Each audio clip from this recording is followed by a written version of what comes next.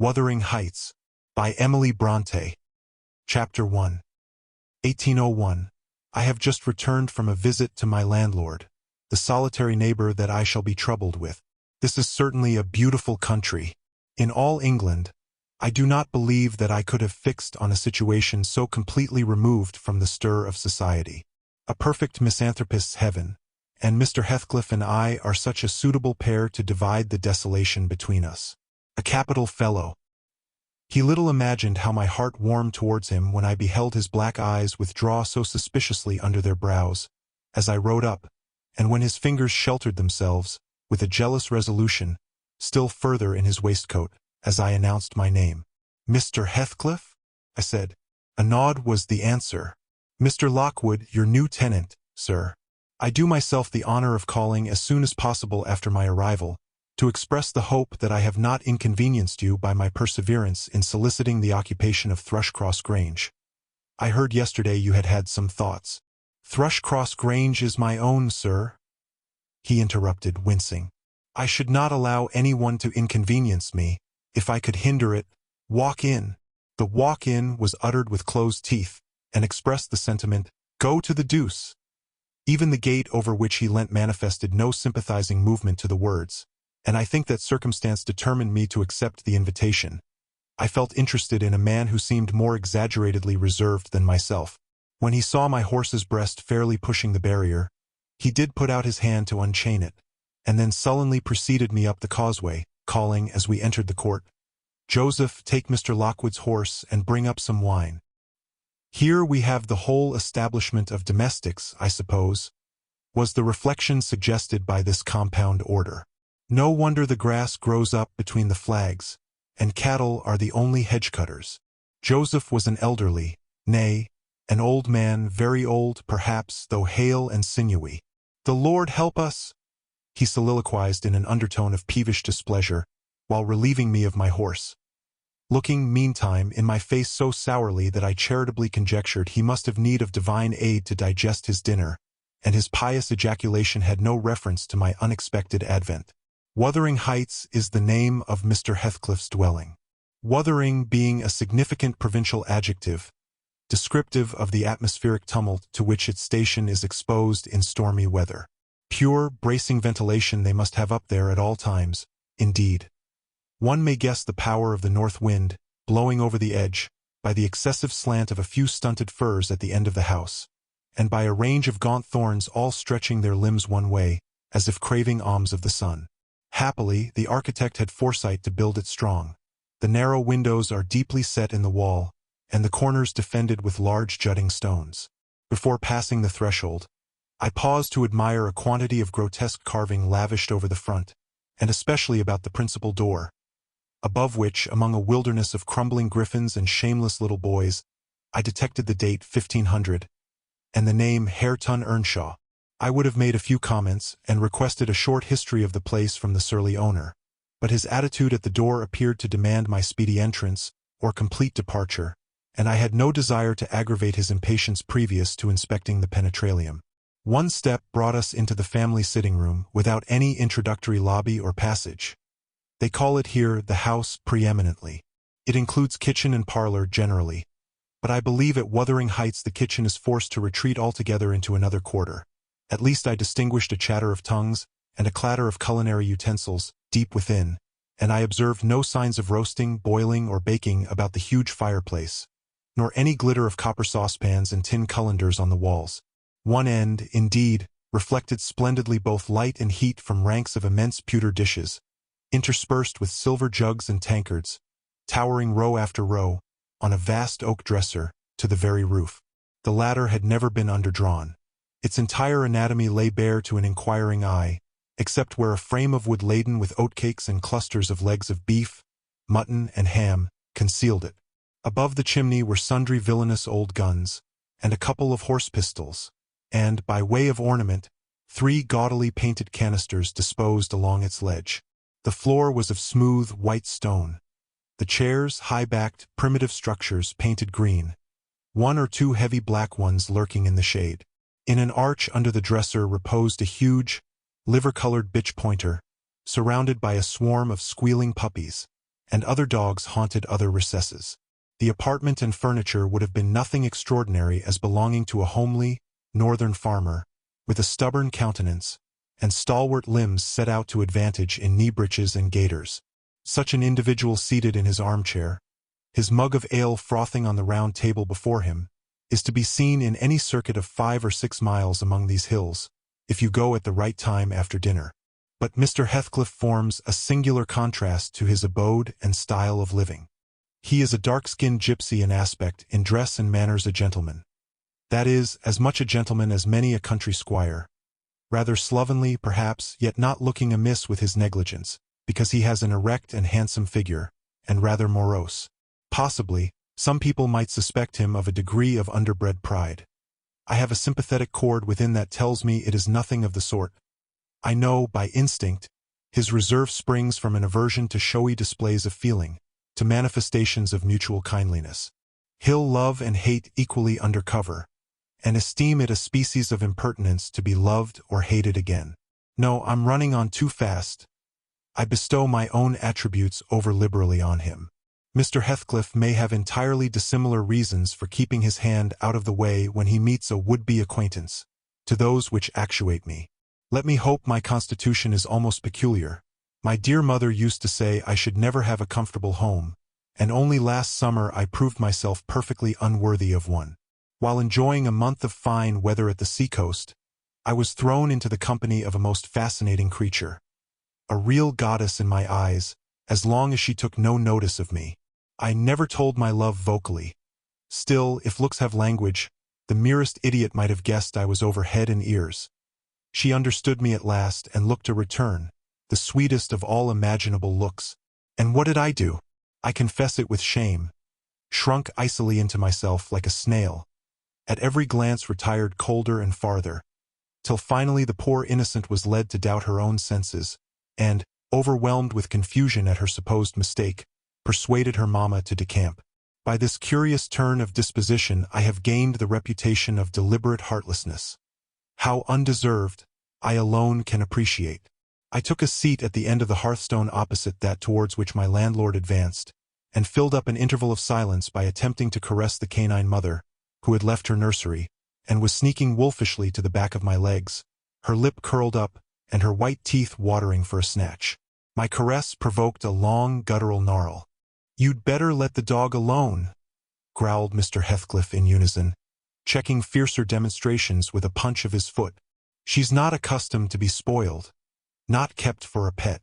Then, striding to a side door, he shouted again, "Joseph!" Joseph mumbled indistinctly in the depths of the cellar, but gave no intimation of ascending. So his master dived down to him, leaving me vis-a-vis the ruffianly bitch and a pair of grim shaggy sheepdogs, who shared with her a jealous guardianship over all my movements. Not anxious to come in contact with their fangs, I sat still. But imagining they would scarcely understand tacit insults, I unfortunately indulged in winking and making faces at the trio, and some turn of my physiognomy so irritated Madame that she suddenly broke into a fury and leapt on my knees. I flung her back, and hastened to interpose the table between us. This proceeding aroused the whole hive. 6 4-footed fiends, of various sizes and ages, issued from hidden dens to the common center. I felt my heels and coat laps peculiar subjects of assault, and parrying off the larger combatants as effectually as I could with the poker, I was constrained to demand, aloud, assistance from some of the household in re-establishing peace. Mr. Heathcliff and his man climbed the cellar steps with vexatious phlegm. I don't think they moved 1 second faster than usual, though the hearth was an absolute tempest of worrying and yelping. Happily, an inhabitant of the kitchen made more dispatch. A lusty dame with tucked-up gown, bare arms and fire-flushed cheeks, rushed into the midst of us flourishing a frying-pan, and used that weapon and her tongue to such purpose that the storm subsided magically, and she only remained, heaving like a sea after a high wind, when her master entered on the scene. "What the devil is the matter?" he asked, eyeing me in a manner that I could ill endure after this inhospitable treatment. "What the devil, indeed?" I muttered. "The herd of possessed swine could have had no worse spirits in them than those animals of yours, sir. You might as well leave a stranger with a brood of tigers. They won't meddle with persons who touch nothing," he remarked, putting the bottle before me, and restoring the displaced table. "The dogs do right to be vigilant. Take a glass of wine." "No, thank you. Not bitten, are you?" "If I had been, I would have set my signet on the biter." Heathcliff's countenance relaxed into a grin. "Come, come," he said. "You are flurried, Mr. Lockwood. Here, take a little wine. Guests are so exceedingly rare in this house that I and my dogs, I am willing to own, hardly know how to receive them. Your health, sir." I bowed and returned the pledge, beginning to perceive that it would be foolish to sit sulking for the misbehavior of a pack of curs. Besides, I felt loath to yield the fellow further amusement at my expense, since his humor took that turn. He, probably swayed by prudential consideration of the folly of offending a good tenant, relaxed a little in the laconic style of chipping off his pronouns and auxiliary verbs, and introduced what he supposed would be a subject of interest to me, a discourse on the advantages and disadvantages of my present place of retirement. I found him very intelligent on the topics we touched, and before I went home I was encouraged so far as to volunteer another visit tomorrow. He evidently wished no repetition of my intrusion. I shall go, notwithstanding. It is astonishing how sociable I feel myself compared with him. Chapter 2. Yesterday afternoon set in misty and cold. I had half a mind to spend it by my study fire, instead of wading through heath and mud to Wuthering Heights. On coming up from dinner, however, N.B.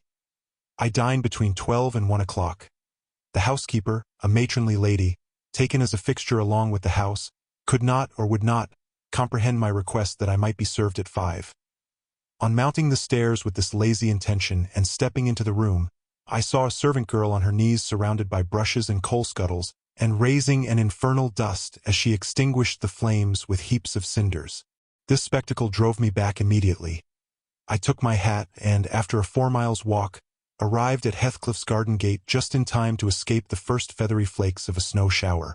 On that bleak hilltop the earth was hard with a black frost, and the air made me shiver through every limb. Being unable to remove the chain, I jumped over, and, running up the flagged causeway bordered with straggling gooseberry bushes, knocked vainly for admittance, till my knuckles tingled and the dogs howled. "Wretched inmates!" I ejaculated, mentally. "You deserve perpetual isolation from your species for your churlish inhospitality. At least I would not keep my doors barred in the daytime. I don't care. I will get in." So resolved, I grasped the latch and shook it vehemently. Vinegar-faced Joseph projected his head from a round window of the barn. "What are ye for?" he shouted. "T maesters down it fouled. Go round by the end o' t lathe, if ye went to spake to him. Is there nobody inside to open the door?" I hallooed, responsively. "There's nobbut t missus, and shul not oppen tea and ye mak your flaysome dins till neat." "Why, cannot you tell her whom I am?" Joseph. "Nor an me. I'll hae no hend white," muttered the head, vanishing. The snow began to drive thickly. I seized the handle to essay another trial, when a young man without coat, and shouldering a pitchfork, appeared in the yard behind. He hailed me to follow him, and after marching through a wash-house, and a paved area containing a coal-shed, pump, and pigeon-cot, we at length arrived in the huge, warm, cheerful apartment where I was formerly received. It glowed delightfully in the radiance of an immense fire, compounded of coal, peat, and wood, and near the table, laid for a plentiful evening meal, I was pleased to observe the Mrs., an individual whose existence I had never previously suspected. I bowed and waited, thinking she would bid me take a seat. She looked at me, leaning back in her chair, and remained motionless and mute. "Rough weather," I remarked. "I'm afraid, Mrs. Heathcliff, the door must bear the consequence of your servant's leisure attendance. I had hard work to make them hear me." She never opened her mouth. I stared. She stared also. At any rate, she kept her eyes on me in a cool, regardless manner, exceedingly embarrassing and disagreeable. "Sit down," said the young man gruffly. "He'll be in soon." I obeyed, and hemmed, and called the villain Juno, who deigned, at this second interview, to move the extreme tip of her tail, in token of owning my acquaintance. "A beautiful animal," I commenced again. "Do you intend parting with the little ones, madam?" "They are not mine," said the amiable hostess. more repellingly than Heathcliff himself could have replied. "Ah, your favorites are among these?" I continued, turning to an obscure cushion full of something like cats. "A strange choice of favorites," she observed scornfully. Unluckily, it was a heap of dead rabbits. I hemmed once more and drew closer to the hearth, repeating my comment on the wildness of the evening. "You should not have come out," she said, rising and reaching from the chimney-piece two of the painted canisters.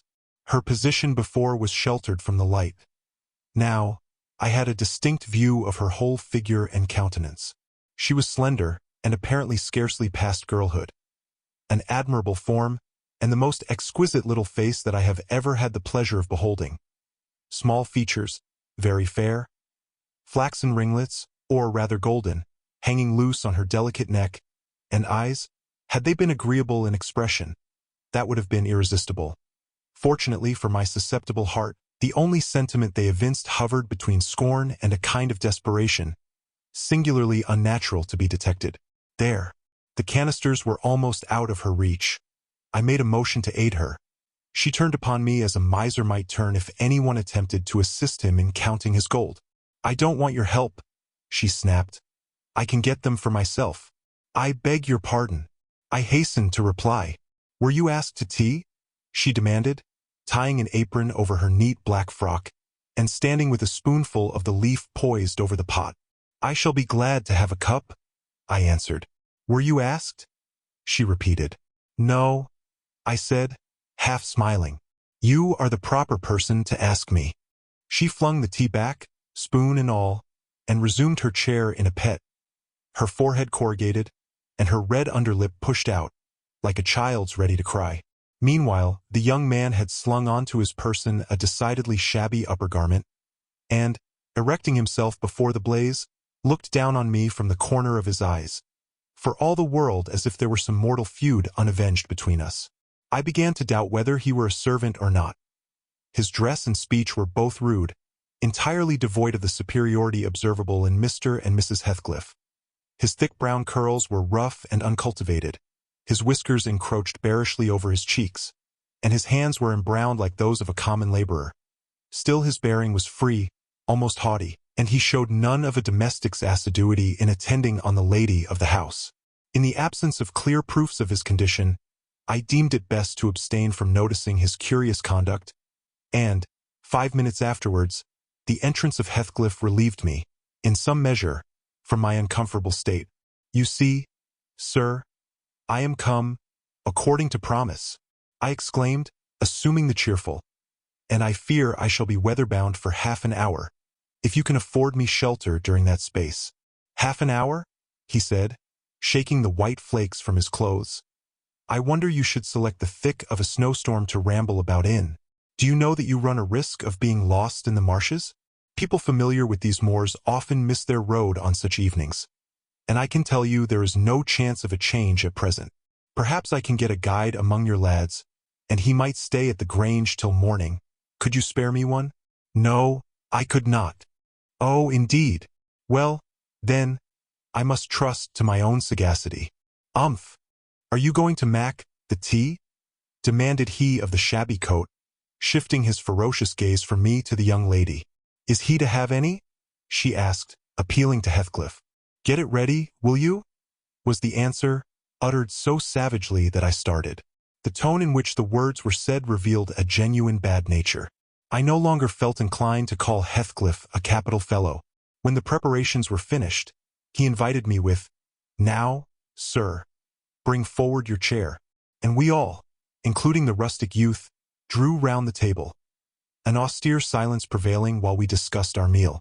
I thought, if I had caused the cloud, it was my duty to make an effort to dispel it.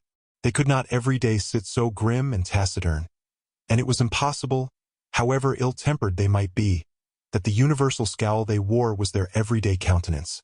"It is strange," I began, in the interval of swallowing one cup of tea and receiving another. "It is strange how custom can mold our tastes and ideas. Many could not imagine the existence of happiness in a life of such complete exile from the world as you spend, Mr. Heathcliff. Yet, I'll venture to say, that, surrounded by your family, and with your amiable lady as the presiding genius over your home and heart." "My amiable lady," he interrupted, with an almost diabolical sneer on his face. "Where is she, my amiable lady?" "Mrs. Heathcliff, your wife, I mean." "Well, yes. Oh, you would intimate that her spirit has taken the post of ministering angel, and guards the fortunes of Wuthering Heights, even when her body is gone. Is that it?" Perceiving myself in a blunder, I attempted to correct it. I might have seen there was too great a disparity between the ages of the parties to make it likely that they were man and wife. One was about 40, a period of mental vigor at which men seldom cherish the delusion of being married for love by girls. That dream is reserved for the solace of our declining years. The other did not look 17. Then it flashed upon me, the clown at my elbow, who was drinking his tea out of a basin and eating his bread with unwashed hands. Maybe her husband, Heathcliff Jr., of course. Here is the consequence of being buried alive. She has thrown herself away upon that boor from sheer ignorance that better individuals existed. A sad pity. I must beware how I cause her to regret her choice. The last reflection may seem conceited. It was not. My neighbor struck me as bordering on repulsive. I knew, through experience, that I was tolerably attractive. "Mrs. Heathcliff is my daughter-in-law," said Heathcliff, corroborating my surmise. He turned, as he spoke, a peculiar look in her direction. A look of hatred, unless he has a most perverse set of facial muscles that will not, like those of other people, interpret the language of his soul. "Ah, certainly. I see now. You are the favored possessor of the beneficent fairy," I remarked, turning to my neighbor. This was worse than before. The youth grew crimson and clenched his fist, with every appearance of a meditated assault. But he seemed to recollect himself presently, and smothered the storm in a brutal curse, muttered on my behalf, which, however, I took care not to notice. "Unhappy in your conjectures, sir," observed my host. "We neither of us have the privilege of owning your good fairy. Her mate is dead. I said she was my daughter-in-law. Therefore, she must have married my son. And this young man is not my son, assuredly." Heathcliff smiled again, as if it were rather too bold a jest to attribute the paternity of that bear to him. "My name is Catherine Earnshaw," growled the other, "and I'd counsel you to respect it." "I've shown no disrespect," was my reply, laughing internally at the dignity with which he announced himself. He fixed his eye on me longer than I cared to return the stare, for fear I might be tempted either to box his ears or render my hilarity audible. I began to feel unmistakably out of place in that pleasant family circle. The dismal spiritual atmosphere overcame, and more than neutralized, the glowing physical comforts round me, and I resolved to be cautious how I ventured under those rafters a third time. The business of eating being concluded, and no one uttering a word of sociable conversation, I approached a window to examine the weather. A sorrowful sight I saw. Dark night coming down prematurely, and sky and hills mingled in one bitter whirl of wind and suffocating snow. "I don't think it possible for me to get home now without a guide," I could not help exclaiming. "The roads will be buried already, and, if they were bare, I could scarcely distinguish a foot in advance. Hareton, drive those dozen sheep into the barn porch. They'll be covered if left in the fold all night. And put a plank before them," said Heathcliff. "How must I do?" I continued, with rising irritation. There was no reply to my question, and on looking round I saw only Joseph bringing in a pail of porridge for the dogs, and Mrs. Heathcliff leaning over the fire, diverting herself with burning a bundle of matches which had fallen from the chimney-piece as she restored the tea canister to its place. The former, when he had deposited his burden, took a critical survey of the room, and in cracked tones grated out, "I wonder how ya can fashion to stand theer idleness on war, when all on EMS gone out. Bud yari and out, and it's no use talking, y'all niver mend o' your ill ways, but go arate to tea, divil, like your mother afore ye." I imagined, for a moment, that this piece of eloquence was addressed to me, and, sufficiently enraged, stepped towards the aged rascal with an intention of kicking him out of the door. Mrs. Heathcliff, however, checked me by her answer. "You scandalous old hypocrite," she replied. "Are you not afraid of being carried away bodily? whenever you mention the devil's name. I warn you to refrain from provoking me, or I'll ask your abduction as a special favor. Stop. Look here, Joseph, she continued, taking a long, dark book from a shelf. I'll show you how far I've progressed in the black art. I shall soon be competent to make a clear house of it. The red cow didn't die by chance, and your rheumatism can hardly be reckoned among providential visitations. Oh, wicked, wicked, gasped the elder. May the Lord deliver us from evil. No, reprobate. You are a castaway, be off, or I'll hurt you seriously. I'll have you all modeled in wax and clay, and the first who passes the limits I fix shall. I'll not say what he shall be done to, but you'll see. Go. I'm looking at you. The little witch put a mock malignity into her beautiful eyes, and Joseph, trembling with sincere horror, hurried out, praying and ejaculating wicked as he went. I thought her conduct must be prompted by a species of dreary fun, and, now that we were alone, I endeavored to interest her in my distress. Mrs. Heathcliff, I said earnestly, you must excuse me for troubling you. I presume, because, with that face, I'm sure you cannot help being good-hearted. Do point out some landmarks by which I may know my way home. I have no more idea how to get there than you would have how to get to London. Take the road you came, she answered, ensconcing herself in a chair, with a candle and the long book open before her. It is brief advice, but as sound as I can give. Then, if you hear of me being discovered dead in a bog or a pit full of snow, your conscience won't whisper that it is partly your fault? How so? I cannot escort you. They wouldn't let me go to the end of the garden wall. I should be sorry to ask you to cross the threshold. For my convenience, on such a night, I cried. I want you to tell me my way, not to show it, or else to persuade Mr. Heathcliff to give me a guide. Who? There is himself, Earnshaw, Zillah, Joseph and I. Which would you have? Are there no boys at the farm? No, those are all. Then, it follows that I am compelled to stay. That you may settle with your host. I have nothing to do with it. I hope it will be a lesson to you to make no more rash journeys on these hills, cried Heathcliff's stern voice from the kitchen entrance. As to staying here, I don't keep accommodations for visitors. You must share a bed with Hareton or Joseph, if you do. I can sleep on a chair in this room, I replied. No, no. A stranger is a stranger, be he rich or poor. It will not suit me to permit anyone the range of the place while I am off guard, said the unmannerly wretch. With this insult my patience was at an end. I uttered an expression of disgust and pushed past him into the yard, running against Earnshaw in my haste. It was so dark that I could not see the means of exit, and, as I wandered round, I heard another specimen of their civil behavior amongst each other. At first the young man appeared about to befriend me. I'll go with him as far as the park, he said.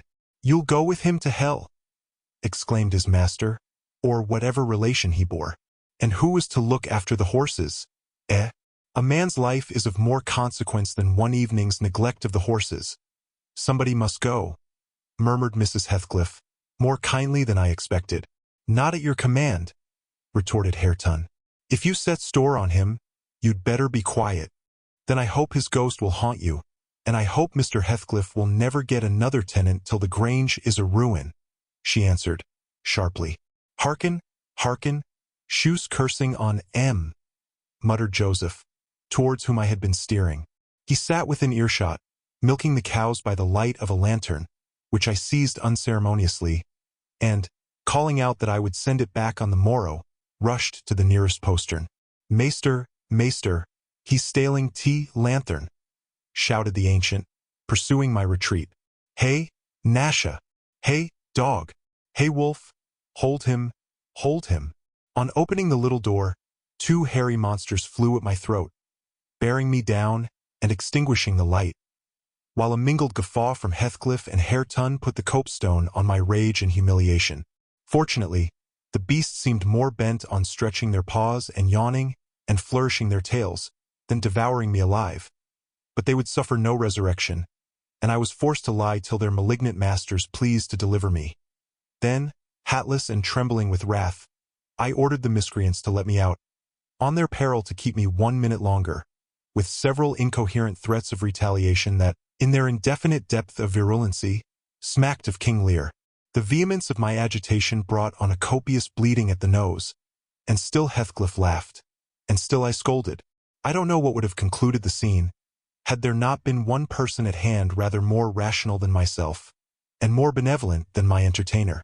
This was Zillah, the stout housewife, who at length issued forth to inquire into the nature of the uproar. She thought that some of them had been laying violent hands on me, and, not daring to attack her master, she turned her vocal artillery against the younger scoundrel. "Well, Mr. Earnshaw," she cried, "I wonder what you'll have agate next? Are we going to murder folk on our very doorstones? I see this house will never do for me. Look at poor lad, he's fair choking. Wisht, you munnent go on so. Come in, and I'll cure that. There now, hold ye still." With these words she suddenly splashed a pint of icy water down my neck, and pulled me into the kitchen. Mr. Heathcliff followed, his accidental merriment expiring quickly in his habitual moroseness. I was sick exceedingly, and dizzy and faint, and thus compelled perforce to accept lodgings under his roof. He told Zillah to give me a glass of brandy, and then passed on to the inner room, while she condoled with me on my sorry predicament, and having obeyed his orders, whereby I was somewhat revived, ushered me to bed. Chapter 3. While leading the way upstairs, she recommended that I should hide the candle and not make a noise, for her master had an odd notion about the chamber she would put me in, and never let anybody lodge there willingly. I asked the reason. She did not know, she answered. She had only lived there a year or two, and they had so many queer goings-on, she could not begin to be curious. Too stupefied to be curious myself, I fastened my door and glanced round for the bed. The whole furniture consisted of a chair, a clothes-press, and a large oak case, with squares cut out near the top resembling coach windows. Having approached the structure, I looked inside, and perceived it to be a singular sort of old-fashioned couch, very conveniently designed to obviate the necessity for every member of the family having a room to himself. In fact, it formed a little closet, and the ledge of a window, which it enclosed, served as a table. I slid back the paneled sides, got in with my light, pulled them together again, and felt secure against the vigilance of Heathcliff and everyone else. The ledge, where I placed my candle, had a few mildewed books piled up in one corner, and it was covered with writing scratched on the paint. This writing, however, was nothing but a name repeated in all kinds of characters, large and small: Catherine Earnshaw, here and there varied to Catherine Heathcliff, and then again to Catherine Linton. In vapid listlessness I leant my head against the window, and continued spelling over Catherine Earnshaw, Heathcliff, Linton, till my eyes closed. But they had not rested 5 minutes when a glare of white letters started from the dark, as vivid as spectres. The air swarmed with Catherines, and rousing myself to dispel the obtrusive name, I discovered my candle-wick reclining on one of the antique volumes, and perfuming the place with an odor of roasted calfskin. I snuffed it off, and, very ill at ease under the influence of cold and lingering nausea, sat up and spread open the injured tome on my knee. It was a testament, in lean type and smelling dreadfully musty. A fly-leaf bore the inscription, "Catherine Earnshaw, her book," and a date some quarter of a century back. I shut it, and took up another and another, till I had examined all. Catherine's library was select, and its state of dilapidation proved it to have been well used, though not altogether for a legitimate purpose. Scarcely one chapter had escaped a pen-and-ink commentary, at least the appearance of one, covering every morsel of blank that the printer had left. Some were detached sentences. Other parts took the form of a regular diary, scrawled in an unformed, childish hand. At the top of an extra page, quite a treasure probably when first lighted on, I was greatly amused to behold an excellent caricature of my friend Joseph, rudely yet powerfully sketched. An immediate interest kindled within me for the unknown Catherine, and I began forthwith to decipher her faded hieroglyphics. "An awful Sunday," commenced the paragraph beneath. "I wish my father were back again. Hindley is a detestable substitute. His conduct to Heathcliff is atrocious. H. and I are going to rebel. We took our initiatory step this evening. All day had been flooding with rain. We could not go to church, so Joseph must needs get up a congregation in the garret. and while Hindley and his wife basked downstairs before a comfortable fire, doing anything but reading their Bibles, I'll answer for it, Heathcliff, myself, and the unhappy ploughboy were commanded to take our prayer books and mount. We were ranged in a row on a sack of corn, groaning and shivering, and hoping that Joseph would shiver too, so that he might give us a short homily for his own sake. A vain idea. The service lasted precisely 3 hours, and yet my brother had the face to exclaim, when he saw us descending, "What, done already?" On Sunday evenings we used to be permitted to play, if we did not make much noise. Now a mere titter is sufficient to send us into corners. "You forget you have a master here," says the tyrant. "I'll demolish the first who puts me out of temper. I insist on perfect sobriety and silence." "Oh boy, was that you? Francis darling, pull his hair as you go by." I heard him snap his fingers.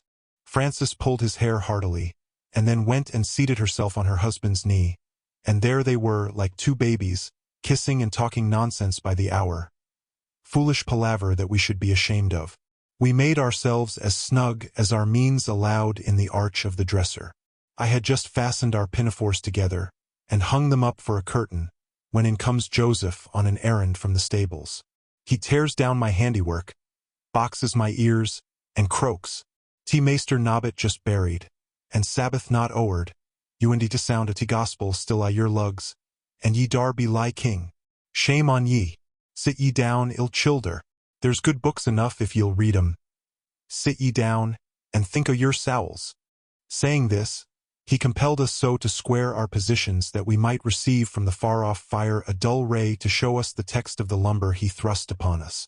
I could not bear the employment. I took my dingy volume by the scroop, and hurled it into the dog-kennel, vowing I hated a good book. Heathcliff kicked his to the same place. Then there was a hubbub. "Maester Hindley!" shouted our chaplain. "Maester, coom hither." Miss Cathy's riven back off the helmet o' salvation. On Heathcliff's paused his fit into T first part o' T broad way to destruction. "It's fair flaysome that ye let 'em go on this gate. The owd man what ha laced 'em properly. But he's gone." Hindley hurried up from his paradise on the hearth, and seizing one of us by the collar, and the other by the arm, hurled both into the back kitchen, where Joseph asseverated, "Owd Nick would fetch us as sure as we were living," and so comforted, we each sought a separate nook to await his advent. I reached this book and a pot of ink from a shelf, and pushed the house door ajar to give me light, and I have got the time on with writing for 20 minutes. But my companion is impatient, and proposes that we should appropriate the dairywoman's cloak, and have a scamper on the moors under its shelter. A pleasant suggestion, and then, if the surly old man come in, he may believe his prophecy verified. We cannot be damper or colder in the rain than we are here. I suppose Catherine fulfilled her project, for the next sentence took up another subject. She waxed lachrymose. "How little did I dream that Hindley would ever make me cry so," she wrote.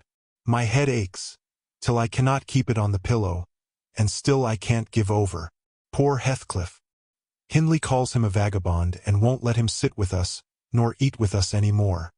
And he says he and I must not play together, and threatens to turn him out of the house if we break his orders. He has been blaming our father, how dared he, for treating H too liberally, and swears he will reduce him to his right place." I began to nod drowsily over the dim page. My eye wandered from manuscript to print. I saw a red ornamented title, 70x7, and the first of the 71st. A pious discourse delivered by the Reverend Jabez Branderham, in the chapel of Gimmerden Suff. And while I was, half-consciously, worrying my brain to guess what Jabez Branderham would make of his subject, I sank back in bed and fell asleep. Alas, for the effects of bad tea and bad temper. What else could it be that made me pass such a terrible night? I don't remember another that I can at all compare with it since I was capable of suffering. I began to dream, almost before I ceased to be sensible of my locality. I thought it was morning, and I had set out on my way home with Joseph for a guide. The snow lay yards deep in our road, and, as we floundered on, my companion wearied me with constant reproaches that I had not brought a pilgrim's staff, telling me that I could never get into the house without one, and boastfully flourishing a heavy-headed cudgel, which I understood to be so denominated. For a moment I considered it absurd that I should need such a weapon to gain admittance into my own residence. Then a new idea flashed across me. I was not going there. We were journeying to hear the famous Jabez Branderham preach from the text 70 times 7. And either Joseph, the preacher, or I had committed the first of the 71st, and were to be publicly exposed and excommunicated. We came to the chapel. I have passed it really in my walks twice or thrice. It lies in a hollow between two hills, an elevated hollow near a swamp, whose peaty moisture is said to answer all the purposes of embalming on the few corpses deposited there. The roof has been kept whole hitherto, but as the clergyman's stipend is only £20 per annum, and a house with 2 rooms, threatening speedily to determine into one, no clergyman will undertake the duties of pastor, especially as it is currently reported that his flock would rather let him starve than increase the living by 1 penny from their own pockets. However, in my dream, Jabez had a full and attentive congregation, and he preached, good God, what a sermon, divided into 490 parts, each fully equal to an ordinary address from the pulpit, and each discussing a separate sin. Where he searched for them I cannot tell. He had his private manner of interpreting the phrase, and it seemed necessary the brother should sin different sins on every occasion. They were of the most curious character, odd transgressions that I never imagined previously. Oh, how weary I grew! How I writhed, and yawned, and nodded, and revived! How I pinched and pricked myself, and rubbed my eyes, and stood up, and sat down again, and nudged Joseph to inform me if he would ever have done. I was condemned to hear all out. Finally, he reached the first of the 71st. At that crisis, a sudden inspiration descended on me. I was moved to rise and denounce Jabez Branderham as the sinner of the sin that no Christian need pardon. Sir, I exclaimed, sitting here within these 4 walls at one stretch, I have endured and forgiven the 490 heads of your discourse. 70 times 7 times have I plucked up my hat and been about to depart. 70 times 7 times have you preposterously forced me to resume my seat. The 491st is too much. Fellow martyrs, have at him, drag him down, and crush him to atoms, that the place which knows him may know him no more. Thou art the man, cried Jabez, after a solemn pause, leaning over his cushion. 70 times 7 times didst thou gapingly contort thy visage. 70 times 7 did I take counsel with my soul, lo, this is human weakness. This also may be absolved. The first of the 71st is come. Brethren, execute upon him the judgment written. Such honor have all his saints. With that concluding word, the whole assembly, exalting their pilgrim staves, rushed round me in a body, and I, having no weapon to raise in self-defense, commenced grappling with Joseph, my nearest and most ferocious assailant, for his. In the confluence of the multitude, several clubs crossed. Blows aimed at me fell on other sconces. Presently the whole chapel resounded with rappings and counter-rappings. Every man's hand was against his neighbor, and Branderham, unwilling to remain idle, poured forth his zeal in a shower of loud taps on the boards of the pulpit, which responded so smartly that, at last, to my unspeakable relief, they woke me. And what was it that had suggested the tremendous tumult? What had played Jabez's part in the row? Merely the branch of a fir tree that touched my lattice as the blast wailed by, and rattled its dry cones against the panes. I listened doubtingly an instant, detected the disturber, then turned and dozed and dreamt again, if possible, still more disagreeably than before. This time I remembered I was lying in the oak closet, and I heard distinctly the gusty wind and the driving of the snow.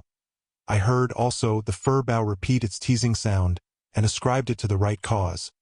But it annoyed me so much that I resolved to silence it, if possible, and I thought I rose and endeavored to unhasp the casement.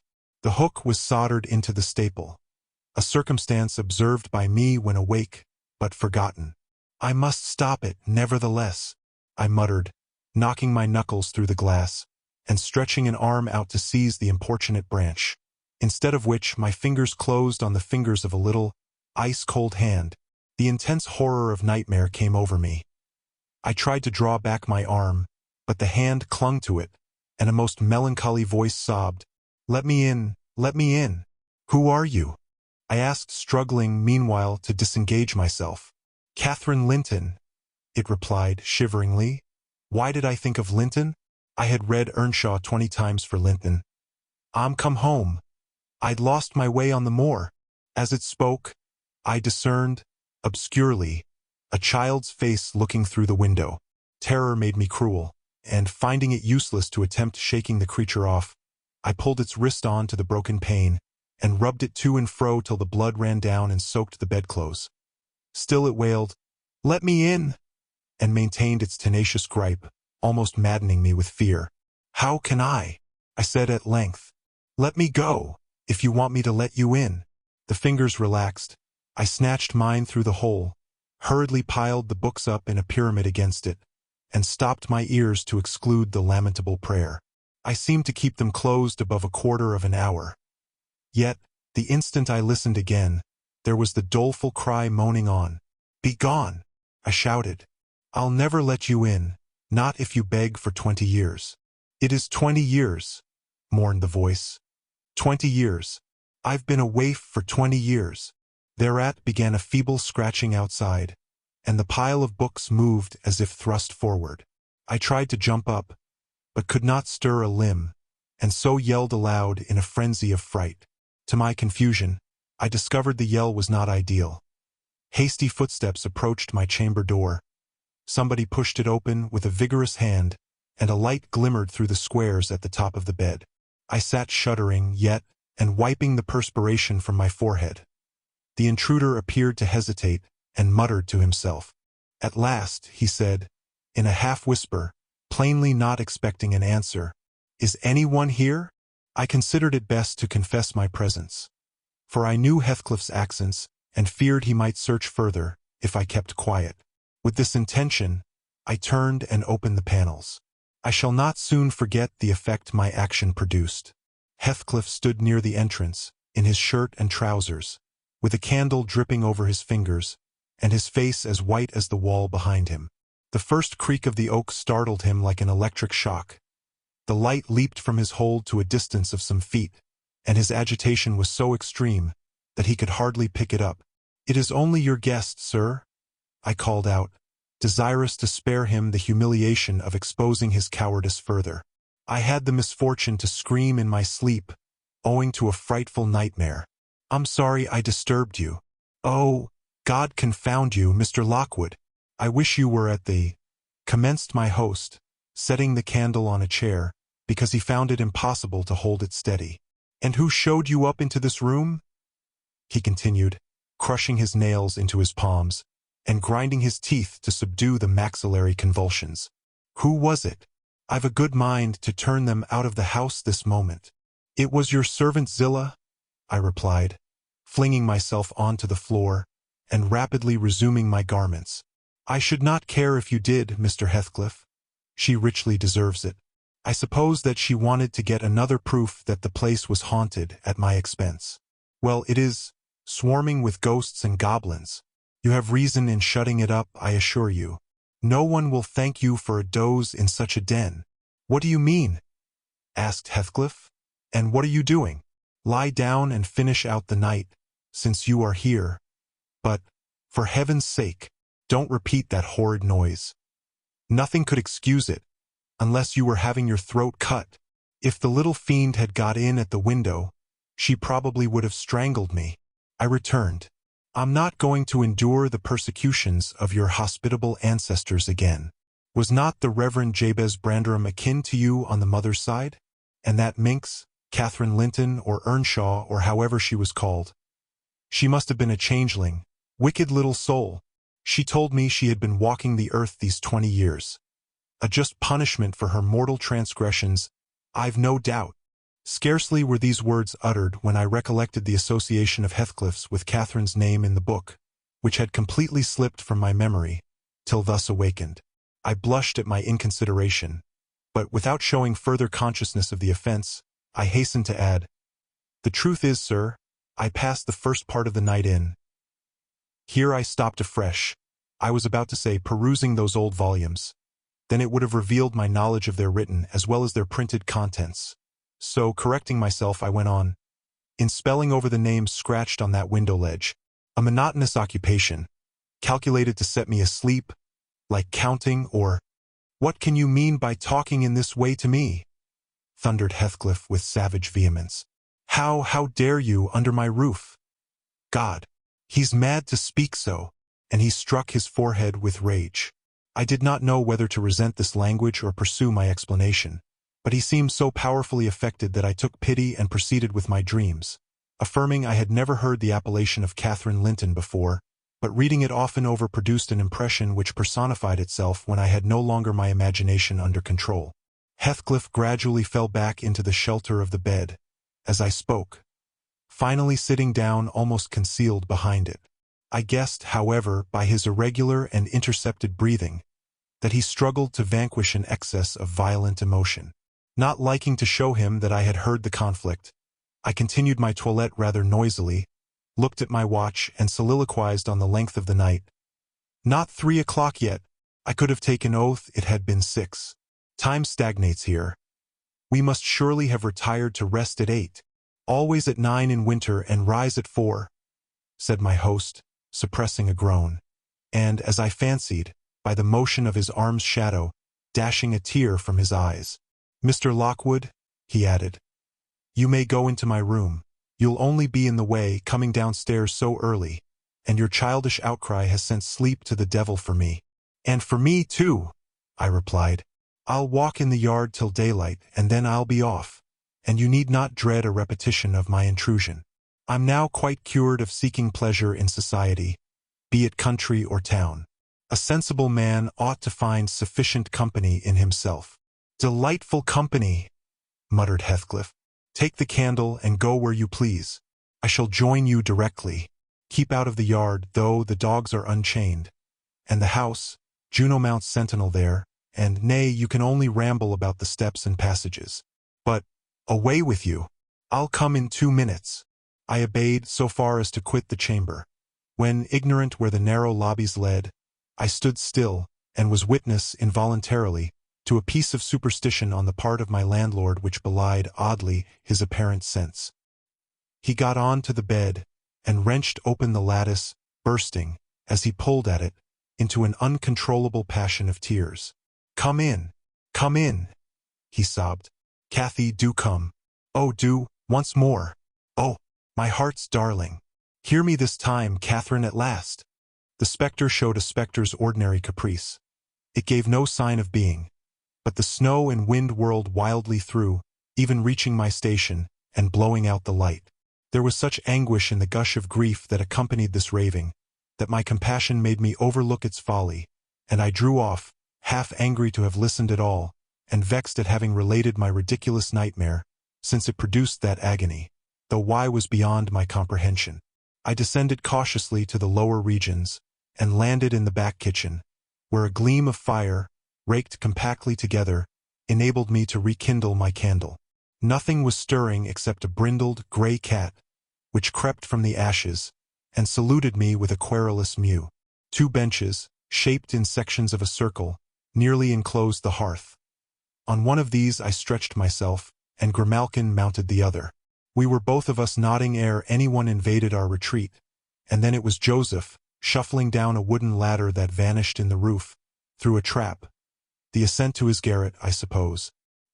He cast a sinister look at the little flame which I had enticed to play between the ribs, swept the cat from its elevation, and bestowing himself in the vacancy, commenced the operation of stuffing a 3-inch pipe with tobacco. My presence in his sanctum was evidently esteemed a piece of impudence too shameful for remark. He silently applied the tube to his lips, folded his arms, and puffed away.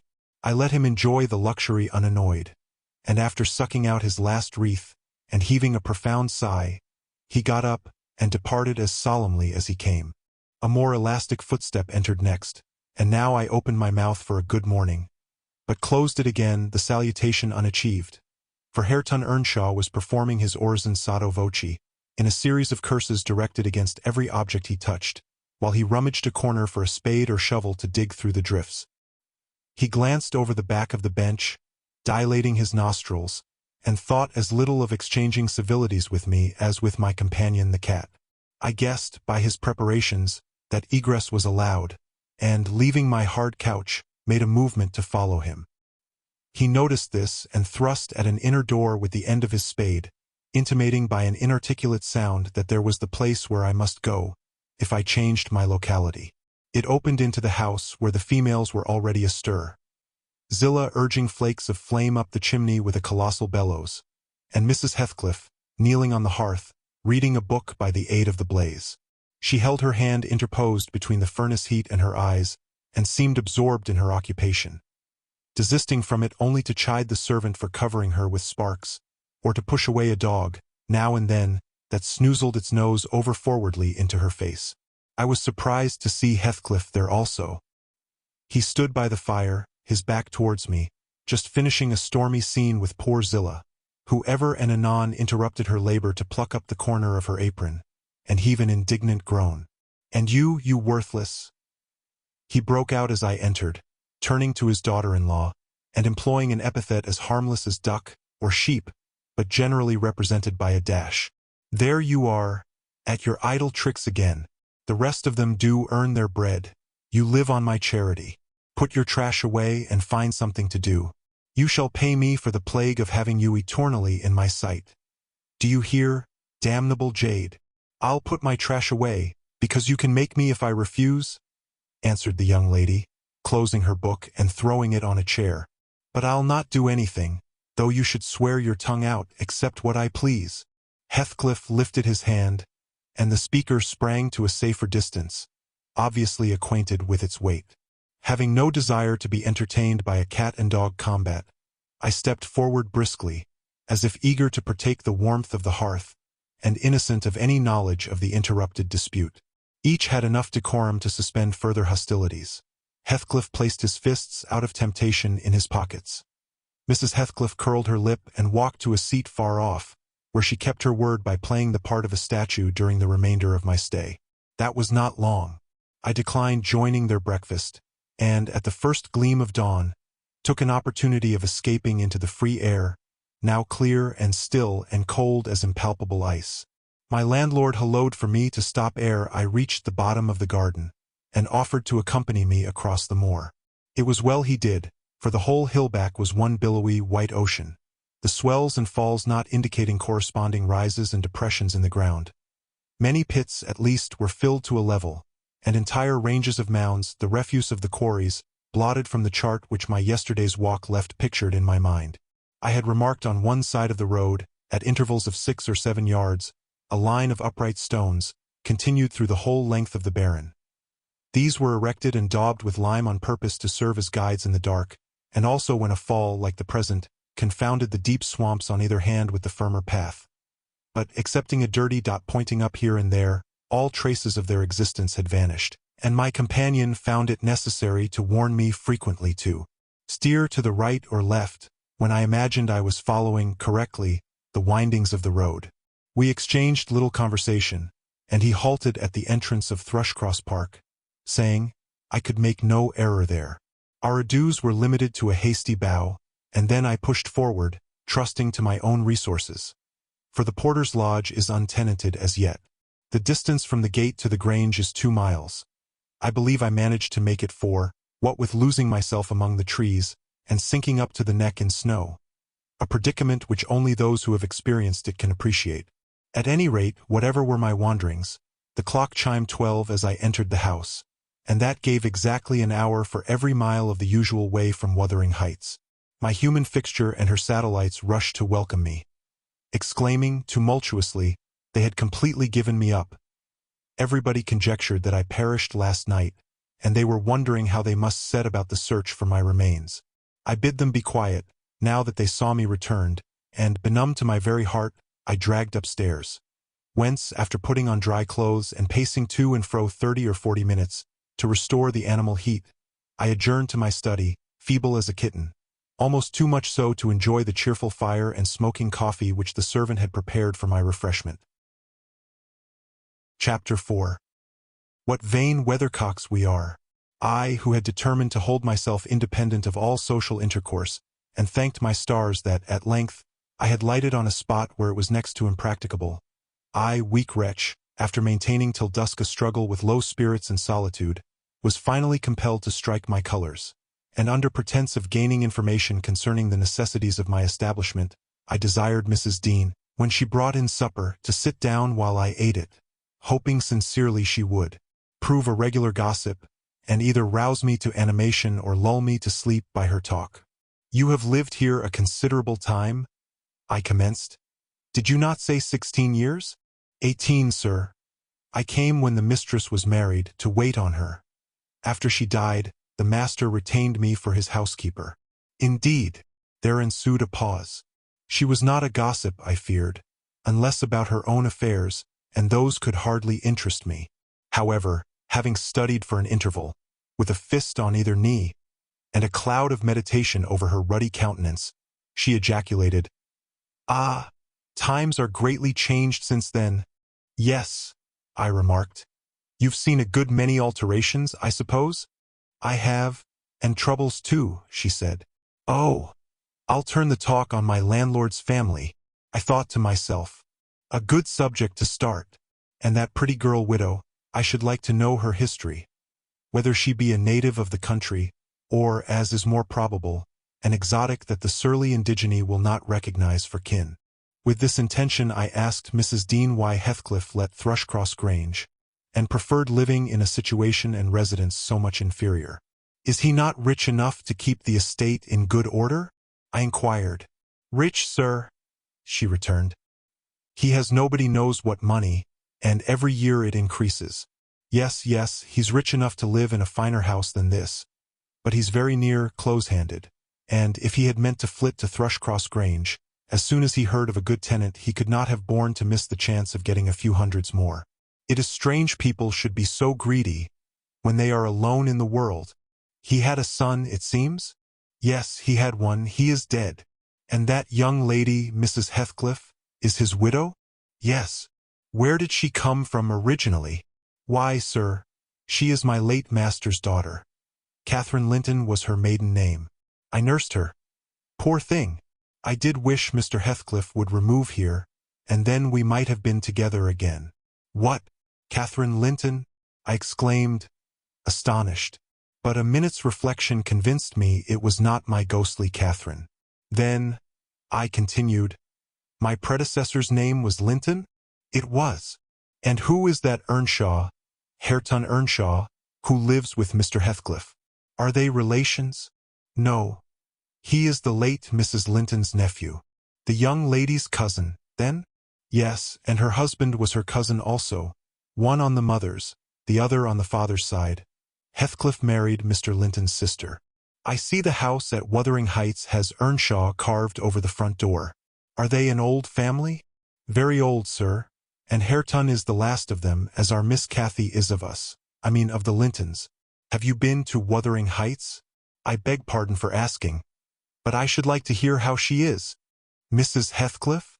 She looked very well and very handsome, yet I think not very happy." "Oh dear, I don't wonder. And how did you like the master?" "A rough fellow rather, Mrs. Dean. Is not that his character? Rough as a saw-edge, and hard as whinstone. The less you meddle with him, the better. He must have had some ups and downs in life to make him such a churl. Do you know anything of his history?" "It's a cuckoo's, sir. I know all about it, except where he was born and who were his parents and how he got his money at first. And Hareton has been cast out like an unfledged dunnock. The unfortunate lad is the only one in all this parish that does not guess how he has been cheated. Well, Mrs. Dean, it will be a charitable deed to tell me something of my neighbors.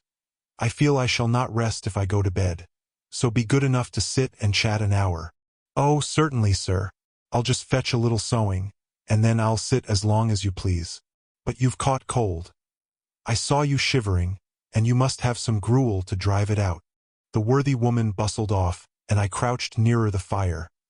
My head felt hot, and the rest of me chill. Moreover, I was excited, almost to a pitch of foolishness, through my nerves and brain. This caused me to feel, not uncomfortable, but rather fearful, as I am still, of serious effects from the incidents of today and yesterday. She returned presently, bringing a smoking basin and a basket of work, and, having placed the former on the hob, drew in her seat, evidently pleased to find me so companionable. Before I came to live here, she commenced, waiting no farther invitation to her story. I was almost always at Wuthering Heights, because my mother had nursed Mr. Hindley Earnshaw, that was Hareton's father, and I got used to playing with the children. I ran errands too and helped to make hay, and hung about the farm ready for anything that anybody would set me to. One fine summer morning, it was the beginning of harvest, I remember, Mr. Earnshaw, the old master, came downstairs dressed for a journey, and after he had told Joseph what was to be done during the day, he turned to Hindley and Cathy and me, for I sat eating my porridge with them, and he said, speaking to his son, "Now, my bonny man, I'm going to Liverpool today. What shall I bring you? You may choose what you like. Only let it be little, for I shall walk there and back. 60 miles each way, that is a long spell." Hindley named a fiddle, and then he asked Miss Cathy. She was hardly 6 years old, but she could ride any horse in the stable, and she chose a whip. He did not forget me, for he had a kind heart, though he was rather severe sometimes. He promised to bring me a pocketful of apples and pears, and then he kissed his children, said goodbye, and set off. It seemed a long while to us all, the 3 days of his absence, and often did little Cathy ask when he would be home. Mrs. Earnshaw expected him by supper-time on the 3rd evening, and she put the meal off hour after hour. There were no signs of his coming, however, and at last the children got tired of running down to the gate to look. Then it grew dark. She would have had them to bed, but they begged sadly to be allowed to stay up, and just about 11 o'clock, the door-latch was raised quietly, and in stepped the master. He threw himself into a chair, laughing and groaning, and bid them all stand off, for he was nearly killed. He would not have such another walk for the 3 kingdoms. "And at the end of it to be flighted to death," he said, opening his greatcoat, which he held bundled up in his arms. "See here, wife. I was never so beaten with anything in my life, but you must e'en take it as a gift of God, though it's as dark almost as if it came from the devil." We crowded round, and over Miss Cathy's head I had a peep at a dirty, ragged, black-haired child, big enough both to walk and talk. Indeed, its face looked older than Catherine's, yet when it was set on its feet it only stared round, and repeated over and over again some gibberish that nobody could understand. I was frightened, and Mrs. Earnshaw was ready to fling it out of doors. She did fly up, asking how he could fashion to bring that gypsy brat into the house, when they had their own bairns to feed and fend for, what he meant to do with it, and whether he were mad. The master tried to explain the matter, but he was really half dead with fatigue, and all that I could make out, amongst her scolding, was a tale of his seeing it starving and houseless, and as good as dumb, in the streets of Liverpool, where he picked it up and inquired for its owner. Not a soul knew to whom it belonged, he said, and his money and time being both limited, he thought it better to take it home with him at once, than run into vain expenses there, because he was determined he would not leave it as he found it. Well, the conclusion was that my mistress grumbled herself calm, and Mr. Earnshaw told me to wash it, and give it clean things, and let it sleep with the children. Hindley and Cathy contented themselves with looking and listening till peace was restored. Then, both began searching their father's pockets for the presents he had promised them. The former was a boy of 14, but when he drew out what had been a fiddle, crushed to morsels in the greatcoat, he blubbered aloud, and Cathy, when she learned the master had lost her whip in attending on the stranger, showed her humor by grinning and spitting at the stupid little thing, earning for her pains a sound blow from her father to teach her cleaner manners. They entirely refused to have it in bed with them or even in their room, and I had no more sense, so I put it on the landing of the stairs, hoping it might be gone on the morrow. By chance, or else attracted by hearing his voice, it crept to Mr. Earnshaw's door, and there he found it on quitting his chamber. Inquiries were made as to how it got there. I was obliged to confess, and in recompense for my cowardice and inhumanity was sent out of the house. This was Heathcliff's first introduction to the family. On coming back a few days afterwards, for I did not consider my banishment perpetual, I found they had christened him Heathcliff. It was the name of a son who died in childhood, and it has served him ever since, both for Christian and surname. Miss Cathy and he were now very thick, but Hindley hated him, and to say the truth I did the same, and we plagued and went on with him shamefully, for I wasn't reasonable enough to feel my injustice, and the mistress never put in a word on his behalf when she saw him wronged. He seemed a sullen, patient child, hardened, perhaps, to ill treatment. He would stand Hindley's blows without winking or shedding a tear, and my pinches moved him only to draw in a breath and open his eyes, as if he had hurt himself by accident, and nobody was to blame. This endurance made old Earnshaw furious, when he discovered his son persecuting the poor fatherless child, as he called him. He took to Heathcliff strangely, believing all he said. For that matter, he said precious little, and generally the truth, and petting him up far above Cathy, who was too mischievous and wayward for a favorite. So, from the very beginning, he bred bad feeling in the house, and at Mrs. Earnshaw's death, which happened in less than 2 years after, the young master had learned to regard his father as an oppressor rather than a friend, and Heathcliff as a usurper of his parents' affections and his privileges. And he grew bitter with brooding over these injuries. I sympathized a while, but when the children fell ill of the measles and I had to tend them, and take on me the cares of a woman at once, I changed my idea. Heathcliff was dangerously sick, and while he lay at the worst he would have me constantly by his pillow. I suppose he felt I did a good deal for him, and he hadn't wit to guess that I was compelled to do it. However, I will say this, he was the quietest child that ever nurse watched over. The difference between him and the others forced me to be less partial. Cathy and her brother harassed me terribly. He was as uncomplaining as a lamb, though hardness, not gentleness, made him give little trouble. He got through, and the doctor affirmed it was in a great measure owing to me, and praised me for my care. I was vain of his commendations, and softened towards the being by whose means I earned them, and thus Hindley lost his last ally. Still I couldn't dote on Heathcliff, and I wondered often what my master saw to admire so much in the sullen boy, who never, to my recollection, repaid his indulgence by any sign of gratitude. He was not insolent to his benefactor, he was simply insensible, though knowing perfectly the hold he had on his heart, and conscious he had only to speak and all the house would be obliged to bend to his wishes. As an instance, I remember Mr. Earnshaw once bought a couple of colts at the parish fair, and gave the lads each one. Heathcliff took the handsomest, but it soon fell lame, and when he discovered it, he said to Hindley, "You must exchange horses with me. I don't like mine, and if you won't I shall tell your father of the 3 thrashings you've given me this week, and show him my arm, which is black to the shoulder." Hindley put out his tongue, and cuffed him over the ears. "You'd better do it at once," he persisted, escaping to the porch. "They were in the stable, you will have to, and if I speak of these blows you'll get them again with interest." "Off, dog!" cried Hindley, threatening him with an iron weight used for weighing potatoes and hay. "Throw it," he replied, standing still, "and then I'll tell how you boasted that you would turn me out of doors as soon as he died, and see whether he will not turn you out directly." Hindley threw it, hitting him on the breast, and down he fell, but staggered up immediately, breathless and white, and had not I prevented it, he would have gone just so to the master, and got full revenge by letting his condition plead for him, intimating who had caused it. "Take my colt, gypsy, then," said young Earnshaw, "and I pray that he may break your neck.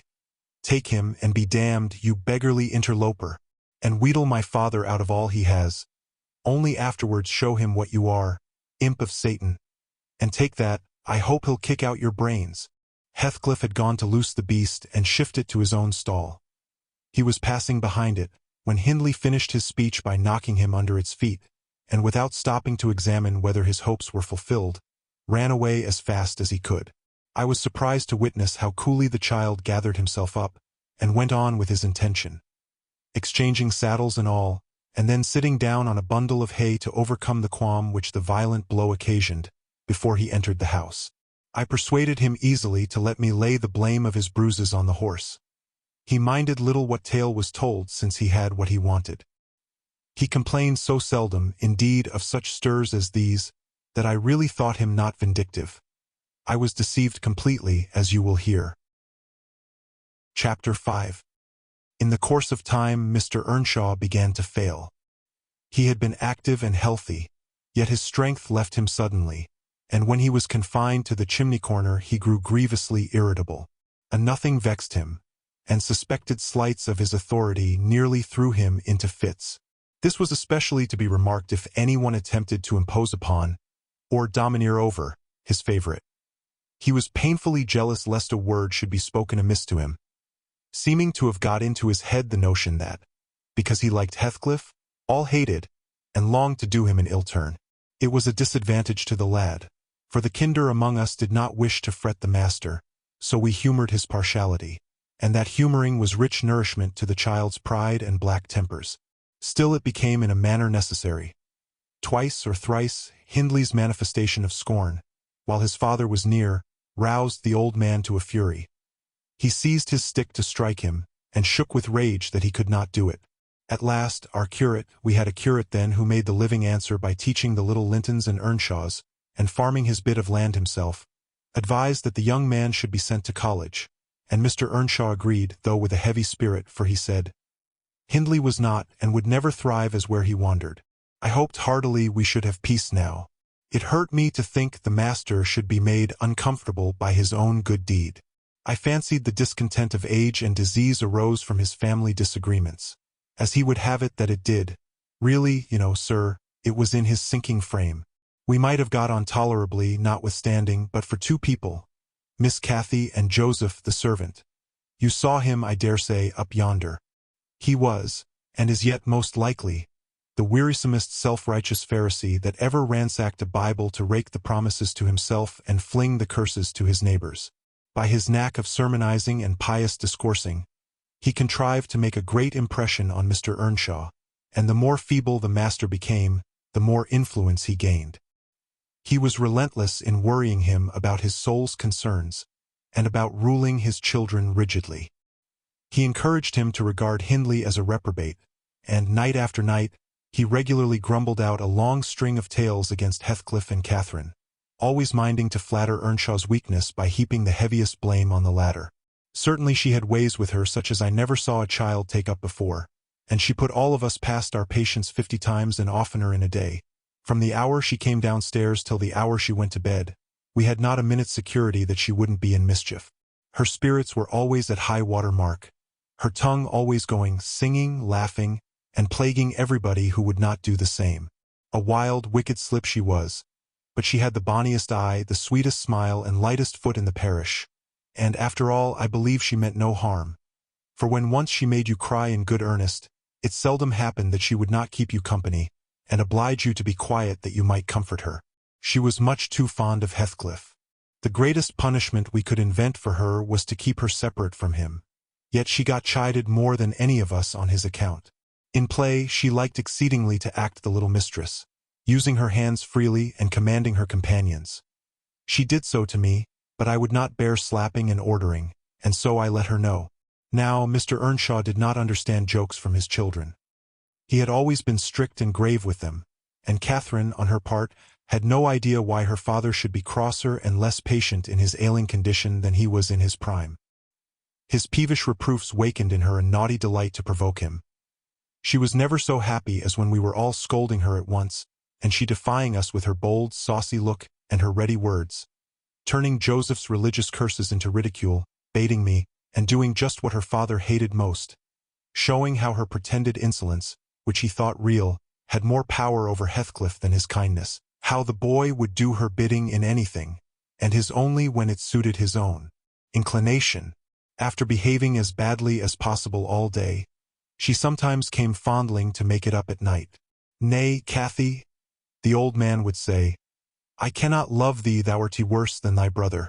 Go, say thy prayers, child, and ask God's pardon. I doubt thy mother, and I must rue that we ever reared thee. That made her cry at first, and then being repulsed continually hardened her, and she laughed if I told her to say she was sorry for her faults, and begged to be forgiven. But the hour came, at last, that ended Mr. Earnshaw's troubles on earth. He died quietly in his chair one October evening, seated by the fireside. A high wind blustered round the house and roared in the chimney. It sounded wild and stormy, yet it was not cold, and we were all together, I a little removed from the hearth, busy at my knitting, and Joseph reading his Bible near the table, for the servants generally sat in the house then, after their work was done. Miss Cathy had been sick, and that made her still. She leant against her father's knee, and Heathcliff was lying on the floor with his head in her lap. I remember the master, before he fell into a doze, stroking her bonny hair. It pleased him rarely to see her gentle and saying, Why canst thou not always be a good lass, Cathy? and she turned her face up to his, and laughed and answered, "Why cannot you always be a good man, father?" But as soon as she saw him vexed again, she kissed his hand, and said she would sing him to sleep. She began singing very low, till his fingers dropped from hers, and his head sank on his breast. Then I told her to hush, and not stir, for fear she should wake him. We all kept as mute as mice a full half-hour, and should have done so longer, only Joseph, having finished his chapter, got up and said that he must rouse the master for prayers and bed. He stepped forward and called him by name and touched his shoulder, but he would not move, so he took the candle and looked at him. I thought there was something wrong as he set down the light, and seizing the children each by an arm, whispered them to frame upstairs and make little din. They might pray alone that evening. He had somewhat to do. "I shall bid father good night first," said Catherine, putting her arms round his neck, before we could hinder her. The poor thing discovered her loss directly. She screamed out, "Oh, he's dead, Heathcliff! He's dead!" And they both set up a heartbreaking cry. I joined my wail to theirs, loud and bitter. But Joseph asked what we could be thinking of to roar in that way over a saint in heaven. He told me to put on my cloak and run to Gimmerton for the doctor and the parson. I could not guess the use that either would be of then. However, I went, through wind and rain, and brought one, the doctor, back with me. The other said he would come in the morning. Leaving Joseph to explain matters, I ran to the children's room. Their door was ajar. I saw they had never lain down, though it was past midnight. But they were calmer and did not need me to console them. The little souls were comforting each other with better thoughts than I could have hit on. No parson in the world ever pictured heaven so beautifully as they did, in their innocent talk, and, while I sobbed and listened, I could not help wishing we were all there safe together. Chapter 6. Mr. Hindley came home to the funeral, and, a thing that amazed us and set the neighbors gossiping right and left, he brought a wife with him. What she was and where she was born, he never informed us. Probably she had neither money nor name to recommend her, or he would scarcely have kept the union from his father. She was not one that would have disturbed the house much on her own account. Every object she saw, the moment she crossed the threshold, appeared to delight her, and every circumstance that took place about her, except the preparing for the burial and the presence of the mourners. I thought she was half silly, from her behavior while that went on. She ran into her chamber and made me come with her, though I should have been dressing the children.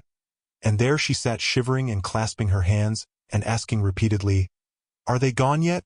Then she began describing with hysterical emotion the effect it produced on her to see black, and started and trembled and at last fell a-weeping, and when I asked what was the matter, answered, she didn't know, but she felt so afraid of dying. I imagined her as little likely to die as myself. She was rather thin, but young and fresh-complexioned, and her eyes sparkled as bright as diamonds.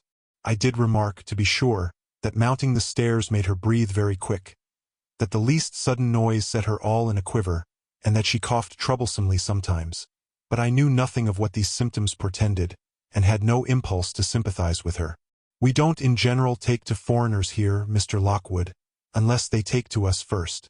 Young Earnshaw was altered considerably in the 3 years of his absence. He had grown sparer and lost his color and spoke and dressed quite differently, and on the very day of his return, he told Joseph and me we must thenceforth quarter ourselves in the back kitchen, and leave the house for him. Indeed, he would have carpeted and papered a small spare room for a parlor. But his wife expressed such pleasure at the white floor and huge glowing fireplace, at the pewter dishes and delf case and dog kennel, and the wide space there was to move about in where they usually sat, that he thought it unnecessary to her comfort and so dropped the intention. She expressed pleasure, too, at finding a sister among her new acquaintance, and she prattled to Catherine and kissed her and ran about with her and gave her quantities of presents at the beginning. Her affection tired very soon, however, and when she grew peevish, Hindley became tyrannical. A few words from her, evincing a dislike to Heathcliff, were enough to rouse in him all his old hatred of the boy. He drove him from their company to the servants, deprived him of the instructions of the curate, and insisted that he should labor out of doors instead, compelling him to do so as hard as any other lad on the farm. Heathcliff bore his degradation pretty well at first because Cathy taught him what she learnt and worked or played with him in the fields. They both promised fair to grow up as rude as savages, the young master being entirely negligent how they behaved and what they did, so they kept clear of him. He would not even have seen after their going to church on Sundays. Only Joseph and the curate reprimanded his carelessness when they absented themselves, and that reminded him to order Heathcliff a flogging and Catherine a fast from dinner or supper. But it was one of their chief amusements to run away to the moors in the morning and remain there all day, and the after-punishment grew a mere thing to laugh at. The curate might set as many chapters as he pleased for Catherine to get by heart, and Joseph might thrash Heathcliff till his arm ached.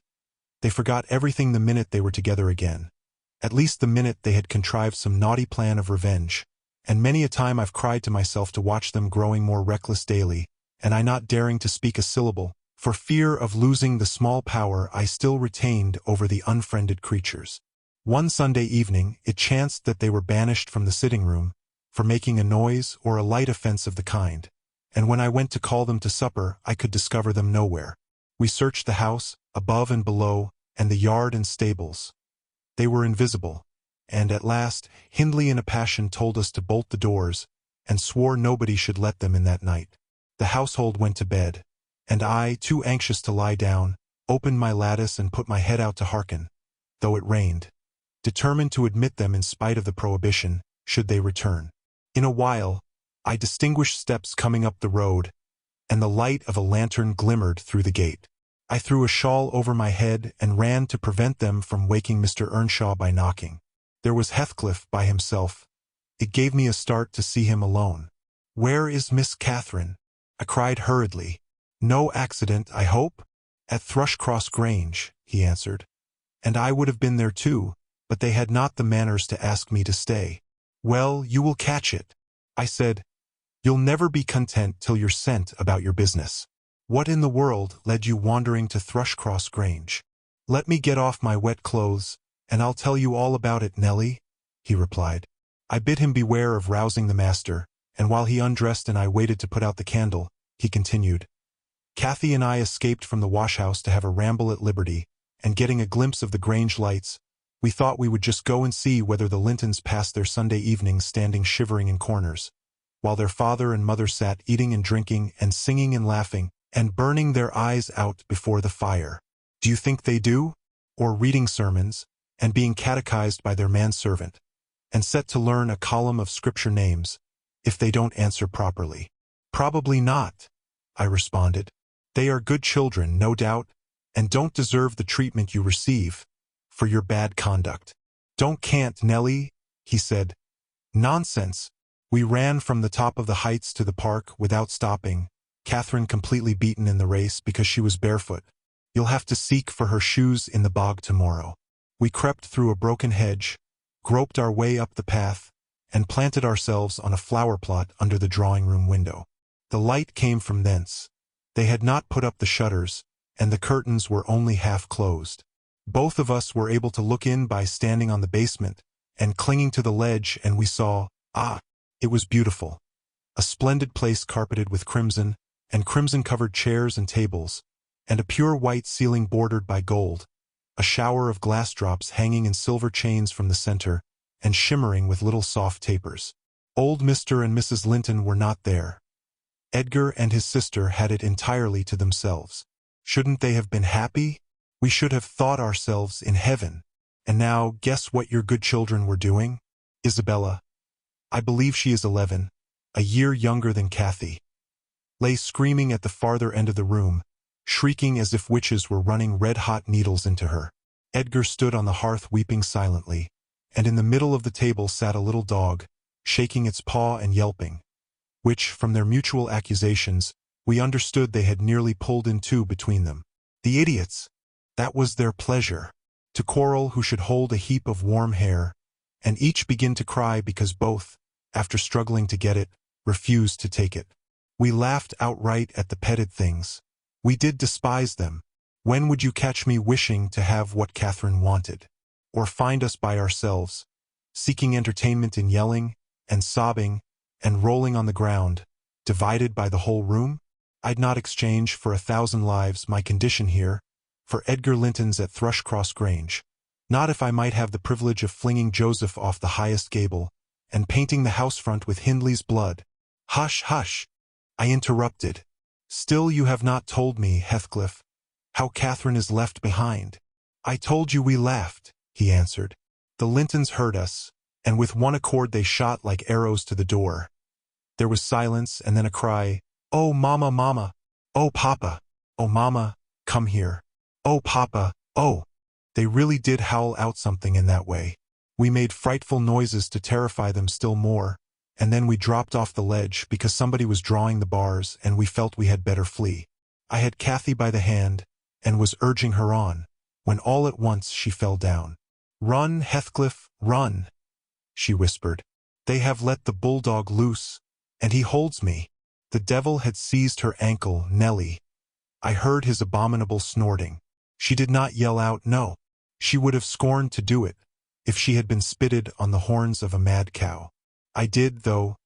I vociferated curses enough to annihilate any fiend in Christendom, and I got a stone and thrust it between his jaws, and tried with all my might to cram it down his throat. A beast of a servant came up with a lantern, at last, shouting, "Keep fast, Skulker, keep fast." He changed his note, however, when he saw Skulker's game. The dog was throttled off, his huge purple tongue hanging half a foot out of his mouth, and his pendant lips streaming with bloody slaver. The man took Cathy up. She was sick, not from fear, I'm certain, but from pain. He carried her in. I followed, grumbling execrations and vengeance. "What pray, Robert?" hallooed Linton from the entrance. "Skulker has caught a little girl, sir," he replied. "And there's a lad here," he added, making a clutch at me, "who looks an out-and-outer, very like the robbers were for putting them through the window to open the doors to the gang after all were asleep, that they might murder us at their ease. Hold your tongue, you foul-mouthed thief, you! You shall go to the gallows for this. Mr. Linton, sir, don't lay by your gun." "No, no, Robert," said the old fool. "The rascals knew that yesterday was my rent day. They thought to have me cleverly. Come in. I'll furnish them a reception. There, John, fasten the chain. Give Skulker some water, Jenny. To beard a magistrate in his stronghold, and on the Sabbath, too. Where will their insolence stop? Oh, my dear Mary, look here. Don't be afraid, it is but a boy. Yet the villain scowls so plainly in his face. Would it not be a kindness to the country to hang him at once, before he shows his nature in acts as well as features?" He pulled me under the chandelier, and Mrs. Linton placed her spectacles on her nose and raised her hands in horror. The cowardly children crept nearer also, Isabella lisping, "Frightful thing! Put him in the cellar, Papa. He's exactly like the son of the fortune-teller that stole my tame pheasant. Isn't he, Edgar?" While they examined me, Cathy came round. She heard the last speech and laughed. Edgar Linton, after an inquisitive stare, collected sufficient wit to recognize her. "They see us at church, you know, though we seldom meet them elsewhere. That's Miss Earnshaw," he whispered to his mother. "And look how Skulker has bitten her. How her foot bleeds." "Miss Earnshaw? Nonsense!" cried the dame. "Miss Earnshaw scouring the country with a gypsy. And yet, my dear, the child is in mourning." "Surely it is, and she may be lamed for life." "What culpable carelessness in her brother!" exclaimed Mr. Linton, turning from me to Catherine. "I've understood from Shielders, that was the curate, sir, that he lets her grow up in absolute heathenism. But who is this? Where did she pick up this companion? Ho! I declare he is that strange acquisition my late neighbor made, in his journey to Liverpool, a little Lascar, or an American or Spanish castaway." "A wicked boy, at all events," remarked the old lady, "and quite unfit for a decent house. Did you notice his language, Linton? I'm shocked that my children should have heard it." I recommenced cursing. "Don't be angry, Nellie," and so Robert was ordered to take me off. I refused to go without Cathy. He dragged me into the garden, pushed the lantern into my hand, assured me that Mr. Earnshaw should be informed of my behavior, and, bidding me march directly, secured the door again. The curtains were still looped up at one corner, and I resumed my station as spy, because, if Catherine had wished to return, I intended shattering their great glass panes to a million of fragments, unless they let her out. She sat on the sofa quietly. Mrs. Linton took off the grey cloak of the dairymaid which we had borrowed for our excursion, shaking her head and expostulating with her, I suppose. She was a young lady, and they made a distinction between her treatment and mine. Then the woman-servant brought a basin of warm water and washed her feet, and Mr. Linton mixed a tumbler of negus, and Isabella emptied a plateful of cakes into her lap, and Edgar stood gaping at a distance. Afterwards they dried and combed her beautiful hair, and gave her a pair of enormous slippers, and wheeled her to the fire. And I left her, as merry as she could be, dividing her food between the little dog and Skulker, whose nose she pinched as he ate, and kindling a spark of spirit in the vacant blue eyes of the Lintons, a dim reflection from her own enchanting face. I saw they were full of stupid admiration. She is so immeasurably superior to them, to everybody on earth, is she not, Nelly? There will more come of this business than you reckon on, I answered, covering him up and extinguishing the light. You are incurable, Heathcliff, and Mr. Hindley will have to proceed to extremities. See if he won't. My words came truer than I desired. The luckless adventure made Earnshaw furious. And then Mr. Linton, to mend matters, paid us a visit himself on the morrow, and read the young master such a lecture on the road he guided his family, that he was stirred to look about him in earnest. Heathcliff received no flogging, but he was told that the first word he spoke to Miss Catherine should ensure a dismissal, and Mrs. Earnshaw undertook to keep her sister-in-law in due restraint when she returned home, employing art, not force. With force she would have found it impossible. Chapter 7. Cathy stayed at Thrushcross Grange 5 weeks, till Christmas. By that time her ankle was thoroughly cured, and her manners much improved.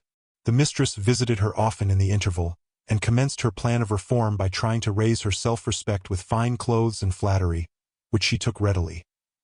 So that, instead of a wild, hatless little savage jumping into the house, and rushing to squeeze us all breathless, there lighted from a handsome black pony a very dignified person, with brown ringlets falling from the cover of a feathered beaver, and a long cloth habit, which she was obliged to hold up with both hands that she might sail in. Hindley lifted her from her horse, exclaiming delightedly, "Why, Cathy, you are quite a beauty. I should scarcely have known you. You look like a lady now. Isabella Linton is not to be compared with her, is she, Francis?" "Isabella has not her natural advantages," replied his wife. "But she must mind and not grow wild again here. Ellen, help Miss Catherine off with her things. Stay, dear, you will disarrange your curls. Let me untie your hat." I removed the habit, and there shone forth beneath a grand plaid silk frock, white trousers, and burnished shoes, and, while her eyes sparkled joyfully when the dogs came bounding up to welcome her, she dared hardly touch them lest they should fawn upon her splendid garments. She kissed me gently. I was all flour making the Christmas cake, and it would not have done to give me a hug, and then she looked round for Heathcliff. Mr. and Mrs. Earnshaw watched anxiously their meeting, thinking it would enable them to judge, in some measure, what grounds they had for hoping to succeed in separating the two friends. Heathcliff was hard to discover at first. If he were careless and uncared for before Catherine's absence, he had been 10 times more so since.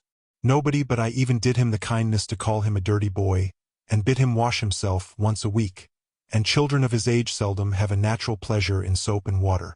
Therefore, not to mention his clothes, which had seen 3 months' service in mire and dust, and his thick uncombed hair, the surface of his face and hands was dismally beclouded. He might well skulk behind the settle, on beholding such a bright, graceful damsel enter the house, instead of a rough-headed counterpart of himself, as he expected. "Is Heathcliff not here?" she demanded, pulling off her gloves, and displaying fingers wonderfully whitened with doing nothing and staying indoors. "Heathcliff, you may come forward," cried Mr. Hindley, enjoying his discomfiture, and gratified to see what a forbidding young blackguard he would be compelled to present himself.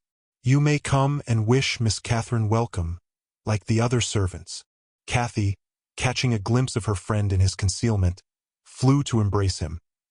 She bestowed 7 or 8 kisses on his cheek within the second, and then stopped, and drawing back, burst into a laugh, exclaiming, "Why, how very black and cross you look, and how funny and grim! But that's because I'm used to Edgar and Isabella Linton.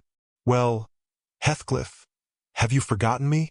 She had some reason to put the question, for shame and pride threw double gloom over his countenance, and kept him immovable. "Shake hands, Heathcliff," said Mr. Earnshaw, condescendingly. "Once in a way, that is permitted." "I shall not," replied the boy, finding his tongue at last. "I shall not stand to be laughed at. I shall not bear it." And he would have broken from the circle, but Miss Cathy seized him again. "I did not mean to laugh at you," she said. "I could not hinder myself. Heathcliff, shake hands at least. What are you sulky for? It was only that you looked odd. If you wash your face and brush your hair, it will be all right. But you are so dirty." She gazed concernedly at the dusky fingers she held in her own, and also at her dress, which she feared had gained no embellishment from its contact with his. "You needn't have touched me," he answered, following her eye and snatching away his hand. "I shall be as dirty as I please, and I like to be dirty, and I will be dirty." With that he dashed headforemost out of the room, amid the merriment of the master and mistress, and to the serious disturbance of Catherine, who could not comprehend how her remarks should have produced such an exhibition of bad temper. After playing lady's maid to the newcomer, and putting my cakes in the oven, and making the house and kitchen cheerful with great fires, befitting Christmas Eve, I prepared to sit down and amuse myself by singing carols all alone, regardless of Joseph's affirmations that he considered the merry tunes I chose as next door to songs. He had retired to private prayer in his chamber, and Mr. and Mrs. Earnshaw were engaging Missy's attention by sundry gay trifles bought for her to present to the little Lintons, as an acknowledgment of their kindness. They had invited them to spend the morrow at Wuthering Heights, and the invitation had been accepted on one condition. Mrs. Linton begged that her darlings might be kept carefully apart from that naughty swearing boy. Under these circumstances I remained solitary. I smelt the rich scent of the heating spices, and admired the shining kitchen utensils, the polished clock, decked in holly, the silver mugs ranged on a tray ready to be filled with mulled ale for supper, and above all, the speckless purity of my particular care, the scoured and well-swept floor. I gave due inward applause to every object, and then I remembered how old Earnshaw used to come in when all was tidied, and call me a cant lass, and slip a shilling into my hand as a Christmas box. And from that I went on to think of his fondness for Heathcliff, and his dread lest he should suffer neglect after death had removed him, and that naturally led me to consider the poor lad's situation now, and from singing I changed my mind to crying. It struck me soon, however, there would be more sense in endeavoring to repair some of his wrongs than shedding tears over them. I got up and walked into the court to seek him. He was not far. I found him smoothing the glossy coat of the new pony in the stable, and feeding the other beasts according to custom. "Make haste, Heathcliff," I said. "The kitchen is so comfortable, and Joseph is upstairs. Make haste and let me dress you smart before Miss Cathy comes out, and then you can sit together with the whole hearth to yourselves, and have a long chatter till bedtime." He proceeded with his task, and never turned his head towards me. "Come, are you coming?" I continued. "There's a little cake for each of you, nearly enough, and you'll need half an hour's donning." I waited 5 minutes, but getting no answer left him. Catherine supped with her brother and sister-in-law. Joseph and I joined at an unsociable meal, seasoned with reproofs on one side and sauciness on the other. His cake and cheese remained on the table all night for the fairies. He managed to continue work till 9 o'clock, and then marched dumb and dour to his chamber. Cathy sat up late, having a world of things to order for the reception of her new friends. She came into the kitchen once to speak to her old one, but he was gone, and she only stayed to ask what was the matter with him and then went back. In the morning he rose early, and, as it was a holiday, carried his ill humor on to the moors, not reappearing till the family were departed for church. Fasting and reflection seemed to have brought him to a better spirit. He hung about me for a while, and having screwed up his courage, exclaimed abruptly, "Nellie, make me decent. I'm going to be good." "High time, Heathcliff," I said. "You have grieved Catherine. She's sorry she ever came home, I dare say. It looks as if you envied her, because she is more thought of than you." The notion of envying Catherine was incomprehensible to him, but the notion of grieving her he understood clearly enough. "Did she say she was grieved?" he inquired, looking very serious. She cried when I told her you were off again this morning. Well, I cried last night, he returned. And I had more reason to cry than she. Yes, you had the reason of going to bed with a proud heart and an empty stomach, said I.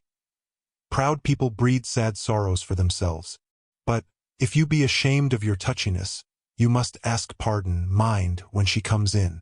You must go up and offer to kiss her and say, you know best what to say, only do it heartily, and not as if you thought her converted into a stranger by her grand dress. And now, though I have dinner to get ready, I'll steal time to arrange you so that Edgar Linton shall look quite a doll beside you. And that he does. You are younger, and yet, I'll be bound, you are taller and twice as broad across the shoulders. You could knock him down in a twinkling. Don't you feel that you could? Heathcliff's face brightened a moment. Then it was overcast afresh, and he sighed. But, Nellie, if I knocked him down 20 times, that wouldn't make him less handsome or me more so. I wish I had light hair and a fair skin, and was dressed and behaved as well, and had a chance of being as rich as he will be. And cried for mamma at every turn, I added, and trembled if a country lad heaved his fist against you, and sat at home all day for a shower of rain. Oh, Heathcliff, you are showing a poor spirit. Come to the glass, and I'll let you see what you should wish. Do you mark those 2 lines between your eyes, and those thick brows that, instead of rising arched, sink in the middle, and that couple of black fiends so deeply buried, who never open their windows boldly, but lurk glinting under them like devil's spies? Wish and learn to smooth away the surly wrinkles, to raise your lids frankly, and change the fiends to confident, innocent angels, suspecting and doubting nothing, and always seeing friends where they are not sure of foes. Don't get the expression of a vicious cur that appears to know the kicks it gets are its desert, and yet hates all the world, as well as the kicker, for what it suffers. In other words, I must wish for Edgar Linton's great blue eyes and even forehead, he replied. I do, and that won't help me to them. A good heart will help you to a bonny face, my lad, I continued. If you were a regular black, and a bad one will turn the bonniest into something worse than ugly. And now that we've done washing and combing and sulking, tell me whether you don't think yourself rather handsome? I'll tell you I do. You're fit for a prince in disguise. Who knows but your father was Emperor of China, and your mother an Indian queen, each of them able to buy up, with 1 week's income, Wuthering Heights and Thrushcross Grange together. And you were kidnapped by wicked sailors and brought to England. Were I in your place, I would frame high notions of my birth, and the thoughts of what I was should give me courage and dignity to support the oppressions of a little farmer. So I chattered on, and Heathcliff gradually lost his frown and began to look quite pleasant, when all at once our conversation was interrupted by a rumbling sound moving up the road and entering the court. He ran to the window and I to the door, just in time to behold the 2 Lintons descend from the family carriage, smothered in cloaks and furs, and the Earnshaws dismount from their horses. They often rode to church in winter. Catherine took a hand of each of the children, and brought them into the house and set them before the fire, which quickly put color into their white faces. I urged my companion to hasten now and show his amiable humor, and he willingly obeyed. But ill luck would have it that, as he opened the door leading from the kitchen on one side, Hindley opened it on the other. They met, and the master, irritated at seeing him clean and cheerful, or perhaps eager to keep his promise to Mrs. Linton, shoved him back with a sudden thrust, and angrily bade Joseph keep the fellow out of the room. Send him into the garret till dinner is over. He'll be cramming his fingers in the tarts and stealing the fruit, if left alone with them a minute. Nay, sir, I could not avoid answering. He'll touch nothing, not he, and I suppose he must have his share of the dainties as well as we. He shall have his share of my hand, if I catch him downstairs till dark, cried Hindley. Begone, you vagabond! What, you are attempting the coxcomb, are you? Wait till I get hold of those elegant locks. See if I won't pull them a bit longer. They are long enough already, observed Master Linton, peeping from the doorway. I wonder they don't make his head ache. It's like a colt's mane over his eyes. He ventured this remark without any intention to insult, but Heathcliff's violent nature was not prepared to endure the appearance of impertinence from one whom he seemed to hate, even then as a rival. He seized a tureen of hot apple sauce, the first thing that came under his gripe, and dashed it full against the speaker's face and neck, who instantly commenced a lament that brought Isabella and Catherine hurrying to the place. Mr. Earnshaw snatched up the culprit directly and conveyed him to his chamber, where, doubtless, he administered a rough remedy to cool the fit of passion, for he appeared red and breathless. I got the dishcloth, and rather spitefully scrubbed Edgar's nose and mouth, affirming it served him right for meddling. His sister began weeping to go home, and Cathy stood by confounded, blushing for all. "You should not have spoken to him," she expostulated with Master Linton. "He was in a bad temper, and now you've spoilt your visit, and he'll be flogged. I hate him to be flogged. I can't eat my dinner. Why did you speak to him, Edgar?" "I didn't," sobbed the youth, escaping from my hands, and finishing the remainder of the purification with his cambric pocket-handkerchief. "I promised Mamma that I wouldn't say one word to him, and I didn't." "Well, don't cry," replied Catherine contemptuously. "You're not killed. Don't make more mischief. My brother is coming. Be quiet. Hush! Isabella, has anybody hurt you? There, children, to your seats," cried Hindley, bustling in. "That brute of a lad has warmed me nicely. Next time, Master Edgar, take the law into your own fists. It will give you an appetite." The little party recovered its equanimity at sight of the fragrant feast. They were hungry after their ride, and easily consoled, since no real harm had befallen them. Mr. Earnshaw carved bountiful platefuls, and the mistress made them merry with lively talk. I waited behind her chair, and was pained to behold Catherine, with dry eyes and an indifferent air, commence cutting up the wing of a goose before her. An unfeeling child, I thought to myself. How lightly she dismisses her old playmate's troubles. I could not have imagined her to be so selfish. She lifted a mouthful to her lips. Then she set it down again. Her cheeks flushed, and the tears gushed over them. She slipped her fork to the floor, and hastily dived under the cloth to conceal her emotion. I did not call her unfeeling long, for I perceived she was in purgatory throughout the day, and wearying to find an opportunity of getting by herself, or paying a visit to Heathcliff, who had been locked up by the master, as I discovered on endeavoring to introduce to him a private mess of victuals. In the evening we had a dance. Cathy begged that he might be liberated then, as Isabella Linton had no partner. Her entreaties were vain, and I was appointed to supply the deficiency. We got rid of all gloom in the excitement of the exercise, and our pleasure was increased by the arrival of the Gimmerton band, mustering 15 strong. A trumpet, a trombone, clarionets, bassoons, French horns, and a bass viol besides singers. They go the rounds of all the respectable houses, and receive contributions every Christmas, and we esteemed it a first-rate treat to hear them. After the usual carols had been sung, we set them to songs and glees. Mrs. Earnshaw loved the music, and so they gave us plenty. Catherine loved it too, but she said it sounded sweetest at the top of the steps, and she went up in the dark. I followed. They shut the house door below, never noting our absence. It was so full of people. She made no stay at the stairs head, but mounted farther, to the garret where Heathcliff was confined, and called him. He stubbornly declined answering for a while. She persevered, and finally persuaded him to hold communion with her through the boards. I let the poor things converse unmolested, till I supposed the songs were going to cease, and the singers to get some refreshment. Then I clambered up the ladder to warn her.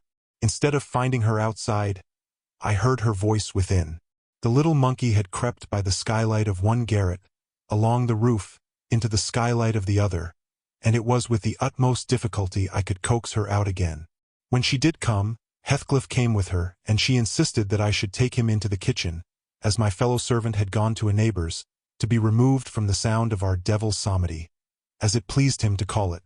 I told them I intended by no means to encourage their tricks, but as the prisoner had never broken his fast since yesterday's dinner, I would wink at his cheating Mr. Hindley that once. He went down. I set him a stool by the fire and offered him a quantity of good things, but he was sick and could eat little, and my attempts to entertain him were thrown away. He leant his 2 elbows on his knees, and his chin on his hands, and remained wrapped in dumb meditation. On my inquiring the subject of his thoughts, he answered gravely, I'm trying to settle how I shall pay Hindley back. I don't care how long I wait if I can only do it at last. I hope he will not die before I do. For shame, Heathcliff, said I. It is for God to punish wicked people. We should learn to forgive. No, God won't have the satisfaction that I shall, he returned. I only wish I knew the best way. Let me alone, and I'll plan it out. While I'm thinking of that, I don't feel pain. But, Mr. Lockwood, I forget these tales cannot divert you. I'm annoyed how I should dream of chattering on at such a rate. And your gruel cold, and you nodding for bed. I could have told Heathcliff's history, all that you need hear, in half a dozen words. Thus interrupting herself, the housekeeper rose, and proceeded to lay aside her sewing. But I felt incapable of moving from the hearth, and I was very far from nodding. Sit still, Mrs. Dean, I cried. Do sit still another half-hour. You've done just right to tell the story leisurely. That is the method I like. And you must finish it in the same style. I am interested in every character you have mentioned, more or less. The clock is on the stroke of 11, sir. No matter, I'm not accustomed to go to bed in the long hours. 1 or 2 is early enough for a person who lies till 10. You shouldn't lie till 10. There's the very prime of the morning gone long before that time. A person who has not done one half his day's work by 10 o'clock runs a chance of leaving the other half undone. Nevertheless, Mrs. Dean, resume your chair, because tomorrow I intend lengthening the night till afternoon. I prognosticate for myself an obstinate cold, at least. I hope not, sir. Well, you must allow me to leap over some 3 years. During that space, Mrs. Earnshaw. No, I'll allow nothing of the sort. Are you acquainted with the mood of mind in which, if you were seated alone, and the cat licking its kitten on the rug before you, you would watch the operation so intently that Puss's neglect of one ear would put you seriously out of temper? A terribly lazy mood, I should say. On the contrary, a tiresomely active one. It is mine at present. And, therefore, continue minutely. I perceive that people in these regions acquire over people in towns the value that a spider in a dungeon does over a spider in a cottage, to their various occupants. And yet the deepened attraction is not entirely owing to the situation of the looker-on. They do live more in earnest, more in themselves, and less in surface change and frivolous external things. I could fancy a love for life here almost possible, and I was a fixed unbeliever in any love of a year's standing. One state resembles setting a hungry man down to a single dish, on which he may concentrate his entire appetite and do it justice. The other, introducing him to a table laid out by French cooks. He can perhaps extract as much enjoyment from the whole, but each part is a mere atom in his regard and remembrance. Oh! Here we are the same as anywhere else when you get to know us, observed Mrs. Dean, somewhat puzzled at my speech. Excuse me, I responded. You, my good friend, are a striking evidence against that assertion. Excepting a few provincialisms of slight consequence, you have no marks of the manners which I am habituated to consider as peculiar to your class. I am sure you have thought a great deal more than the generality of servants think. You have been compelled to cultivate your reflective faculties for want of occasions for frittering your life away in silly trifles. Mrs. Dean laughed. I certainly esteem myself a steady, reasonable kind of body, she said. Not exactly from living among the hills and seeing one set of faces and one series of actions from year's end to year's end. But I have undergone sharp discipline which has taught me wisdom, and then I have read more than you would fancy, Mr. Lockwood. You could not open a book in this library that I have not looked into and got something out of also, unless it be that range of Greek and Latin and that of French, and those I know one from another. It is as much as you can expect of a poor man's daughter. However, if I am to follow my story in true gossip's fashion, I had better go on, and instead of leaping 3 years, I will be content to pass to the next summer, the summer of 1778, that is nearly 23 years ago. Chapter 8. On the morning of a fine June day, my first bonny little nursling, and the last of the ancient Earnshaw stock, was born. We were busy with the hay in a faraway field, when the girl that usually brought our breakfasts came running an hour too soon across the meadow and up the lane, calling me as she ran. "Oh, such a grand bairn," she panted out. "The finest lad that ever breathed. But the doctor says Mrs. must go. He says she's been in a consumption these many months." I heard him tell Mr. Hindley. And now she has nothing to keep her, and she'll be dead before winter. You must come home directly. You're to nurse it, Nellie, to feed it with sugar and milk and take care of it day and night. I wish I were you, because it will be all yours when there is no Mrs. But is she very ill? I asked, flinging down my rake and tying my bonnet. I guess she is, yet she looks bravely, replied the girl. And she talks as if she thought of living to see it grow a man. She's out of her head for joy. It's such a beauty. If I were her, I'm certain I should not die. I should get better at the bare sight of it, in spite of Kenneth. I was fairly mad at him. Dame Archer brought the cherub down to master, in the house, and his face just began to light up, when the old croaker steps forward, and says he, Earnshaw, it's a blessing your wife has been spared to leave you this son. When she came, I felt convinced we shouldn't keep her long. And now, I must tell you, the winter will probably finish her. Don't take on and fret about it too much. It can't be helped. And besides, you should have known better than to choose such a rush of a lass. And what did the master answer? I inquired. I think he swore, but I didn't mind him. I was straining to see the bairn. And she began again to describe it rapturously. I, as zealous as herself, hurried eagerly home to admire on my part, though I was very sad for Hindley's sake. He had room in his heart only for two idols, his wife and himself. He doted on both and adored one, and I couldn't conceive how he would bear the loss. When we got to Wuthering Heights, there he stood at the front door, and, as I passed in, I asked, How is the baby? Nearly ready to run about, Nell? He replied, putting on a cheerful smile. And the mistress? I ventured to inquire. The doctor says she's— Damn the doctor, he interrupted, reddening. Frances is quite right. She'll be perfectly well by this time next week. Are you going upstairs? Will you tell her that I'll come, if she'll promise not to talk? I left her because she would not hold her tongue, and she must. Tell her Mr. Kenneth says she must be quiet. I delivered this message to Mrs. Earnshaw. She seemed in flighty spirits and replied merrily, I hardly spoke a word, Ellen, and there he has gone out twice, crying. Well, say I promise I won't speak, but that does not bind me not to laugh at him. Poor soul, till within a week of her death that gay heart never failed her. And her husband persisted doggedly, nay, furiously, in affirming her health improved every day. When Kenneth warned him that his medicines were useless at that stage of the malady, and he needn't put him to further expense by attending her, he retorted, I know you need not, she's well. She does not want any more attendance from you. She never was in a consumption. It was a fever, and it is gone. Her pulse is as slow as mine now, and her cheek is cool.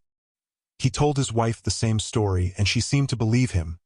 But one night, while leaning on his shoulder, in the act of saying she thought she should be able to get up tomorrow, a fit of coughing took her.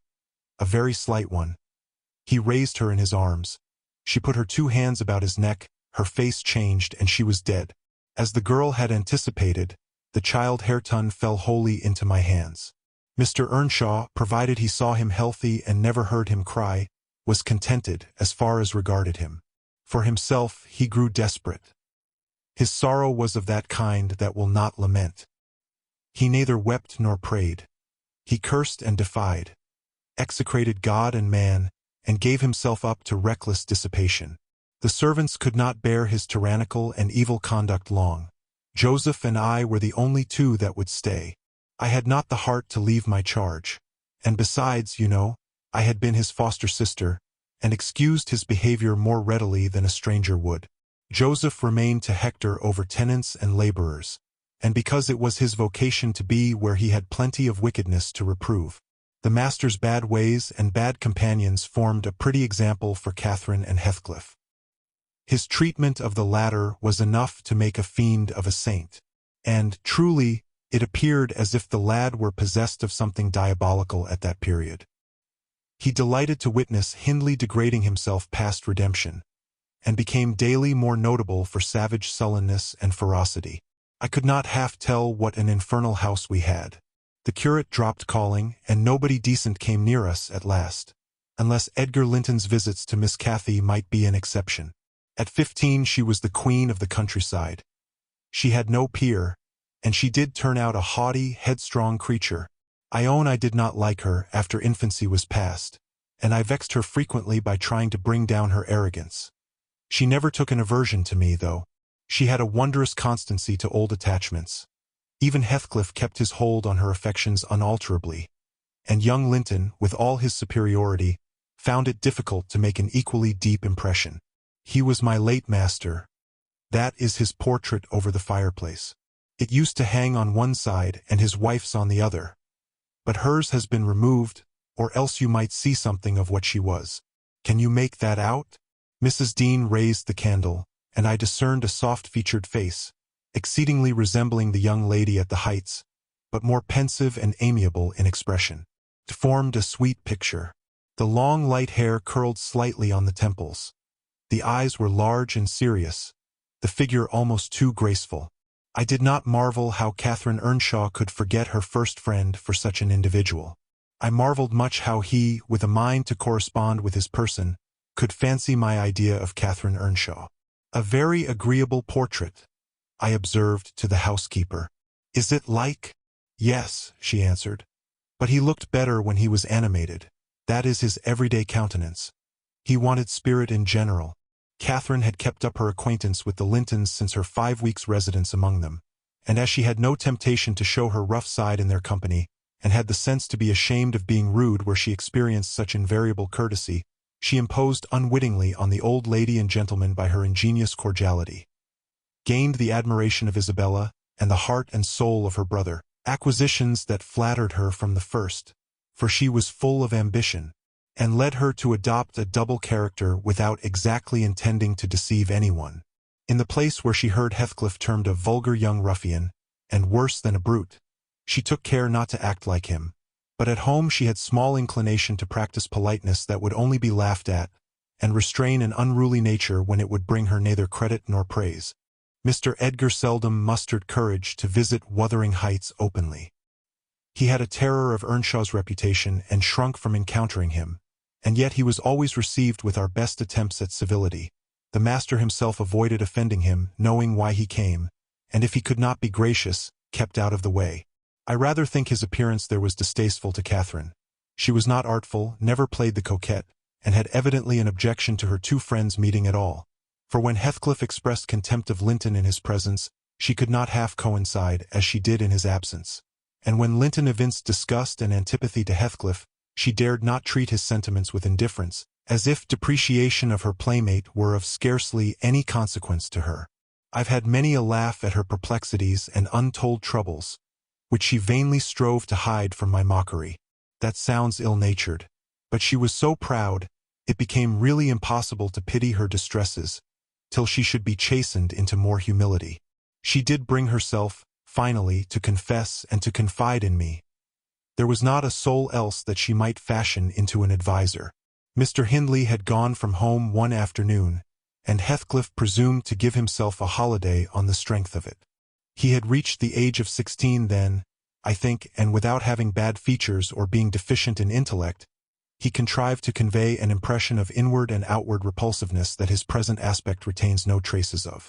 In the first place, he had by that time lost the benefit of his early education. Continual hard work, begun soon and concluded late, had extinguished any curiosity he once possessed in pursuit of knowledge, and any love for books or learning.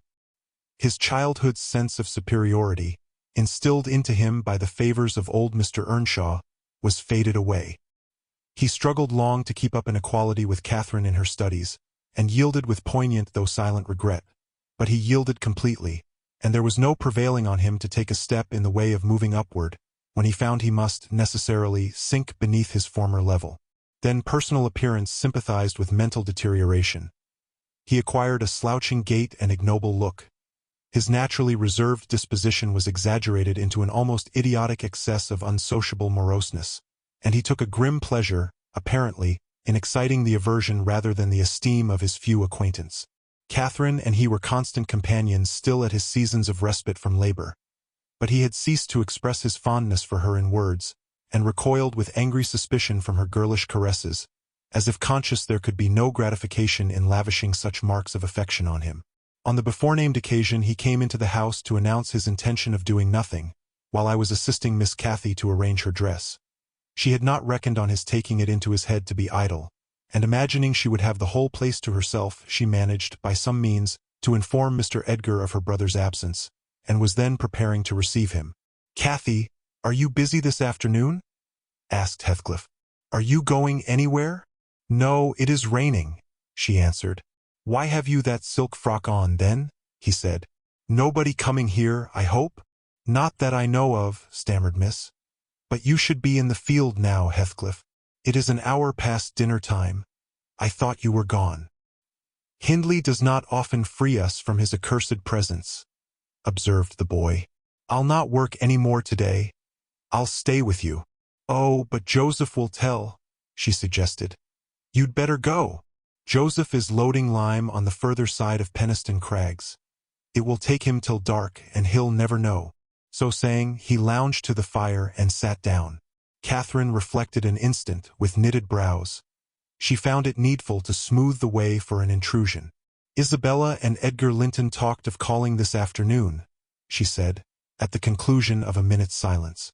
"As it rains, I hardly expect them, but they may come, and if they do, you run the risk of being scolded for no good." "Order Ellen to say you are engaged, Cathy," he persisted. "Don't turn me out for those pitiful, silly friends of yours. I'm on the point, sometimes, of complaining that they— but I'll not." "That they what?"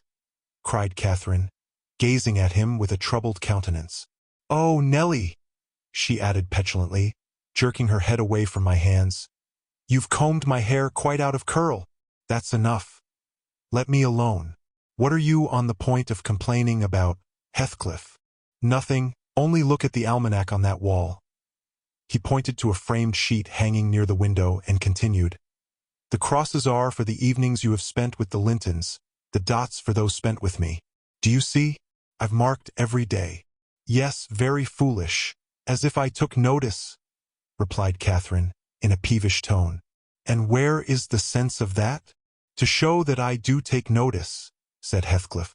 "And should I always be sitting with you?" she demanded, growing more irritated. "What good do I get? What do you talk about? You might be dumb or a baby, for anything you say to amuse me, or for anything you do either. You never told me before that I talked too little, or that you disliked my company." "Cathy!" exclaimed Heathcliff, in much agitation. "It's no company at all, when people know nothing and say nothing," she muttered. Her companion rose up, but he hadn't time to express his feelings further, for a horse's feet were heard on the flags, and having knocked gently, young Linton entered, his face brilliant with delight at the unexpected summons he had received. Doubtless Catherine marked the difference between her friends, as one came in and the other went out. The contrast resembled what you see in exchanging a bleak, hilly, coal country for a beautiful fertile valley, and his voice and greeting were as opposite as his aspect. He had a sweet, low manner of speaking, and pronounced his words as you do.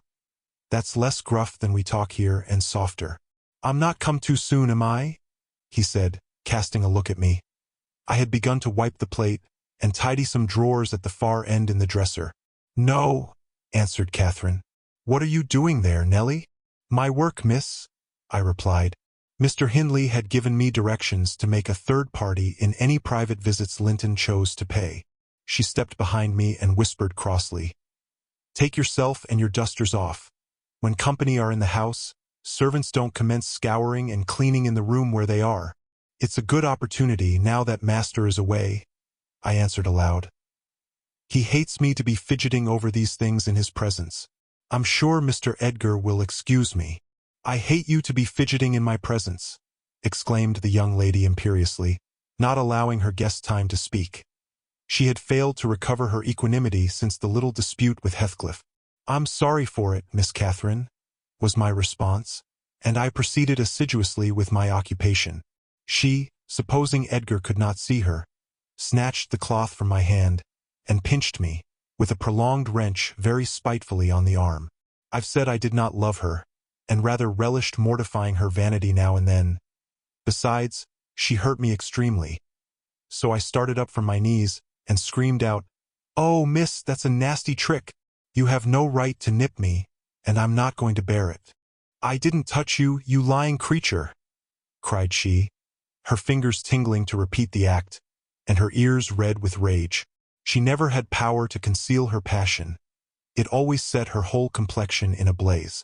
What's that, then? I retorted, showing a decided purple witness to refute her. She stamped her foot, wavered a moment, and then, irresistibly impelled by the naughty spirit within her, slapped me on the cheek. A stinging blow that filled both eyes with water. "Catherine, love, Catherine," interposed Linton, greatly shocked at the double fault of falsehood and violence which his idol had committed. "Leave the room, Ellen," she repeated, trembling all over. Little Hareton, who followed me everywhere, and was sitting near me on the floor, at seeing my tears commenced crying himself, and sobbed out complaints against wicked Aunt Cathy, which drew her fury on to his unlucky head. She seized his shoulders, and shook him till the poor child waxed livid, and Edgar thoughtlessly laid hold of her hands to deliver him. In an instant one was wrung free, and the astonished young man felt it applied over his own ear in a way that could not be mistaken for jest. He drew back in consternation. I lifted Hareton in my arms, and walked off to the kitchen with him, leaving the door of communication open, for I was curious to watch how they would settle their disagreement.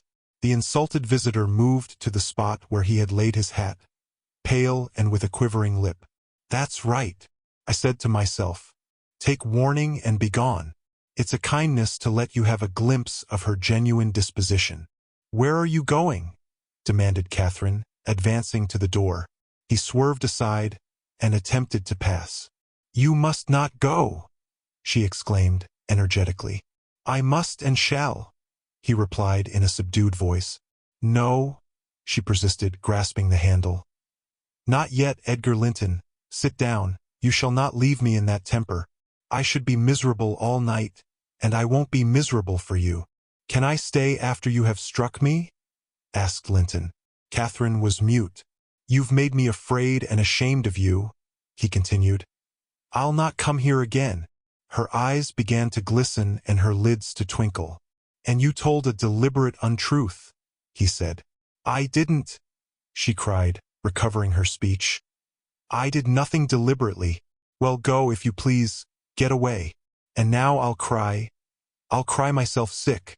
She dropped down on her knees by a chair, and set to weeping in serious earnest. Edgar persevered in his resolution as far as the court. There he lingered. I resolved to encourage him. "Miss is dreadfully wayward, sir," I called out. "As bad as any marred child. You'd better be riding home, or else she will be sick only to grieve us." The soft thing looked askance through the window. He possessed the power to depart as much as a cat possesses the power to leave a mouse half-killed, or a bird half-eaten. "Ah," I thought, "there will be no saving him. He's doomed, and flies to his fate." And so it was. He turned abruptly, hastened into the house again, shut the door behind him, and when I went in a while after to inform them that Earnshaw had come home rabid drunk, ready to pull the whole place about our ears, his ordinary frame of mind in that condition, I saw the quarrel had merely effected a closer intimacy, had broken the outworks of youthful timidity, and enabled them to forsake the disguise of friendship, and confess themselves lovers. Intelligence of Mr. Hindley's arrival drove Linton speedily to his horse, and Catherine to her chamber. I went to hide little Hareton, and to take the shot out of the master's fowling piece, which he was fond of playing with in his insane excitement, to the hazard of the lives of any who provoked, or even attracted his notice too much, and I had hit upon the plan of removing it, that he might do less mischief if he did go the length of firing the gun. Chapter 9. He entered, vociferating oaths dreadful to hear, and caught me in the act of stowing his son away in the kitchen cupboard. Hareton was impressed with a wholesome terror of encountering either his wild beast's fondness or his madman's rage. For in one he ran a chance of being squeezed and kissed to death, and in the other of being flung into the fire or dashed against the wall, and the poor thing remained perfectly quiet wherever I chose to put him. "There, I've found it out at last," cried Hindley, pulling me back by the skin of my neck, like a dog. "By heaven and hell, you've sworn between you to murder that child. I know how it is now that he is always out of my way. But, with the help of Satan, I shall make you swallow the carving knife. Nellie, you needn't laugh, for I've just crammed Kenneth head downmost in the Black Horse Marsh, and 2 is the same as 1, and I want to kill some of you. I shall have no rest till I do. But I don't like the carving knife, Mr. Hindley, I answered. It has been cutting red herrings. I'd rather be shot, if you please. You'd rather be damned, he said. And so you shall. No law in England can hinder a man from keeping his house decent, and mine's abominable. Open your mouth. He held the knife in his hand and pushed its point between my teeth. But, for my part, I was never much afraid of his vagaries. I spat out and affirmed it tasted detestably. I would not take it on any account. Oh, said he, releasing me. I see that hideous little villain is not Hareton. I beg your pardon, Nell. If it be, he deserves flaying alive for not running to welcome me, and for screaming as if I were a goblin. Unnatural cub, come hither. I'll teach thee to impose on a good-hearted, deluded father. Now, don't you think the lad would be handsomer cropped? It makes a dog fiercer, and I love something fierce. Get me a scissors. Something fierce and trim. Besides, its infernal affectation. Devilish conceit it is to cherish our ears, we're asses enough without them. Hush, child. Hush. Well then, it is my darling. Wisht, dry thy eyes. There's a joy. Kiss me. What? It won't? Kiss me. Hareton. Damn thee. Kiss me. By God. As if I would rear such a monster. As sure as I'm living, I'll break the brat's neck. Poor Hareton was squalling and kicking in his father's arms with all his might, and redoubled his yells when he carried him upstairs and lifted him over the banister. I cried out that he would frighten the child into fits, and ran to rescue him. As I reached them, Hindley leant forward on the rails to listen to a noise below, almost forgetting what he had in his hands. "Who is that?" he asked, hearing someone approaching the stairs foot. I leant forward also, for the purpose of signing to Heathcliff, whose step I recognized, not to come further. And at the instant when my eye quitted Hareton, he gave a sudden spring, delivered himself from the careless grasp that held him, and fell. There was scarcely time to experience a thrill of horror before we saw that the little wretch was safe. Heathcliff arrived underneath just at the critical moment. By a natural impulse he arrested his descent, and setting him on his feet, looked up to discover the author of the accident.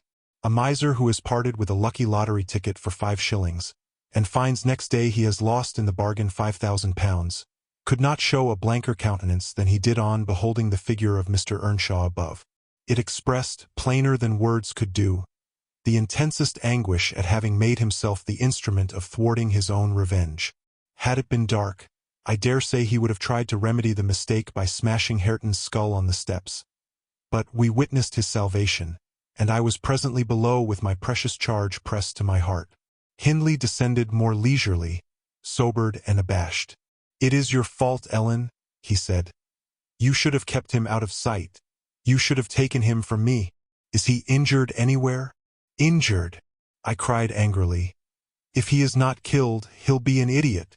Oh, I wonder his mother does not rise from her grave to see how you use him. You're worse than a heathen, treating your own flesh and blood in that manner." He attempted to touch the child, who, on finding himself with me, sobbed off his terror directly. At the first finger his father laid on him, however, he shrieked again louder than before, and struggled as if he would go into convulsions. "You shall not meddle with him," I continued. "He hates you. They all hate you. That's the truth. A happy family you have, and a pretty state you're come to." "I shall come to a prettier yet, Nellie," laughed the misguided man, recovering his hardness. "At present, convey yourself and him away. And hark you, Heathcliff, clear you two quite from my reach and hearing.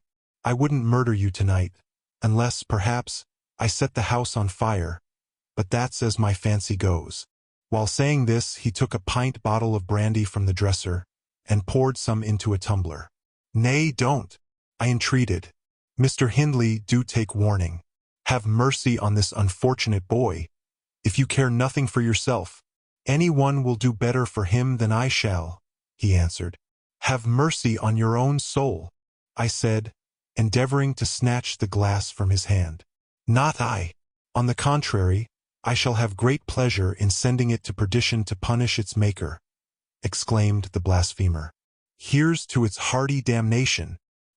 He drank the spirits and impatiently bade us go, terminating his command with a sequel of horrid imprecations too bad to repeat or remember. "It's a pity he cannot kill himself with drink," observed Heathcliff, muttering an echo of curses back when the door was shut.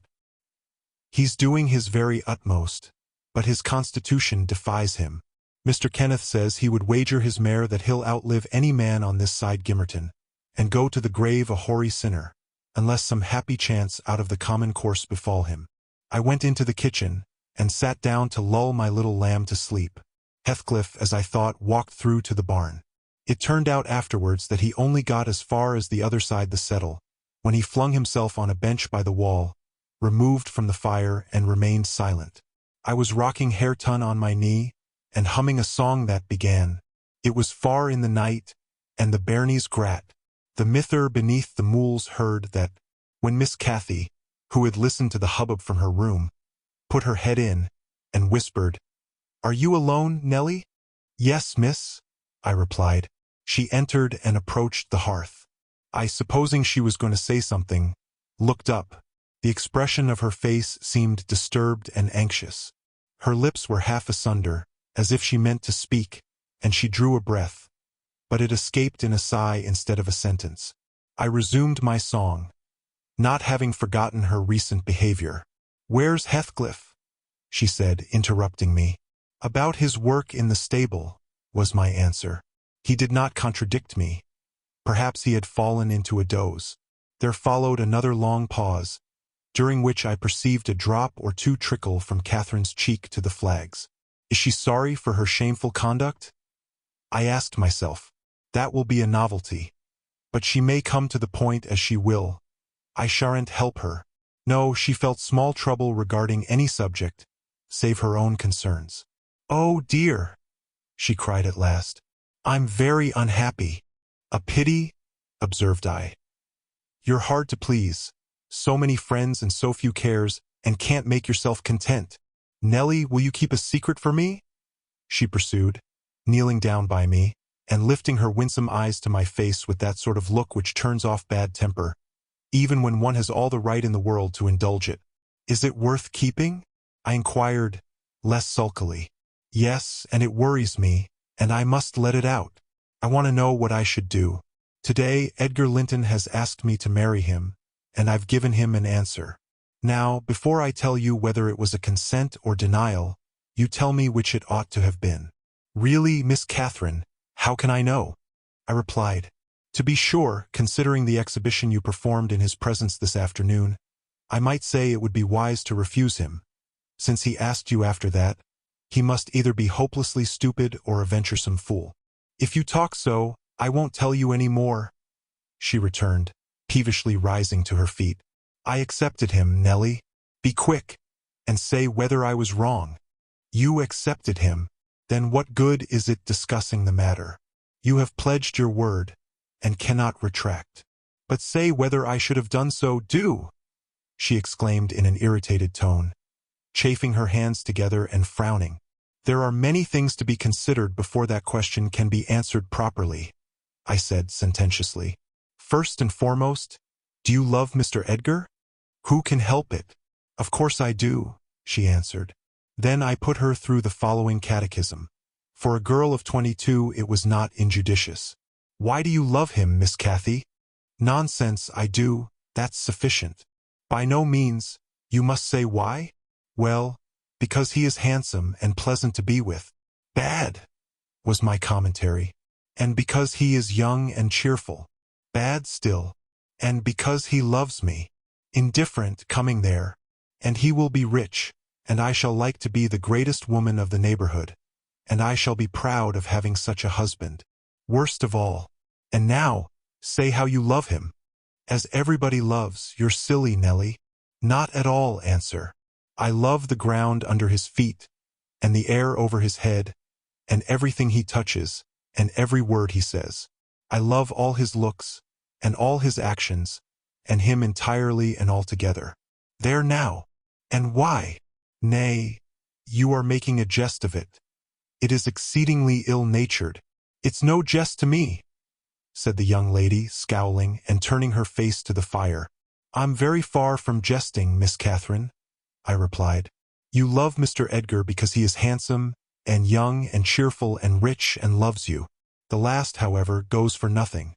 You would love him without that, probably, and with it you wouldn't unless he possessed the 4 former attractions.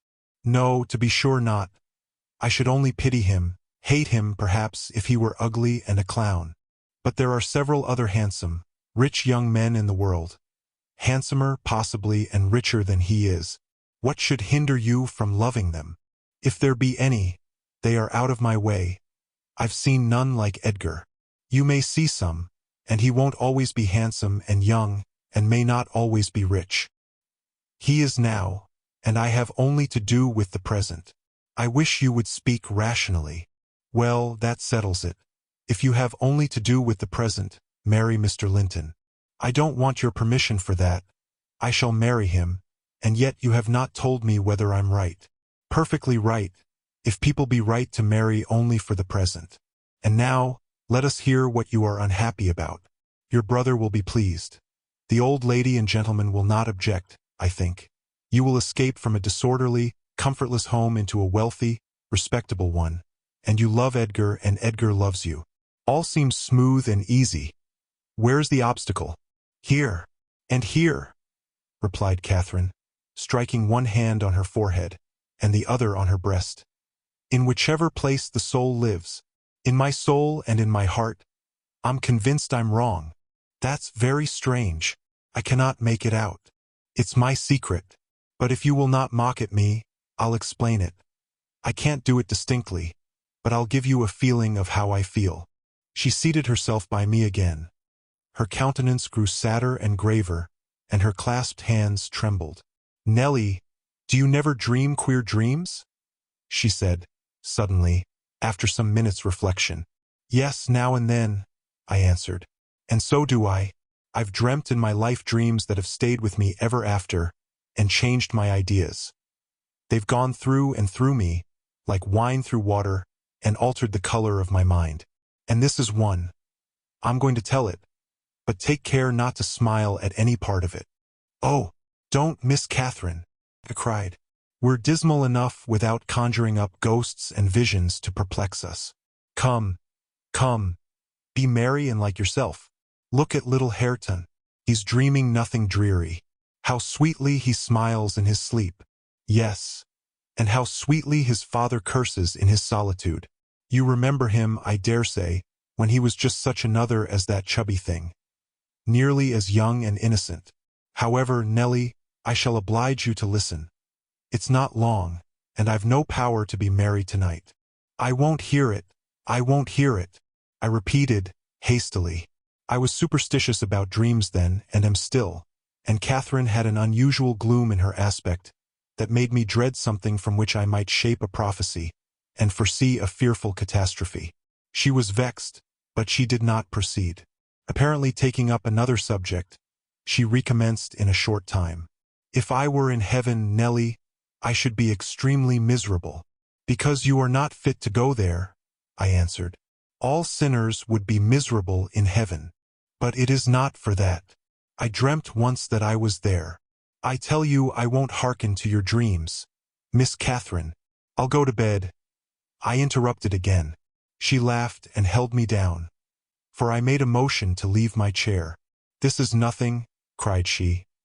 I was only going to say that heaven did not seem to be my home, and I broke my heart with weeping to come back to earth. And the angels were so angry that they flung me out into the middle of the heath on the top of Wuthering Heights, where I woke sobbing for joy. That will do to explain my secret, as well as the other. I've no more business to marry Edgar Linton than I have to be in heaven, and if the wicked man in there had not brought Heathcliff so low, I shouldn't have thought of it. It would degrade me to marry Heathcliff now, so he shall never know how I love him, and that, not because he's handsome, Nellie, but because he's more myself than I am.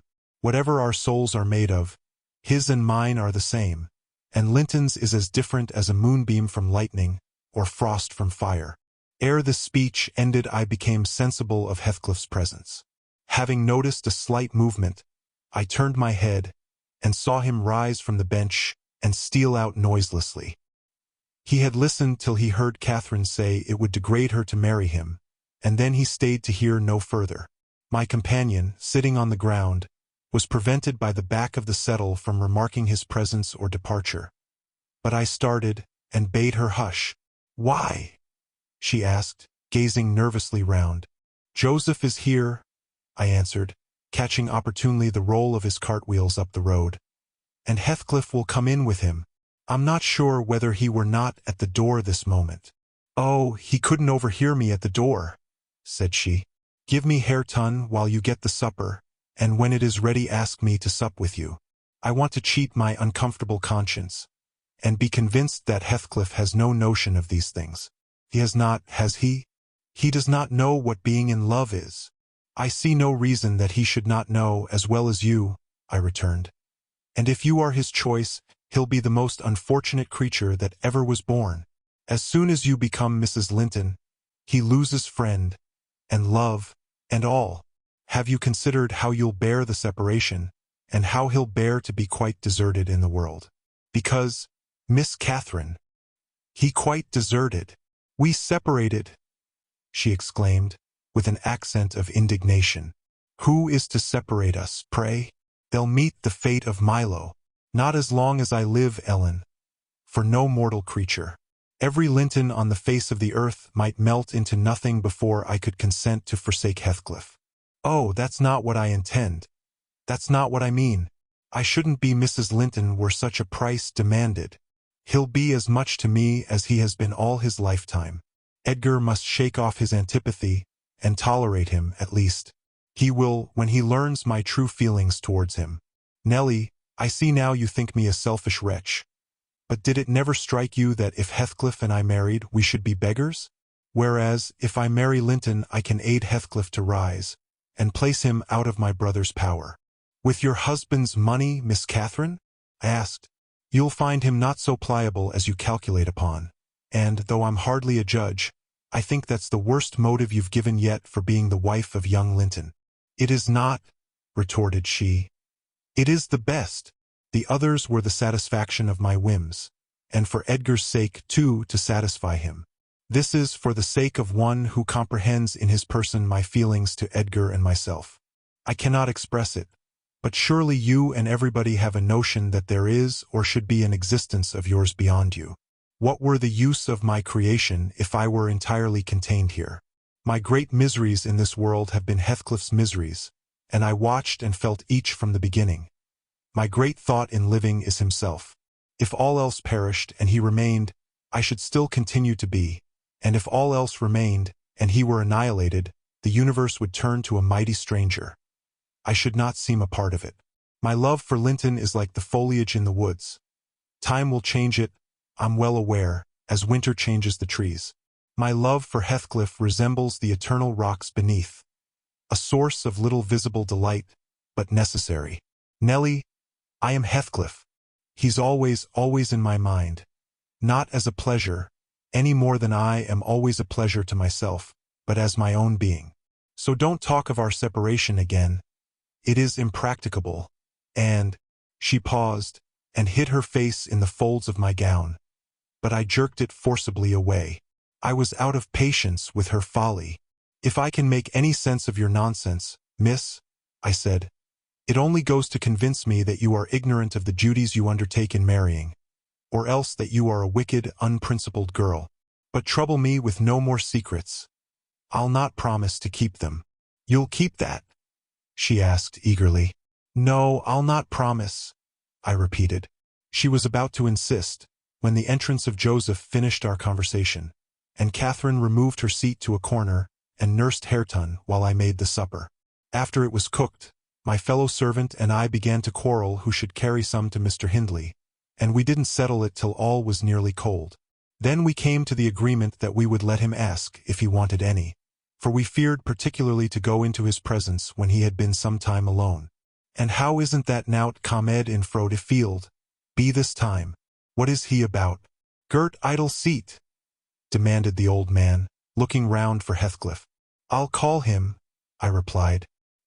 "He's in the barn, I've no doubt." I went and called, but got no answer. On returning, I whispered to Catherine that he had heard a good part of what she said, I was sure, and told how I saw him quit the kitchen just as she complained of her brother's conduct regarding him. She jumped up in a fine fright, flung Hareton onto the settle, and ran to seek for her friend herself, not taking leisure to consider why she was so flurried, or how her talk would have affected him. She was absent such a while that Joseph proposed we should wait no longer. He cunningly conjectured they were staying away in order to avoid hearing his protracted blessing. They were ill enough for ony foul manners, he affirmed, and on their behalf he added that night a special prayer to the usual quarter of an hour's supplication before meat, and would have tacked another to the end of the grace, had not his young mistress broken in upon him with a hurried command that he must run down the road, and, wherever Heathcliff had rambled, find and make him re-enter directly. "I want to speak to him, and I must before I go upstairs," she said. "And the gate is open. He is somewhere out of hearing." For he would not reply, though I shouted at the top of the fold as loud as I could. Joseph objected at first. She was too much in earnest, however, to suffer contradiction, and at last he placed his hat on his head and walked grumbling forth. Meantime, Catherine paced up and down the floor, exclaiming, "I wonder where he is. I wonder where he can be. What did I say, Nellie? I've forgotten. Was he vexed at my bad humor this afternoon? Dear, tell me what I've said to grieve him. I do wish he'd come. I do wish he would.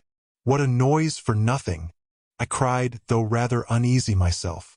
"What a trifle scares you.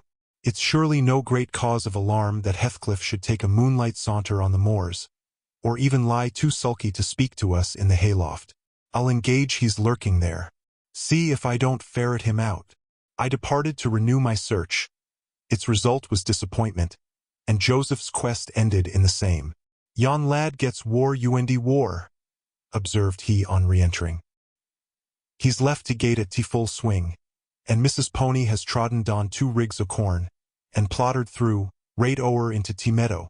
Hosumdiver, t' maester you'll play t' devil to morn, and he'll do weel. He's patience its own why sich careless, awful craters. Patience its own he is, but he'll not be so a lose. Ya see all on ye. Ya munent drive him out of his head for nowt." "Have you found Heathcliff, you ass?" interrupted Catherine. "Have you been looking for him as I ordered?" "I sud more liquor look for t' horse," he replied. "It ud be to more sense. But I can look for norther horse nor man of a neat loik this, as black as t' chimbly. Uwendy Heathcliff's known t' chap to coom at my whistle. Happen he'll be less hard a hearing why." It was a very dark evening for summer. The clouds appeared inclined to thunder, and I said we had better all sit down. The approaching rain would be certain to bring him home without further trouble. However, Catherine would not be persuaded into tranquility. She kept wandering to and fro from the gate to the door, in a state of agitation which permitted no repose, and at length took up a permanent situation on one side of the wall, near the road, where, heedless of my expostulations and the growling thunder, and the great drops that began to plash around her, she remained, calling at intervals and then listening and then crying outright. She beat Hareton or any child at a good passionate fit of crying. About midnight, while we still sat up, the storm came rattling over the heights in full fury. There was a violent wind as well as thunder, and either one or the other split a tree off at the corner of the building. A huge bough fell across the roof and knocked down a portion of the east chimney stack, sending a clatter of stones and soot into the kitchen fire. We thought a bolt had fallen in the middle of us, and Joseph swung on to his knees, beseeching the Lord to remember the patriarchs Noah and Lot, and, as in former times, spare the righteous, though he smote the ungodly. I felt some sentiment that it must be a judgment on us also. The Jonah, in my mind, was Mr. Earnshaw, and I shook the handle of his den that I might ascertain if he were yet living. He replied audibly enough, in a fashion which made my companion vociferate, more clamorously than before, that a wide distinction might be drawn between saints like himself and sinners like his master. But the uproar passed away in 20 minutes, leaving us all unharmed, excepting Cathy, who got thoroughly drenched for her obstinacy in refusing to take shelter, and standing bonnetless and shawlless to catch as much water as she could with her hair and clothes. She came in and lay down on the settle, all soaked as she was, turning her face to the back, and putting her hands before it. "Well, miss," I exclaimed, touching her shoulder. "You are not bent on getting your death, are you? Do you know what o'clock it is? 12:30. Come to bed. There's no use waiting any longer on that foolish boy. He'll be gone to Gimmerton, and he'll stay there now. He guesses we shouldn't wait for him till this late hour. At least, he guesses that only Mr. Hindley would be up, and he'd rather avoid having the door opened by the master." Nay, he's known at Gimmerton," said Joseph. "I's niver wonder but he's at t bottom of a bog-hoyle. This visitation warn't for nowt, and I w'd ye to look out, miss, yama bt next. Thank Heaven for all. All works together for good to them as is chosen, and piked out fro to rubbage. Ya naw wet t scripture ses." And he began quoting several texts, referring us to chapters and verses where we might find them. I, having vainly begged the wilful girl to rise and remove her wet things, left him preaching and her shivering, and betook myself to bed with little Hareton, who slept as fast as if everyone had been sleeping round him. I heard Joseph read on a while afterwards. Then I distinguished his slow step on the ladder, and then I dropped asleep. Coming down somewhat later than usual, I saw, by the sunbeams piercing the chinks of the shutters, Miss Catherine still seated near the fireplace. The house door was ajar, too. Light entered from its unclosed windows.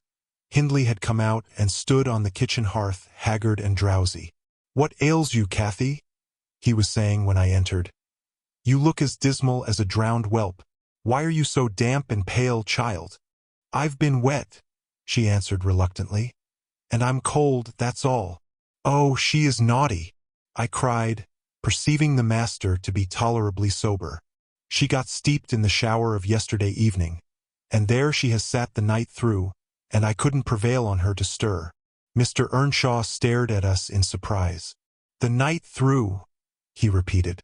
"What kept her up? Not fear of the thunder, surely? That was over hours since." Neither of us wished to mention Heathcliff's absence as long as we could conceal it. So I replied, I didn't know how she took it into her head to sit up, and she said nothing. The morning was fresh and cool. I threw back the lattice, and presently the room filled with sweet scents from the garden. But Catherine called peevishly to me, "Ellen, shut the window. I'm starving." And her teeth chattered as she shrank closer to the almost extinguished embers. "She's ill," said Hindley, taking her wrist. "I suppose that's the reason she would not go to bed. Damn it, I don't want to be troubled with more sickness here. What took you into the rain?" "Running after tea lads as usual," croaked Joseph, catching an opportunity from our hesitation to thrust in his evil tongue. "If I wore ya, maester, I'd just slam tea boards I their faces all on 'em gentle and simple. Never a day you'd off, but yon cat o' Linton comes sneaking hither, and Miss Nellie, shoe's a fine lass. Shoe sits watching for ye at the kitchen, and as you're in at one door, he's out at t'other.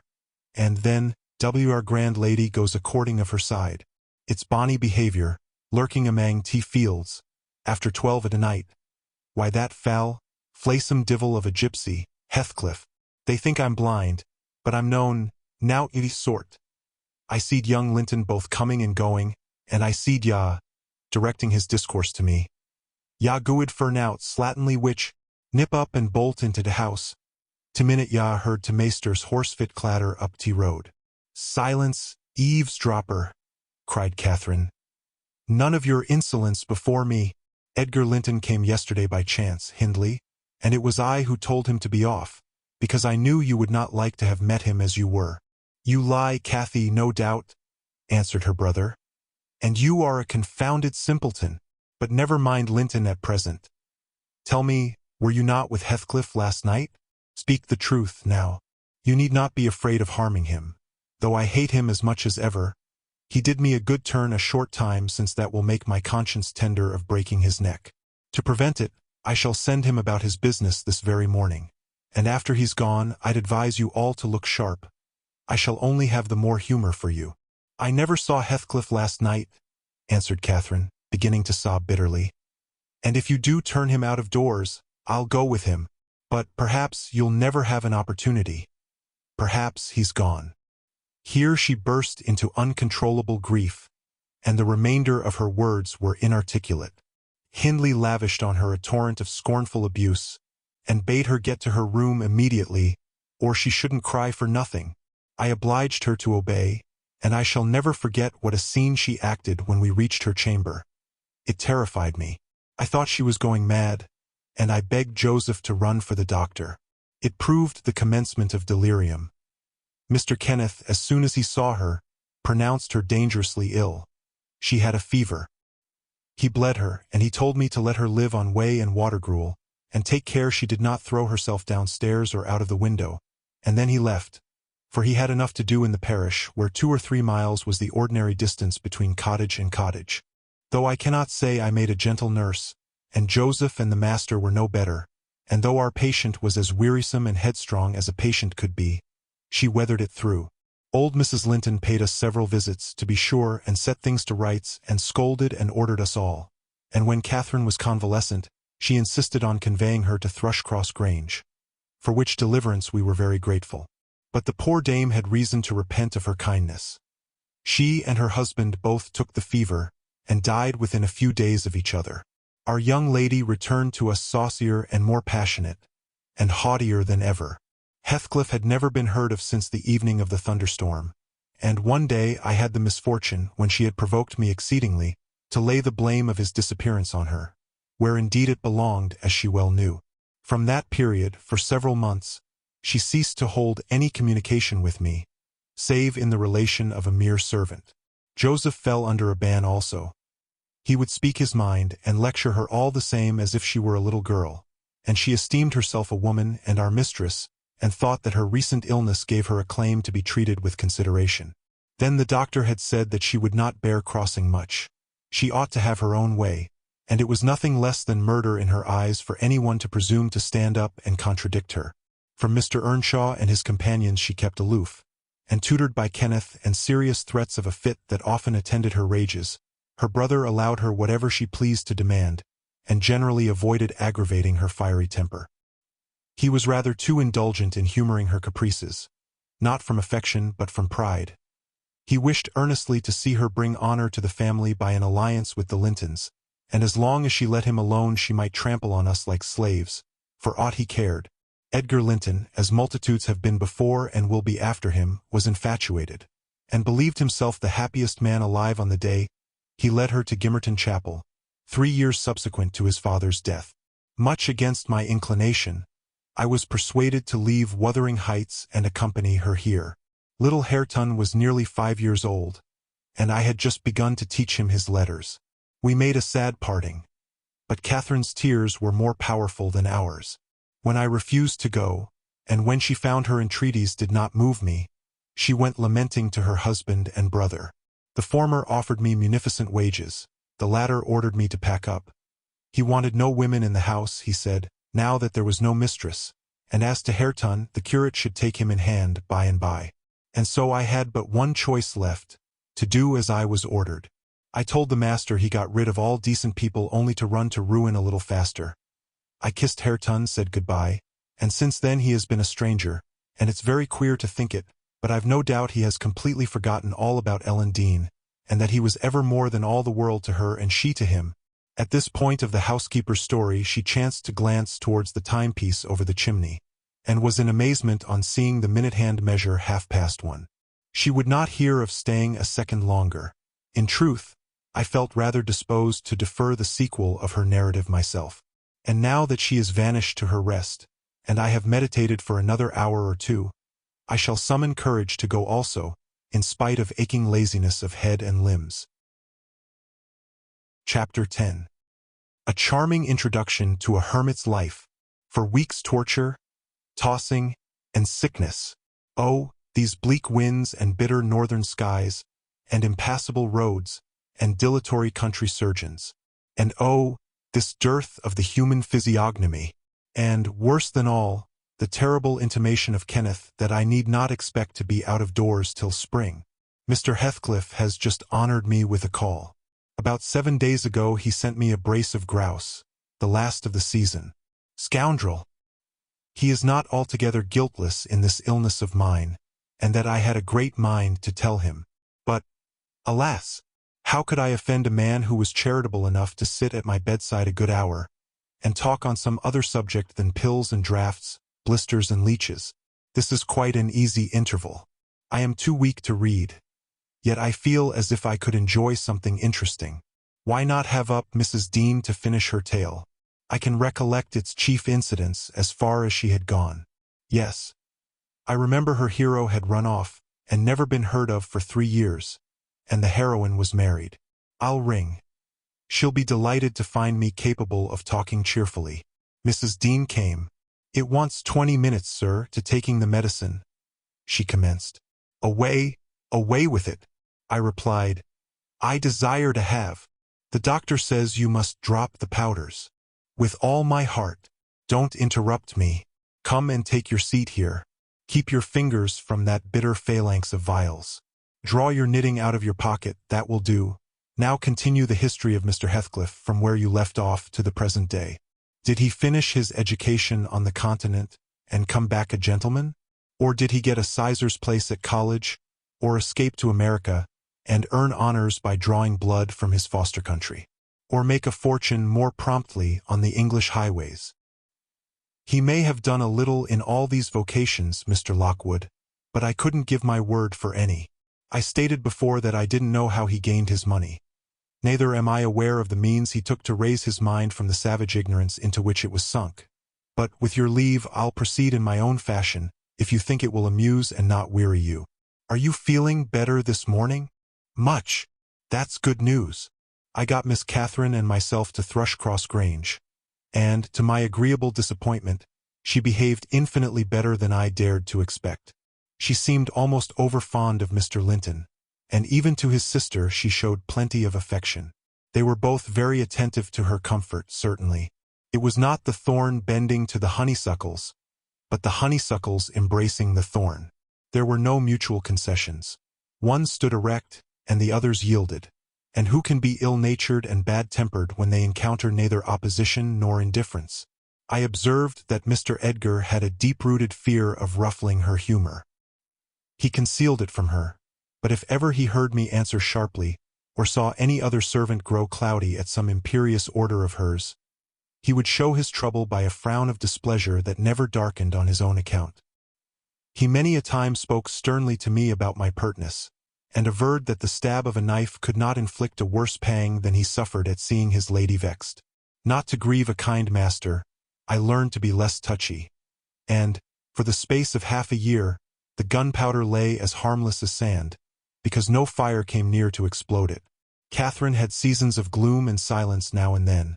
They were respected with sympathizing silence by her husband, who ascribed them to an alteration in her constitution, produced by her perilous illness, as she was never subject to depression of spirits before.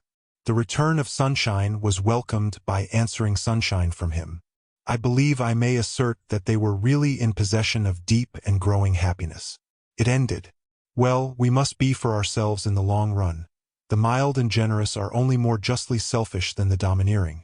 And it ended when circumstances caused each to feel that the one's interest was not the chief consideration in the other's thoughts.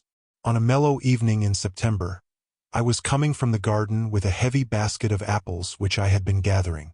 It had got dusk, and the moon looked over the high wall of the court, causing undefined shadows to lurk in the corners of the numerous projecting portions of the building. I set my burden on the house steps by the kitchen door, and lingered to rest, and drew in a few more breaths of the soft, sweet air. My eyes were on the moon, and my back to the entrance, when I heard a voice behind me say, "Nellie, is that you?" It was a deep voice and foreign in tone, yet there was something in the manner of pronouncing my name which made it sound familiar. I turned about to discover who spoke fearfully, for the doors were shut, and I had seen nobody on approaching the steps. Something stirred in the porch, and, moving nearer, I distinguished a tall man dressed in dark clothes, with dark face and hair. He leant against the side, and held his fingers on the latch as if intending to open for himself. Who can it be? I thought. Mr. Earnshaw? Oh no, the voice has no resemblance to his. I have waited here an hour, he resumed while I continued staring. And the whole of that time all round has been as still as death. I dared not enter. You do not know me? Look, I'm not a stranger. A ray fell on his features. The cheeks were sallow and half covered with black whiskers, the brows lowering, the eyes deep-set and singular. I remembered the eyes. What? I cried, uncertain whether to regard him as a worldly visitor, and I raised my hands in amazement. What? You come back? Is it really you? Is it? Yes, Heathcliff, he replied, glancing from me up to the windows, which reflected a score of glittering moons, but showed no lights from within. Are they at home? Where is she? Nellie, you are not glad. You needn't be so disturbed. Is she here? Speak. I want to have one word with her, your mistress. Go, and say some person from Gimmerton desires to see her. How will she take it? I exclaimed. What will she do? The surprise bewilders me. It will put her out of her head, and you are Heathcliff, but altered. Nay, there's no comprehending it. Have you been for a soldier? Go and carry my message. He interrupted impatiently. I'm in hell till you do. He lifted the latch and I entered. But when I got to the parlor where Mr. and Mrs. Linton were, I could not persuade myself to proceed. At length I resolved on making an excuse to ask if they would have the candles lighted, and I opened the door. They sat together in a window whose lattice lay back against the wall, and displayed, beyond the garden trees, and the wild green park, the valley of Gimmerton, with a long line of mist winding nearly to its top, for very soon after you pass the chapel, as you may have noticed, the sough that runs from the marshes joins a beck which follows the bend of the glen. Wuthering Heights rose above this silvery vapor, but our old house was invisible. It rather dips down on the other side. Both the room and its occupants, and the scene they gazed on, looked wondrously peaceful.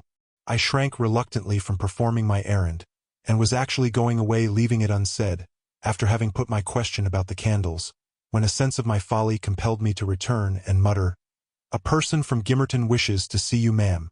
"What does he want?" asked Mrs. Linton. "I did not question him," I answered. "Well, close the curtains, Nellie," she said, "and bring up tea. I'll be back again directly." She quitted the apartment. Mr. Edgar inquired carelessly who it was. "Someone mistress does not expect," I replied. "That Heathcliff, you recollect him, sir, who used to live at Mr. Earnshaw's." "What? The gypsy, the ploughboy?" he cried. "Why did you not say so to Catherine?" "Hush! You must not call him by those names, master," I said. "She'd be sadly grieved to hear you. She was nearly heartbroken when he ran off. I guess his return will make a jubilee to her." Mr. Linton walked to a window on the other side of the room that overlooked the court. He unfastened it and leant out. I suppose they were below, for he exclaimed quickly, "Don't stand there, love. Bring the person in if it be anyone particular." Ere long, I heard the click of the latch, and Catherine flew upstairs, breathless and wild, too excited to show gladness. Indeed, by her face, you would rather have surmised an awful calamity. "Oh, Edgar, Edgar," she panted, flinging her arms round his neck. "Oh, Edgar, darling, Heathcliff's come back. He is," and she tightened her embrace to a squeeze. "Well, well," cried her husband crossly, "don't strangle me for that. He never struck me as such a marvelous treasure. There is no need to be frantic. I know you didn't like him," she answered, repressing a little the intensity of her delight. "Yet, for my sake, you must be friends now. Shall I tell him to come up?" "Here," he said. "Into the parlor? Where else?" she asked. He looked vexed, and suggested the kitchen as a more suitable place for him. Mrs. Linton eyed him with a droll expression, half angry, half laughing at his fastidiousness. "No," she added after a while, "I cannot sit in the kitchen. Set 2 tables here, Ellen. One for your master and Miss Isabella, being gentry, the other for Heathcliff and myself, being of the lower orders. Will that please you, dear? Or must I have a fire lighted elsewhere? If so, give directions. I'll run down and secure my guest. I'm afraid the joy is too great to be real." She was about to dart off again, but Edgar arrested her. "You bid him step up," he said, addressing me. "And Catherine, try to be glad without being absurd. The whole household need not witness the sight of your welcoming a runaway servant as a brother." I descended, and found Heathcliff waiting under the porch, evidently anticipating an invitation to enter. He followed my guidance without waste of words, and I ushered him into the presence of the master and mistress, whose flushed cheeks betrayed signs of warm talking.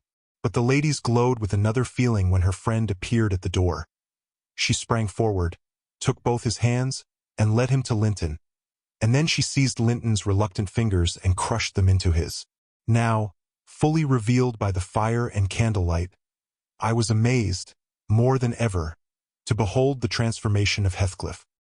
He had grown a tall, athletic, well-formed man, beside whom my master seemed quite slender and youth-like. His upright carriage suggested the idea of his having been in the army. His countenance was much older in expression and decision of feature than Mr. Linton's. It looked intelligent and retained no marks of former degradation. A half-civilized ferocity lurked yet in the depressed brows and eyes full of black fire, but it was subdued, and his manner was even dignified, quite divested of roughness, though too stern for grace. My master's surprise equaled or exceeded mine. He remained for a minute at a loss how to address the ploughboy, as he had called him. Heathcliff dropped his slight hand, and stood looking at him coolly till he chose to speak. "Sit down, sir," he said at length. "Mrs. Linton, recalling old times, would have me give you a cordial reception, and, of course, I am gratified when anything occurs to please her." "And I also," answered Heathcliff, "especially if it be anything in which I have a part. I shall stay an hour or two willingly." He took a seat opposite Catherine, who kept her gaze fixed on him as if she feared he would vanish were she to remove it. He did not raise his to her often. A quick glance now and then sufficed, but it flashed back each time more confidently the undisguised delight he drank from hers. They were too much absorbed in their mutual joy to suffer embarrassment. Not so Mr. Edgar. He grew pale with pure annoyance, a feeling that reached its climax when his lady rose, and stepping across the rug, seized Heathcliff's hands again, and laughed like one beside herself. "I shall think it a dream tomorrow," she cried. "I shall not be able to believe that I have seen, and touched, and spoken to you once more. And yet, cruel Heathcliff, you don't deserve this welcome. To be absent and silent for 3 years, and never to think of me. A little more than you have thought of me," he murmured. "I heard of your marriage, Cathy, not long since, and while waiting in the yard below, I meditated this plan. Just to have one glimpse of your face, a stare of surprise, perhaps, and pretended pleasure. Afterward settle my score with Hindley, and then prevent the law by doing execution on myself. Your welcome has put these ideas out of my mind. But beware of meeting me with another aspect next time.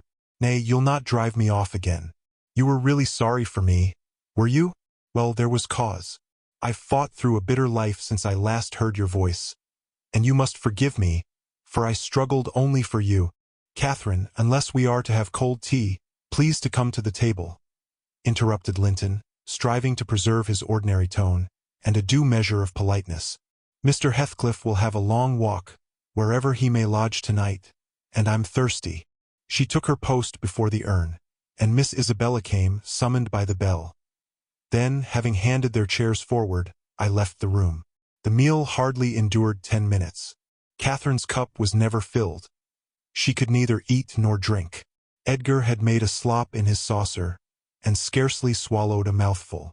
Their guest did not protract his stay that evening above an hour longer. I asked, as he departed, if he went to Gimmerton? "No, to Wuthering Heights," he answered. "Mr. Earnshaw invited me when I called this morning." Mr. Earnshaw invited him, and he called on Mr. Earnshaw. I pondered this sentence painfully, after he was gone. Is he turning out a bit of a hypocrite, and coming into the country to work mischief under a cloak? I mused. I had a presentiment in the bottom of my heart that he had better have remained away. About the middle of the night, I was wakened from my first nap by Mrs. Linton gliding into my chamber, taking a seat on my bedside, and pulling me by the hair to rouse me. "I cannot rest, Ellen," she said, by way of apology. And I want some living creature to keep me company in my happiness. Edgar is sulky because I'm glad of a thing that does not interest him. He refuses to open his mouth except to utter pettish, silly speeches, and he affirmed I was cruel and selfish for wishing to talk when he was so sick and sleepy. He always contrives to be sick at the least cross. I gave a few sentences of commendation to Heathcliff, and he, either for a headache or a pang of envy, began to cry, so I got up and left him. What use is it praising Heathcliff to him? I answered. As lads they had an aversion to each other, and Heathcliff would hate just as much to hear him praised. It's human nature. Let Mr. Linton alone about him, unless you would like an open quarrel between them. But does it not show great weakness? Pursued she. I'm not envious. I never feel hurt at the brightness of Isabella's yellow hair and the whiteness of her skin, at her dainty elegance, and the fondness all the family exhibit for her. Even you, Nellie, if we have a dispute sometimes, you back Isabella at once, and I yield like a foolish mother. I call her a darling, and flatter her into a good temper. It pleases her brother to see us cordial, and that pleases me. But they are very much alike. They are spoiled children, and fancy the world was made for their accommodation. And though I humor both, I think a smart chastisement might improve them all the same. You're mistaken, Mrs. Linton, said I. They humor you. I know what there would be to do if they did not. You can well afford to indulge their passing whims as long as their business is to anticipate all your desires. You may, however, fall out at last over something of equal consequence to both sides, and then those you term weak are very capable of being as obstinate as you. And then we shall fight to the death, shan't we, Nellie? She returned, laughing.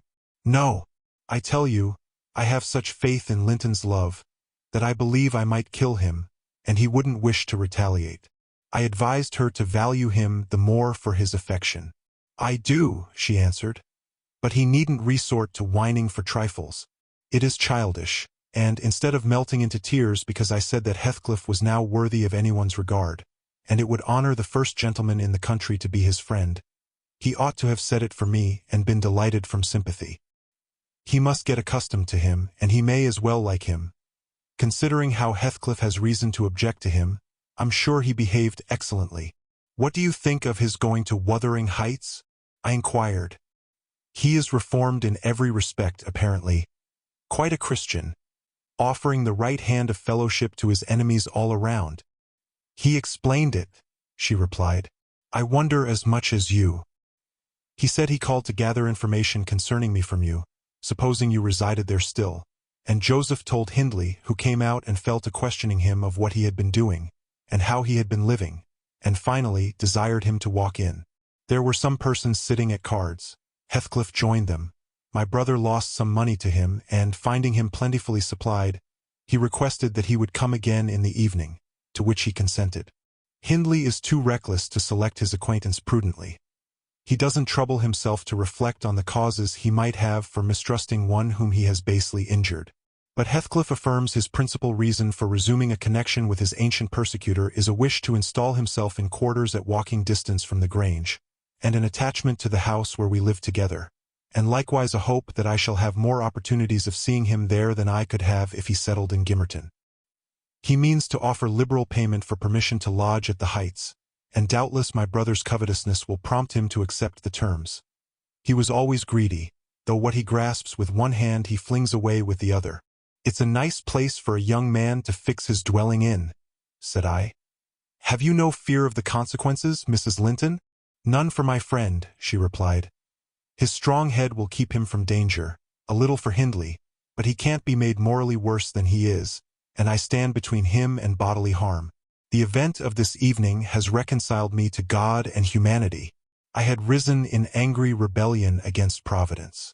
Oh, I've endured very, very bitter misery, Nellie. If that creature knew how bitter, he'd be ashamed to cloud its removal with idle petulance. It was kindness for him which induced me to bear it alone. Had I expressed the agony I frequently felt, he would have been taught to long for its alleviation as ardently as I. However, it's over, and I'll take no revenge on his folly. I can afford to suffer anything hereafter. Should the meanest thing alive slap me on the cheek, I'd not only turn the other, but I'd ask pardon for provoking it. And, as a proof, I'll go make my peace with Edgar instantly. Good night. I'm an angel." In this self-complacent conviction she departed, and the success of her fulfilled resolution was obvious on the morrow. Mr. Linton had not only abjured his peevishness, though his spirits seemed still subdued by Catherine's exuberance of vivacity, but he ventured no objection to her taking Isabella with her to Wuthering Heights in the afternoon, and she rewarded him with such a summer of sweetness and affection in return as made the house a paradise for several days, both master and servants, profiting from the perpetual sunshine. Heathcliff, Mr. Heathcliff I should say in future, used the liberty of visiting at Thrushcross Grange cautiously at first. He seemed estimating how far its owner would bear his intrusion. Catherine, also, deemed it judicious to moderate her expressions of pleasure in receiving him, and he gradually established his right to be expected. He retained a great deal of the reserve for which his boyhood was remarkable, and that served to repress all startling demonstrations of feeling. My master's uneasiness experienced a lull, and further circumstances diverted it into another channel for a space. His new source of trouble sprang from the not-anticipated misfortune of Isabella Linton evincing a sudden and irresistible attraction towards the tolerated guest. She was at that time a charming young lady of 18, infantile in manners, though possessed of keen wit, keen feelings, and a keen temper too if irritated. Her brother, who loved her tenderly, was appalled at this fantastic preference. Leaving aside the degradation of an alliance with a nameless man, and the possible fact that his property, in default of heirs male, might pass into such a one's power, he had sense to comprehend Heathcliff's disposition, to know that, though his exterior was altered, his mind was unchangeable and unchanged. And he dreaded that mind. It revolted him. He shrank forebodingly from the idea of committing Isabella to its keeping. He would have recoiled still more had he been aware that her attachment rose unsolicited, and was bestowed where it awakened no reciprocation of sentiment.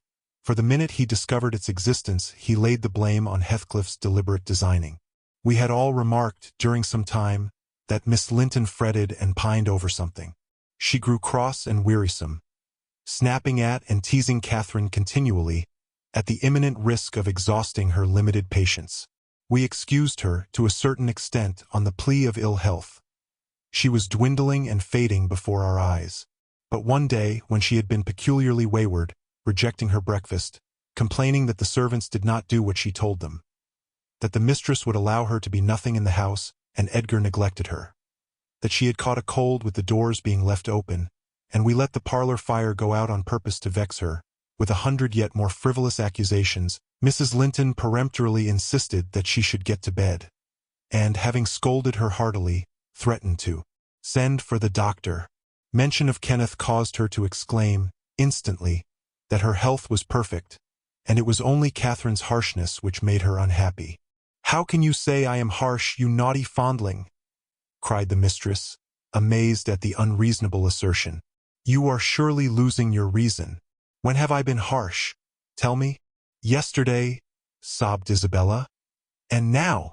"Yesterday," said her sister-in-law. "On what occasion?" "In our walk along the moor. You told me to ramble where I pleased, while you sauntered on with Mr. Heathcliff." "And that's your notion of harshness?" said Catherine, laughing. "It was no hint that your company was superfluous. We didn't care whether you kept with us or not. I merely thought Heathcliff's talk would have nothing entertaining for your ears." "Oh, no," wept the young lady. "You wished me away because you knew I liked to be there." "Is she sane?" asked Mrs. Linton, appealing to me. "I'll repeat our conversation, word for word, Isabella, and you point out any charm it could have had for you." "I don't mind the conversation," she answered. "I wanted to be with—" "Well?" said Catherine, perceiving her hesitate to complete the sentence. "With him, and I won't be always sent off," she continued, kindling up. "You are a dog in the manger, Cathy, and desire no one to be loved but yourself." "You are an impertinent little monkey," exclaimed Mrs. Linton, in surprise. "But I'll not believe this idiocy. It is impossible that you can covet the admiration of Heathcliff, that you consider him an agreeable person. I hope I have misunderstood you, Isabella." "No, you have not," said the infatuated girl. "I love him more than ever you loved Edgar, and he might love me if you would let him. I wouldn't be you for a kingdom then," Catherine declared emphatically, and she seemed to speak sincerely. "Nellie, help me to convince her of her madness. Tell her what Heathcliff is. An unreclaimed creature, without refinement, without cultivation. An arid wilderness of firs and whinstone. I'd as soon put that little canary into the park on a winter's day, as recommend you to bestow your heart on him. It is deplorable ignorance of his character, child, and nothing else, which makes that dream enter your head. Pray, don't imagine that he conceals depths of benevolence and affection beneath a stern exterior. He's not a rough diamond, a pearl-containing oyster of a rustic. He's a fierce, pitiless, wolfish man. I never say to him, 'Let this or that enemy alone, because it would be ungenerous or cruel to harm them.' I say, 'Let them alone, because I should hate them to be wronged.' And he'd crush you like a sparrow's egg, Isabella, if he found you a troublesome charge. I know he couldn't love a Linton, and yet he'd be quite capable of marrying your fortune and expectations. Avarice is growing with him a besetting sin. There's my picture, and I'm his friend, so much so, that had he thought seriously to catch you, I should perhaps have held my tongue and let you fall into his trap." Miss Linton regarded her sister-in-law with indignation. "For shame! For shame!" she repeated angrily. "You are worse than 20 foes, you poisonous friend." "Ah, you won't believe me, then?" said Catherine. "You think I speak from wicked selfishness?" "I'm certain you do," retorted Isabella. "And I shudder at you." "Good," cried the other. "Try for yourself, if that be your spirit." "I have done, and yield the argument to your saucy insolence." "And I must suffer for her egotism," she sobbed, as Mrs. Linton left the room. All is against me. She has blighted my single consolation. But she uttered falsehoods, didn't she? Mr. Heathcliff is not a fiend. He has an honorable soul, and a true one, or how could he remember her? Banish him from your thoughts, miss, I said. He's a bird of bad omen. No mate for you. Mrs. Linton spoke strongly, and yet I can't contradict her. She is better acquainted with his heart than I, or anyone besides, and she never would represent him as worse than he is. Honest people don't hide their deeds. How has he been living? How has he got rich? Why is he staying at Wuthering Heights, the house of a man whom he abhors? They say Mr. Earnshaw is worse and worse since he came. They sit up all night together continually, and Hindley has been borrowing money on his land, and does nothing but play and drink. I heard only a week ago. It was Joseph who told me. I met him at Gimmerton. Nellie, he said, we's hae a crowner's quest now at H.R. folks. One on 'em's a'most getten his finger cut off why howding t'other fro stickin' hisseln loike a calf. That's Maester, ya naw, at a soa up a-going to grand sizes. He's known feared o' bench o' judges, norther Paul, ner Peter, ner John, ner Matthew, nor known on 'em, not he. He fair likes. He langs to set his brazen face agin 'em, and yon bonny lad Heathcliff, ya mind, he's a rare un. He can girn a laugh as well as onybody at a rate divil's jest. Does he niver say nowt of his fine living amang us, when he goes to T Grange? This is way on tea. Up at sundown. Dice, brandy, Chloe's shutters, you and he can the light till next day at noon. Then, to full gangs banning on raving to his chammer, Mac King dacent fowks dig Thursday fingers I Thursday lugs fur vary shame. On the knave, why he can cane his brass, on ate, on sleep, on off to his neighbours to gossip why wife. I course, he tells Dame Catherine how her father's gould runs into his pocket, and her father's son gallops down T Broad Road, while he flees afore to Oppen T Pikes. Now, Miss Linton, Joseph is an old rascal, but no liar, and, if his account of Heathcliff's conduct be true, you would never think of desiring such a husband, would you? You are leagued with the rest, Ellen, she replied. I'll not listen to your slanders. What malevolence you must have to wish to convince me that there is no happiness in the world. Whether she would have got over this fancy if left to herself, or persevered in nursing it perpetually, I cannot say. She had little time to reflect. The day after, there was a justice meeting at the next town. My master was obliged to attend, and Mr. Heathcliff, aware of his absence, called rather earlier than usual. Catherine and Isabella were sitting in the library on hostile terms but silent, the latter alarmed at her recent indiscretion and the disclosure she had made of her secret feelings in a transient fit of passion. The former, on mature consideration, really offended with her companion, and, if she laughed again at her pertness, inclined to make it no laughing matter to her. She did laugh as she saw Heathcliff pass the window. I was sweeping the hearth, and I noticed a mischievous smile on her lips. Isabella, absorbed in her meditations or a book, remained till the door opened, and it was too late to attempt an escape, which she would gladly have done had it been practicable. "Come in, that's right," exclaimed the mistress gaily, pulling a chair to the fire. "Here are two people sadly in need of a third to thaw the ice between them, and you are the very one we should both of us choose. Heathcliff, I'm proud to show you, at last, somebody that dotes on you more than myself. I expect you to feel flattered. Nay, it's not Nellie. Don't look at her. My poor little sister-in-law is breaking her heart by mere contemplation of your physical and moral beauty. It lies in your own power to be Edgar's brother. No, no, Isabella, you shan't run off," she continued, arresting, with feigned playfulness, the confounded girl, who had risen indignantly. "We were quarreling like cats about you, Heathcliff, and I was fairly beaten in protestations of devotion and admiration. And, moreover, I was informed that if I would but have the manners to stand aside, my rival, as she will have herself to be, would shoot a shaft into your soul that would fix you forever and send my image into eternal oblivion." "Catherine," said Isabella, calling up her dignity, and disdaining to struggle from the tight grasp that held her, "I'd thank you to adhere to the truth and not slander me, even in joke. Mr. Heathcliff, be kind enough to bid this friend of yours release me. She forgets that you and I are not intimate acquaintances, and what amuses her is painful to me beyond expression." As the guest answered nothing, but took his seat, and looked thoroughly indifferent what sentiments she cherished concerning him, she turned and whispered an earnest appeal for liberty to her tormentor. "By no means," cried Mrs. Linton in answer. "I won't be named a dog in the manger again. You shall stay. Now then, Heathcliff, why don't you evince satisfaction at my pleasant news? Isabella swears that the love Edgar has for me is nothing to that she entertains for you. I'm sure she made some speech of the kind. Did she not, Ellen?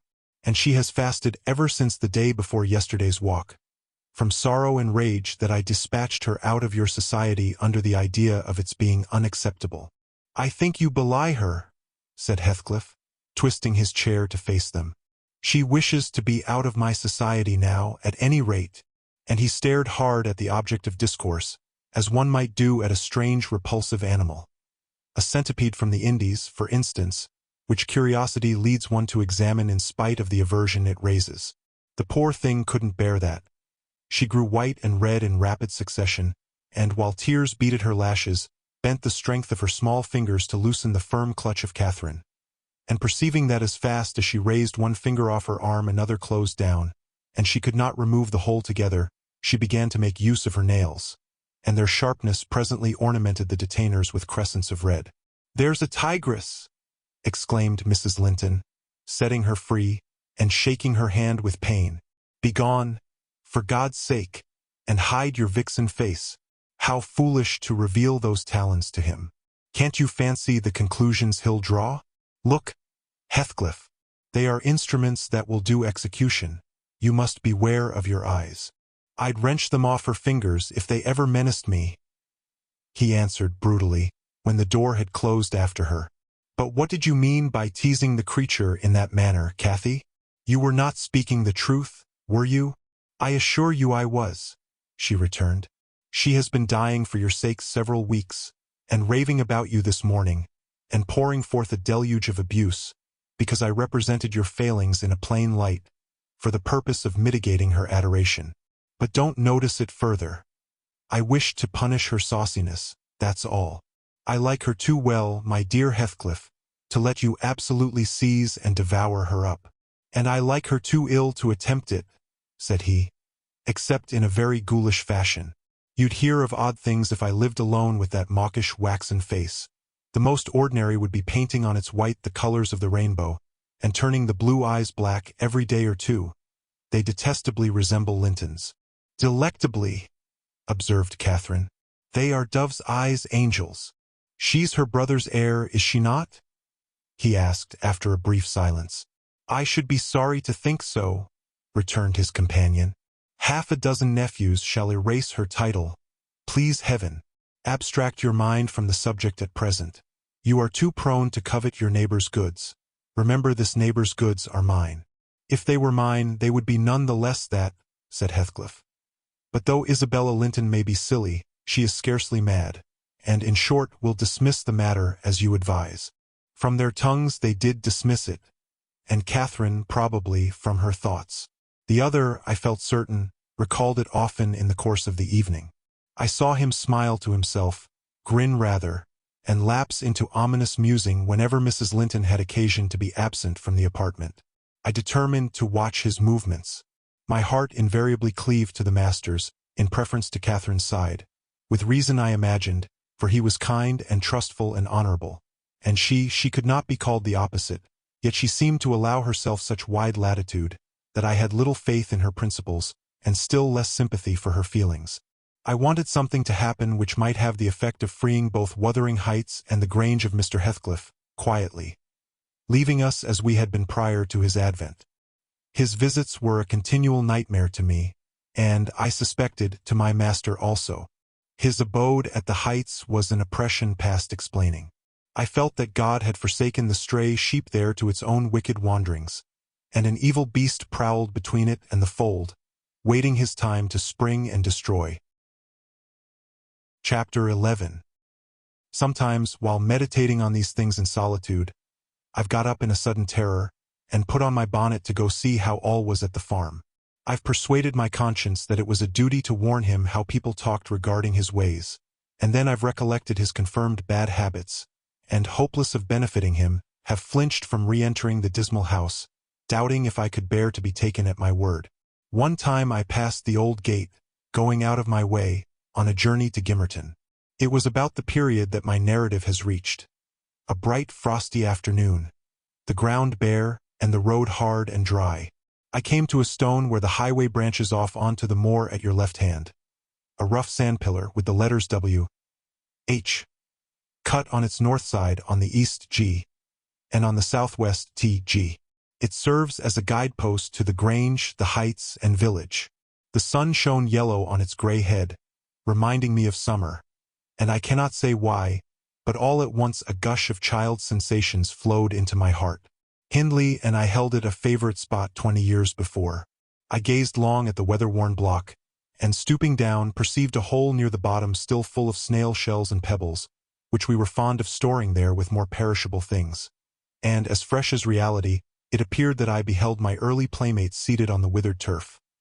His dark, square head bent forward, and his little hand scooping out the earth with a piece of slate. "Poor Hindley!" I exclaimed involuntarily. I started. I was cheated into a momentary belief that the child lifted its face and stared straight into mine. It vanished in a twinkling, but immediately I felt an irresistible yearning to be at the Heights. Superstition urged me to comply with this impulse.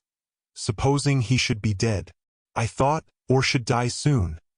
Supposing it were a sign of death, the nearer I got to the house the more agitated I grew, and on catching sight of it I trembled in every limb. The apparition had outstripped me. It stood looking through the gate. That was my first idea on observing an elf-locked, brown-eyed boy setting his ruddy countenance against the bars. Further reflection suggested this must be Hareton, my Hareton, not altered greatly since I left him 10 months since. "God bless thee, darling," I cried, forgetting instantaneously my foolish fears. "Hareton, it's Nellie. Nellie, thy nurse." He retreated out of arm's length, and picked up a large flint. "I am come to see thy father, Hareton," I added, guessing from the action that Nellie, if she lived in his memory at all, was not recognized as one with me. He raised his missile to hurl it. I commenced a soothing speech, but could not stay his hand. The stone struck my bonnet, and then ensued, from the stammering lips of the little fellow, a string of curses, which, whether he comprehended them or not, were delivered with practiced emphasis, and distorted his baby features into a shocking expression of malignity. You may be certain this grieved more than angered me. Fit to cry, I took an orange from my pocket and offered it to propitiate him. He hesitated and then snatched it from my hold, as if he fancied I only intended to tempt and disappoint him. I showed another, keeping it out of his reach. Who has taught you those fine words, my bairn? I inquired. The curate. Damn the curate and thee. Jae me that, he replied. Tell us where you got your lessons and you shall have it, said I. Who's your master? Devil Daddy, was his answer. And what do you learn from Daddy? I continued. He jumped at the fruit. I raised it higher. What does he teach you? I asked. Naught, said he, but to keep out of his gate. Daddy cannot bide me, because I swear at him. Ah, and the devil teaches you to swear at Daddy, I observed. I nay, he drawled. Who then? Heathcliff. I asked if he liked Mr. Heathcliff. Aye, he answered again. Desiring to have his reasons for liking him, I could only gather the sentences. I know't. He pays Dad back what he gees to me. He curses Daddy for cursing me. He says I mun do as I will. And the curate does not teach you to read and write, then? I pursued. No, I was told the curate should have his teeth dashed down his throat if he stepped over the threshold. Heathcliff had promised that. I put the orange in his hand and bade him tell his father that a woman called Nellie Dean was waiting to speak with him by the garden gate. He went up the walk and entered the house. But instead of Hindley, Heathcliff appeared on the doorstones, and I turned directly and ran down the road as hard as ever I could race, making no halt till I gained the guidepost, and feeling as scared as if I had raised a goblin. This is not much connected with Miss Isabella's affair, except that it urged me to resolve further on mounting vigilant guard, and doing my utmost to check the spread of such bad influence at the Grange, even though I should wake a domestic storm by thwarting Mrs. Linton's pleasure. The next time Heathcliff came my young lady chanced to be feeding some pigeons in the court. She had never spoken a word to her sister-in-law for 3 days, but she had likewise dropped her fretful complaining, and we found it a great comfort. Heathcliff had not the habit of bestowing a single unnecessary civility on Miss Linton, I knew. Now, as soon as he beheld her, his first precaution was to take a sweeping survey of the house front. I was standing by the kitchen window, but I drew out of sight. He then stepped across the pavement to her and said something. She seemed embarrassed and desirous of getting away. To prevent it, he laid his hand on her arm. She averted her face. He apparently put some question which she had no mind to answer. There was another rapid glance at the house, and supposing himself unseen, the scoundrel had the impudence to embrace her. Judas! Traitor! I ejaculated. You are a hypocrite too, are you? A deliberate deceiver. Who is Nellie? Said Catherine's voice at my elbow. I had been over-intent on watching the pair outside to mark her entrance. Your worthless friend, I answered warmly. The sneaking rascal yonder. Ah, he has caught a glimpse of us. He is coming in. I wonder will he have the heart to find a plausible excuse for making love to Miss, when he told you he hated her.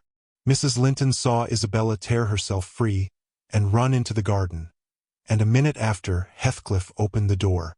I couldn't withhold giving some loose to my indignation, but Catherine angrily insisted on silence and threatened to order me out of the kitchen if I dared to be so presumptuous as to put in my insolent tongue.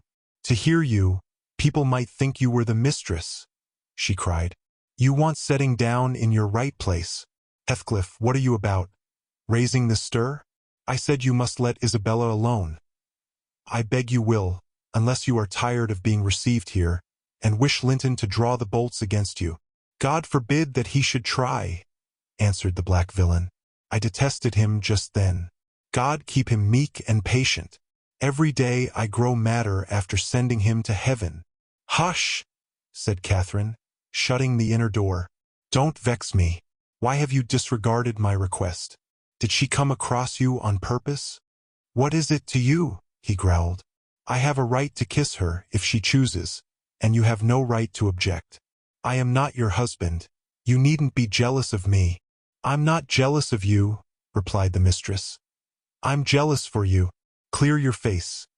You shan't scowl at me. If you like Isabella, you shall marry her. But do you like her? Tell the truth, Heathcliff. There, you won't answer. I'm certain you don't. And would Mr. Linton approve of his sister marrying that man? I inquired. Mr. Linton should approve, returned my lady decisively. He might spare himself the trouble, said Heathcliff. I could do as well without his approbation. And as to you, Catherine, I have a mind to speak a few words now, while we are at it. I want you to be aware that I know you have treated me infernally. Infernally! Do you hear? And if you flatter yourself that I don't perceive it, you are a fool. And if you think I can be consoled by sweet words, you are an idiot. And if you fancy I'll suffer unrevenged, I'll convince you of the contrary in a very little while. Meantime, thank you for telling me your sister-in-law's secret. I swear I'll make the most of it. And stand you aside. What new phase of his character is this? Exclaimed Mrs. Linton, in amazement. I've treated you infernally, and you'll take your revenge. How will you take it, ungrateful brute? How have I treated you infernally? I seek no revenge on you, replied Heathcliff less vehemently. That's not the plan. The tyrant grinds down his slaves, and they don't turn against him. They crush those beneath them. You are welcome to torture me to death for your amusement.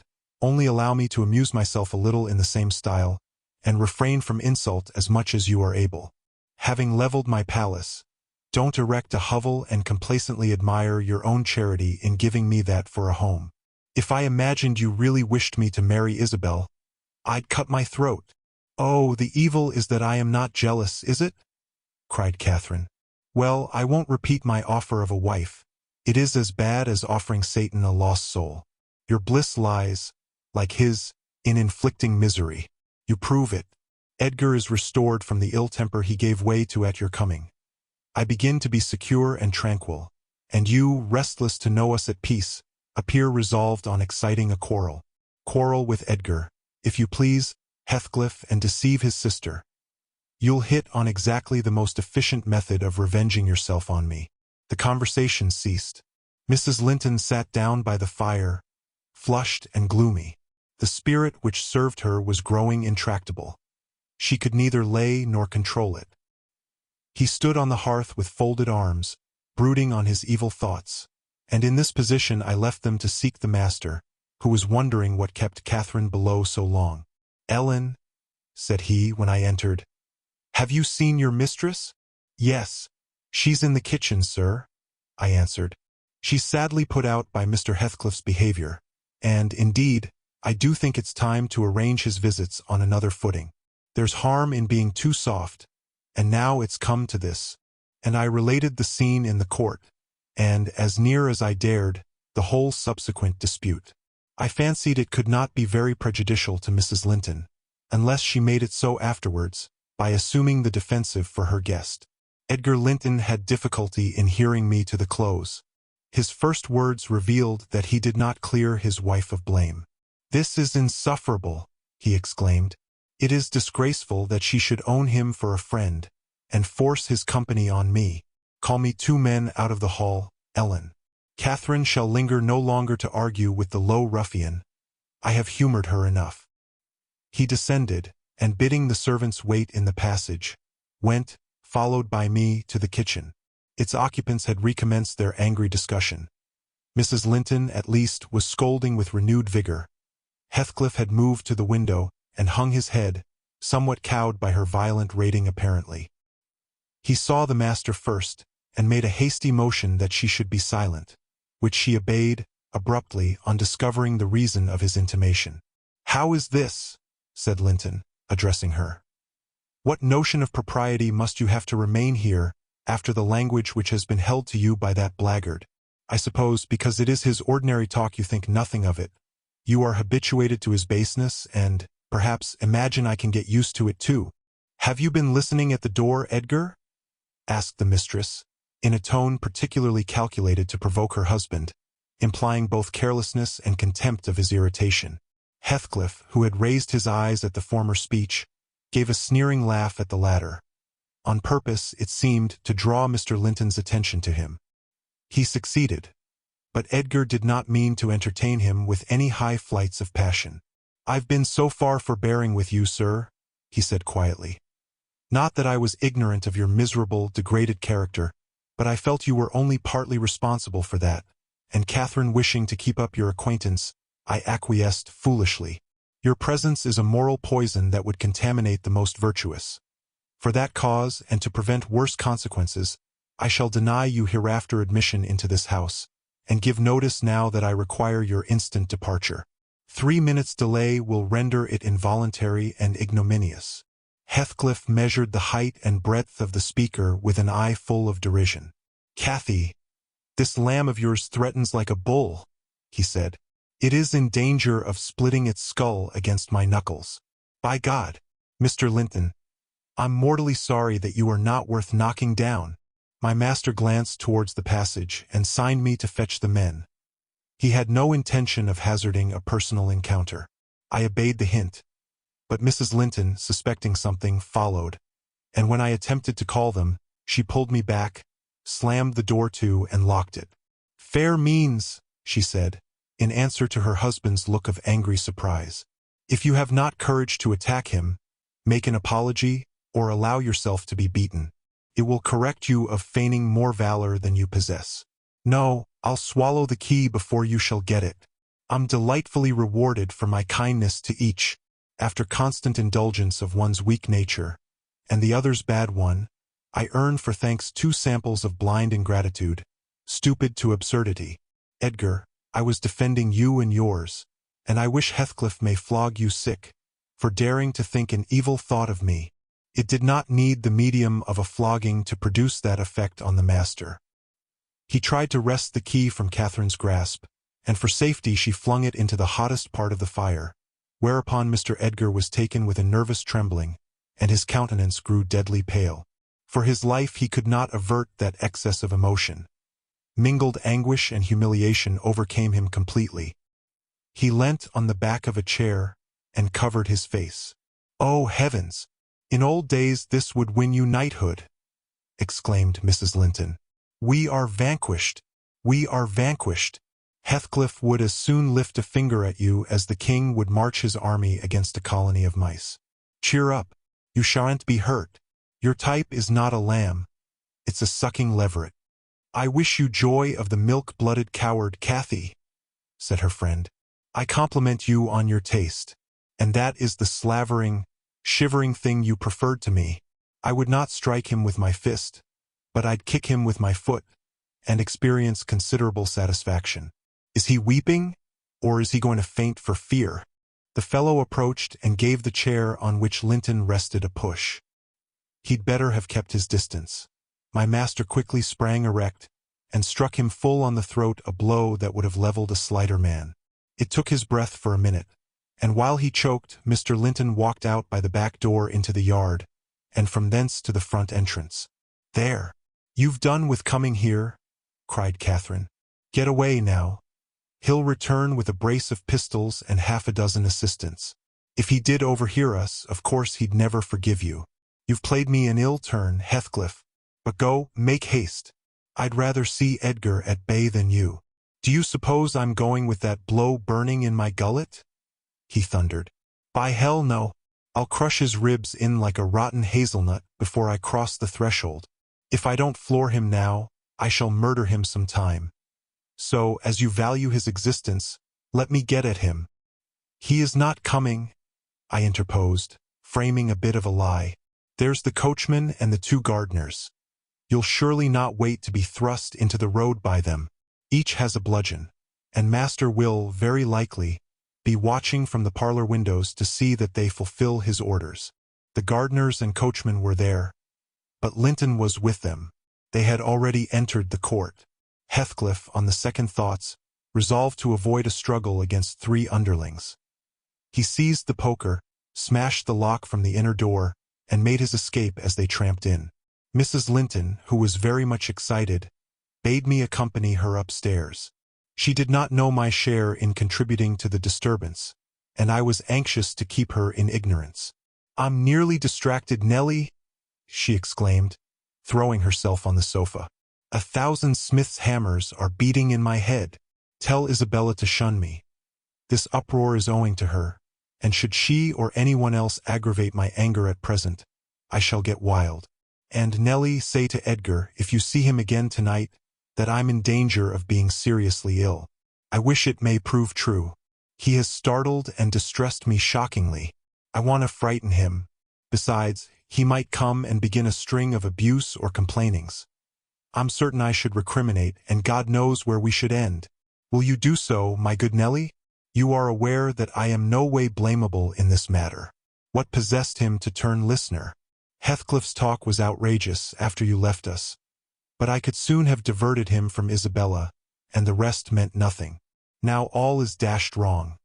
By the fool's craving to hear evil of self, that haunts some people like a demon.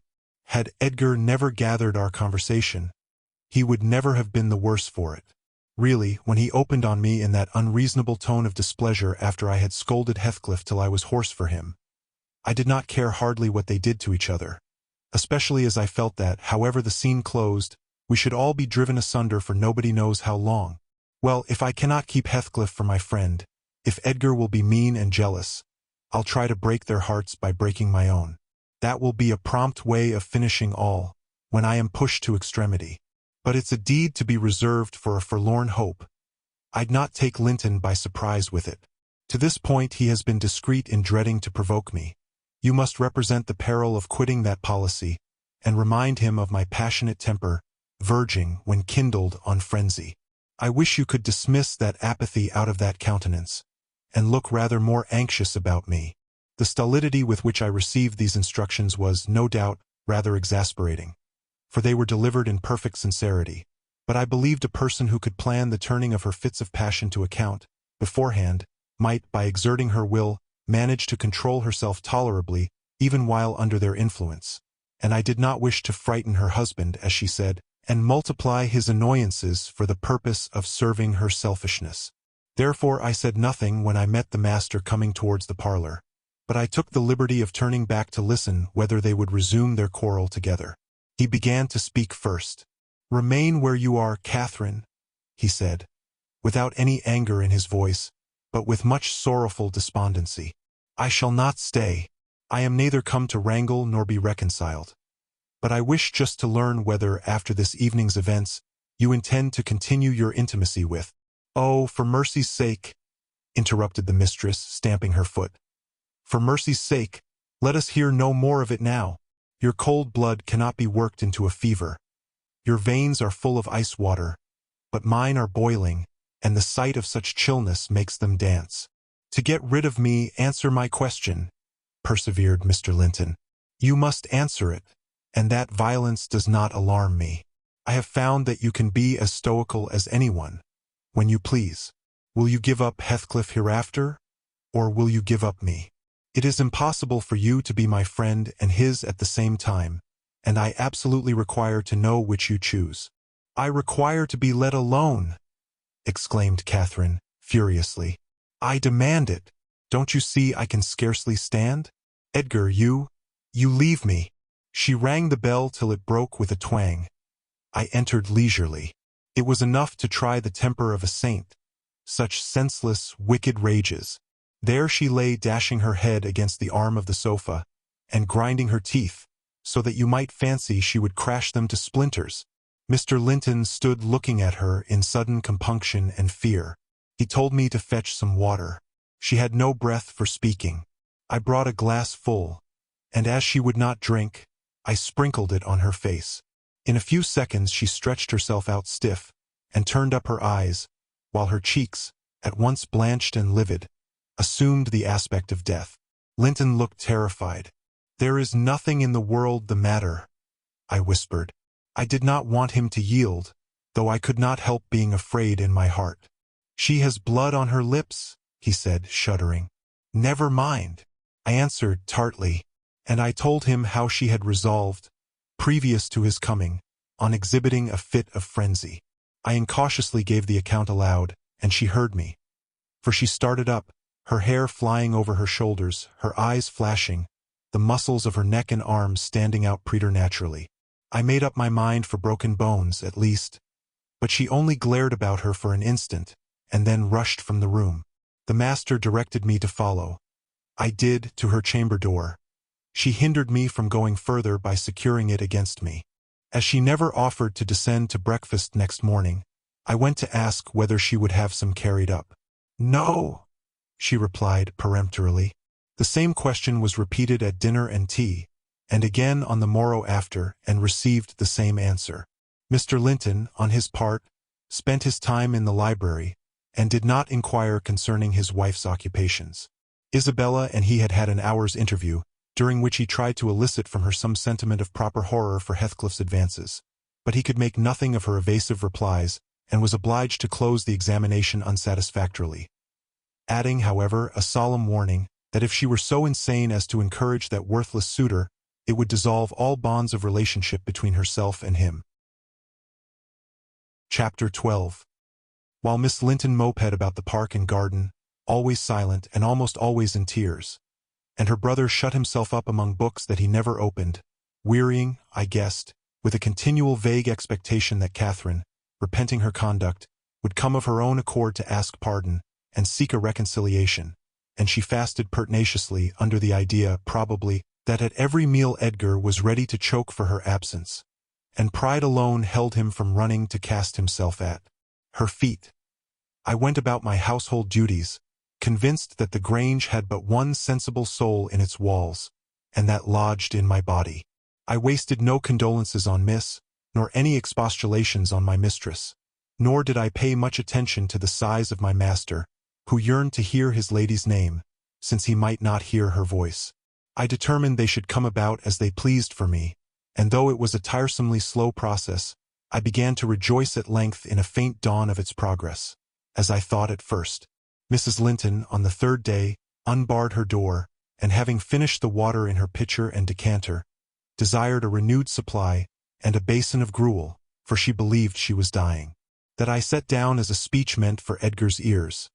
I believed no such thing, so I kept it to myself and brought her some tea and dry toast. She ate and drank eagerly, and sank back on her pillow again, clenching her hands and groaning. "Oh, I will die," she exclaimed, "since no one cares anything about me. I wish I had not taken that." Then a good while after I heard her murmur, "No, I'll not die, he'd be glad. He does not love me at all, he would never miss me. Did you want anything, ma'am?" I inquired, still preserving my external composure, in spite of her ghastly countenance and strange, exaggerated manner. "What is that apathetic being doing?" she demanded, pushing the thick, entangled locks from her wasted face. "Has he fallen into a lethargy, or is he dead?" "Neither," replied I, "if you mean Mr. Linton. He's tolerably well, I think, though his studies occupy him rather more than they ought. He is continually among his books, since he has no other society." I should not have spoken so if I had known her true condition, but I could not get rid of the notion that she acted a part of her disorder. "Among his books!" she cried, confounded. "And I dying! I on the brink of the grave! My God! Does he know how I'm altered?" continued she, staring at her reflection in a mirror hanging against the opposite wall. "Is that Catherine Linton? He imagines me in a pet, in play perhaps. Cannot you inform him that it is frightful earnest? Nelly, if it be not too late, as soon as I learn how he feels, I'll choose between these two.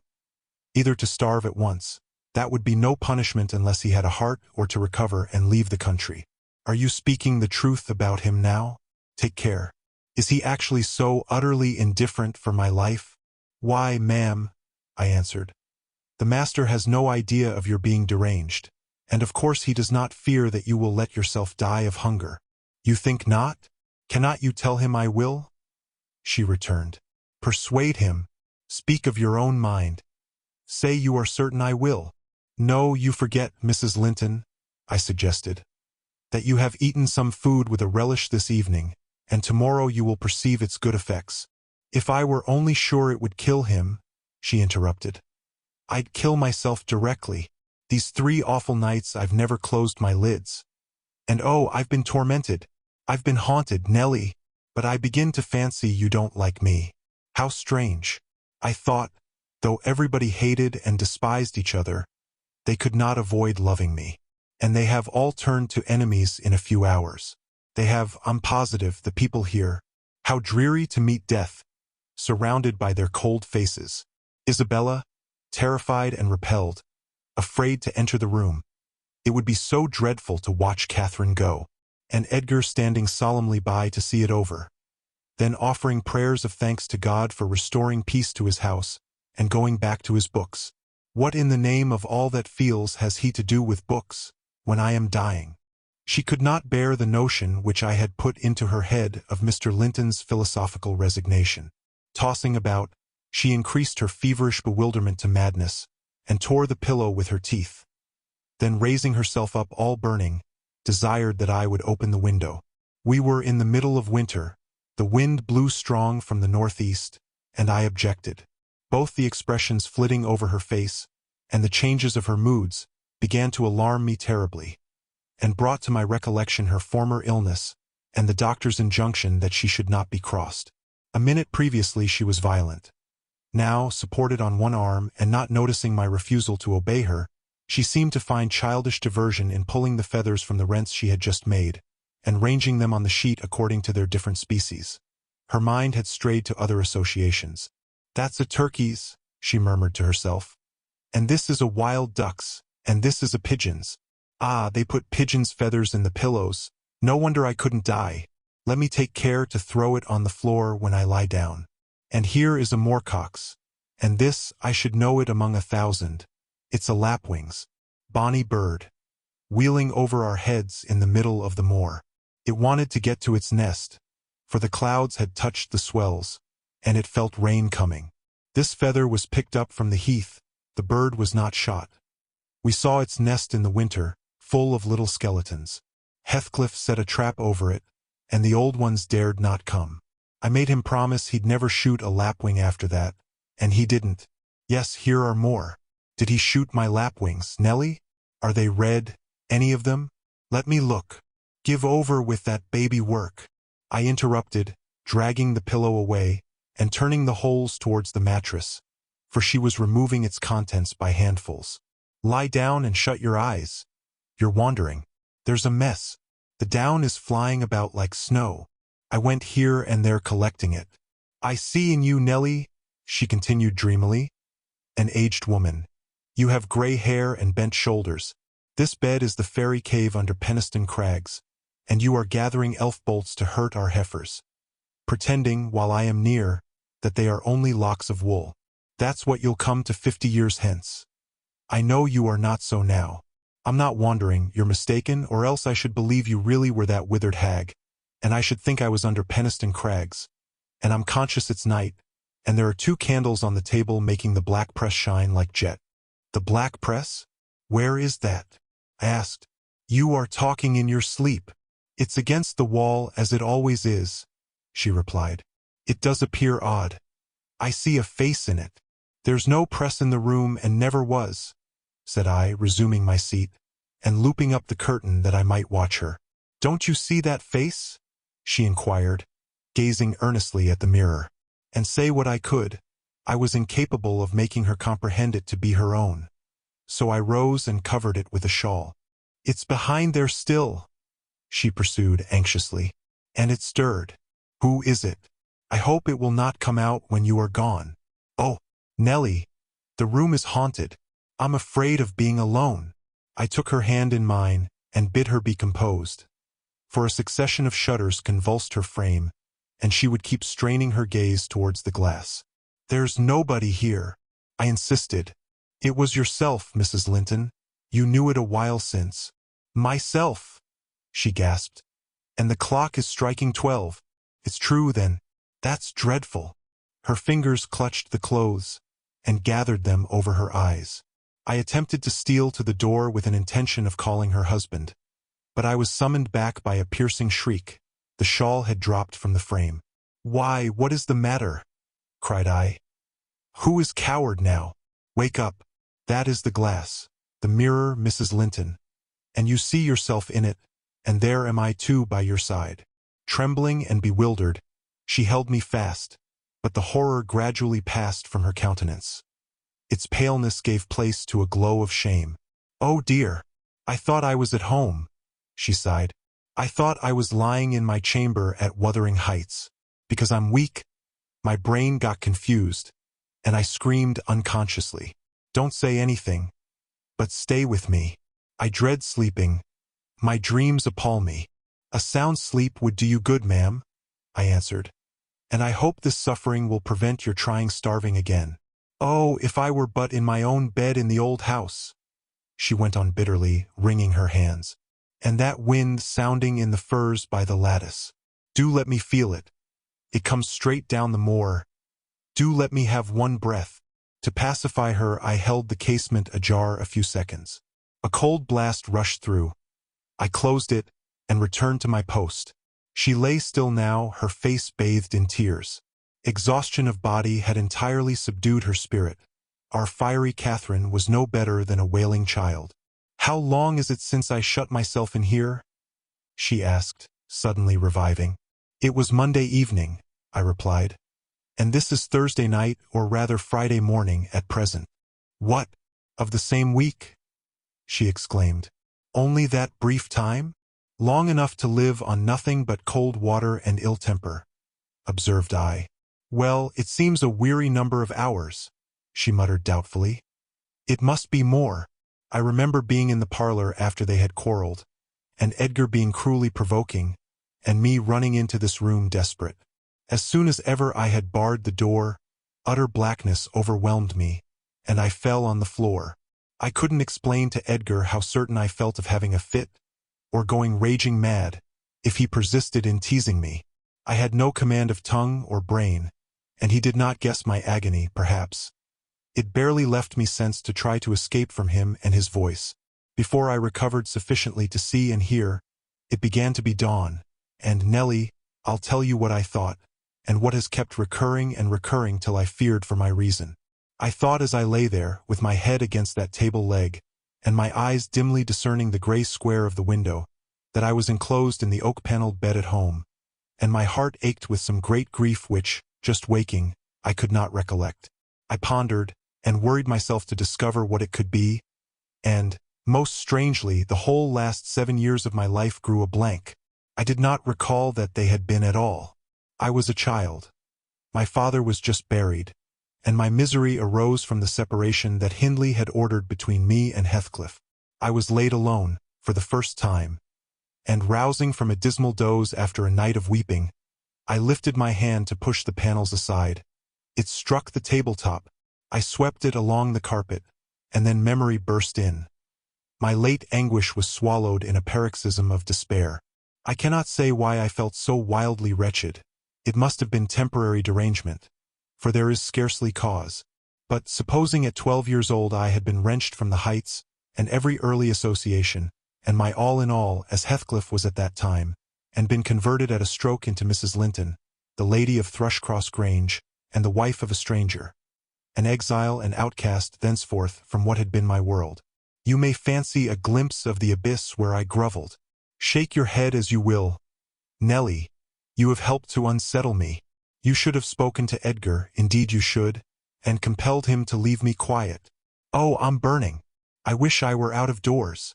I wish I were a girl again, half savage and hardy and free, and laughing at injuries, not maddening under them. Why am I so changed?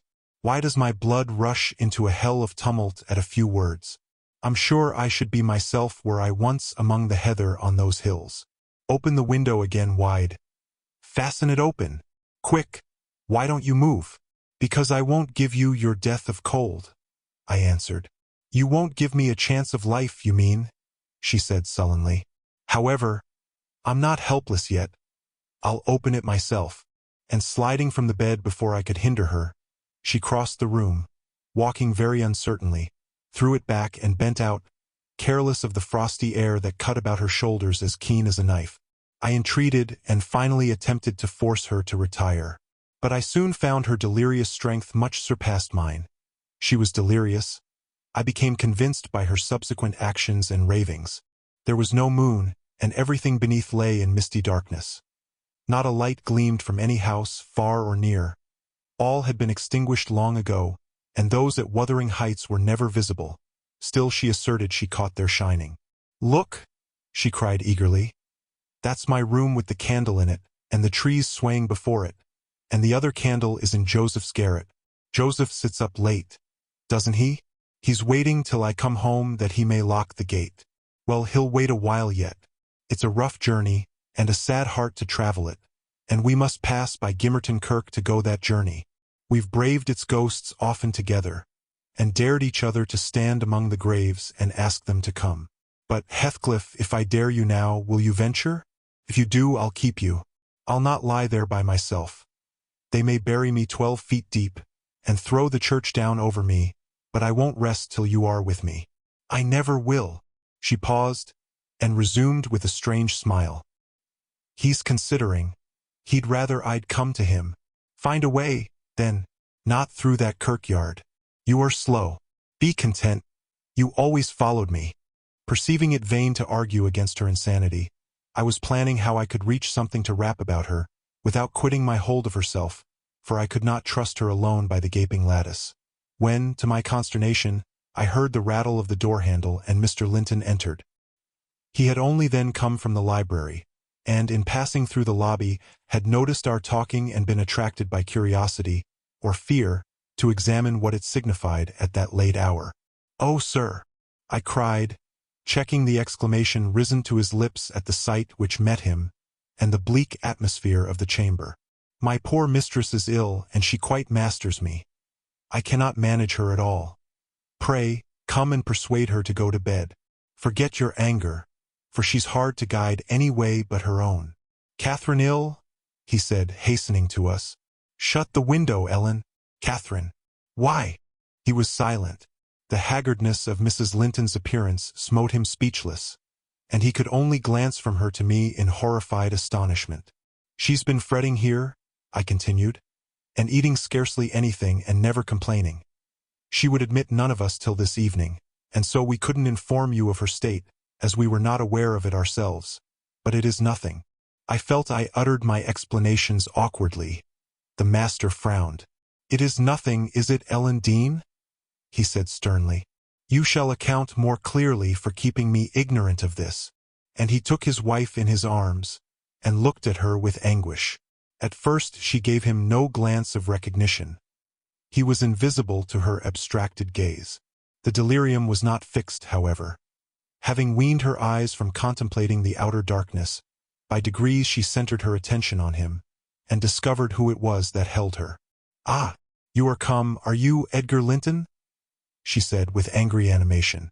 "You are one of those things that are ever found when least wanted, and when you are wanted, never. I suppose we shall have plenty of lamentations now. I see we shall. But they can't keep me from my narrow home out yonder, my resting place where I'm bound before spring is over.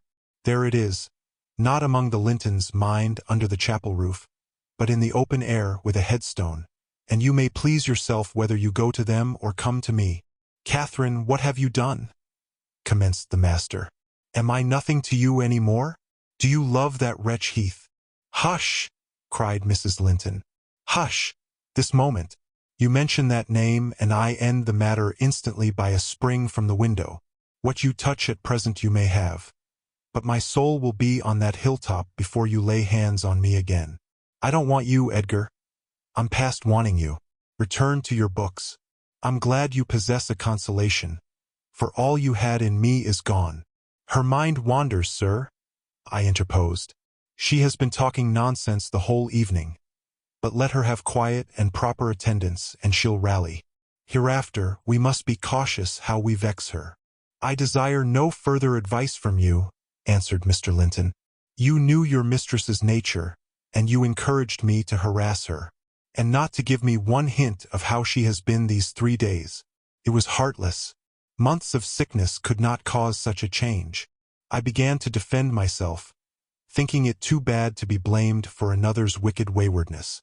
"I knew Mrs. Linton's nature to be headstrong and domineering," cried I. "But I didn't know that you wished to foster her fierce temper. I didn't know that, to humor her, I should wink at Mr. Heathcliff. I performed the duty of a faithful servant in telling you, and I have got a faithful servant's wages. Well, it will teach me to be careful next time. Next time you may gather intelligence for yourself. The next time you bring a tale to me you shall quit my service, Ellen Dean," he replied. "You'd rather hear nothing about it, I suppose, then, Mr. Linton?" said I. "Heathcliff has your permission to come according to Miss, and to drop in at every opportunity your absence offers, on purpose to poison the mistress against you?" Confused as Catherine was, her wits were alert at applying our conversation. "Ah, Nellie has played traitor," she exclaimed, passionately. "Nellie is my hidden enemy. You witch, so you do seek elf bolts to hurt us. Let me go, and I'll make her rue. I'll make her howl a recantation." A maniac's fury kindled under her brows. She struggled desperately to disengage herself from Linton's arms. I felt no inclination to tarry the event, and, resolving to seek medical aid on my own responsibility, I quitted the chamber. In passing the garden to reach the road, at a place where a bridle hook is driven into the wall, I saw something white moved irregularly, evidently by another agent than the wind. Notwithstanding my hurry, I stayed to examine it, lest ever after I should have the conviction impressed on my imagination that it was a creature of the other world. My surprise and perplexity were great on discovering, by touch more than vision, Miss Isabella's Springer, Fanny, suspended by a handkerchief, and nearly at its last gasp. I quickly released the animal, and lifted it into the garden. I had seen it follow its mistress upstairs when she went to bed, and wondered much how it could have got out there, and what mischievous person had treated it so. While untying the knot round the hook, it seemed to me that I repeatedly caught the beat of horses' feet galloping at some distance.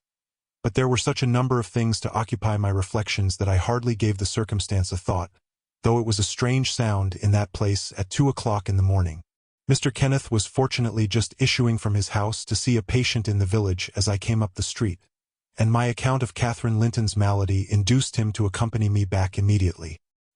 He was a plain, rough man, and he made no scruple to speak his doubts of her surviving this second attack, unless she were more submissive to his directions than she had shown herself before. "Nellie Dean," said he, "I can't help fancying there's an extra cause for this. What has there been to do at the Grange? We've odd reports up here. A stout, hearty lass like Catherine does not fall ill for a trifle, and that sort of people should not either. It's hard work bringing them through fevers and such things." "How did it begin?" "The master will inform you," I answered. "But you are acquainted with the Earnshaw's violent dispositions, and Mrs. Linton caps them all. I may say this, it commenced in a quarrel. She was struck during a tempest of passion with a kind of fit. That's her account, at least. For she flew off in the height of it, and locked herself up. Afterwards she refused to eat, and now she alternately raves and remains in a half-dream.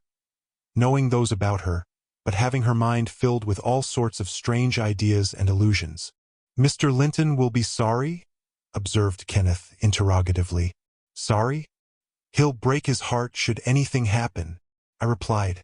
"Don't alarm him more than necessary." "Well, I told him to beware," said my companion. "And he must bide the consequences of neglecting my warning. Hasn't he been intimate with Mr. Heathcliff lately?"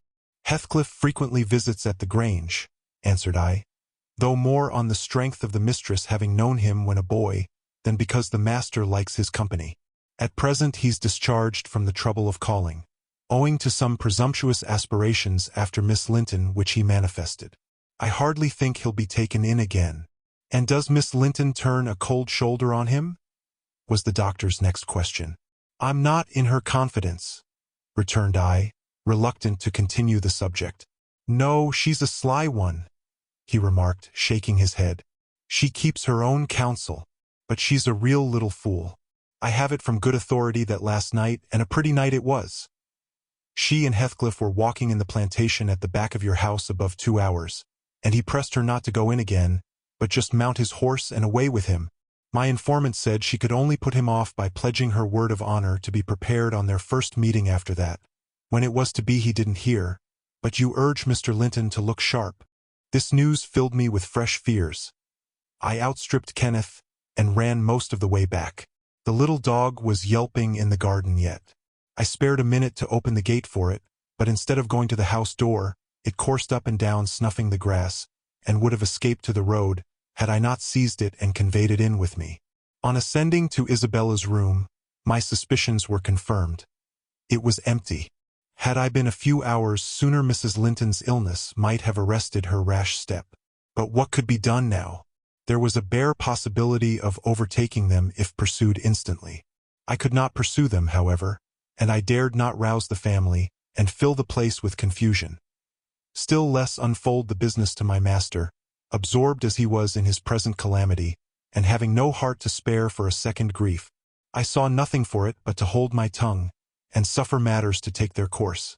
And Kenneth being arrived, I went with a badly composed countenance to announce him. Catherine lay in a troubled sleep. Her husband had succeeded in soothing the excessive frenzy. He now hung over her pillow, watching every shade and every change of her painfully expressive features. The doctor, on examining the case for himself, spoke hopefully to him of its having a favorable termination, if we could only preserve around her perfect and constant tranquility. To me, he signified the threatening danger was not so much death, as permanent alienation of intellect. I did not close my eyes that night, nor did Mr. Linton.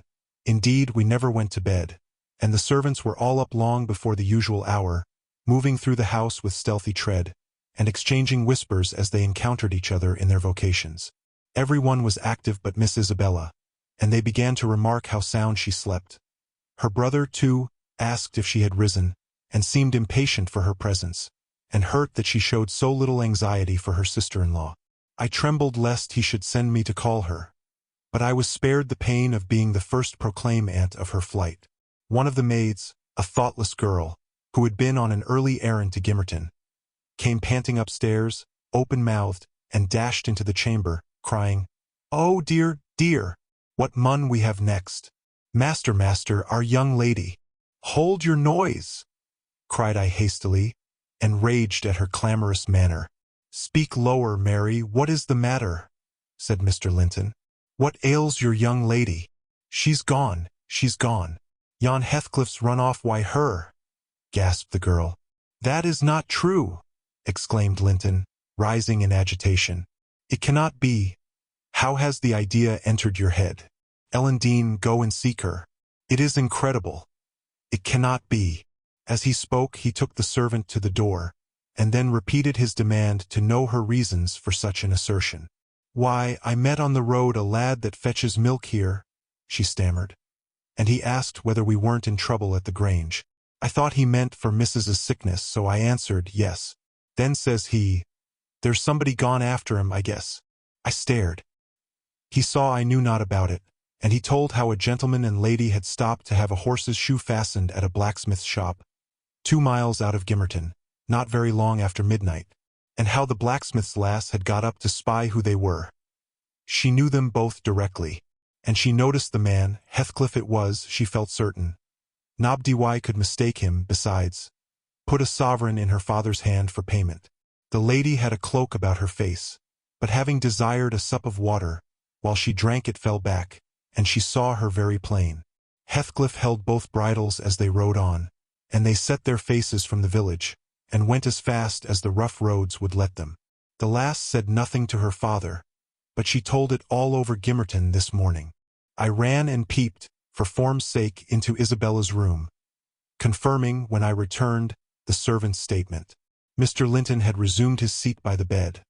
On my re-entrance, he raised his eyes, read the meaning of my blank aspect, and dropped them without giving an order or uttering a word. "Are we to try any measures for overtaking and bringing her back?" I inquired. "How should we do?" "She went of her own accord," answered the master. "She had a right to go if she pleased. Trouble me no more about her. Hereafter she is only my sister in name. Not because I disown her, but because she has disowned me." And that was all he said on the subject. He did not make a single inquiry further, or mention her in any way, except directing me to send what property she had in the house to her fresh home, wherever it was, when I knew it. Chapter 13. For 2 months the fugitives remained absent. In those 2 months, Mrs. Linton encountered and conquered the worst shock of what was denominated a brain fever. No mother could have nursed an only child more devotedly than Edgar tended her. Day and night he was watching, and patiently enduring all the annoyances that irritable nerves and a shaken reason could inflict. And, though Kenneth remarked that what he saved from the grave would only recompense his care by forming the source of constant future anxiety, in fact, that his health and strength were being sacrificed to preserve a mere ruin of humanity, he knew no limits in gratitude and joy when Catherine's life was declared out of danger, and hour after hour he would sit beside her, tracing the gradual return to bodily health, and flattering his too sanguine hopes with the illusion that her mind would settle back to its right balance also, and she would soon be entirely her former self. The first time she left her chamber was at the commencement of the following March. Mr. Linton had put on her pillow, in the morning, a handful of golden crocuses. Her eye, long stranger to any gleam of pleasure, caught them in waking, and shone delighted as she gathered them eagerly together. "These are the earliest flowers at the Heights," she exclaimed. "They remind me of soft thaw winds, and warm sunshine, and nearly melted snow. Edgar, is there not a south wind? And is not the snow almost gone?" "The snow is quite gone down here, darling," replied her husband. "And I only see 2 white spots on the whole range of moors. The sky is blue, and the larks are singing, and the becks and brooks are all brim full. Catherine, last spring at this time, I was longing to have you under this roof. Now, I wish you were a mile or 2 up those hills. The air blows so sweetly, I feel that it would cure you." "I shall never be there but once more," said the invalid. "And then you'll leave me, and I shall remain forever. Next spring you'll long again to have me under this roof, and you'll look back and think you were happy today." Linton lavished on her the kindest caresses, and tried to cheer her by the fondest words. But, vaguely regarding the flowers, she let the tears collect on her lashes and stream down her cheeks unheeding. We knew she was really better, and, therefore, decided that long confinement to a single place produced much of this despondency, and it might be partially removed by a change of scene. The master told me to light a fire in the many weeks deserted parlor, and to set an easy chair in the sunshine by the window, and then he brought her down, and she sat along while enjoying the genial heat, and, as we expected, revived by the objects round her, which, though familiar, were free from the dreary associations investing her hated sick chamber. By evening she seemed greatly exhausted, yet no arguments could persuade her to return to that apartment, and I had to arrange the parlor sofa for her bed, till another room could be prepared. To obviate the fatigue of mounting and descending the stairs, we fitted up this, where you lie at present, on the same floor with the parlor, and she was soon strong enough to move from one to the other, leaning on Edgar's arm. I thought myself she might recover, so waited on as she was, and there was double cause to desire it, for on her existence depended that of another. We cherished the hope that in a little while Mr. Linton's heart would be gladdened, and his land secured from a stranger's gripe, by the birth of an heir. I should mention that Isabella sent to her brother, some 6 weeks from her departure, a short note, announcing her marriage with Heathcliff. It appeared dry and cold, but at the bottom was dotted in with pencil an obscure apology, and an entreaty for kind remembrance and reconciliation, if her proceeding had offended him. Asserting that she could not help it then, and being done, she had now no power to repeal it. Linton did not reply to this, I believe, and in a fortnight more I got a long letter which I considered odd, coming from the pen of a bride just out of the honeymoon. I'll read it, for I keep it yet. "Any relic of the dead is precious, if they were valued living. Dear Ellen," it begins, "I came last night to Wuthering Heights and heard, for the first time, that Catherine has been, and is yet, very ill. I must not write to her, I suppose, and my brother is either too angry or too distressed to answer what I sent him. Still, I must write to somebody, and the only choice left me is you. Inform Edgar that I'd give the world to see his face again, that my heart returned to Thrushcross Grange in 24 hours after I left it, and is there at this moment, full of warm feelings for him and Catherine. I can't follow it though, these words are underlined. They need not expect me, and they may draw what conclusions they please, taking care, however, to lay nothing at the door of my weak will or deficient affection. The remainder of the letter is for yourself alone. I want to ask you 2 questions. The first is, how did you contrive to preserve the common sympathies of human nature when you resided here? I cannot recognize any sentiment which those around share with me. The second question I have great interest in. It is this: is Mr. Heathcliff a man? If so, is he mad? And if not, is he a devil? I shan't tell my reasons for making this inquiry. But I beseech you to explain, if you can, what I have married. That is, when you call to see me, and you must call Ellen very soon. Don't write, but come, and bring me something from Edgar. Now, you shall hear how I have been received in my new home, as I am led to imagine the Heights will be. It is to amuse myself that I dwell on such subjects as the lack of external comforts. They never occupy my thoughts, except at the moment when I miss them. I should laugh and dance for joy, if I found their absence was the total of my miseries, and the rest was an unnatural dream. The sun set behind the grange as we turned on to the moors. By that, I judged it to be 6 o'clock, and my companion halted half an hour to inspect the park and the gardens and probably the place itself as well as he could. So it was dark when we dismounted in the paved yard of the farmhouse, and your old fellow-servant, Joseph, issued out to receive us by the light of a dip candle. He did it with a courtesy that redounded to his credit.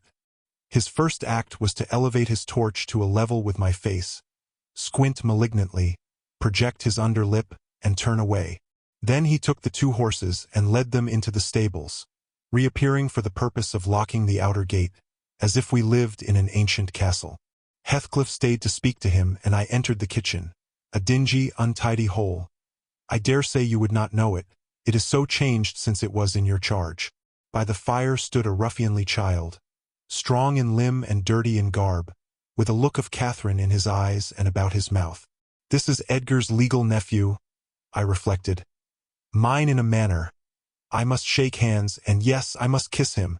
It is right to establish a good understanding at the beginning.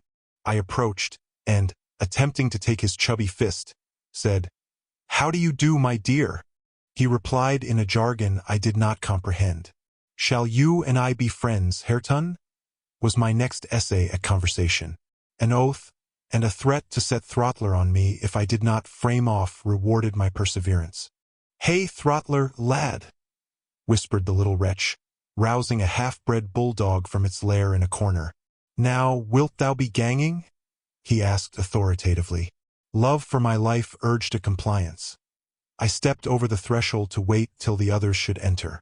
Mr. Heathcliff was nowhere visible, and Joseph, whom I followed to the stables and requested to accompany me in, after staring and muttering to himself, screwed up his nose and replied, "Mim, mim, mim. Did e'er Christian body hear aught like it? Mincing unmunching. How can I tell what ye say?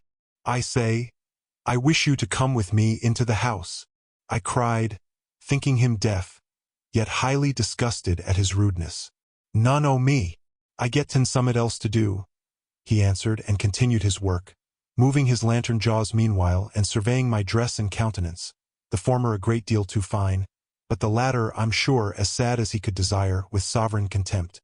I walked round the yard, and through a wicket to another door, at which I took the liberty of knocking, in hopes some more civil servant might show himself. After a short suspense, it was opened by a tall, gaunt man, without neckerchief, and otherwise extremely slovenly. His features were lost in masses of shaggy hair that hung on his shoulders, and his eyes, too, were like a ghostly Catherine's with all their beauty annihilated. "What's your business here?" he demanded grimly. "Who are you?" "My name was Isabella Linton," I replied. "You've seen me before, sir. I'm lately married to Mr. Heathcliff, and he has brought me here, I suppose by your permission." "Is he come back, then?" asked the hermit, glaring like a hungry wolf. "Yes, we came just now," I said. "But he left me by the kitchen door, and when I would have gone in, your little boy played sentinel over the place, and frightened me off by the help of a bulldog." "It's well the hellish villain has kept his word," growled my future host, searching the darkness beyond me in expectation of discovering Heathcliff. And then he indulged in a soliloquy of execrations and threats of what he would have done had the fiend deceived him. I repented having tried this second entrance, and was almost inclined to slip away before he finished cursing. But ere I could execute that intention, he ordered me in and shut and refastened the door. There was a great fire, and that was all the light in the huge apartment, whose floor had grown a uniform gray, and the once brilliant pewter dishes, which used to attract my gaze when I was a girl, partook of a similar obscurity, created by tarnish and dust. I inquired whether I might call the maid, and be conducted to a bedroom. Mr. Earnshaw vouchsafed no answer. He walked up and down, with his hands in his pockets, apparently quite forgetting my presence. And his abstraction was evidently so deep, and his whole aspect so misanthropical, that I shrank from disturbing him again. You'll not be surprised, Ellen, at my feeling particularly cheerless, seated in worse than solitude on that inhospitable hearth, and remembering that 4 miles distant lay my delightful home, containing the only people I loved on earth, and there might as well be the Atlantic to part us instead of those 4 miles. I could not overpass them. I questioned with myself, where must I turn for comfort? And, mind you don't tell Edgar or Catherine. Above every sorrow beside, this rose preeminent. Despair at finding nobody who could or would be my ally against Heathcliff. I had sought shelter at Wuthering Heights almost gladly, because I was secured by that arrangement from living alone with him. But he knew the people we were coming amongst, and he did not fear their intermeddling. I sat and thought a doleful time. The clock struck 8 and 9, and still my companion paced to and fro, his head bent on his breast, and perfectly silent, unless a groan or a bitter ejaculation forced itself out at intervals.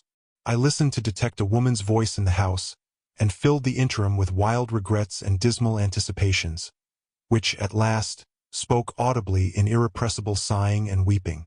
I was not aware how openly I grieved, till Earnshaw halted opposite, in his measured walk, and gave me a stare of newly awakened surprise.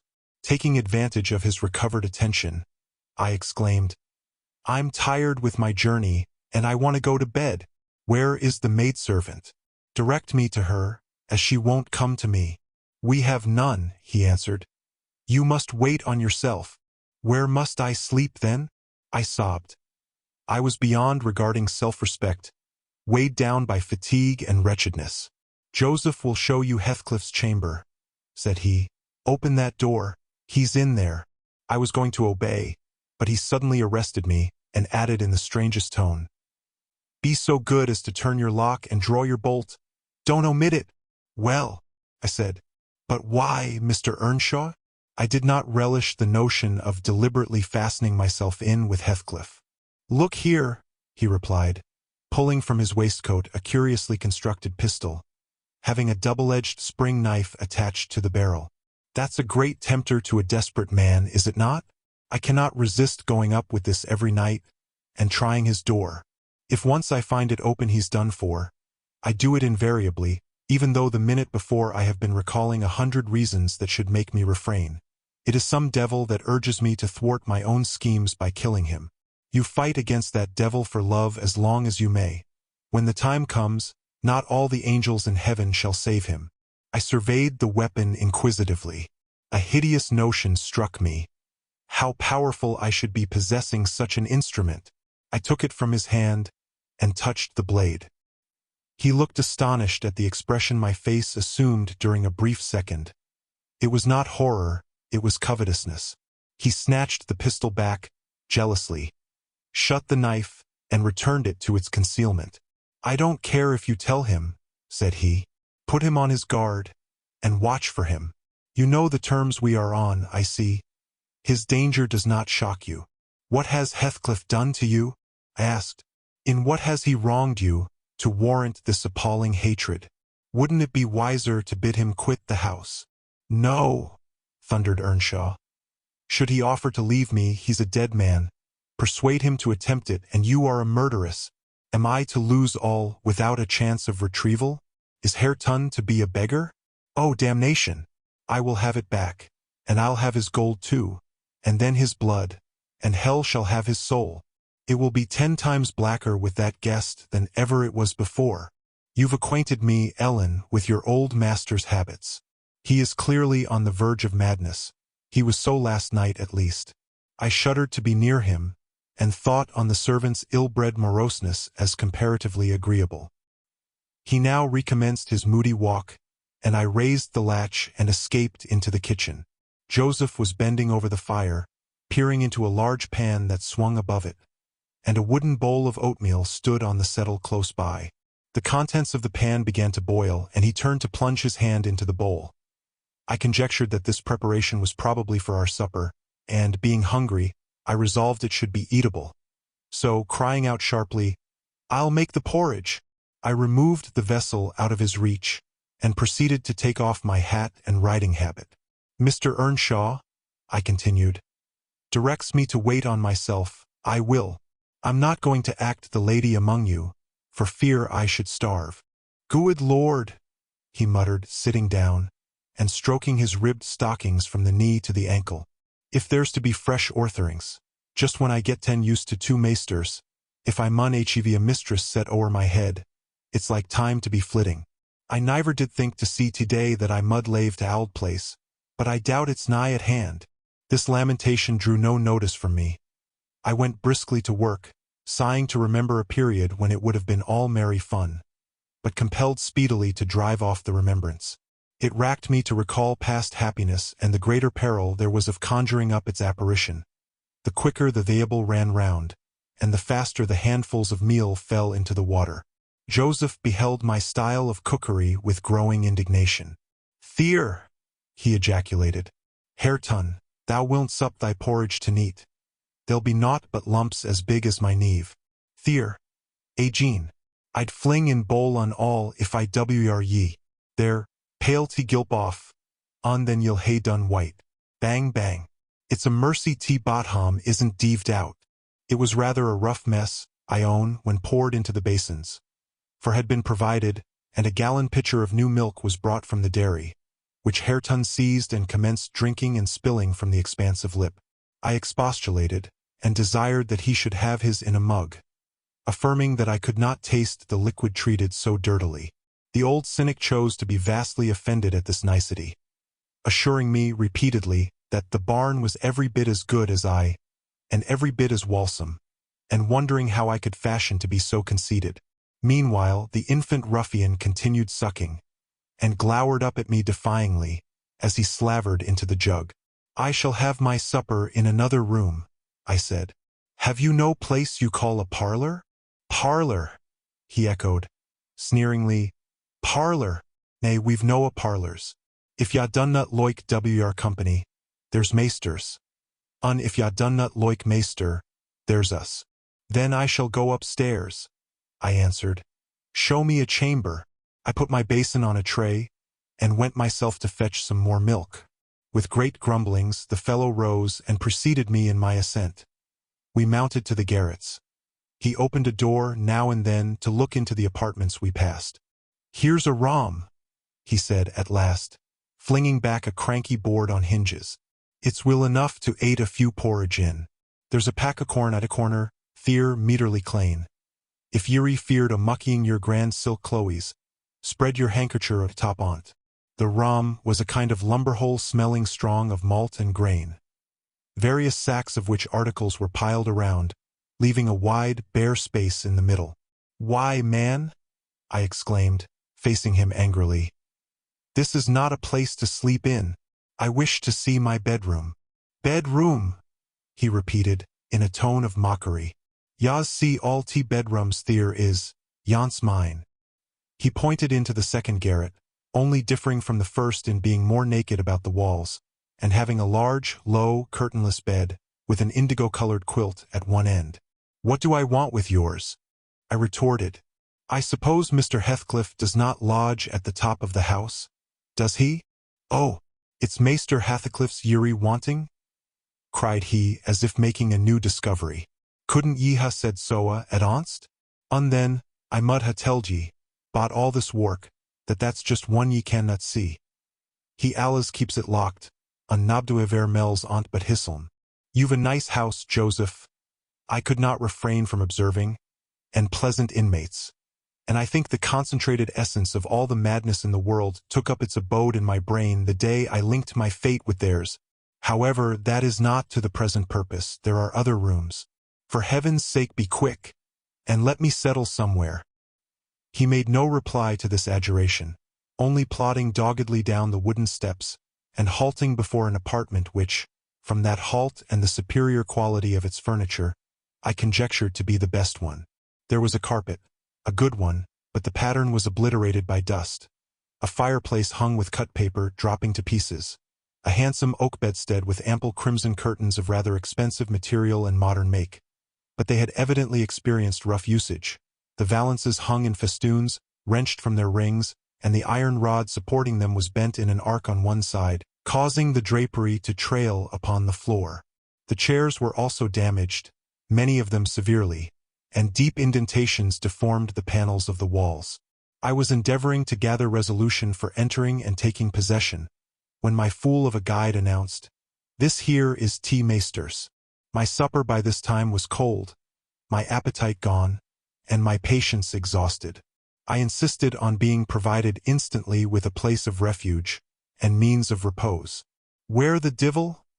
began the religious elder. "The Lord bless us, the Lord forgie us. Where the hell wold ye gang? Ye marred wearisome nout. Ye've ye seen all but Hareton's bit of a chammer. There's not another hoyle to lig down in I'd hus." I was so vexed, I flung my tray and its contents on the ground, and then seated myself at the stairs head, hid my face in my hands, and cried. "Eck! Eck!" exclaimed Joseph. "Will done, Miss Cathy. Will done, Miss Cathy. Howsiver, tea Maester Saul just tumlew o'er them brocken pots.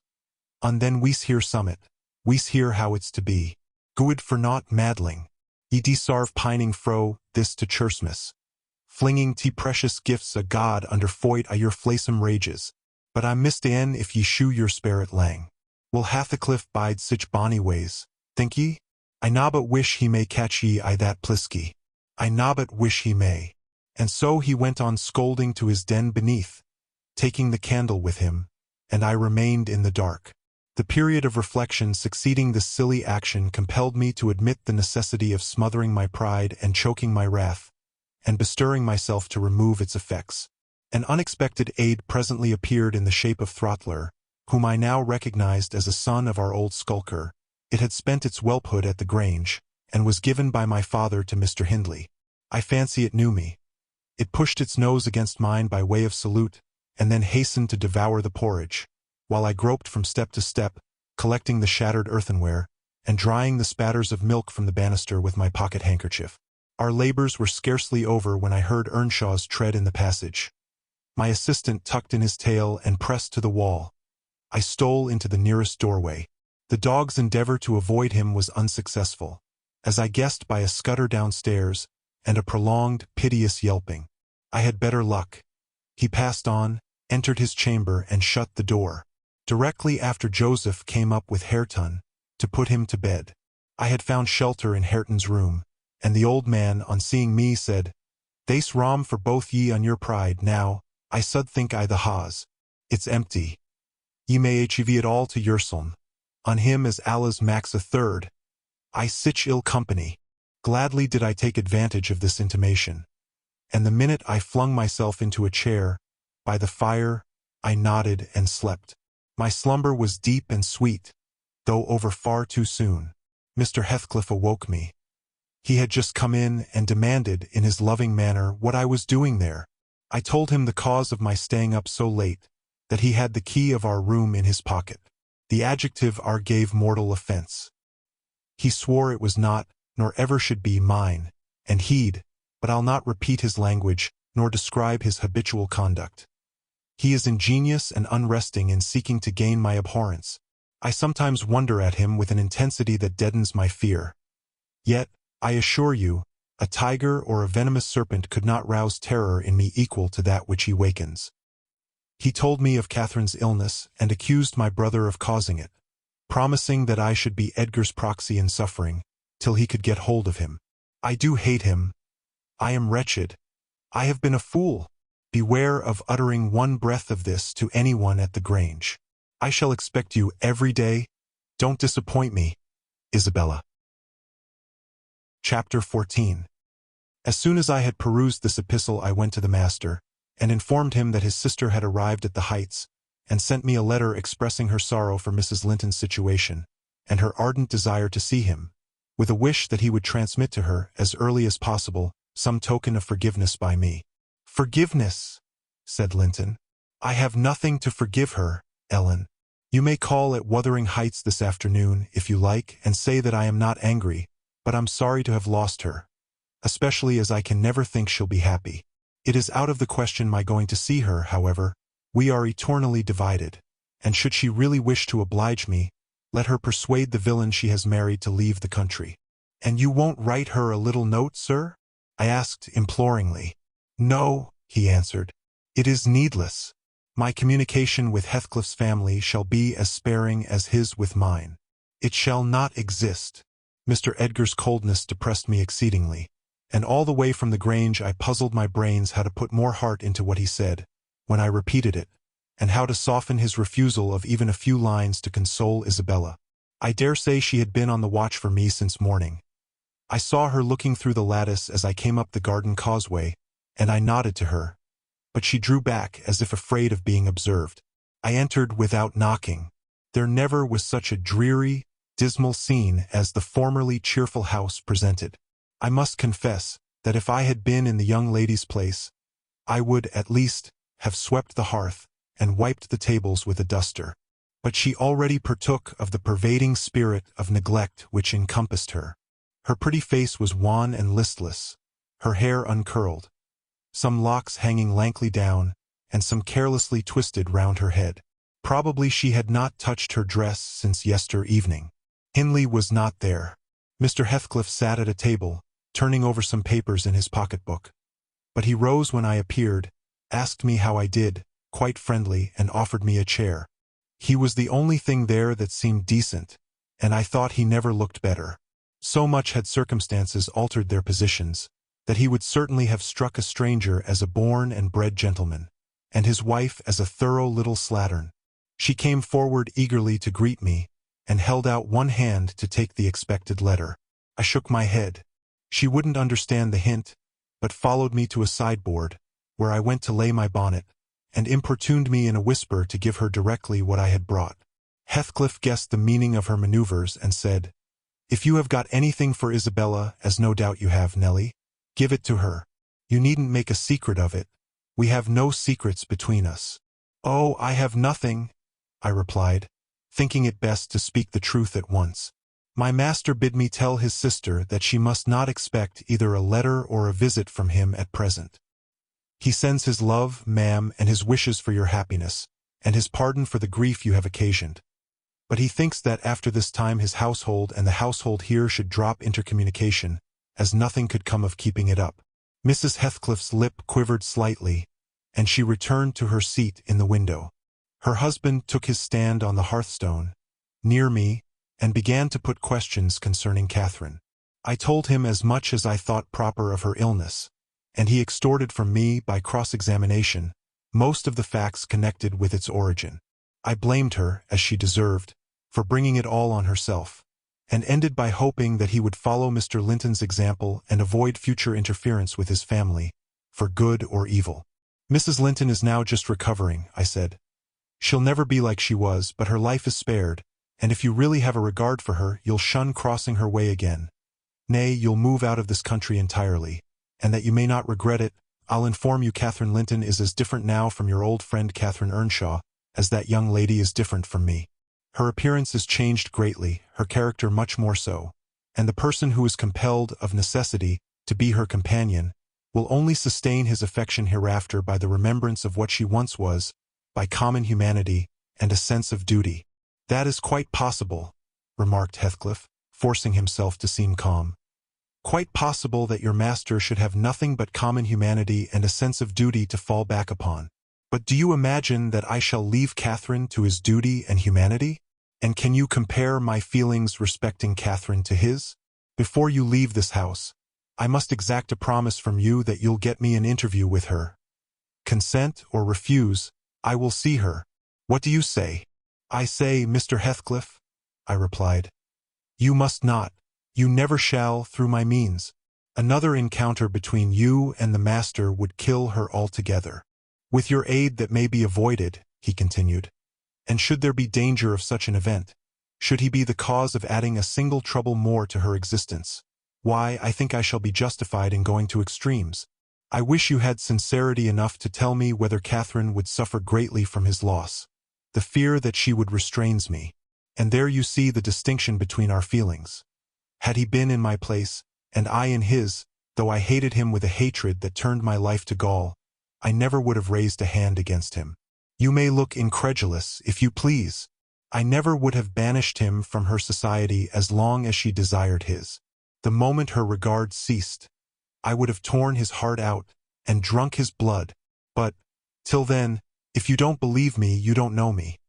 Till then, I would have died by inches before I touched a single hair of his head. And yet, I interrupted. You have no scruples in completely ruining all hopes of her perfect restoration by thrusting yourself into her remembrance now, when she has nearly forgotten you, and involving her in a new tumult of discord and distress. You suppose she has nearly forgotten me? He said. Oh, Nelly, you know she has not. You know as well as I do that for every thought she spends on Linton she spends 1,000 on me. At a most miserable period of my life, I had a notion of the kind. It haunted me on my return to the neighborhood last summer, but only her own assurance could make me admit the horrible idea again. And then, Linton would be nothing, nor Hindley, nor all the dreams that ever I dreamt. 2 words would comprehend my future: death and hell. Existence, after losing her, would be hell. Yet I was a fool to fancy for a moment that she valued Edgar Linton's attachment more than mine. If he loved with all the powers of his puny being, he couldn't love as much in 80 years as I could in a day. And Catherine has a heart as deep as I have. The sea could be as readily contained in that horse trough as her whole affection be monopolized by him. Tush!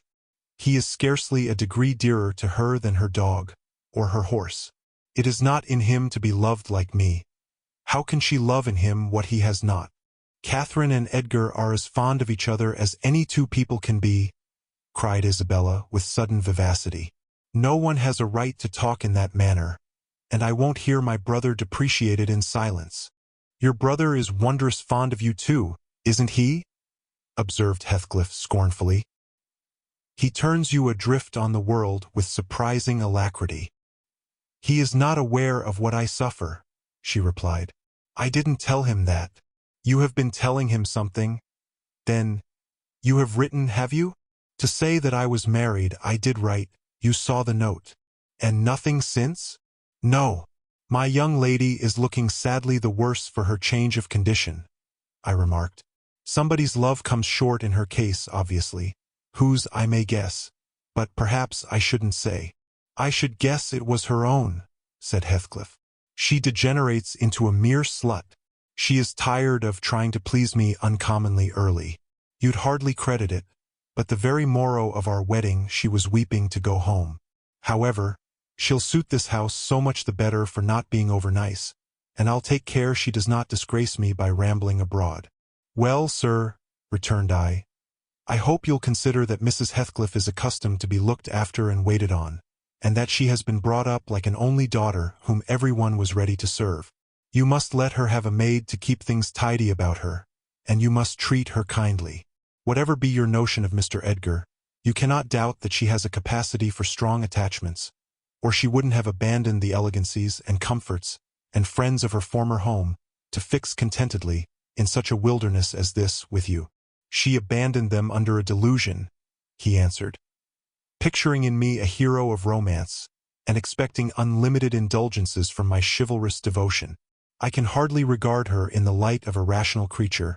So obstinately has she persisted in forming a fabulous notion of my character and acting on the false impressions she cherished. But, at last, I think she begins to know me.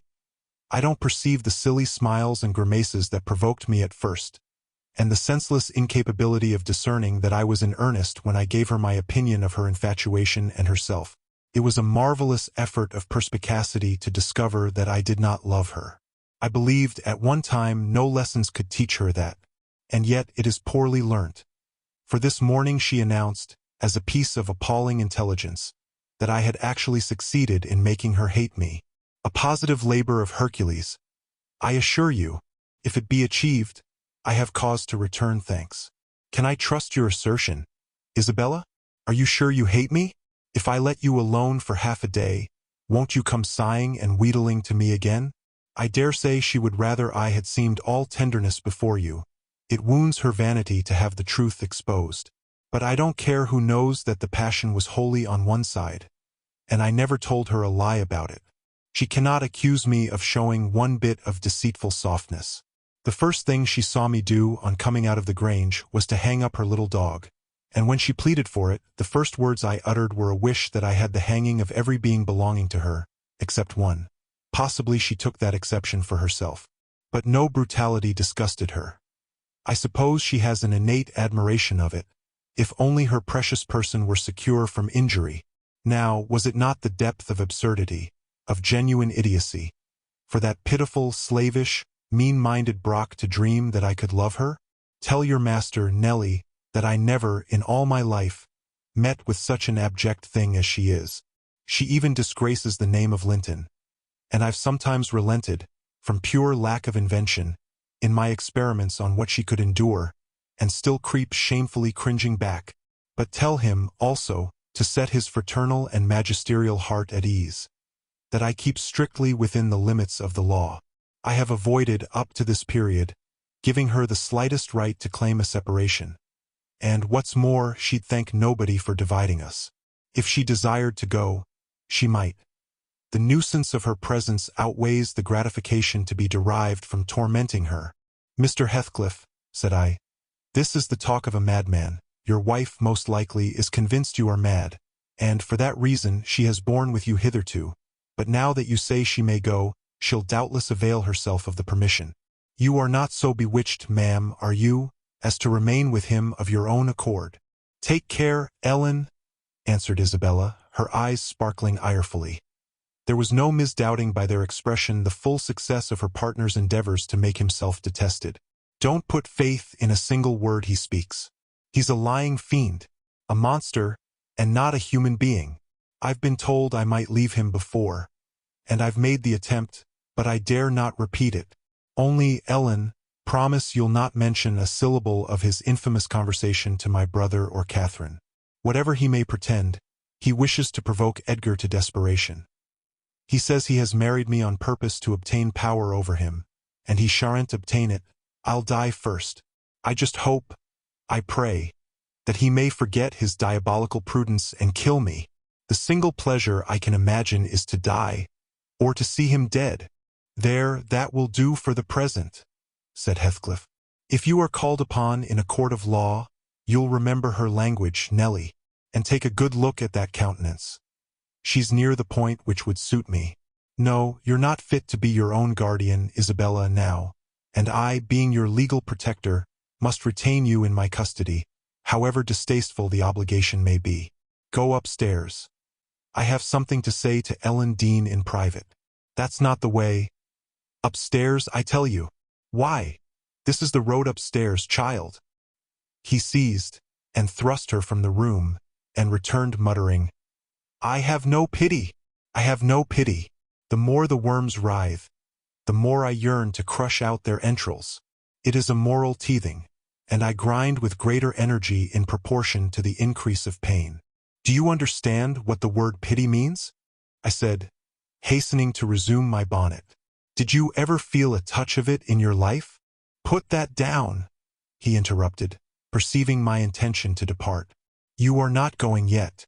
Come here now, Nellie. I must either persuade or compel you to aid me in fulfilling my determination to see Catherine, and that without delay. I swear that I meditate no harm. I don't desire to cause any disturbance, or to exasperate or insult Mr. Linton. I only wish to hear from herself how she is, and why she has been ill, and to ask if anything that I could do would be of use to her. Last night I was in the Grange garden 6 hours, and I'll return there tonight, and every night I'll haunt the place, and every day, till I find an opportunity of entering. If Edgar Linton meets me, I shall not hesitate to knock him down, and give him enough to ensure his quiescence while I stay. If his servants oppose me, I shall threaten them off with these pistols. But wouldn't it be better to prevent my coming in contact with them, or their master? And you could do it so easily. I'd warn you when I came, and then you might let me in unobserved, as soon as she was alone, and watch till I departed, your conscience quite calm. You would be hindering mischief. I protested against playing that treacherous part in my employer's house, and, besides, I urged the cruelty and selfishness of his destroying Mrs. Linton's tranquility for his satisfaction. The commonest occurrence startles her painfully, I said. She's all nerves, and she couldn't bear the surprise, I'm positive. Don't persist, sir, or else I shall be obliged to inform my master of your designs, and he'll take measures to secure his house and its inmates from any such unwarrantable intrusions." "In that case I'll take measures to secure you, woman," exclaimed Heathcliff. "You shall not leave Wuthering Heights till tomorrow morning. It is a foolish story to assert that Catherine could not bear to see me, and as to surprising her, I don't desire it. You must prepare her, ask her if I may come. You say she never mentions my name, and that I am never mentioned to her. To whom should she mention me if I am a forbidden topic in the house? She thinks you are all spies for her husband. Oh, I've no doubt she's in hell among you. I guess by her silence as much as anything what she feels. You say she is often restless and anxious-looking. Is that a proof of tranquility? You talk of her mind being unsettled. How the devil could it be otherwise in her frightful isolation, and that insipid, paltry creature attending her from duty and humanity, from pity and charity? He might as well plant an oak in a flower-pot, and expect it to thrive, as imagine he can restore her to vigor in the soil of his shallow cares. Let us settle it at once. Will you stay here, and am I to fight my way to Catherine over Linton and his footman? Or will you be my friend, as you have been hitherto, and do what I request? Decide, because there is no reason for my lingering another minute, if you persist in your stubborn ill nature." "Well, Mr. Lockwood," I argued and complained, and flatly refused him 50 times. But in the long run he forced me to an agreement. I engaged to carry a letter from him to my mistress, and should she consent, I promised to let him have intelligence of Linton's next absence from home, when he might come and get in as he was able. I wouldn't be there, and my fellow servants should be equally out of the way. Was it right or wrong? I fear it was wrong, though expedient. I thought I prevented another explosion by my compliance, and I thought, too, it might create a favorable crisis in Catherine's mental illness. And then I remembered Mr. Edgar's stern rebuke of my carrying tales, and I tried to smooth away all disquietude on the subject by affirming, with frequent iteration, that betrayal of trust, if it merited so harsh an appellation, should be the last. Notwithstanding, my journey homeward was sadder than my journey thither, and many misgivings I had, ere I could prevail on myself to put the missive into Mrs. Linton's hand. But here is Kenneth. I'll go down and tell him how much better you are. My history is dree, as we say, and will serve to while away another morning. Dree and dreary, I reflected as the good woman descended to receive the doctor, and not exactly of the kind which I should have chosen to amuse me. But never mind. I'll extract wholesome medicines from Mrs. Dean's bitter herbs. And firstly, let me beware of the fascination that lurks in Catherine Heathcliff's brilliant eyes. I should be in a curious taking if I surrendered my heart to that young person, and the daughter turned out a second edition of the mother. Chapter 15. Another week over, and I am so many days nearer health and spring.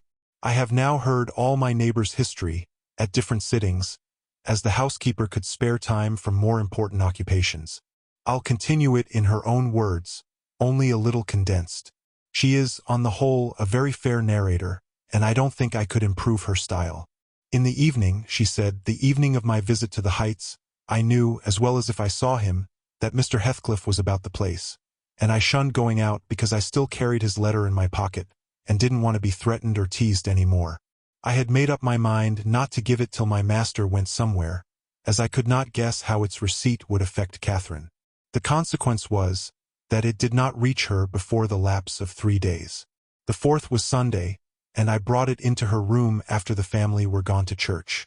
There was a manservant left to keep the house with me, and we generally made a practice of locking the doors during the hours of service.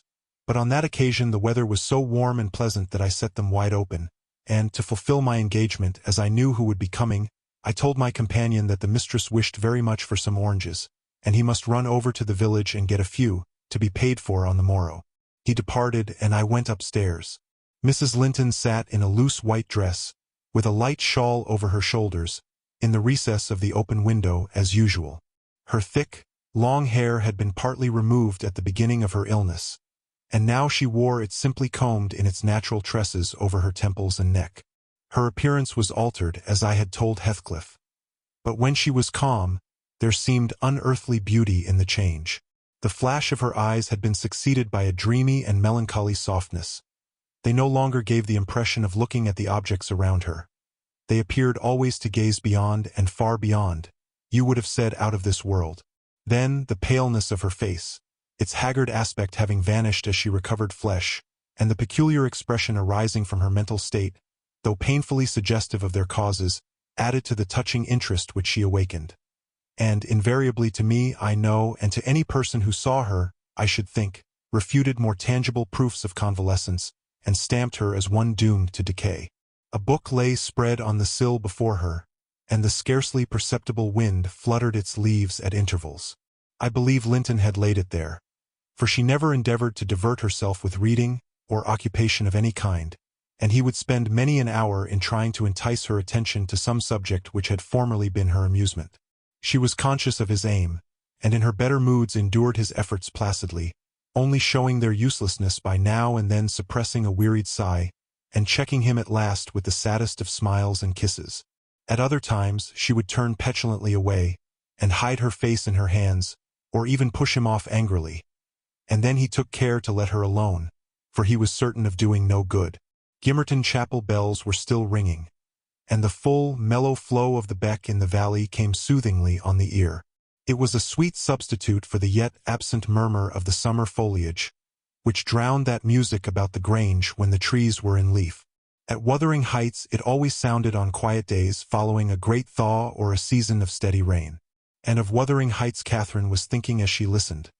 That is, if she thought or listened at all. But she had the vague, distant look I mentioned before, which expressed no recognition of material things either by ear or eye. "There's a letter for you, Mrs. Linton," I said, gently inserting it in one hand that rested on her knee.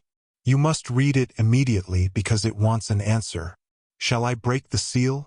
"Yes," she answered, without altering the direction of her eyes. I opened it. It was very short. "Now," I continued, "read it." She drew away her hand and let it fall. I replaced it in her lap and stood waiting till it should please her to glance down. But that movement was so long delayed that at last I resumed.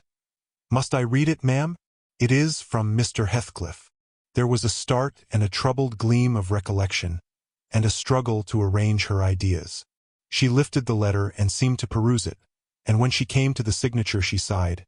Yet still I found she had not gathered its import, for upon my desiring to hear her reply, she merely pointed to the name, and gazed at me with mournful and questioning eagerness. "Well, he wishes to see you," said I, guessing her need of an interpreter. "He's in the garden by this time, and impatient to know what answer I shall bring." As I spoke, I observed a large dog lying on the sunny grass beneath raise its ears as if about to bark, and then smoothing them back, announce, by a wag of the tail, that someone approached whom it did not consider a stranger. Mrs. Linton bent forward and listened breathlessly. The minute after a step traversed the hall, the open house was too tempting for Heathcliff to resist walking in. Most likely he supposed that I was inclined to shirk my promise, and so resolved to trust to his own audacity. With straining eagerness Catherine gazed towards the entrance of her chamber. He did not hit the right room directly.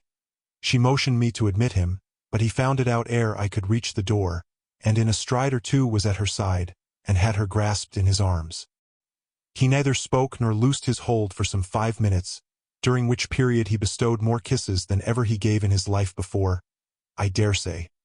But then my mistress had kissed him first, and I plainly saw that he could hardly bear, for downright agony, to look into her face. The same conviction had stricken him as me, from the instant he beheld her, that there was no prospect of ultimate recovery there. She was fated, sure to die. "Oh, Cathy! Oh, my life! How can I bear it?" was the first sentence he uttered, in a tone that did not seek to disguise his despair. And now he stared at her so earnestly that I thought the very intensity of his gaze would bring tears into his eyes. But they burned with anguish. They did not melt. "What now?"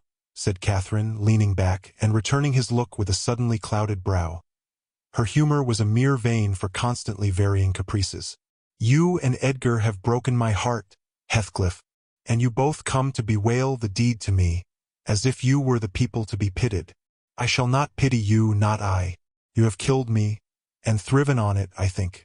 How strong you are! How many years do you mean to live after I am gone?" Heathcliff had knelt on one knee to embrace her. He attempted to rise, but she seized his hair and kept him down. "I wish I could hold you," she continued bitterly, "till we were both dead. I shouldn't care what you suffered. I care nothing for your sufferings. Why shouldn't you suffer? I do. Will you forget me? Will you be happy when I am in the earth? Will you say 20 years hence, 'That's the grave of Catherine Earnshaw'? I loved her long ago, and was wretched to lose her. But it is past. I've loved many others since. My children are dearer to me than she was. And at death, I shall not rejoice that I am going to her. I shall be sorry that I must leave them. Will you say so, Heathcliff? Don't torture me till I'm as mad as yourself," cried he, wrenching his head free and grinding his teeth. The two, to a cool spectator, made a strange and fearful picture. Well might Catherine deem that heaven would be a land of exile to her, unless with her mortal body she cast away her moral character also.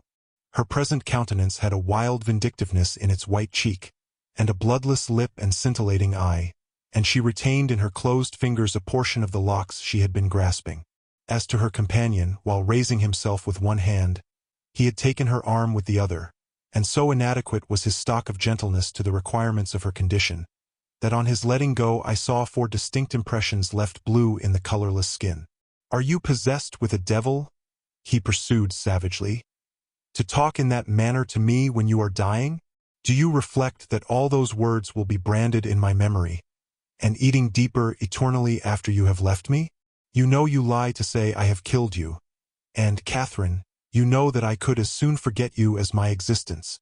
Is it not sufficient for your infernal selfishness, that while you are at peace I shall writhe in the torments of hell?" "I shall not be at peace," moaned Catherine, recalled to a sense of physical weakness by the violent, unequal throbbing of her heart, which beat visibly and audibly under this excess of agitation. She said nothing further till the paroxysm was over. Then she continued more kindly, "I'm not wishing you greater torment than I have, Heathcliff.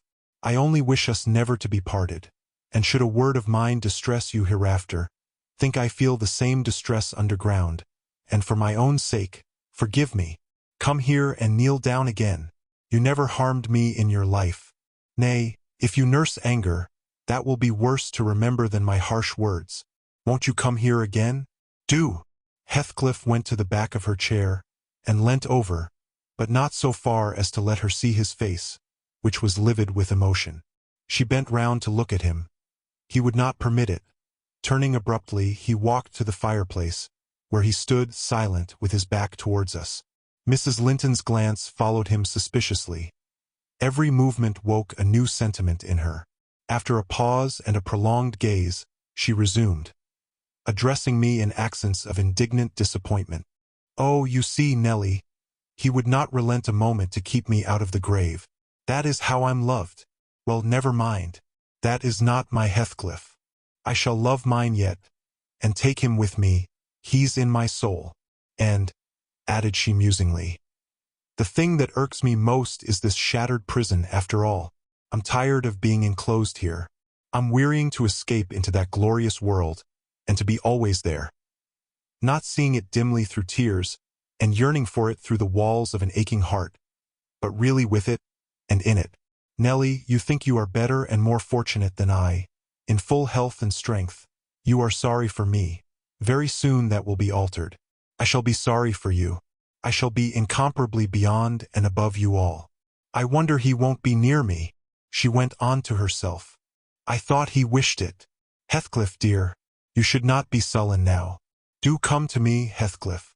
In her eagerness she rose and supported herself on the arm of the chair. At that earnest appeal he turned to her, looking absolutely desperate. His eyes, wide and wet, at last flashed fiercely on her. His breast heaved convulsively. An instant they held asunder, and then how they met I hardly saw, but Catherine made a spring, and he caught her, and they were locked in an embrace from which I thought my mistress would never be released alive. In fact, to my eyes, she seemed directly insensible. He flung himself into the nearest seat, and on my approaching hurriedly to ascertain if she had fainted, he gnashed at me, and foamed like a mad dog, and gathered her to him with greedy jealousy. I did not feel as if I were in the company of a creature of my own species. It appeared that he would not understand, though I spoke to him. So I stood off and held my tongue in great perplexity. A movement of Catherine's relieved me a little presently. She put up her hand to clasp his neck and bring her cheek to his as he held her, while he, in return, covering her with frantic caresses, said wildly, "You teach me now how cruel you've been, cruel and false. Why did you despise me? Why did you betray your own heart? Cathy, I have not one word of comfort. You deserve this. You have killed yourself. Yes, you may kiss me and cry, and wring out my kisses and tears. They'll blight you. They'll damn you. You loved me. Then what right had you to leave me? What right, answer me, for the poor fancy you felt for Linton? Because misery and degradation and death, and nothing that God or Satan could inflict would have parted us, you, of your own will, did it. I have not broken your heart, you have broken it. And in breaking it, you have broken mine. So much the worse for me that I am strong. Do I want to live? What kind of living will it be when you, oh God, would you like to live with your soul in the grave? Let me alone. Let me alone, sobbed Catherine. If I've done wrong, I'm dying for it. It is enough. You left me too. But I won't upbraid you. I forgive you. Forgive me.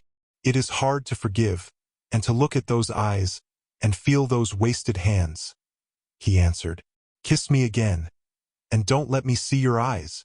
I forgive what you have done to me. I love my murderer. But yours, how can I? They were silent, their faces hid against each other, and washed by each other's tears.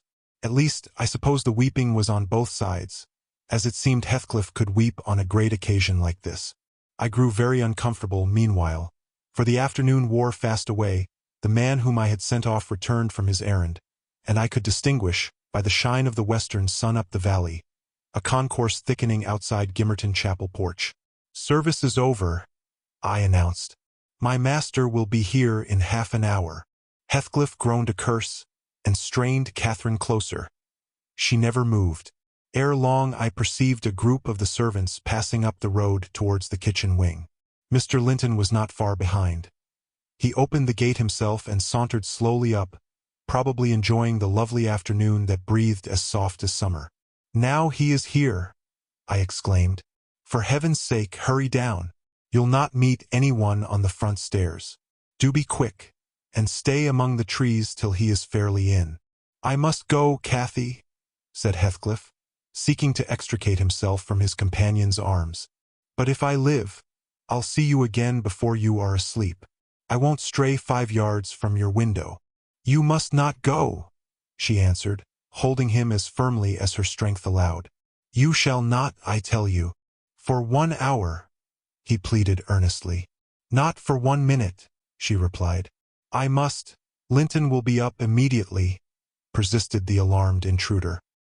He would have risen, and unfixed her fingers by the act. She clung fast, gasping. There was mad resolution in her face. No, she shrieked. Oh, don't go. It is the last time. Edgar will not hurt us. Heathcliff, I shall die. I shall die. Damn the fool. There he is, cried Heathcliff, sinking back into his seat. Hush, my darling.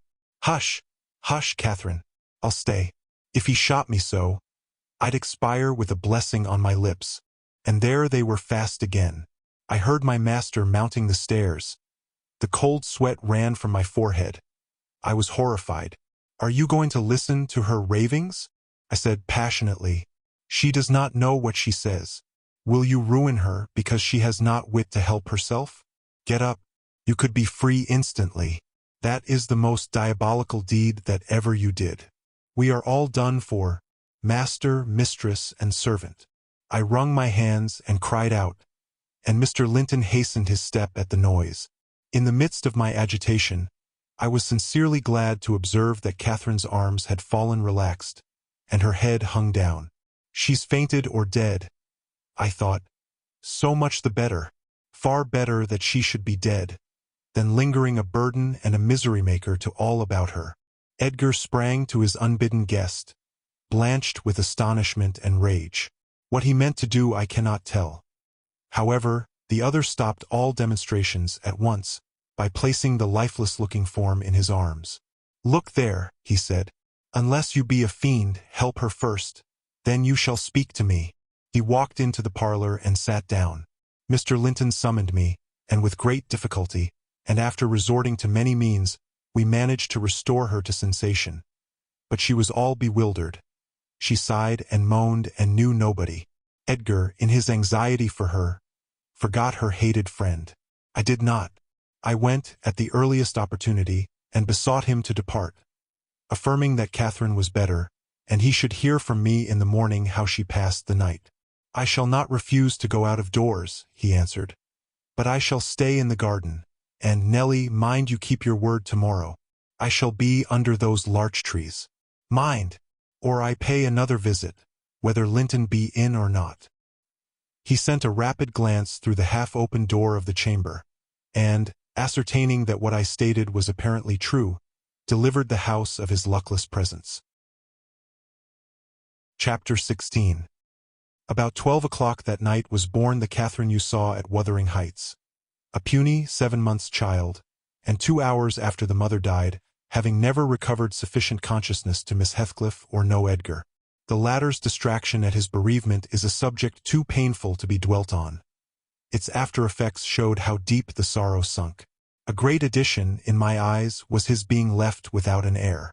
I bemoaned that, as I gazed on the feeble orphan, and I mentally abused old Linton for what was only natural partiality, the securing his estate to his own daughter instead of his son's.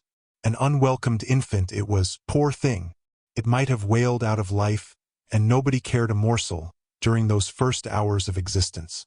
We redeemed the neglect afterwards, but its beginning was as friendless as its end is likely to be. Next morning, bright and cheerful out of doors, Stole softened in through the blinds of the silent room, and suffused the couch and its occupant with a mellow, tender glow. Edgar Linton had his head laid on the pillow, and his eyes shut. His young and fair features were almost as deathlike as those of the form beside him, and almost as fixed, but his was the hush of exhausted anguish, and hers of perfect peace. Her brow smooth, her lids closed, her lips wearing the expression of a smile. No angel in heaven could be more beautiful than she appeared, and I partook of the infinite calm in which she lay. My mind was never in a holier frame than while I gazed on that untroubled image of divine rest. I instinctively echoed the words she had uttered a few hours before. Incomparably beyond and above us all, whether still on earth or now in heaven, her spirit is at home with God. I don't know if it be a peculiarity in me, but I am seldom otherwise than happy while watching in the chamber of death, should no frenzied or despairing mourner share the duty with me. I see a repose that neither earth nor hell can break, and I feel an assurance of the endless and shadowless hereafter, the eternity they have entered, where life is boundless in its duration, and love in its sympathy, and joy in its fullness. I noticed on that occasion how much selfishness there is even in a love like Mr. Linton's, when he so regretted Catherine's blessed release. To be sure, one might have doubted, after the wayward and impatient existence she had led, whether she merited a haven of peace at last. One might doubt in seasons of cold reflection, but not then, in the presence of her corpse. It asserted its own tranquility, which seemed a pledge of equal quiet to its former inhabitant. Do you believe such people are happy in the other world, sir? I give a great deal to know. I declined answering Mrs. Dean's question, which struck me as something heterodox. She proceeded, "Retracing the course of Catherine Linton, I fear we have no right to think she is, but will leave her with her Maker." The master looked asleep, and I ventured soon after sunrise to quit the room and steal out to the pure, refreshing air. The servants thought me gone to shake off the drowsiness of my protracted watch. In reality, my chief motive was seeing Mr. Heathcliff. If he had remained among the larches all night, he would have heard nothing of the stir at the Grange, unless, perhaps, he might catch the gallop of the messenger going to Gimmerton. If he had come nearer, he would probably be aware, from the lights flitting to and fro, and the opening and shutting of the outer doors, that all was not right within. I wished, yet feared, to find him. I felt the terrible news must be told, and I longed to get it over, but how to do it I did not know. He was there, at least, a few yards further in the park. Leant against an old ash tree, his hat off, and his hair soaked with the dew that had gathered on the budded branches and fell pattering round him. He had been standing a long time in that position, for I saw a pair of ouzels passing and repassing scarcely 3 feet from him, busy in building their nest, and regarding his proximity no more than that of a piece of timber. They flew off at my approach, and he raised his eyes and spoke. "She's dead," he said. "I've not waited for you to learn that. Put your handkerchief away, don't snivel before me. Damn you all. She wants none of your tears." I was weeping as much for him as her. We do sometimes pity creatures that have none of the feeling either for themselves or others. When I first looked into his face, I perceived that he had got intelligence of the catastrophe, and a foolish notion struck me that his heart was quelled and he prayed, because his lips moved and his gaze was bent on the ground. "Yes, she's dead," I answered, checking my sobs and drying my cheeks. "Gone to heaven, I hope, where we may, every one, join her, if we take due warning and leave our evil ways to follow good." "Did she take due warning then?" asked Heathcliff, attempting a sneer. "Did she die like a saint? Come, give me a true history of the event." "How did?" He endeavored to pronounce the name, but could not manage it, and compressing his mouth he held a silent combat with his inward agony, defying, meanwhile, my sympathy with an unflinching, ferocious stare. "How did she die?" he resumed at last, fain, notwithstanding his hardihood, to have a support behind him. For after the struggle he trembled in spite of himself to his very finger ends. "Poor wretch," I thought. "You have a heart and nerves the same as your brother men. Why should you be anxious to conceal them? Your pride cannot blind God. You tempt him to wring them, till he forces a cry of humiliation." "Quietly as a lamb," I answered, aloud. She drew a sigh, and stretched herself, like a child reviving, and sinking again to sleep, and 5 minutes after I felt one little pulse at her heart, and nothing more. "And did she ever mention me?" he asked, hesitating, as if he dreaded the answer to his question would introduce details that he could not bear to hear. "Her senses never returned. She recognized nobody from the time you left her," I said. "She lies with a sweet smile on her face, and her latest ideas wandered back to pleasant early days. Her life closed in a gentle dream. May she wake as kindly in the other world. May she wake in torment," he cried, with frightful vehemence, stamping his foot, and groaning in a sudden paroxysm of ungovernable passion. "Why, she's a liar to the end. Where is she? Not there. Not in heaven, not perished. Where? Oh, you said you cared nothing for my sufferings. And I pray one prayer. I repeat it till my tongue stiffens. Catherine Earnshaw, may you not rest as long as I am living. You said I killed you. Haunt me then. The murdered do haunt their murderers, I believe. I know that ghosts have wandered on earth. Be with me always. Take any form. Drive me mad. Only do not leave me in this abyss, where I cannot find you. Oh God, it is unutterable. I cannot live without my life. I cannot live without my soul." He dashed his head against the knotted trunk, and, lifting up his eyes, howled, not like a man, but like a savage beast being goaded to death with knives and spears. I observed several splashes of blood about the bark of the tree, and his hand and forehead were both stained. Probably the scene I witnessed was a repetition of others acted during the night. It hardly moved my compassion. It appalled me. Still, I felt reluctant to quit him so. But the moment he recollected himself enough to notice me watching, he thundered a command for me to go, and I obeyed. He was beyond my skill to quiet or console. Mrs. Linton's funeral was appointed to take place on the Friday following her decease. Until then her coffin remained uncovered, and strewn with flowers and scented leaves, in the great drawing-room. Linton spent his days and nights there, a sleepless guardian. And, a circumstance concealed from all but me, Heathcliff spent his nights, at least outside, equally a stranger to repose. I held no communication with him.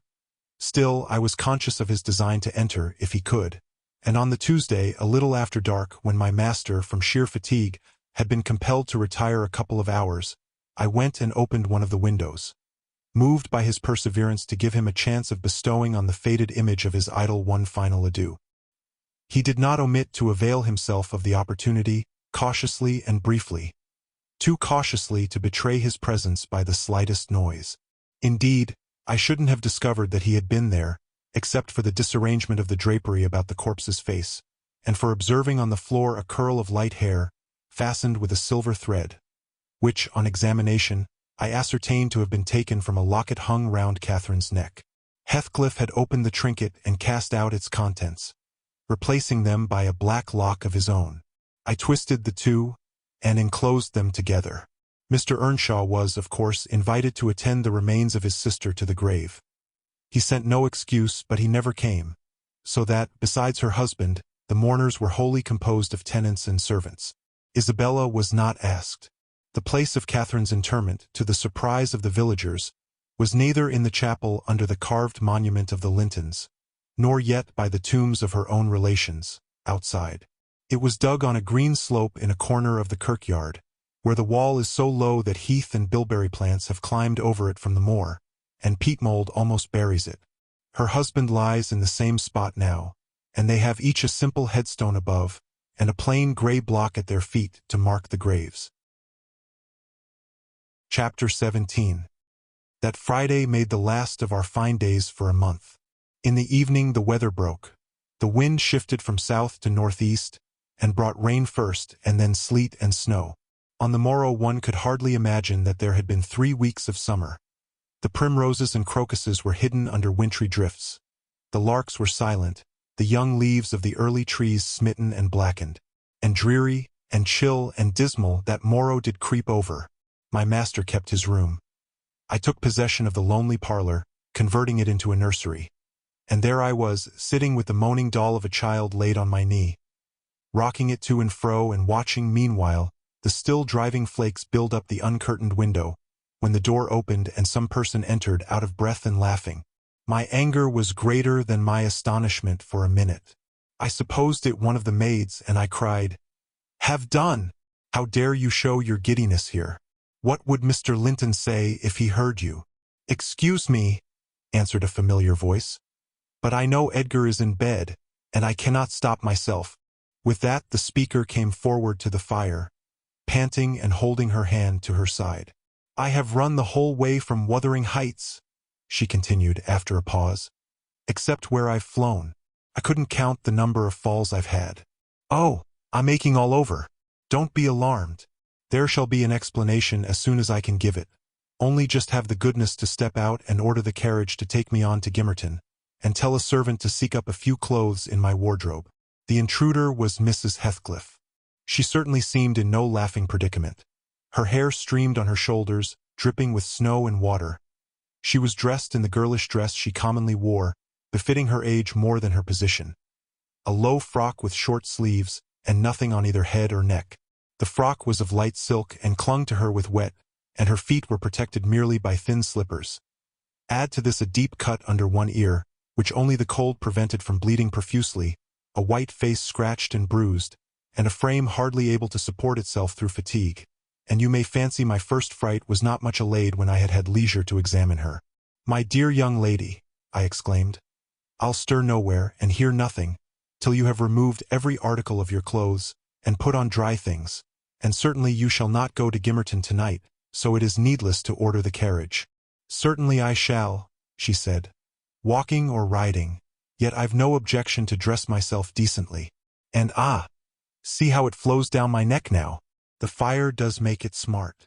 She insisted on my fulfilling her directions before she would let me touch her, and not till after the coachman had been instructed to get ready, and a maid set to pack up some necessary attire, did I obtain her consent for binding the wound and helping to change her garments. "Now, Ellen," she said, when my task was finished and she was seated in an easy chair on the hearth, with a cup of tea before her, "you sit down opposite me and put poor Catherine's baby away. I don't like to see it. You mustn't think I care little for Catherine, because I behaved so foolishly on entering. I've cried too bitterly, yes, more than anyone else has reason to cry. We parted unreconciled, you remember, and I shan't forgive myself. But, for all that, I was not going to sympathize with him, the brute beast. "Oh, give me the poker. This is the last thing of his I have about me." She slipped the gold ring from her third finger and threw it on the floor. "I'll smash it," she continued, striking it with childish spite. "And then I'll burn it." And she took and dropped the misused article among the coals. "There. He shall buy another if he gets me back again. He'd be capable of coming to seek me, to tease Edgar. I dare not stay, lest that notion should possess his wicked head. And besides, Edgar has not been kind, has he? And I won't come suing for his assistance, nor will I bring him into more trouble. Necessity compelled me to seek shelter here. Though, if I had not learned he was out of the way, I'd have halted at the kitchen, washed my face, warmed myself, got you to bring what I wanted, and departed again to anywhere out of the reach of my accursed, of that incarnate goblin. Ah, he was in such a fury. If he had caught me, it's a pity Earnshaw is not his match in strength. I wouldn't have run till I'd seen him all but demolished, had Hindley been able to do it. Well, don't talk so fast, miss, I interrupted. You'll disorder the handkerchief I have tied round your face, and make the cut bleed again. Drink your tea and take breath, and give over laughing. Laughter is sadly out of place under this roof, and in your condition. An undeniable truth, she replied. Listen to that child. It maintains a constant wail. Send it out of my hearing for an hour. I shan't stay any longer. I rang the bell and committed it to a servant's care, and then I inquired what had urged her to escape from Wuthering Heights in such an unlikely plight, and where she meant to go, as she refused remaining with us. I ought and I wish to remain, answered she, to cheer Edgar and take care of the baby, for two things, and because the Grange is my right home. But I tell you he wouldn't let me. Do you think he could bear to see me grow fat and merry, could bear to think that we were tranquil, and not resolve on poisoning our comfort? Now, I have the satisfaction of being sure that he detests me, to the point of its annoying him seriously to have me within earshot or eyesight. I notice, when I enter his presence, the muscles of his countenance are involuntarily distorted into an expression of hatred, partly arising from his knowledge of the good causes I have to feel that sentiment for him, and partly from original aversion. It is strong enough to make me feel pretty certain that he would not chase me over England, supposing I contrived a clear escape, and therefore I must get quite away. I've recovered from my first desire to be killed by him. I'd rather he'd kill himself. He has extinguished my love effectually, and so I'm at my ease. I can recollect yet how I loved him, and can dimly imagine that I could still be loving him, even if he had doted on me, the devilish nature would have revealed its existence somehow. Catherine had an awfully perverted taste to esteem him so dearly, knowing him so well. Monster! Would that he could be blotted out of creation, and out of my memory. Hush, hush! He's a human being, I said. Be more charitable. There are worse men than he is yet. He's not a human being, she retorted. And he has no claim on my charity. I gave him my heart, and he took and pinched it to death, and flung it back to me. People feel with their hearts, Ellen, and since he has destroyed mine, I have not power to feel for him. And I would not, though he groaned from this to his dying day, and wept tears of blood for Catherine. No, indeed, I wouldn't. And here Isabella began to cry. But, immediately dashing the water from her lashes, she recommenced. You asked what has driven me to flight at last. I was compelled to attempt it, because I had succeeded in rousing his rage a pitch above his malignity. Pulling out the nerves with red-hot pincers requires more coolness than knocking on the head. He was worked up to forget the fiendish prudence he boasted of, and proceeded to murderous violence. I experienced pleasure in being able to exasperate him. The sense of pleasure woke my instinct of self-preservation, so I fairly broke free, and if ever I come into his hands again he is welcome to a signal revenge. Yesterday, Mr. Earnshaw should have been at the funeral. He kept himself sober for the purpose, tolerably sober, not going to bed mad at 6 o'clock and getting up drunk at 12. Consequently, he rose in suicidal low spirits, as fit for the church as for a dance. And instead, he sat down by the fire and swallowed gin or brandy by tumblerfuls. Heathcliff, I shudder to name him, has been a stranger in the house from last Sunday till today.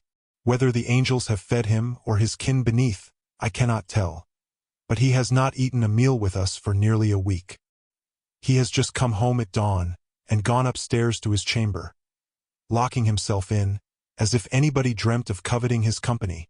There he has continued, praying like a Methodist. Only the deity he implored is senseless dust and ashes. And God, when addressed, was curiously confounded with his own black father, after concluding these precious orisons, and they lasted generally till he grew hoarse and his voice was strangled in his throat. He would be off again, always straight down to the Grange. I wonder Edgar did not send for a constable, and give him into custody. For me, grieved as I was about Catherine, it was impossible to avoid regarding this season of deliverance from degrading oppression as a holiday. I recovered spirits sufficient to hear Joseph's eternal lectures without weeping, and to move up and down the house less with the foot of a frightened thief than formerly. You wouldn't think that I should cry at anything Joseph could say, but he and Hareton are detestable companions. I'd rather sit with Hindley and hear his awful talk than with Little Maester and his staunch supporter, that odious old man. When Heathcliff is in, I'm often obliged to seek the kitchen and their society, or starve among the damp, uninhabited chambers. When he is not, as was the case this week, I establish a table and chair at one corner of the house fire, and never mind how Mr. Earnshaw may occupy himself, and he does not interfere with my arrangements. He is quieter now than he used to be, if no one provokes him, more sullen and depressed and less furious. Joseph affirms he's sure he's an altered man, that the Lord has touched his heart, and he is saved so as by fire. I'm puzzled to detect signs of the favorable change, but it is not my business. Yesterevening I sat in my nook reading some old books till late on towards 12. It seemed so dismal to go upstairs, with the wild snow blowing outside, and my thoughts continually reverting to the kirkyard and the new-made grave. I dared hardly lift my eyes from the page before me. That melancholy scene so instantly usurped its place. Hindley sat opposite, his head leant on his hand, perhaps meditating on the same subject. He had ceased drinking at a point below irrationality, and had neither stirred nor spoken during 2 or 3 hours. There was no sound through the house but the moaning wind, which shook the windows every now and then, the faint crackling of the coals, and the click of my snuffers as I removed at intervals the long wick of the candle. Hareton and Joseph were probably fast asleep in bed. It was very, very sad, and while I read I sighed, for it seemed as if all joy had vanished from the world, never to be restored. The doleful silence was broken at length by the sound of the kitchen latch. Heathcliff had returned from his watch earlier than usual, owing, I suppose, to the sudden storm. That entrance was fastened, and we heard him coming round to get in by the other. I rose with an irrepressible expression of what I felt on my lips, which induced my companion, who had been staring towards the door, to turn and look at me. "I'll keep him out 5 minutes," he exclaimed. "You won't object?" "No, you may keep him out the whole night for me," I answered. "Do. Put the key in the lock and draw the bolts." Earnshaw accomplished this ere his guest reached the front. He then came and brought his chair to the other side of my table, leaning over it and searching in my eyes for a sympathy with the burning hate that gleamed from his. As he both looked and felt like an assassin, he couldn't exactly find that, but he discovered enough to encourage him to speak. "You and I," he said, "have each a great debt to settle with the man out yonder. If we were neither of us cowards, we might combine to discharge it. Are you as soft as your brother? Are you willing to endure to the last, and not once attempt a repayment?" "I'm weary of enduring now," I replied, "and I'd be glad of a retaliation that wouldn't recoil on myself. But treachery and violence are spears pointed at both ends. They wound those who resort to them worse than their enemies." "Treachery and violence are a just return for treachery and violence," cried Hindley. "Mrs. Heathcliff, I'll ask you to do nothing, but sit still and be dumb. Tell me now, can you? I'm sure you would have as much pleasure as I in witnessing the conclusion of the fiend's existence. He'll be your death unless you overreach him, and he'll be my ruin. Damn the hellish villain! He knocks at the door as if he were master here already. Promise to hold your tongue, and before that clock strikes. It wants 3 minutes of 1. You're a free woman. He took the implements which I described to you in my letter from his breast, and would have turned down the candle. I snatched it away, however, and seized his arm. "I'll not hold my tongue," I said. "You mustn't touch him. Let the door remain shut, and be quiet." "No, I've formed my resolution, and by God I'll execute it," cried the desperate being. "I'll do you a kindness in spite of yourself, and hair-ton justice, and you needn't trouble your head to screen me. Catherine is gone. Nobody alive would regret me or be ashamed, though I cut my throat this minute, and it's time to make an end. I might as well have struggled with a bear, or reasoned with a lunatic. The only resource left me was to run to a lattice and warn his intended victim of the fate which awaited him. You'd better seek shelter somewhere else tonight," I exclaimed, in rather a triumphant tone. "Mr. Earnshaw has a mind to shoot you, if you persist in endeavoring to enter. You'd better open the door, he answered, addressing me by some elegant term that I don't care to repeat. "I shall not meddle in the matter," I retorted again. "Come in and get shot, if you please. I've done my duty." With that I shut the window and returned to my place by the fire, having too small a stock of hypocrisy at my command to pretend any anxiety for the danger that menaced him. Earnshaw swore passionately at me, affirming that I loved the villain yet, and calling me all sorts of names for the base spirit I evinced. And I, in my secret heart and conscience, never reproached me. Thought what a blessing it would be for him should Heathcliff put him out of misery, and what a blessing for me should he send Heathcliff to his right abode. As I sat nursing these reflections, the casement behind me was banged on to the floor by a blow from the latter individual, and his black countenance looked blightingly through.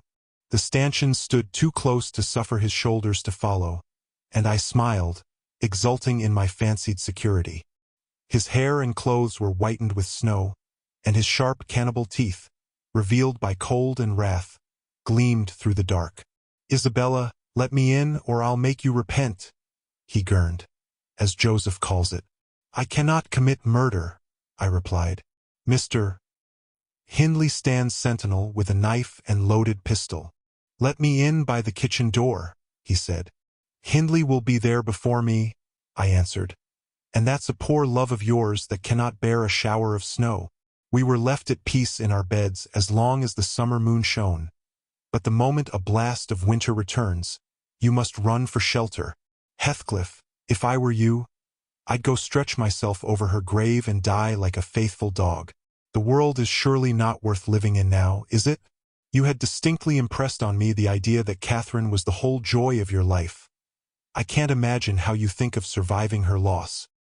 "He's there, is he?" exclaimed my companion, rushing to the gap. "If I can get my arm out, I can hit him. I'm afraid, Ellen, you'll set me down as really wicked. But you don't know all, so don't judge. I wouldn't have aided or abetted an attempt on even his life for anything. Wish that he were dead, I must, and therefore I was fearfully disappointed, and unnerved by terror for the consequences of my taunting speech, when he flung himself on Earnshaw's weapon and wrenched it from his grasp. The charge exploded, and the knife, in springing back, closed into its owner's wrist. Heathcliff pulled it away by main force, slitting up the flesh as it passed on, and thrust it dripping into his pocket. He then took a stone, struck down the division between two windows, and sprang in. His adversary had fallen senseless with excessive pain and the flow of blood that gushed from an artery or a large vein. The ruffian kicked and trampled on him, and dashed his head repeatedly against the flags, holding me with one hand, meantime, to prevent me summoning Joseph. He exerted preterhuman self-denial in abstaining from finishing him completely, but getting out of breath, he finally desisted, and dragged the apparently inanimate body onto the settle.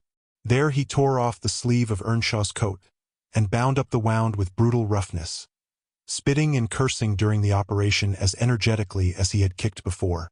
Being at liberty, I lost no time in seeking the old servant, who, having gathered by degrees the purport of my hasty tale, hurried below, gasping as he descended the steps two at once. "What is there to do now? What is there to do now?" "There's this to do," thundered Heathcliff, "that your master's mad, and should he last another month, I'll have him to an asylum. And how the devil did you come to fasten me out, you toothless hound? Don't stand muttering and mumbling there. Come, I'm not going to nurse him. Wash that stuff away, and mind the sparks of your candle. It is more than half brandy. And so ye've been murthering on him? Exclaimed Joseph, lifting his hands and eyes in horror. If ever I seed a seat like this, may the Lord.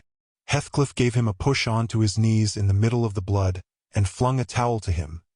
But instead of proceeding to dry it up, he joined his hands and began a prayer, which excited my laughter from its odd phraseology. I was in the condition of mind to be shocked at nothing. In fact, I was as reckless as some malefactors show themselves at the foot of the gallows. "Oh, I forgot you," said the tyrant. "You shall do that. Down with you. And you conspire with him against me, do you, viper? There, that is work fit for you."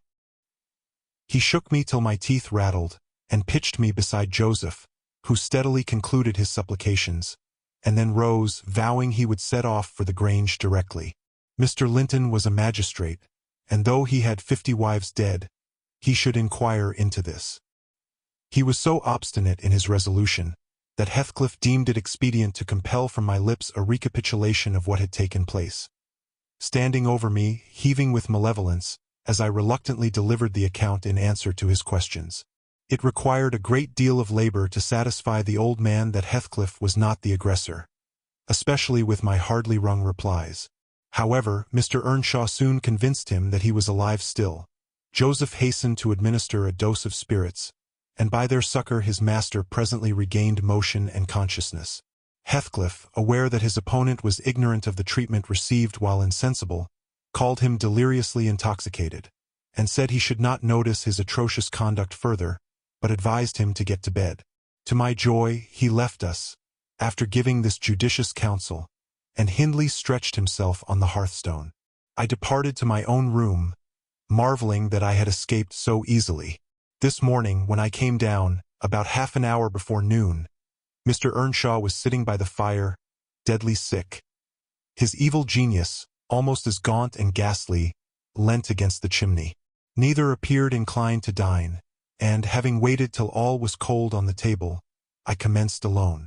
Nothing hindered me from eating heartily, and I experienced a certain sense of satisfaction and superiority, as, at intervals, I cast a look towards my silent companions, and felt the comfort of a quiet conscience within me.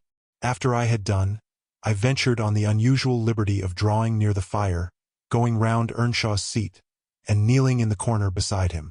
Heathcliff did not glance my way, and I gazed up, and contemplated his features almost as confidently as if they had been turned to stone. His forehead, that I once thought so manly, and that I now think so diabolical, was shaded with a heavy cloud. His basilisk eyes were nearly quenched by sleeplessness, and weeping, perhaps, for the lashes were wet then. His lips devoid of their ferocious sneer, and sealed in an expression of unspeakable sadness. Had it been another, I would have covered my face in the presence of such grief. In his case I was gratified, and, ignoble as it seems to insult a fallen enemy, I couldn't miss this chance of sticking in a dart. His weakness was the only time when I could taste the delight of paying wrong for wrong. Fie, miss," I interrupted. "One might suppose you had never opened a Bible in your life. If God afflict your enemies, surely that ought to suffice you. It is both mean and presumptuous to add your torture to his. In general I'll allow that it would be Ellen," she continued. "But what misery laid on Heathcliff could content me unless I have a hand in it? I'd rather he suffered less, if I might cause his sufferings and he might know that I was the cause. Oh, I owe him so much. On only one condition can I hope to forgive him.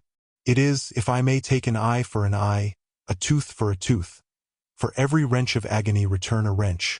Reduce him to my level. As he was the first to injure, make him the first to implore pardon.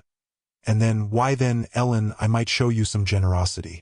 But it is utterly impossible I can ever be revenged, and therefore I cannot forgive him." Hindley wanted some water, and I handed him a glass, and asked him how he was. "Not as ill as I wish," he replied, "but leaving out my arm, every inch of me is as sore as if I had been fighting with a legion of imps." "Yes, no wonder," was my next remark. Catherine used to boast that she stood between you and bodily harm. She meant that certain persons would not hurt you for fear of offending her. It's well people don't really rise from their grave, or last night, she might have witnessed a repulsive scene. Are not you bruised, and cut over your chest and shoulders? I can't say, he answered. But what do you mean? Did he dare to strike me when I was down?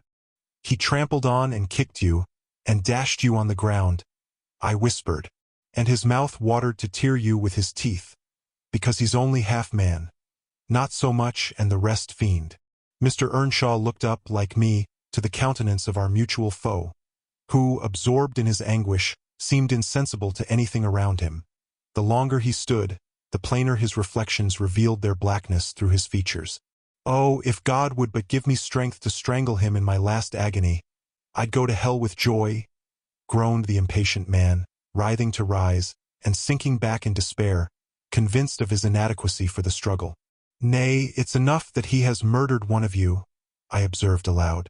At the Grange, everyone knows your sister would have been living now had it not been for Mr. Heathcliff.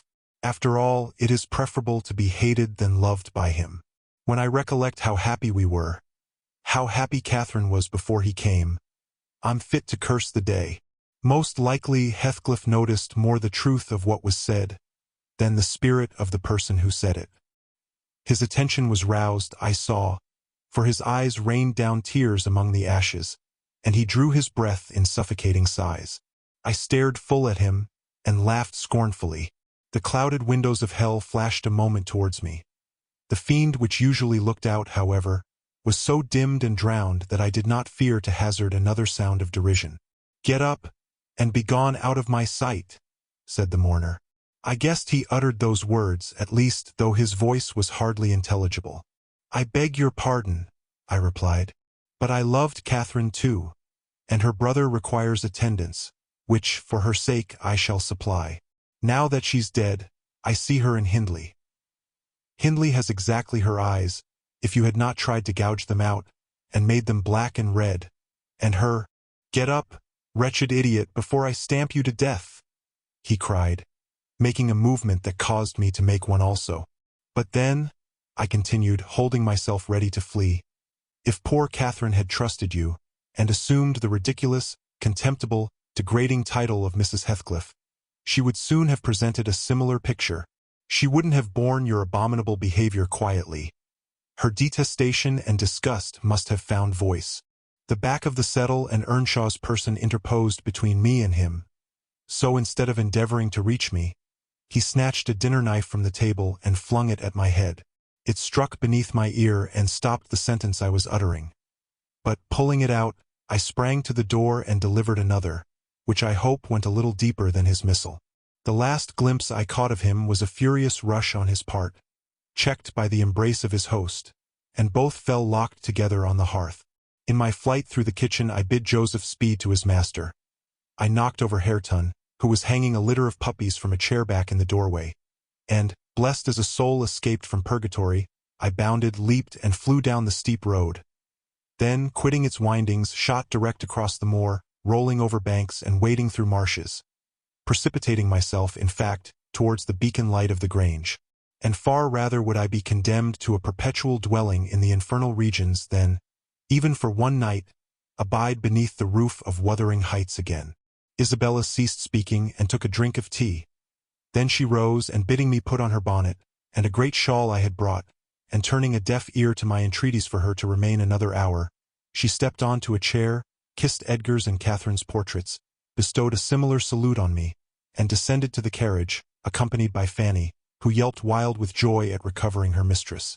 She was driven away, never to revisit this neighborhood. But a regular correspondence was established between her and my master when things were more settled.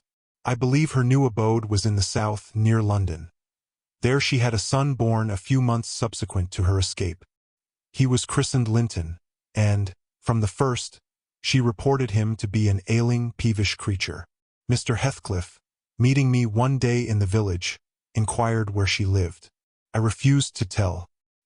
He remarked that it was not of any moment, only she must beware of coming to her brother. She should not be with him if he had to keep her himself. Though I would give no information, he discovered, through some of the other servants, both her place of residence and the existence of the child. Still, he didn't molest her, for which forbearance she might thank his aversion, I suppose. He often asked about the infant when he saw me, and on hearing its name, smiled grimly and observed, "They wish me to hate it too, do they?" "I don't think they wish you to know anything about it," I answered. "But I'll have it," he said, "when I want it. They may reckon on that." Fortunately, its mother died before the time arrived. Some 13 years after the decease of Catherine, when Linton was 12 or a little more. On the day succeeding Isabella's unexpected visit, I had no opportunity of speaking to my master. He shunned conversation, and was fit for discussing nothing.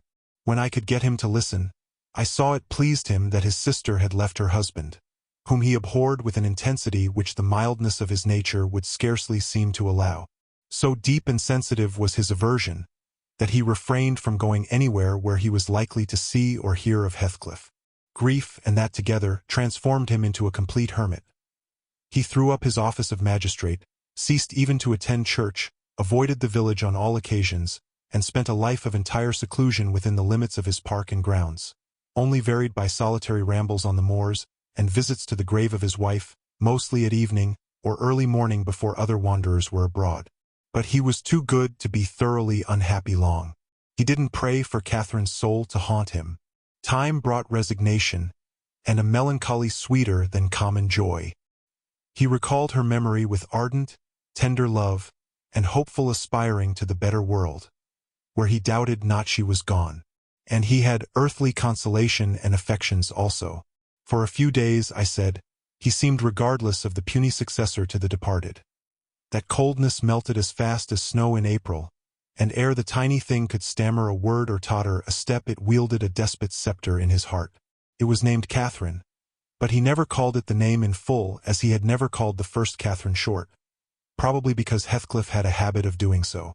The little one was always Cathy. It formed to him a distinction from the mother, and yet a connection with her, and his attachment sprang from its relation to her, far more than from its being his own. I used to draw a comparison between him and Emily Earnshaw, and perplex myself to explain satisfactorily why their conduct was so opposite in similar circumstances. They had both been fond husbands, and were both attached to their children, and I could not see how they shouldn't both have taken the same road, for good or evil. But, I thought in my mind, Hindley, with apparently the stronger head, has shown himself sadly the worse and the weaker man. When his ship struck, the captain abandoned his post, and the crew, instead of trying to save her, rushed into riot and confusion, leaving no hope for their luckless vessel. Linton, on the contrary, displayed the true courage of a loyal and faithful soul. He trusted God, and God comforted him. One hoped, and the other despaired. They chose their own lots, and were righteously doomed to endure them. But you'll not want to hear my moralising, Mr. Lockwood. You'll judge, as well as I can, all these things. At least, you'll think you will, and that's the same. The end of Earnshaw was what might have been expected. It followed fast on his sister's. There were scarcely 6 months between them. We, at the Grange, never got a very succinct account of his state preceding it.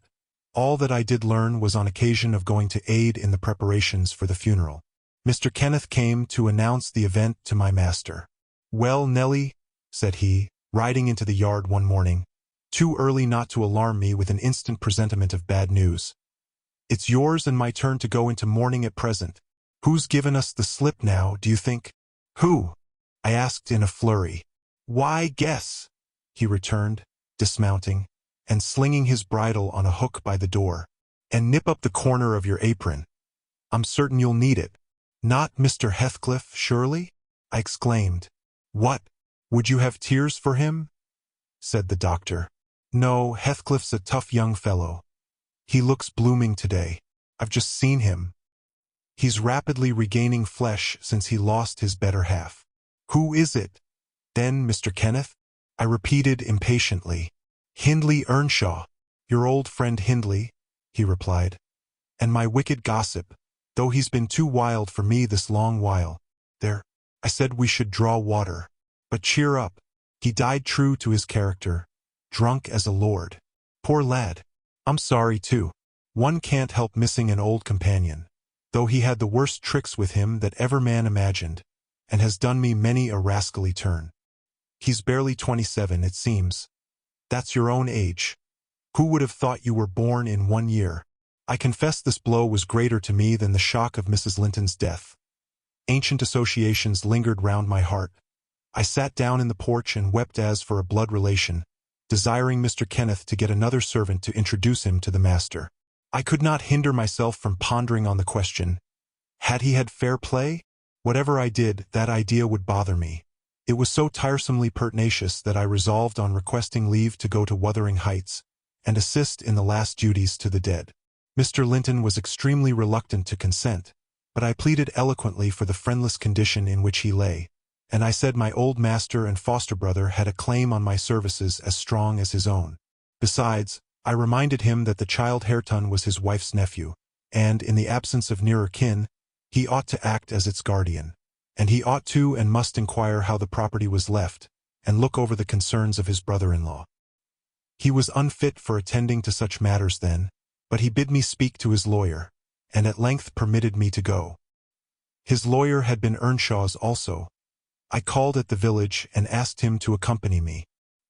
He shook his head and advised that Heathcliff should be let alone, affirming, if the truth were known, Hareton would be found little else than a beggar. His father died in debt, he said. The whole property is mortgaged, and the sole chance for the natural heir is to allow him an opportunity of creating some interest in the creditor's heart, that he may be inclined to deal leniently towards him.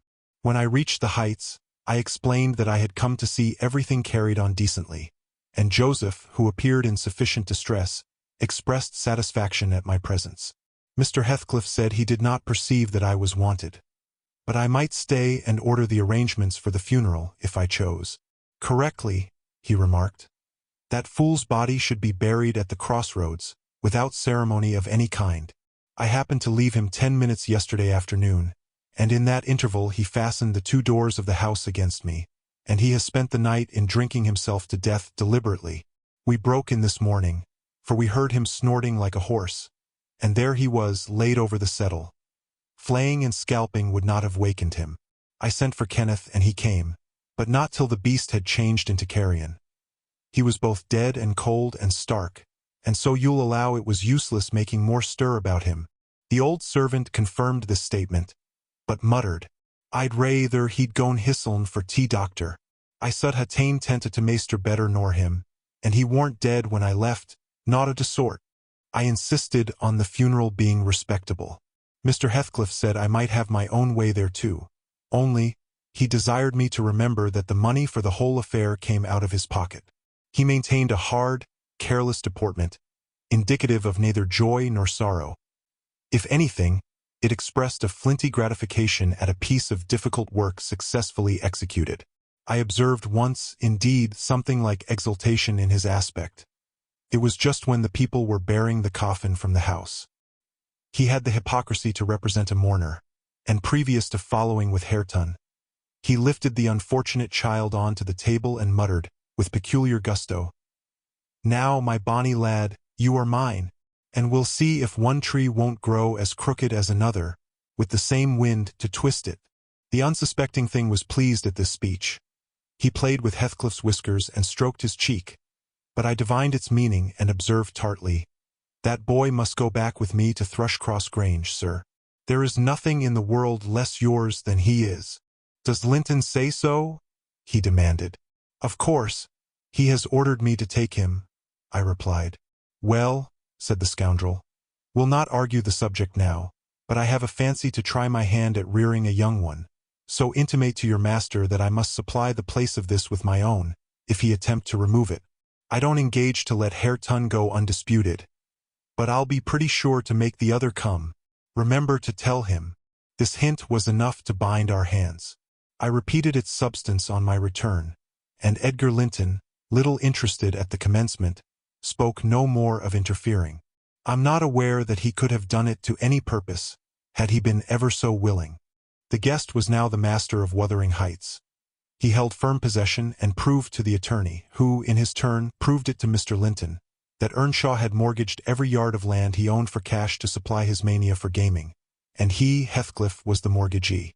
In that manner Hareton, who should now be the first gentleman in the neighborhood, was reduced to a state of complete dependence on his father's inveterate enemy, and lives in his own house as a servant, deprived of the advantage of wages, quite unable to right himself because of his friendlessness and his ignorance that he has been wronged. Chapter 18. The 12 years, continued Mrs. Dean, following that dismal period were the happiest of my life. My greatest troubles in their passage rose from our little lady's trifling illnesses, which she had to experience in common with all children, rich and poor. For the rest, after the first 6 months, she grew like a larch and could walk and talk too, in her own way, before the heath blossomed a second time over Mrs. Linton's dust. She was the most winning thing that ever brought sunshine into a desolate house. A real beauty in face, with the Earnshaw's handsome dark eyes, but the Lintons' fair skin and small features, and yellow curling hair. Her spirit was high, though not rough, and qualified by a heart sensitive and lively to excess in its affections. That capacity for intense attachments reminded me of her mother. Still she did not resemble her, for she could be soft and mild as a dove, and she had a gentle voice and pensive expression. Her anger was never furious, her love never fierce, it was deep and tender. However, it must be acknowledged, she had faults to foil her gifts. A propensity to be saucy was one, and a perverse will that indulged children invariably acquire, whether they be good-tempered or cross. If a servant chanced to vex her, it was always, "I shall tell Papa," and if he reproved her, even by a look, you would have thought it a heart-breaking business. I don't believe he ever did speak a harsh word to her. He took her education entirely on himself, and made it an amusement. Fortunately, curiosity and a quick intellect made her an apt scholar. She learned rapidly and eagerly, and did honor to his teaching. Till she reached the age of 13, she had not once been beyond the range of the park by herself. Mr. Linton would take her with him a mile or so outside, on rare occasions, but he trusted her to no one else. Gimmerton was an unsubstantial name in her ears, the chapel the only building she had approached or entered, except her own home. Wuthering Heights and Mr. Heathcliff did not exist for her. She was a perfect recluse, and, apparently, perfectly contented. Sometimes, indeed, while surveying the country from her nursery window, she would observe, "Ellen, how long will it be before I can walk to the top of those hills? I wonder what lies on the other side. Is it the sea?" "No, Miss Cathy," I would answer. "It is hills again, just like these." "And what are those golden rocks like when you stand under them?" she once asked. The abrupt descent of Penistone Crags particularly attracted her notice, especially when the setting sun shone on it and the topmost heights, and the whole extent of landscape besides lay in shadow. I explained that they were bare masses of stone, with hardly enough earth in their clefts to nourish a stunted tree. "And why are they bright so long after it is evening here?" she pursued. "Because they are a great deal higher up than we are," replied I. "You could not climb them, they are too high and steep. In winter the frost is always there before it comes to us, and deep into summer I have found snow under that black hollow on the northeast side." "Oh, you have been on them!" she cried gleefully. "Then I can go, too, when I am a woman. Has Papa been, Ellen?" "Papa would tell you, miss," I answered hastily, "that they are not worth the trouble of visiting. The moors, where you ramble with him, are much nicer, and Thrushcross Park is the finest place in the world." "But I know the park, and I don't know those," she murmured to herself, "and I should delight to look round me from the brow of that tallest point. My little pony Minnie shall take me some time." One of the maids mentioning the fairy cave quite turned her head with a desire to fulfill this project. She teased Mr. Linton about it, and he promised she should have the journey when she got older. But Miss Catherine measured her age by months, and, "Now am I old enough to go to Penistone Crags?" was the constant question in her mouth. The road thither wound close by Wuthering Heights. Edgar had not the heart to pass it, so she received as constantly the answer, "Not yet, love, not yet." I said Mrs. Heathcliff lived above a dozen years after quitting her husband. Her family were of a delicate constitution. She and Edgar both lacked the ruddy health that you will generally meet in these parts. What her last illness was, I am not certain. I conjecture they died of the same thing, a kind of fever, slow at its commencement, but incurable and rapidly consuming life towards the close. She wrote to inform her brother of the probable conclusion of a 4 months' indisposition under which she had suffered, and entreated him to come to her, if possible, for she had much to settle, and she wished to bid him adieu, and deliver Linton safely into his hands. Her hope was that Linton might be left with him, as he had been with her. His father, she would fain convince herself, had no desire to assume the burden of his maintenance or education. My master hesitated not a moment in complying with her request. Reluctant as he was to leave home at ordinary calls, he flew to answer this, commending Catherine to my peculiar vigilance in his absence, with reiterated orders that she must not wander out of the park even under my escort. He did not calculate on her going unaccompanied. He was away 3 weeks. The first day or two my charge sat in a corner of the library, too sad for either reading or playing. In that quiet state she caused me little trouble, but it was succeeded by an interval of impatient, fretful weariness, and being too busy and too old then to run up and down amusing her, I hit on a method by which she might entertain herself. I used to send her on her travels round the grounds, now on foot and now on a pony, indulging her with a patient audience of all her real and imaginary adventures when she returned. The summer shone in full prime, and she took such a taste for this solitary rambling that she often contrived to remain out from breakfast till tea, and then the evenings were spent in recounting her fanciful tales. I did not fear her breaking bounds, because the gates were generally locked, and I thought she would scarcely venture forth alone, if they had stood wide open. Unluckily, my confidence proved misplaced.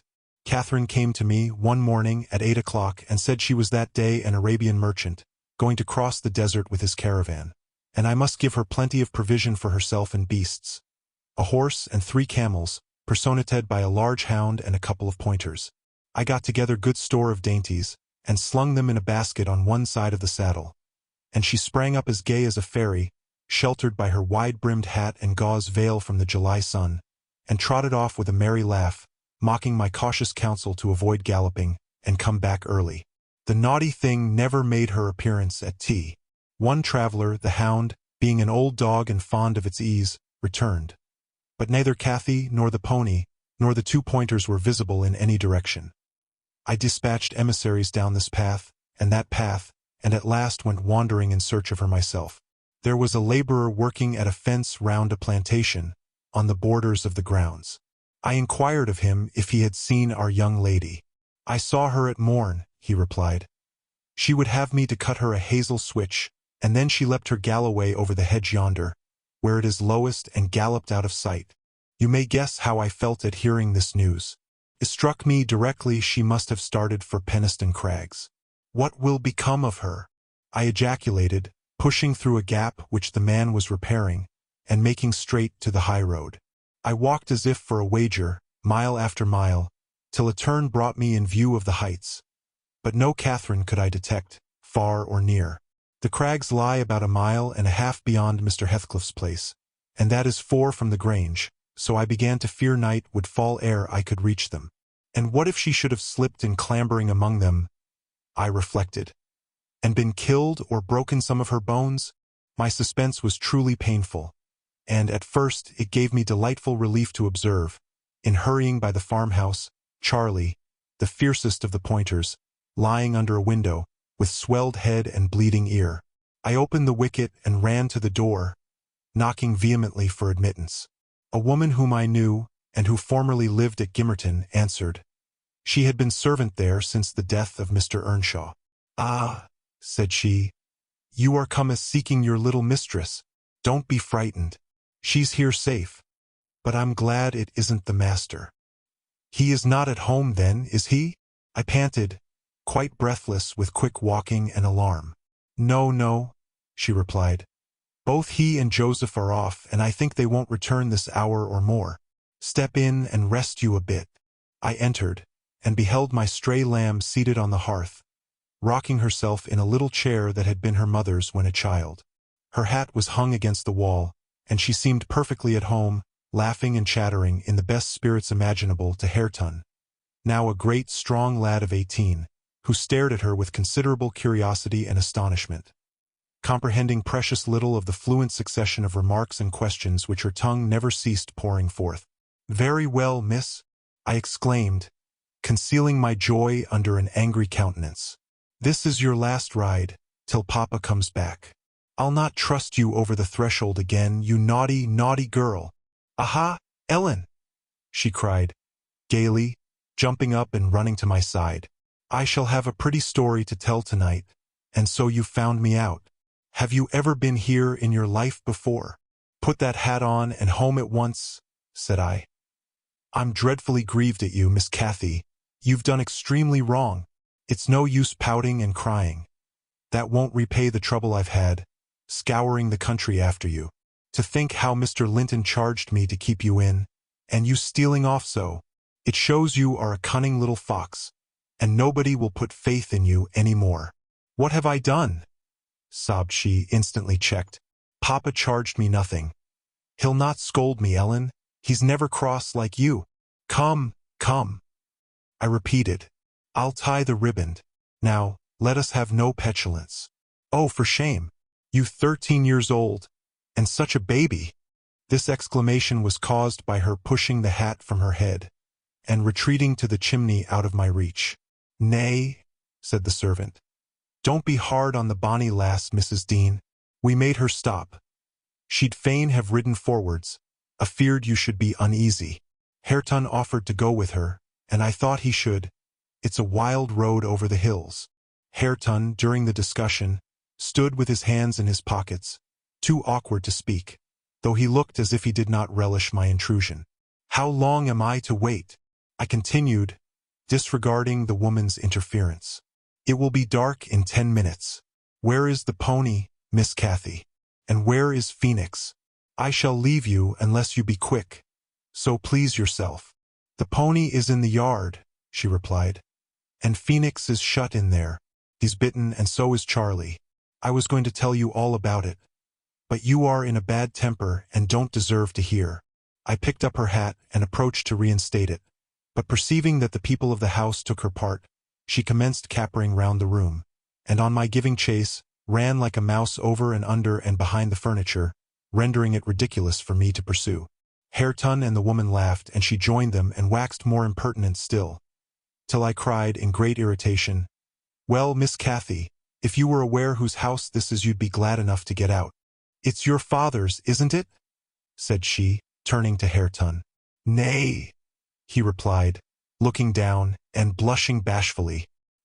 He could not stand a steady gaze from her eyes, though they were just his own. "Who's then your master's?" she asked. He colored deeper, with a different feeling, muttered an oath, and turned away. "Who is his master?" continued the tiresome girl, appealing to me. "He talked about our house, and our folk.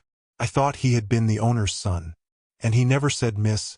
He should have done, shouldn't he, if he's a servant?" Hareton grew black as a thundercloud at this childish speech. I silently shook my questioner, and at last succeeded in equipping her for departure. "Now get my horse," she said, addressing her unknown kinsman as she would one of the stable boys at the Grange. "And you may come with me. I want to see where the goblin hunter rises in the marsh, and to hear about the Farishes, as you call them. But make haste. What's the matter? Get my horse, I say." "I'll see thee damned before I be thy servant," growled the lad.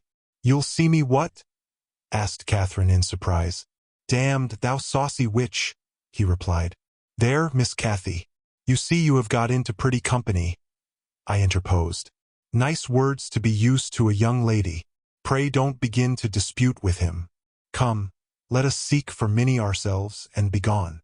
"But, Ellen," cried she, staring fixed in astonishment, "how dare he speak so to me?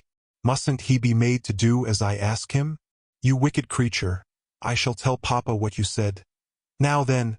Hareton did not appear to feel this threat, so the tears sprang into her eyes with indignation. "You bring the pony," she exclaimed, turning to the woman, "and let my dog free this moment." "Softly, miss," answered the addressed. "You'll lose nothing by being civil. Though Mr. Hareton, there, be not the master's son, he's your cousin, and I was never hired to serve you." "He my cousin!" cried Cathy, with a scornful laugh. "Yes, indeed," responded her reprover. "Oh, Ellen, don't let them say such things," she pursued in great trouble. "Papa is gone to fetch my cousin from London. My cousin is a gentleman's son. She stopped and wept outright, upset at the bare notion of relationship with such a clown. "Hush, hush," I whispered. "People can have many cousins and of all sorts, Miss Cathy, without being any the worse for it. Only they needn't keep their company, if they be disagreeable and bad." He's not my cousin, Ellen," she went on, gathering fresh grief from reflection, and flinging herself into my arms for refuge from the idea. I was much vexed at her and the servant for their mutual revelations. Having no doubt of Linton's approaching arrival, communicated by the former, being reported to Mr. Heathcliff, and feeling as confident that Catherine's first thought on her father's return would be to seek an explanation of the latter's assertion concerning her rude-bred kindred, Hareton, recovering from his disgust at being taken for a servant, seemed moved by her distress, and having fetched the pony round to the door, he took, to propitiate her, a fine crooked-legged terrier whelp from the kennel, and putting it into her hand, bid her whist, for he meant not. Pausing in her lamentations, she surveyed him with a glance of awe and horror, then burst forth anew. I could scarcely refrain from smiling at this antipathy to the poor fellow, who was a well-made, athletic youth, good-looking in features and stout and healthy, but attired in garments befitting his daily occupations of working on the farm and lounging among the moors after rabbits and game.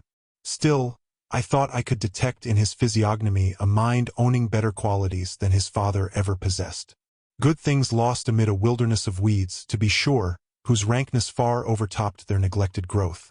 Yet, notwithstanding evidence of a wealthy soil that might yield luxuriant crops under other and favorable circumstances, Mr. Heathcliff, I believe, had not treated him physically ill, thanks to his fearless nature, which offered no temptation to that course of oppression. He had none of the timid susceptibility that would have given zest to ill treatment, in Heathcliff's judgment. He appeared to have bent his malevolence on making him a brute. He was never taught to read or write, never rebuked for any bad habit which did not annoy his keeper, never led a single step towards virtue, or guarded by a single precept against vice. And from what I heard, Joseph contributed much to his deterioration, by a narrow-minded partiality which prompted him to flatter and pet him, as a boy, because he was the head of the old family. And as he had been in the habit of accusing Catherine Earnshaw and Heathcliff, when children, of putting the master past his patience, and compelling him to seek solace in drink by what he termed their awful ways, so at present he laid the whole burden of Hareton's faults on the shoulders of the usurper of his property. If the lad swore, he wouldn't correct him, nor however culpably he behaved. It gave Joseph satisfaction, apparently, to watch him go the worst lengths. He allowed that the lad was ruined, that his soul was abandoned to perdition, but then he reflected that Heathcliff must answer for it. Hareton's blood would be required at his hands, and there lay immense consolation in that thought. Joseph had instilled into him a pride of name and of his lineage. He would, had he dared, have fostered hate between him and the present owner of the Heights, but his dread of that owner amounted to superstition, and he confined his feelings regarding him to muttered innuendos and private comminations. I don't pretend to be intimately acquainted with the mode of living customary in those days at Wuthering Heights. I only speak from hearsay, for I saw little. The villagers affirmed Mr. Heathcliff was near, and a cruel hard landlord to his tenants. But the house, inside, had regained its ancient aspect of comfort under female management, and the scenes of riot common in Hindley's time were not now enacted within its walls. The master was too gloomy to seek companionship with any people, good or bad, and he is yet. This, however, is not making progress with my story. Miss Cathy rejected the peace offering of the terrier, and demanded her own dogs, Charlie and Phoenix. They came limping and hanging their heads, and we set out for home, sadly out of sorts, every one of us. I could not wring from my little lady how she had spent the day, except that, as I supposed, the goal of her pilgrimage was Penistone Crags, and she arrived without adventure to the gate of the farmhouse, when Hareton happened to issue forth, attended by some canine followers who attacked her train. They had a smart battle before their owners could separate them.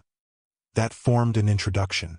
Catherine told Hareton who she was and where she was going, and asked him to show her the way, finally beguiling him to accompany her. He opened the mysteries of the fairy cave, and 20 other queer places. But, being in disgrace, I was not favored with a description of the interesting objects she saw. I could gather, however, that her guide had been a favorite till she hurt his feelings by addressing him as a servant, and Heathcliff's housekeeper hurt hers by calling him her cousin. Then the language he had held to her rankled in her heart. She who was always love, and darling, and queen, and angel, with everybody at the Grange, to be insulted so shockingly by a stranger. She did not comprehend it, and hard work I had to obtain a promise that she would not lay the grievance before her father. I explained how he objected to the whole household at the Heights, and how sorry he would be to find she had been there. But I insisted most on the fact that if she revealed my negligence of his orders, he would perhaps be so angry that I should have to leave.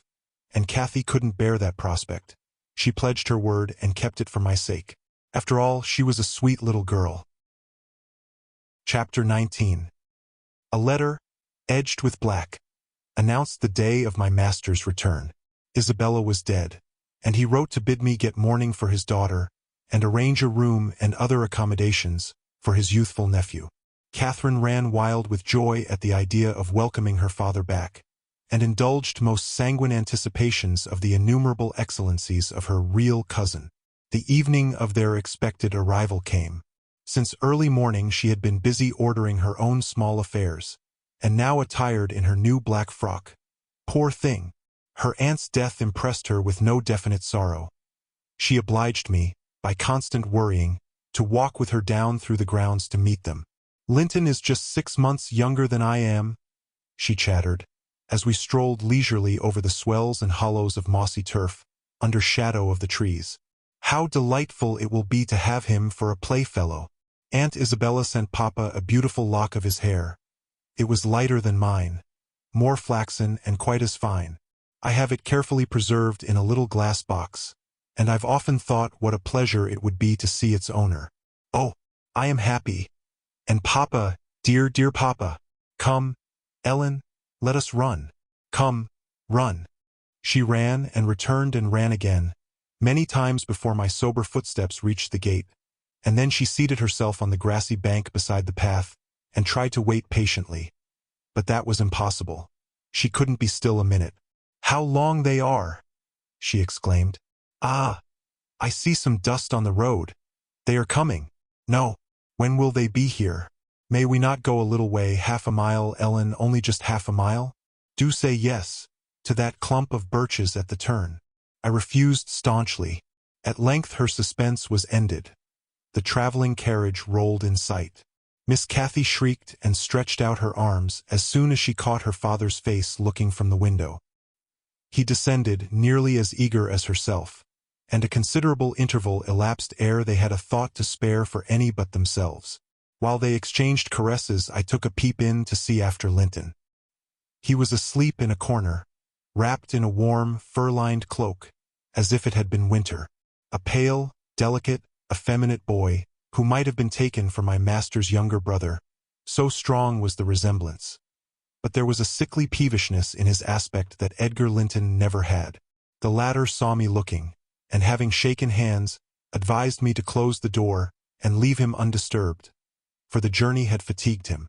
Cathy would fain have taken one glance, but her father told her to come, and they walked together up the park, while I hastened before to prepare the servants. "Now, darling," said Mr. Linton, addressing his daughter as they halted at the bottom of the front steps. "Your cousin is not so strong or so merry as you are, and he has lost his mother, remember, a very short time since. Therefore, don't expect him to play and run about with you directly, and don't harass him much by talking. Let him be quiet this evening, at least, will you?" "Yes, yes, Papa," answered Catherine. "But I do want to see him, and he hasn't once looked out." The carriage stopped, and the sleeper, being roused, was lifted to the ground by his uncle. "This is your cousin Cathy Linton," he said, putting their little hands together.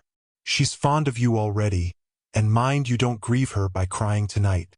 Try to be cheerful now.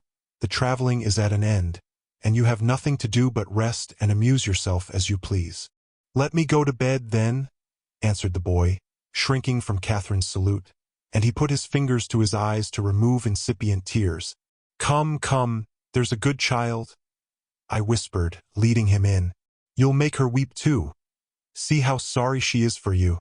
I do not know whether it was sorrow for him, but his cousin put on as sad a countenance as himself, and returned to her father. All three entered, and mounted to the library, where tea was laid ready.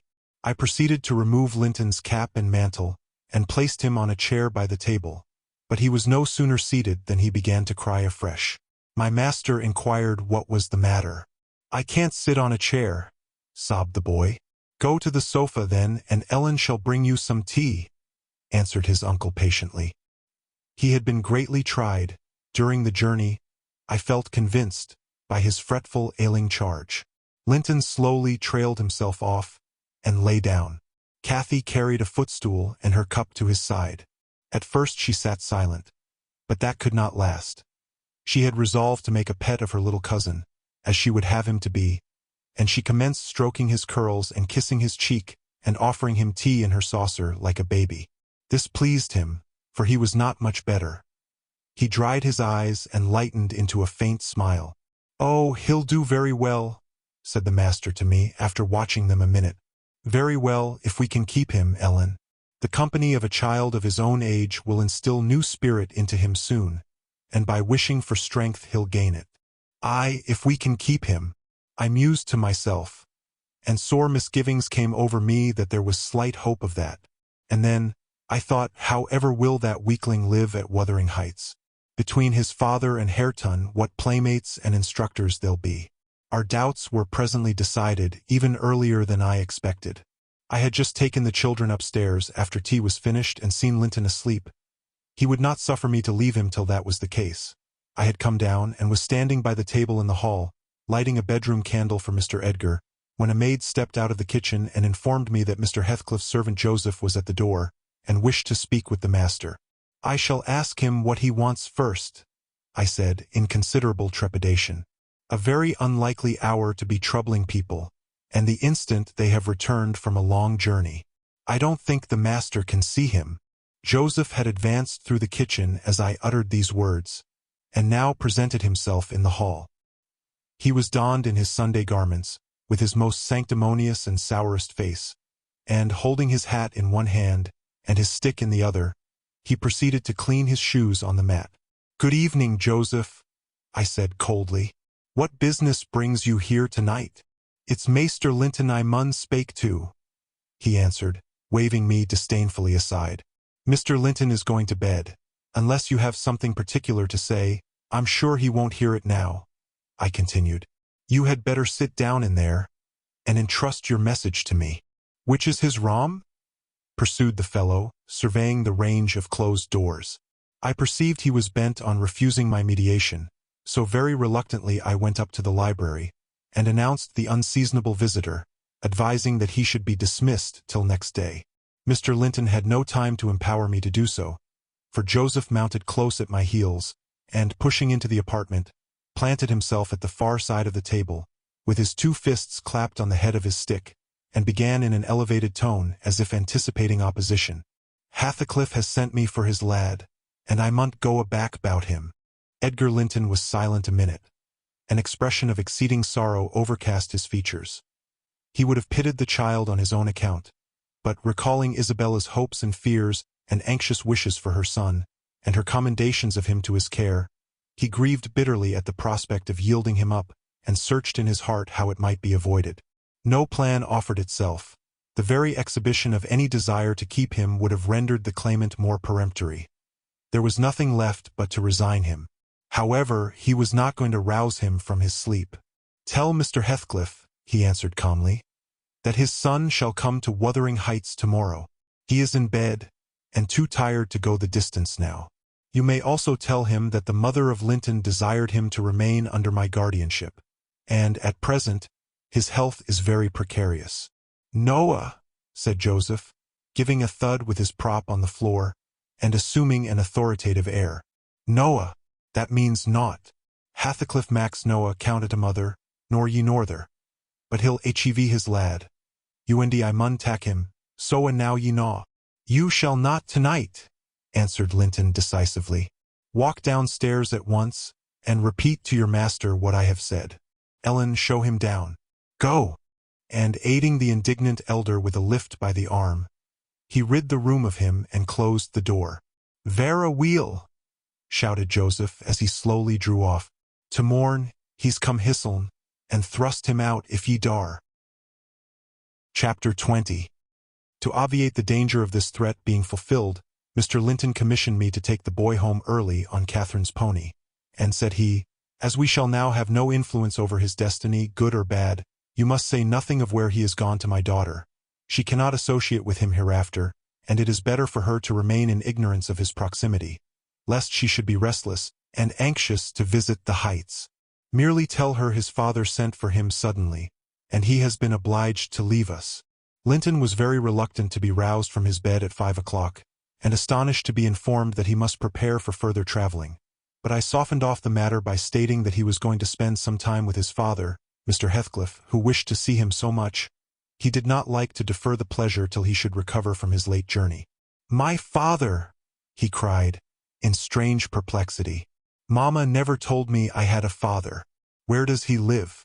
I'd rather stay with uncle." "He lives a little distance from the Grange," I replied.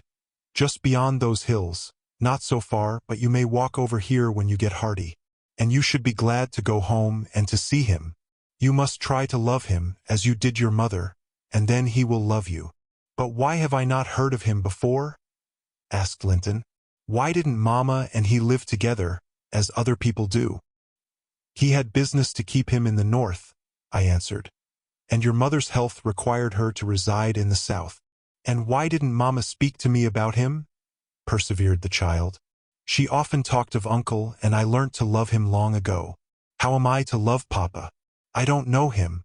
"Oh, all children love their parents," I said. "Your mother, perhaps, thought you would want to be with him if she mentioned him often to you. Let us make haste.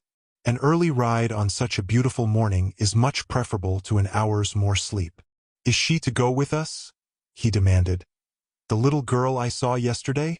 "Not now," replied I. "Is uncle?" he continued. "No, I shall be your companion there," I said. Linton sank back on his pillow and fell into a brown study. "I won't go without uncle," he cried at length. "I can't tell where you mean to take me." I attempted to persuade him of the naughtiness of showing reluctance to meet his father. Still he obstinately resisted any progress towards dressing, and I had to call for my master's assistance in coaxing him out of bed. The poor thing was finally got off, with several delusive assurances that his absence should be short, that Mr. Edgar and Cathy would visit him, and other promises equally ill-founded, which I invented and reiterated at intervals throughout the way. The pure heather-scented air, the bright sunshine, and the gentle canter of Minnie relieved his despondency after a while. He began to put questions concerning his new home and its inhabitants with greater interest and liveliness. "Is Wuthering Heights as pleasant a place as Thrushcross Grange?" he inquired, turning to take a last glance into the valley, whence a light mist mounted and formed a fleecy cloud on the skirts of the blue.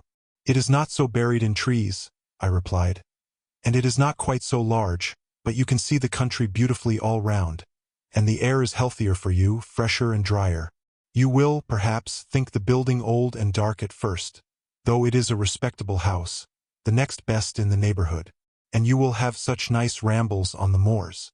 Catherine Earnshaw, that is, Miss Cathy's other cousin, and so yours in a manner, will show you all the sweetest spots, and you can bring a book in fine weather and make a green hollow your study, and now and then your uncle may join you in a walk. He does frequently walk out on the hills." "And what is my father like?" he asked. "Is he as young and handsome as uncle?" "He's as young," said I, "but he has black hair and eyes and looks sterner, and he is taller and bigger altogether. He'll not seem to you so gentle and kind at first, perhaps, because it is not his way. Still, mind you, be frank and cordial with him, and naturally he'll be fonder of you than any uncle, for you are his own." "Black hair and eyes," mused Linton. "I can't fancy him. Then I am not like him, am I?" "Not much," I answered. "Not a morsel," I thought, surveying with regret the white complexion and slim frame of my companion, and his large languid eyes. His mother's eyes, save that, unless a morbid touchiness kindled them a moment, they had not a vestige of her sparkling spirit. "How strange that he should never come to see Mamma and me," he murmured. "Has he ever seen me? If he has, I must have been a baby. I remember not a single thing about him." "Why, Master Linton," said I, 300 miles is a great distance, and 10 years seem very different in length to a grown-up person compared with what they do to you. It is probable Mr. Heathcliff proposed going from summer to summer, but never found a convenient opportunity, and now it is too late. Don't trouble him with questions on the subject. It will disturb him for no good." The boy was fully occupied with his own cogitations for the remainder of the ride, till we halted before the farmhouse garden gate. I watched to catch his impressions in his countenance. He surveyed the carved front and low-browed lattices, the straggling gooseberry bushes and crooked firs, with solemn intentness, and then shook his head. His private feelings entirely disapproved of the exterior of his new abode, but he had sense to postpone complaining. There might be compensation within. Before he dismounted, I went and opened the door. It was 6:30. The family had just finished breakfast. The servant was clearing and wiping down the table. Joseph stood by his master's chair telling some tale concerning a lame horse, and Hareton was preparing for the hayfield. "Hullo, Nelly," said Mr. Heathcliff when he saw me. "I feared I should have to come down and fetch my property myself. You've brought it, have you? Let us see what we can make of it." He got up and strode to the door. Hareton and Joseph followed in gaping curiosity. Poor Linton ran a frightened eye over the faces of the three. "Sure why," said Joseph after a grave inspection. "He's swapped why ye maester, and yon's his lass." Heathcliff, having stared his son into an ague of confusion, uttered a scornful laugh. "God, what a beauty! What a lovely, charming thing!" he exclaimed. "Haven't they reared it on snails and sour milk, Nelly? Oh, damn my soul! But that's worse than I expected, and the devil knows I was not sanguine. I bid the trembling and bewildered child get down, and enter." He did not thoroughly comprehend the meaning of his father's speech, or whether it were intended for him. Indeed, he was not yet certain that the grim, sneering stranger was his father. But he clung to me with growing trepidation, and on Mr. Heathcliff's taking a seat and bidding him come hither, he hid his face on my shoulder and wept.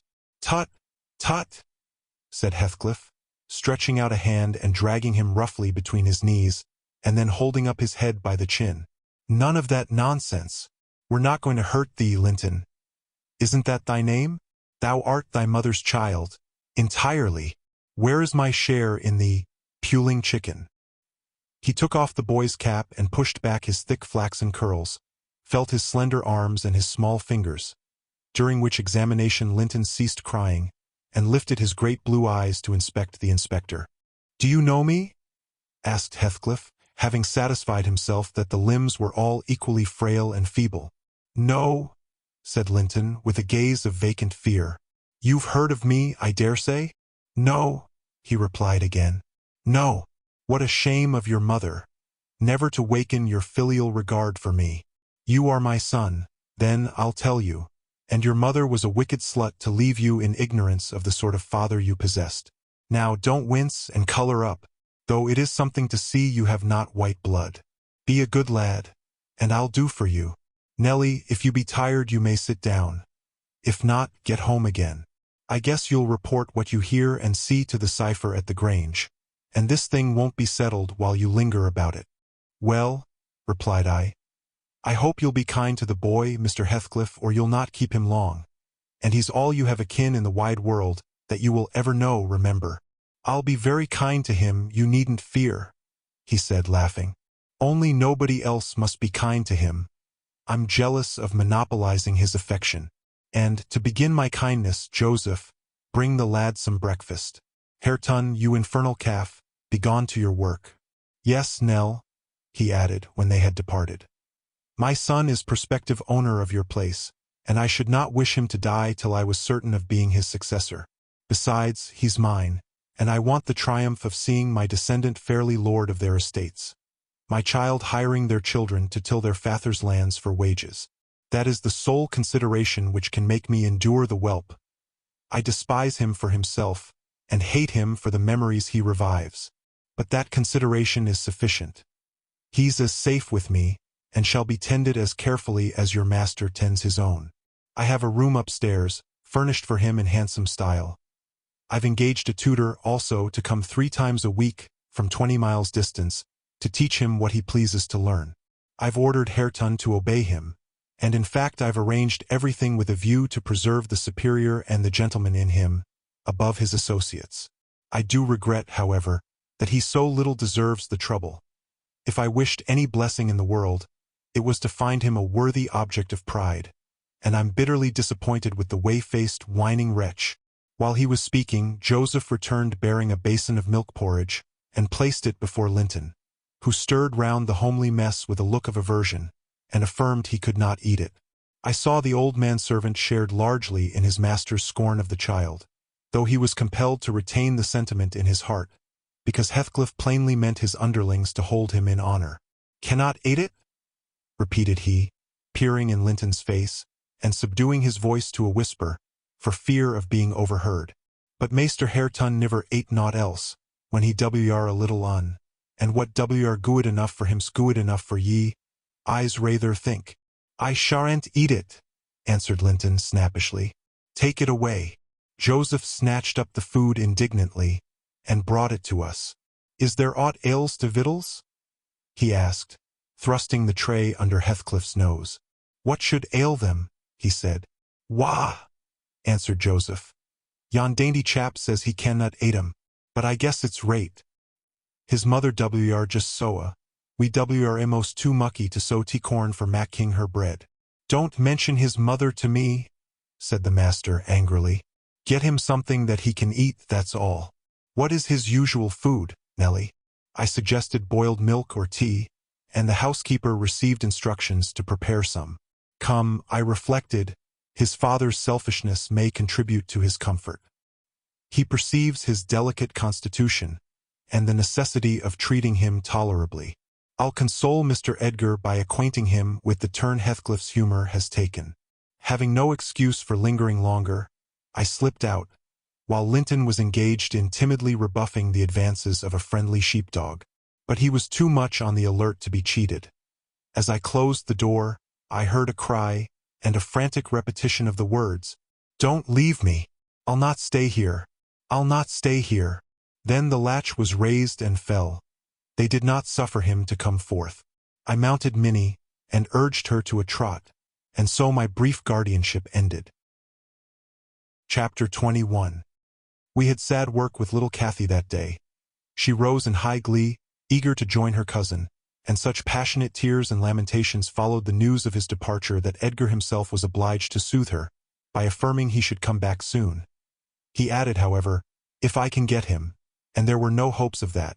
This promise poorly pacified her, but time was more potent, and though still at intervals she inquired of her father when Linton would return, before she did see him again his features had waxed so dim in her memory that she did not recognize him. When I chanced to encounter the housekeeper of Wuthering Heights in paying business visits to Gimmerton, I used to ask how the young master got on, for he lived almost as secluded as Catherine herself and was never to be seen. I could gather from her that he continued in weak health, and was a tiresome inmate. She said Mr. Heathcliff seemed to dislike him ever longer and worse, though he took some trouble to conceal it. He had an antipathy to the sound of his voice, and could not do it all with his sitting in the same room with him many minutes together. There seldom passed much talk between them. Linton learnt his lessons and spent his evenings in a small apartment they called the parlor, or else lay in bed all day, for he was constantly getting coughs and colds and aches and pains of some sort. "And I never knew such a faint-hearted creature," added the woman, "nor one so careful of Hisselm. He will go on if I leave the window open a bit late in the evening. Oh, it's killing! A breath of night air. And he must have a fire in the middle of summer, and Joseph's bacca pipe is poison, and he must always have sweets and dainties and always milk, milk forever, heeding not how the rest of us are pinched in winter. And there he'll sit, wrapped in his furred cloak in his chair by the fire, with some toast and water or other slop on the hob to sip at. And if Hareton, for pity, comes to amuse him, Hareton is not bad-natured, though he's rough. They're sure to part, one swearing and the other crying. I believe the master would relish Earnshaw's thrashing him to a mummy, if he were not his son, and I'm certain he would be fit to turn him out of doors, if he knew half the nursing he gives Hisselm. But then he won't go into danger of temptation. He never enters the parlor, and should Linton show those ways in the house where he is, he sends him upstairs directly. I divined, from this account, that utter lack of sympathy had rendered young Heathcliff selfish and disagreeable, if he were not so originally, and my interest in him, consequently, decayed, though still I was moved with a sense of grief at his lot, and a wish that he had been left with us. Mr. Edgar encouraged me to gain information. He thought a great deal about him, I fancy, and would have run some risk to see him, and he told me once to ask the housekeeper whether he ever came into the village. She said he had only been twice, on horseback, accompanying his father, and both times he pretended to be quite knocked up for 3 or 4 days afterwards. That housekeeper left, if I recollect rightly, 2 years after he came. And another, whom I did not know, was her successor. She lives there still. Time wore on at the Grange in its former pleasant way till Miss Cathy reached 16. On the anniversary of her birth we never manifested any signs of rejoicing, because it was also the anniversary of my late mistress's death. Her father invariably spent that day alone in the library, and walked at dusk as far as Gimmerton Kirkyard, where he would frequently prolong his stay beyond midnight. Therefore Catherine was thrown on her own resources for amusement. This 20th of March was a beautiful spring day, and when her father had retired, my young lady came down dressed for going out, and said she asked to have a ramble on the edge of the moor with me. Mr. Linton had given her leave, if we went only a short distance and were back within the hour. "So make haste, Ellen," she cried. "I know where I wish to go, where a colony of moor game are settled. I want to see whether they have made their nests yet." "That must be a good distance up," I answered. "They don't breed on the edge of the moor." "No, it's not," she said. "I've gone very near with Papa."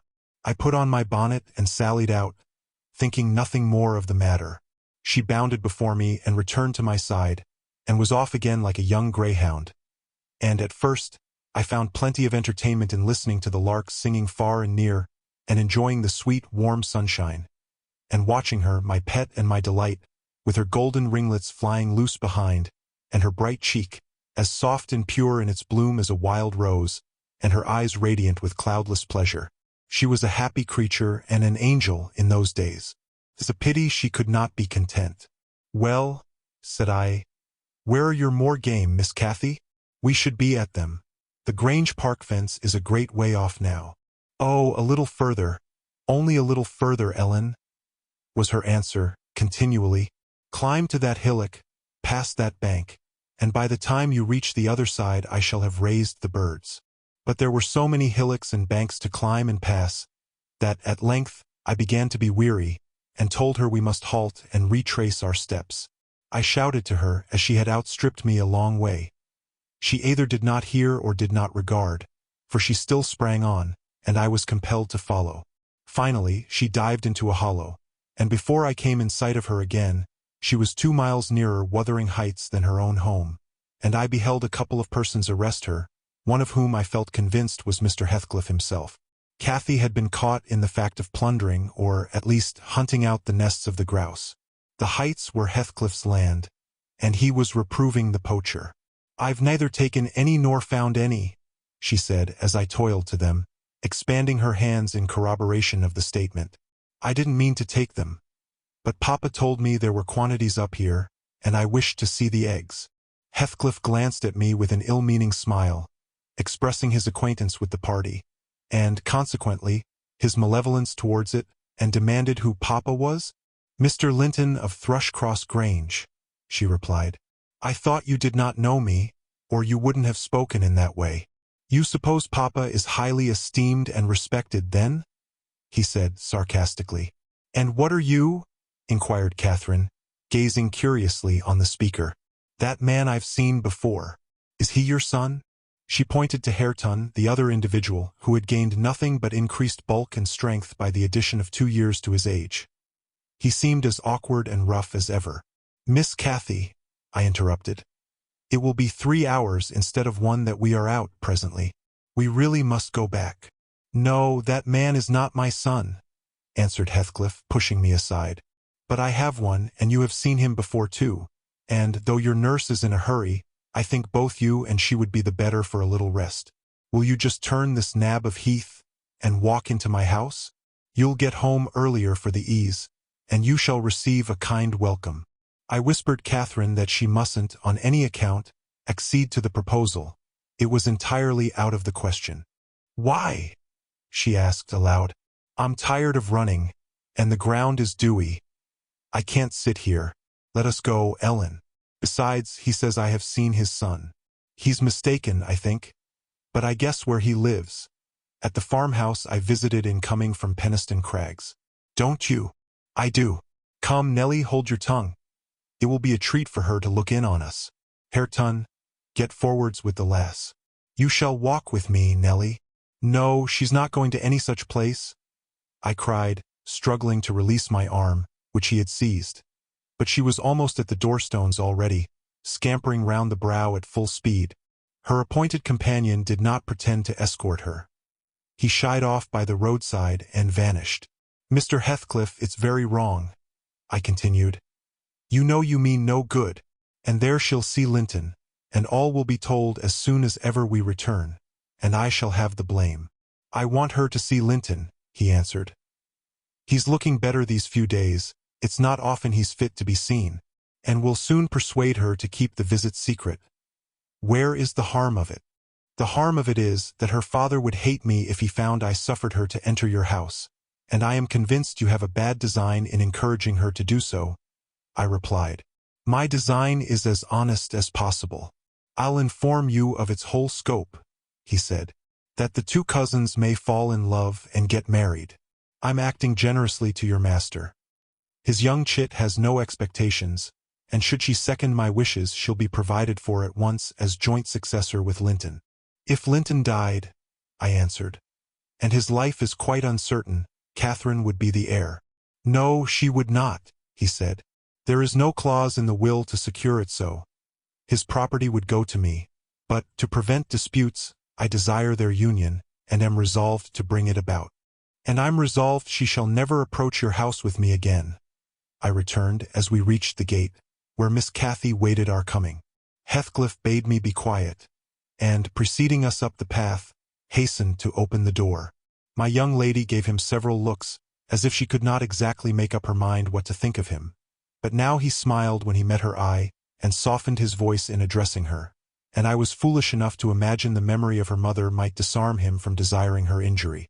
Linton stood on the hearth. He had been out walking in the fields, for his cap was on, and he was calling to Joseph to bring him dry shoes. He had grown tall of his age, still wanting some months of 16. His features were pretty yet, and his eye and complexion brighter than I remembered them, though with merely temporary luster borrowed from the salubrious air and genial sun. Now, who is that? Asked Mr. Heathcliff, turning to Cathy. Can you tell? Your son? She said, having doubtfully surveyed, first one and then the other. Yes, yes, answered he. But is this the only time you have beheld him? Think. Ah, you have a short memory. Linton, don't you recall your cousin, that you used to tease us so with wishing to see? What, Linton? Cried Cathy, kindling into joyful surprise at the name. Is that little Linton? He's taller than I am. Are you Linton? The youth stepped forward and acknowledged himself. She kissed him fervently, and they gazed with wonder at the change time had wrought in the appearance of each. Catherine had reached her full height. Her figure was both plump and slender, elastic as steel, and her whole aspect sparkling with health and spirits. Linton's looks and movements were very languid, and his form extremely slight, but there was a grace in his manner that mitigated these defects, and rendered him not unpleasing. After exchanging numerous marks of fondness with him, his cousin went to Mr. Heathcliff, who lingered by the door, dividing his attention between the objects inside and those that lay without, pretending, that is, to observe the latter and really noting the former alone. "And you are my uncle, then?" she cried, reaching up to salute him. "I thought I liked you, though you were cross at first. Why don't you visit at the Grange with Linton? To live all these years such close neighbors, and never see us, is odd. What have you done so for?" "I visited it once or twice too often before you were born," he answered. "There, damn it, if you have any kisses to spare, give them to Linton. They are thrown away on me." Naughty Ellen! Exclaimed Catherine, flying to attack me next with her lavish caresses. Wicked Ellen! To try to hinder me from entering. But I'll take this walk every morning in future. May I, Uncle? And sometimes bring Papa. Won't you be glad to see us? Of course, replied the uncle with a hardly suppressed grimace, resulting from his deep aversion to both the proposed visitors. But stay, he continued, turning towards the young lady. Now I think of it, I'd better tell you. Mr. Linton has a prejudice against me. We quarreled at one time of our lives with unchristian ferocity, and if you mention coming here to him, he'll put a veto on your visits altogether. Therefore, you must not mention it, unless you be careless of seeing your cousin hereafter. You may come if you will, but you must not mention it. Why did you quarrel? Asked Catherine, considerably crestfallen. He thought me too poor to wed his sister, answered Heathcliff, and was grieved that I got her. His pride was hurt, and he'll never forgive it. That's wrong, said the young lady. Sometime I'll tell him so, but Linton and I have no share in your quarrel. I'll not come here, then. He shall come to the Grange. It will be too far for me, murmured her cousin. To walk 4 miles would kill me. No, come here, Miss Catherine, now and then. Not every morning, but once or twice a week. The father launched towards his son a glance of bitter contempt. I am afraid, Nellie, I shall lose my labor, he muttered to me. Miss Catherine, as the ninny calls her, will discover his value, and send him to the devil. Now, if it had been Hareton. Do you know that, 20 times a day, I covet Hareton with all his degradation? I'd have loved the lad had he been someone else. But I think he's safe from her love. I'll pit him against that paltry creature, unless it bestir itself briskly. We calculate it will scarcely last till it is 18.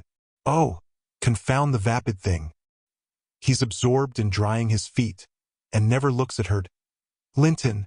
Yes, father, answered the boy. Have you nothing to show your cousin anywhere about? Not even a rabbit or a weasel's nest? Take her into the garden, before you change your shoes, and into the stable to see your horse. Wouldn't you rather sit here? Asked Linton, addressing Cathy in a tone which expressed reluctance to move again. I don't know, she replied, casting a longing look to the door, and evidently eager to be active. He kept his seat, and shrank closer to the fire.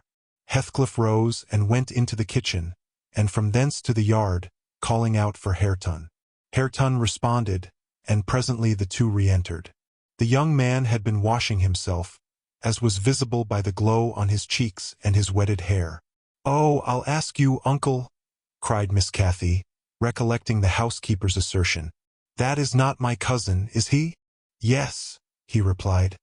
Your mother's nephew. Don't you like him? Catherine looked queer. Is he not a handsome lad? He continued. The uncivil little thing stood on tiptoe, and whispered a sentence in Heathcliff's ear. He laughed. Hareton darkened.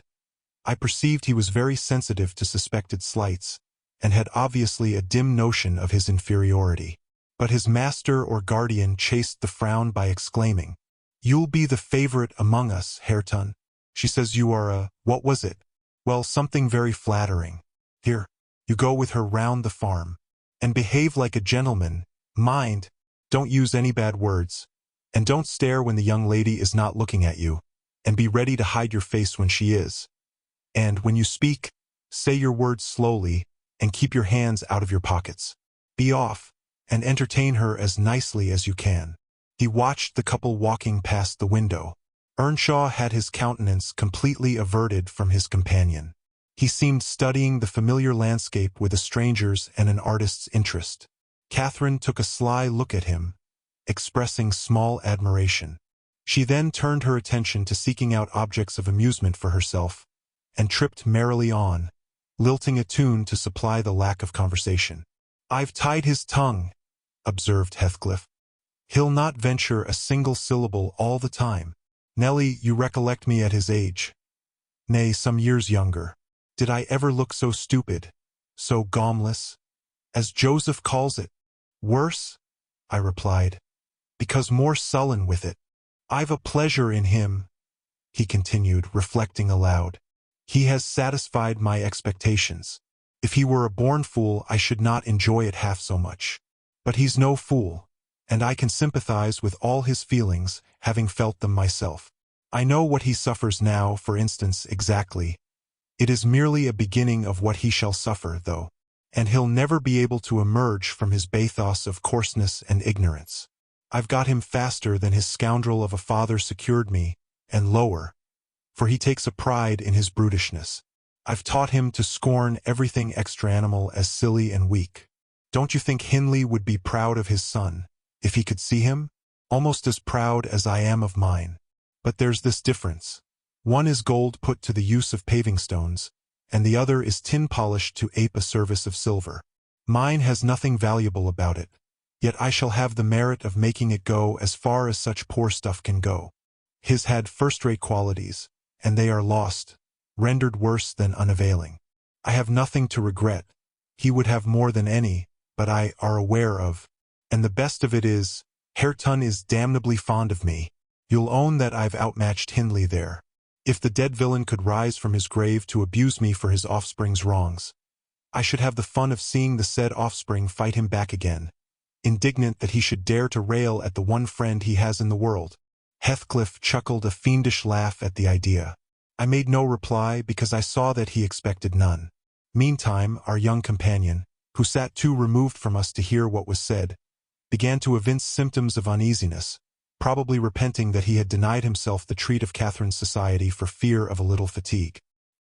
His father remarked the restless glances wandering to the window, and the hand irresolutely extended towards his cap. "Get up, you idle boy!" he exclaimed, with assumed heartiness. "Away after them. They are just at the corner, by the stand of hives." Linton gathered his energies, and left the hearth. The lattice was open, and, as he stepped out, I heard Cathy inquiring of her unsociable attendant what was that inscription over the door.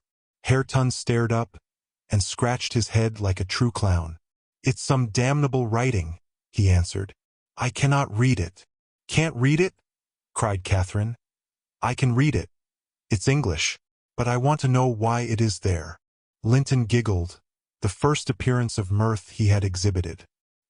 "He does not know his letters," he said to his cousin. "Could you believe in the existence of such a colossal dunce? Is he all as he should be?" asked Miss Cathy seriously. "Or is he simple, not right? I've questioned him twice now, and each time he looked so stupid I think he does not understand me. I can hardly understand him, I'm sure." Linton repeated his laugh and glanced at Hareton tauntingly, who certainly did not seem quite clear of comprehension at that moment. "There's nothing the matter but laziness. Is there, Earnshaw?" he said. "My cousin fancies you are an idiot. There you experience the consequence of scorning book-larning, as you would say. Have you noticed, Catherine, his frightful Yorkshire pronunciation?" "Why, where the devil is the use on't?" growled Hareton, more ready in answering his daily companion. He was about to enlarge further, but the two youngsters broke into a noisy fit of merriment, my giddy miss being delighted to discover that she might turn his strange talk to matter of amusement. "Where is the use of the devil in that sentence?" tittered Linton. "Papa told you not to say any bad words, and you can't open your mouth without one. Do try to behave like a gentleman, now do. If thou weren't more a lass than a lad, I'd fell thee this minute, I would." "Pitiful lath of a crater," retorted the angry boor, retreating, while his face burnt with mingled rage and mortification, for he was conscious of being insulted and embarrassed how to resent it. Mr. Heathcliff, having overheard the conversation as well as I, smiled when he saw him go, but immediately afterwards cast a look of singular aversion on the flippant pair, who remained chattering in the doorway, the boy finding animation enough while discussing Hareton's faults and deficiencies, and relating anecdotes of his goings-on, and the girl relishing his pert and spiteful sayings, without considering the ill nature they evinced. I began to dislike, more than to compassionate Linton, and to excuse his father in some measure for holding him cheap. We stayed till afternoon. I could not tear Miss Cathy away sooner, but happily my master had not quitted his apartment, and remained ignorant of our prolonged absence. As we walked home, I would fain have enlightened my charge on the characters of the people we had quitted, but she got it into her head that I was prejudiced against them. "Aha!" she cried. "You take Papa's side, Ellen. You are partial, I know, or else you wouldn't have cheated me so many years into the notion that Linton lived a long way from here. I'm really extremely angry, only I'm so pleased I can't show it. But you must hold your tongue about my uncle. He's my uncle, remember, and I'll scold Papa for quarreling with him." And so she ran on, till I relinquished the endeavor to convince her of her mistake. She did not mention the visit that night, because she did not see Mr. Linton. Next day it all came out, sadly to my chagrin, and still I was not altogether sorry. I thought the burden of directing and warning would be more efficiently borne by him than me. But he was too timid in giving satisfactory reasons for his wish that she should shun connection with the household of the Heights, and Catherine liked good reasons for every restraint that harassed her petted will. "Papa," she exclaimed after the morning salutations, "guess whom I saw yesterday in my walk on the moors." "Ah, Papa," you started. "You've not done right, have you now?" "I saw, but listen, and you shall hear how I found you out. And Ellen, who is in league with you, and yet pretended to pity me so when I kept hoping, and was always disappointed about Linton's coming back. She gave a faithful account of her excursion and its consequences, and my master, though he cast more than one reproachful look at me, said nothing till she had concluded. Then he drew her to him, and asked if she knew why he had concealed Linton's near neighborhood from her. Could she think it was to deny her a pleasure that she might harmlessly enjoy? "It was because you disliked Mr. Heathcliff," she answered. "Then you believe I care more for my own feelings than yours, Cathy?" he said. "No, it was not because I disliked Mr. Heathcliff, but because Mr. Heathcliff dislikes me, and is a most diabolical man, delighting to wrong and ruin those he hates, if they give him the slightest opportunity. I knew that you could not keep up an acquaintance with your cousin without being brought into contact with him, and I knew he would detest you on my account. So for your own good and nothing else, I took precautions that you should not see Linton again. I meant to explain this some time as you grew older, and I'm sorry I delayed it." "But Mr. Heathcliff was quite cordial, Papa," observed Catherine, not at all convinced. "And he didn't object to our seeing each other. He said I might come to his house when I pleased, only I must not tell you because you had quarreled with him and would not forgive him for marrying Aunt Isabella. And you won't. You are the one to be blamed. He is willing to let us be friends, at least, Linton and I, and you are not." My master, perceiving that she would not take his word for her uncle-in-law's evil disposition, gave a hasty sketch of his conduct to Isabella, and the manner in which Wuthering Heights became his property. He could not bear to discourse long upon the topic, for though he spoke little of it, he still felt the same horror and detestation of his ancient enemy that had occupied his heart ever since Mrs. Linton's death. She might have been living yet, if it had not been for him, was his constant bitter reflection, and, in his eyes, Heathcliff seemed a murderer. Miss Cathy, conversant with no bad deeds except her own slight acts of disobedience, injustice, and passion, arising from hot temper and thoughtlessness, and repented of on the day they were committed, was amazed at the blackness of spirit that could brood on and cover revenge for years, and deliberately prosecute its plans without a visitation of remorse. She appeared so deeply impressed and shocked at this new view of human nature, excluded from all her studies and all her ideas till now, that Mr. Edgar deemed it unnecessary to pursue the subject. He merely added, "You will know hereafter, darling, why I wish you to avoid his house and family. Now return to your old employments and amusements, and think no more about them." Catherine kissed her father and sat down quietly to her lessons for a couple of hours according to custom. Then she accompanied him into the grounds, and the whole day passed as usual. But in the evening, when she had retired to her room and I went to help her to undress, I found her crying on her knees by the bedside. "Oh, fie, silly child!" I exclaimed. "If you had any real griefs you'd be ashamed to waste a tear on this little contrariety. You never had one shadow of substantial sorrow, Miss Catherine. Suppose for a minute that master and I were dead, and you were by yourself in the world. How would you feel, then? Compare the present occasion with such an affliction as that, and be thankful for the friends you have instead of coveting more." "I'm not crying for myself, Ellen," she answered. "It's for him. He expected to see me again tomorrow, and there he'll be so disappointed, and he'll wait for me and I shan't come." "Nonsense," said I. Do you imagine he has thought as much of you as you have of him? Hasn't he Hareton for a companion? Not 1 in 100 would weep at losing a relation they had just seen twice, for 2 afternoons. Linton will conjecture how it is, and trouble himself no further about you. But may I not write a note to tell him why I cannot come? She asked, rising to her feet. And just send those books I promised to lend him? His books are not as nice as mine, and he wanted to have them extremely, when I told him how interesting they were. May I not, Ellen? No, indeed. No, indeed, replied I with decision. Then he would write to you, and there'd never be an end of it. No, Miss Catherine, the acquaintance must be dropped entirely. So Papa expects, and I shall see that it is done. But how can one little note? She recommenced, putting on an imploring countenance. Silence, I interrupted. We'll not begin with your little notes. Get into bed. She threw at me a very naughty look, so naughty that I would not kiss her good night at first. I covered her up and shut her door in great displeasure. But repenting halfway, I returned softly, and lo, there was Miss standing at the table with a bit of blank paper before her and a pencil in her hand, which she guiltily slipped out of sight on my entrance. You'll get nobody to take that, Catherine, I said. If you write it, and at present I shall put out your candle.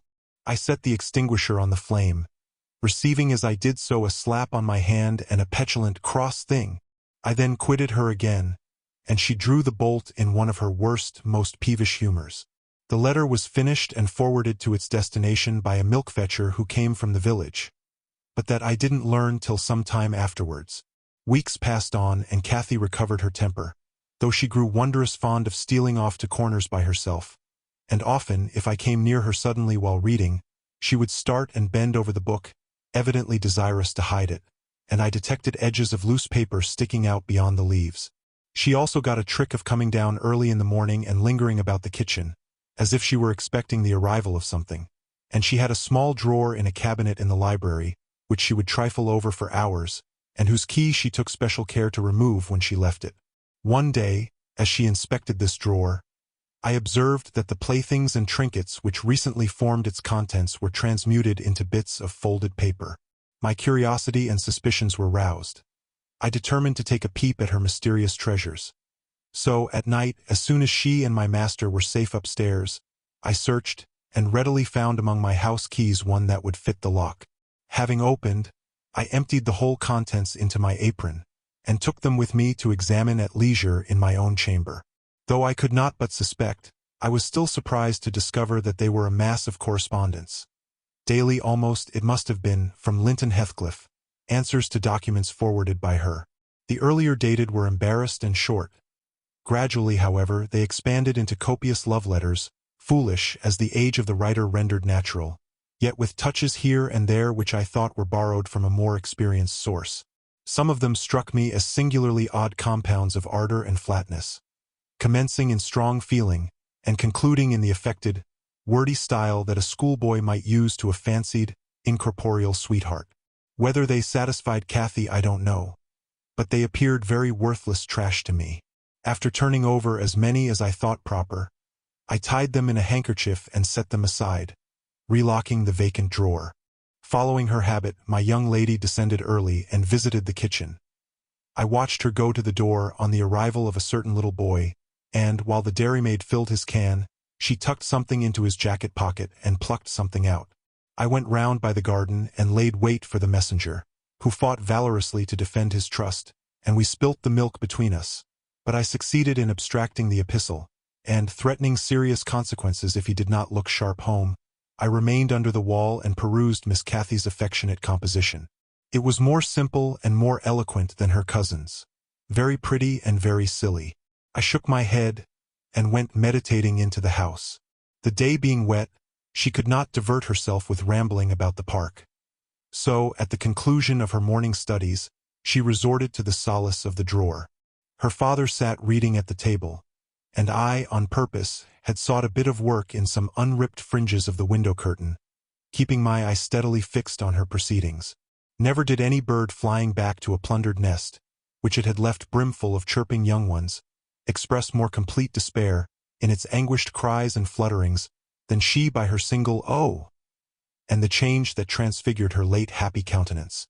Mr. Linton looked up. "What is the matter, love? Have you hurt yourself?" he said. His tone and look assured her he had not been the discoverer of the hoard. "No, Papa," she gasped. Ellen, come upstairs. I'm sick." I obeyed her summons and accompanied her out. "Oh, Ellen, you have got them," she commenced immediately, dropping on her knees when we were enclosed alone. "Oh, give them to me, and I'll never do so again. Don't tell Papa. You have not told Papa, Ellen? Say you have not? I've been exceedingly naughty, but I won't do it any more." With a grave severity in my manner, I bade her stand up. "So," I exclaimed, "Miss Catherine, you are tolerably far on, it seems. You may well be ashamed of them. A fine bundle of trash you study in your leisure hours, to be sure.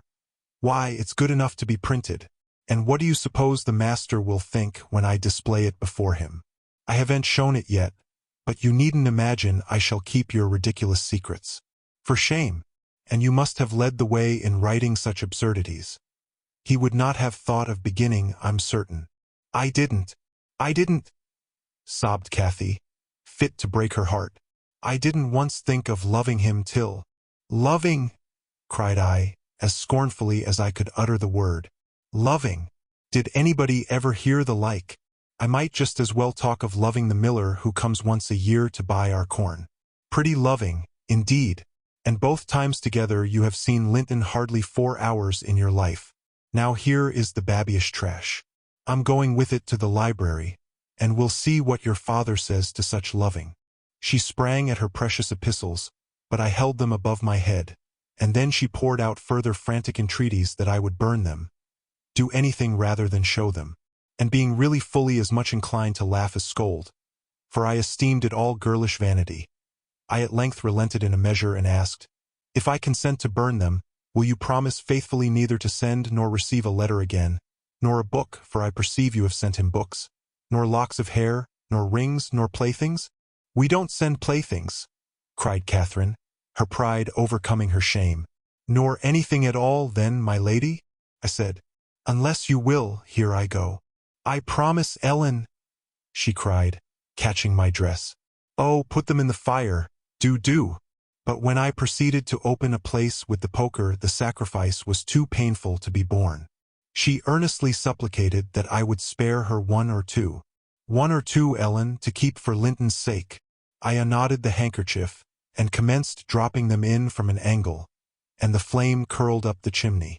"I will have one, you cruel wretch!" she screamed, darting her hand into the fire, and drawing forth some half-consumed fragments, at the expense of her fingers. "Very well, and I will have some to exhibit to Papa," I answered, shaking back the rest into the bundle, and turning anew to the door. She emptied her blackened pieces into the flames, and motioned me to finish the immolation. It was done. I stirred up the ashes, and interred them under a shovelful of coals, and she mutely, and with a sense of intense injury, retired to her private apartment. I descended to tell my master that the young lady's qualm of sickness was almost gone, but I judged it best for her to lie down a while. She wouldn't dine, but she reappeared at tea, pale and red about the eyes, and marvelously subdued in outward aspect. Next morning I answered the letter by a slip of paper inscribed, "Master Heathcliff is requested to send no more notes to Miss Linton, as she will not receive them." And, thenceforth, the little boy came with vacant pockets. Chapter 22. Summer drew to an end, and early autumn. It was past Michaelmas, but the harvest was late that year, and a few of our fields were still uncleared. Mr. Linton and his daughter would frequently walk out among the reapers. At the carrying of the last sheaves they stayed till dusk, and the evening happening to be chill and damp, my master caught a bad cold, that settled obstinately on his lungs, and confined him indoors throughout the whole of the winter, nearly without intermission. Poor Cathy, frightened from her little romance, had been considerably sadder and duller since its abandonment, and her father insisted on her reading less and taking more exercise. She had his companionship no longer. I esteemed it a duty to supply its lack as much as possible with mine, an inefficient substitute, for I could only spare 2 or 3 hours from my numerous diurnal occupations to follow her footsteps, and then my society was obviously less desirable than his. On an afternoon in October, or the beginning of November, a fresh watery afternoon, when the turf and paths were rustling with moist, withered leaves, and the cold blue sky was half hidden by clouds, dark gray streamers, rapidly mounting from the west and boding abundant rain, I requested my young lady to forego her ramble, because I was certain of showers.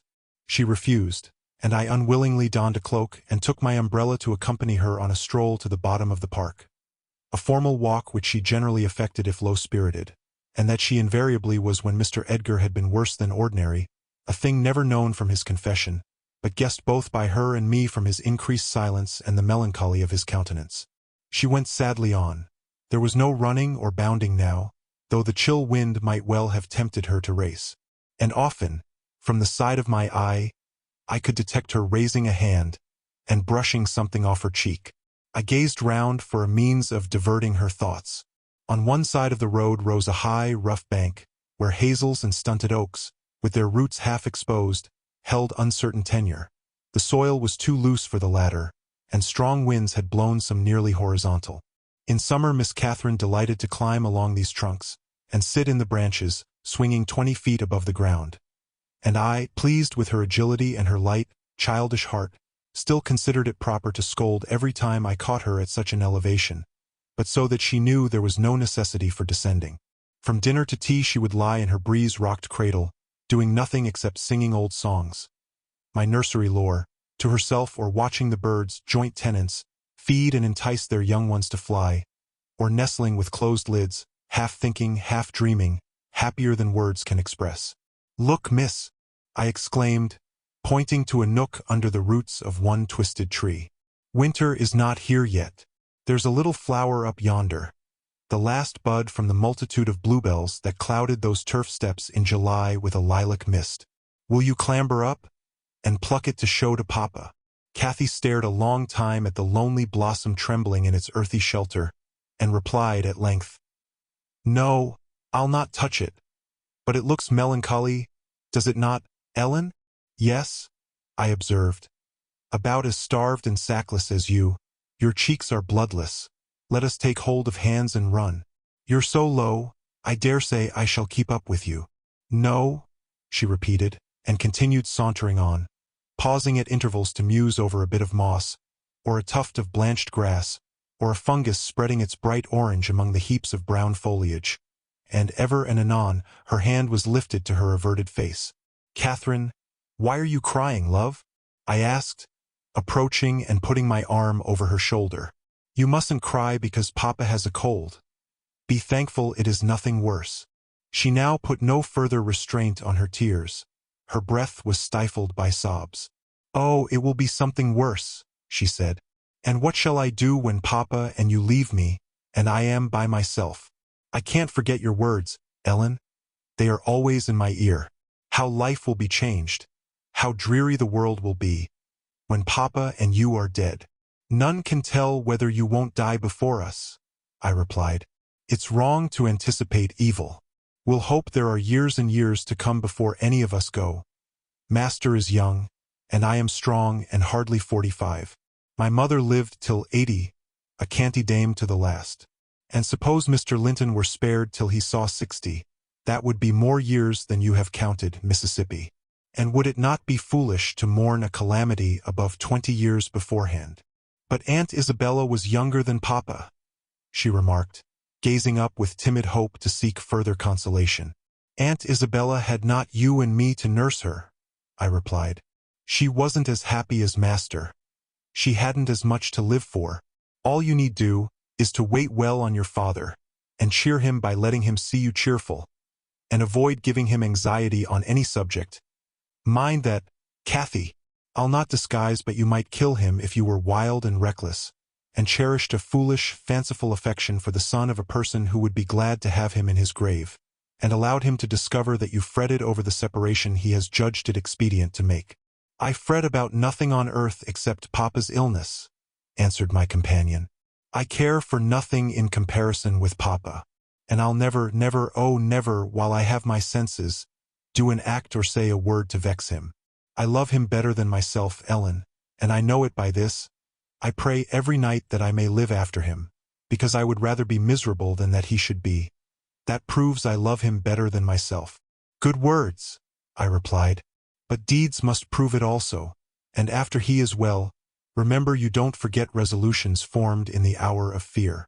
As we talked, we neared a door that opened on the road, and my young lady, lightening into sunshine again, climbed up and seated herself on the top of the wall, reaching over to gather some hips that bloomed scarlet on the summit branches of the wild rose trees shadowing the highway side. The lower fruit had disappeared, but only birds could touch the upper except from Cathy's present station.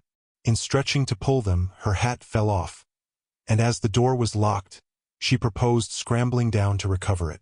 I bid her be cautious lest she got a fall, and she nimbly disappeared. But the return was no such easy matter. The stones were smooth and neatly cemented, and the rosebushes and blackberry stragglers could yield no assistance in reascending. I, like a fool, didn't recollect that, till I heard her laughing and exclaiming, "Ellen, you'll have to fetch the key, or else I must run round to the porter's lodge. I can't scale the ramparts on this side." "Stay where you are," I answered. "I have my bundle of keys in my pocket. Perhaps I may manage to open it. If not, I'll go." Catherine amused herself with dancing to and fro before the door, while I tried all the large keys in succession. I had applied the last and found that none would do. So, repeating my desire that she would remain there, I was about to hurry home as fast as I could, when an approaching sound arrested me. It was the trot of a horse. Cathy's dance stopped also. "Who is that?" I whispered. "Ellen, I wish you could open the door," whispered back my companion anxiously. "Ho, Miss Linton!" cried a deep voice, the writer's. "I'm glad to meet you. Don't be in haste to enter, for I have an explanation to ask and obtain." "I shan't speak to you, Mr. Heathcliff," answered Catherine. "Papa says you are a wicked man, and you hate both him and me, and Ellen says the same." "That is nothing to the purpose," said Heathcliff. He it was. "I don't hate my son, I suppose, and it is concerning him that I demand your attention. Yes, you have cause to blush. 2 or 3 months since, were you not in the habit of writing to Linton? Making love in play, eh? You deserved, both of you, flogging for that, you especially the elder, and less sensitive as it turns out. I've got your letters, and if you give me any pertness I'll send them to your father. I presume you grew weary of the amusement and dropped it, didn't you? Well, you dropped Linton with it into a slough of despond. He was in earnest, in love really. As true as I live, he's dying for you, breaking his heart at your fickleness. Not figuratively, but actually.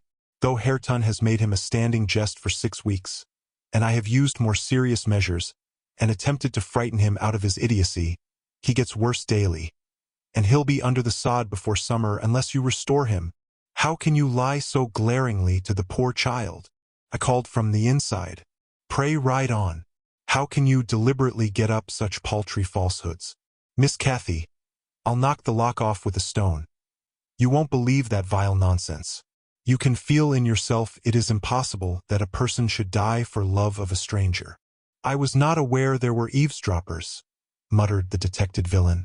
Worthy Mrs. Dean, I like you, but I don't like your double-dealing, he added aloud.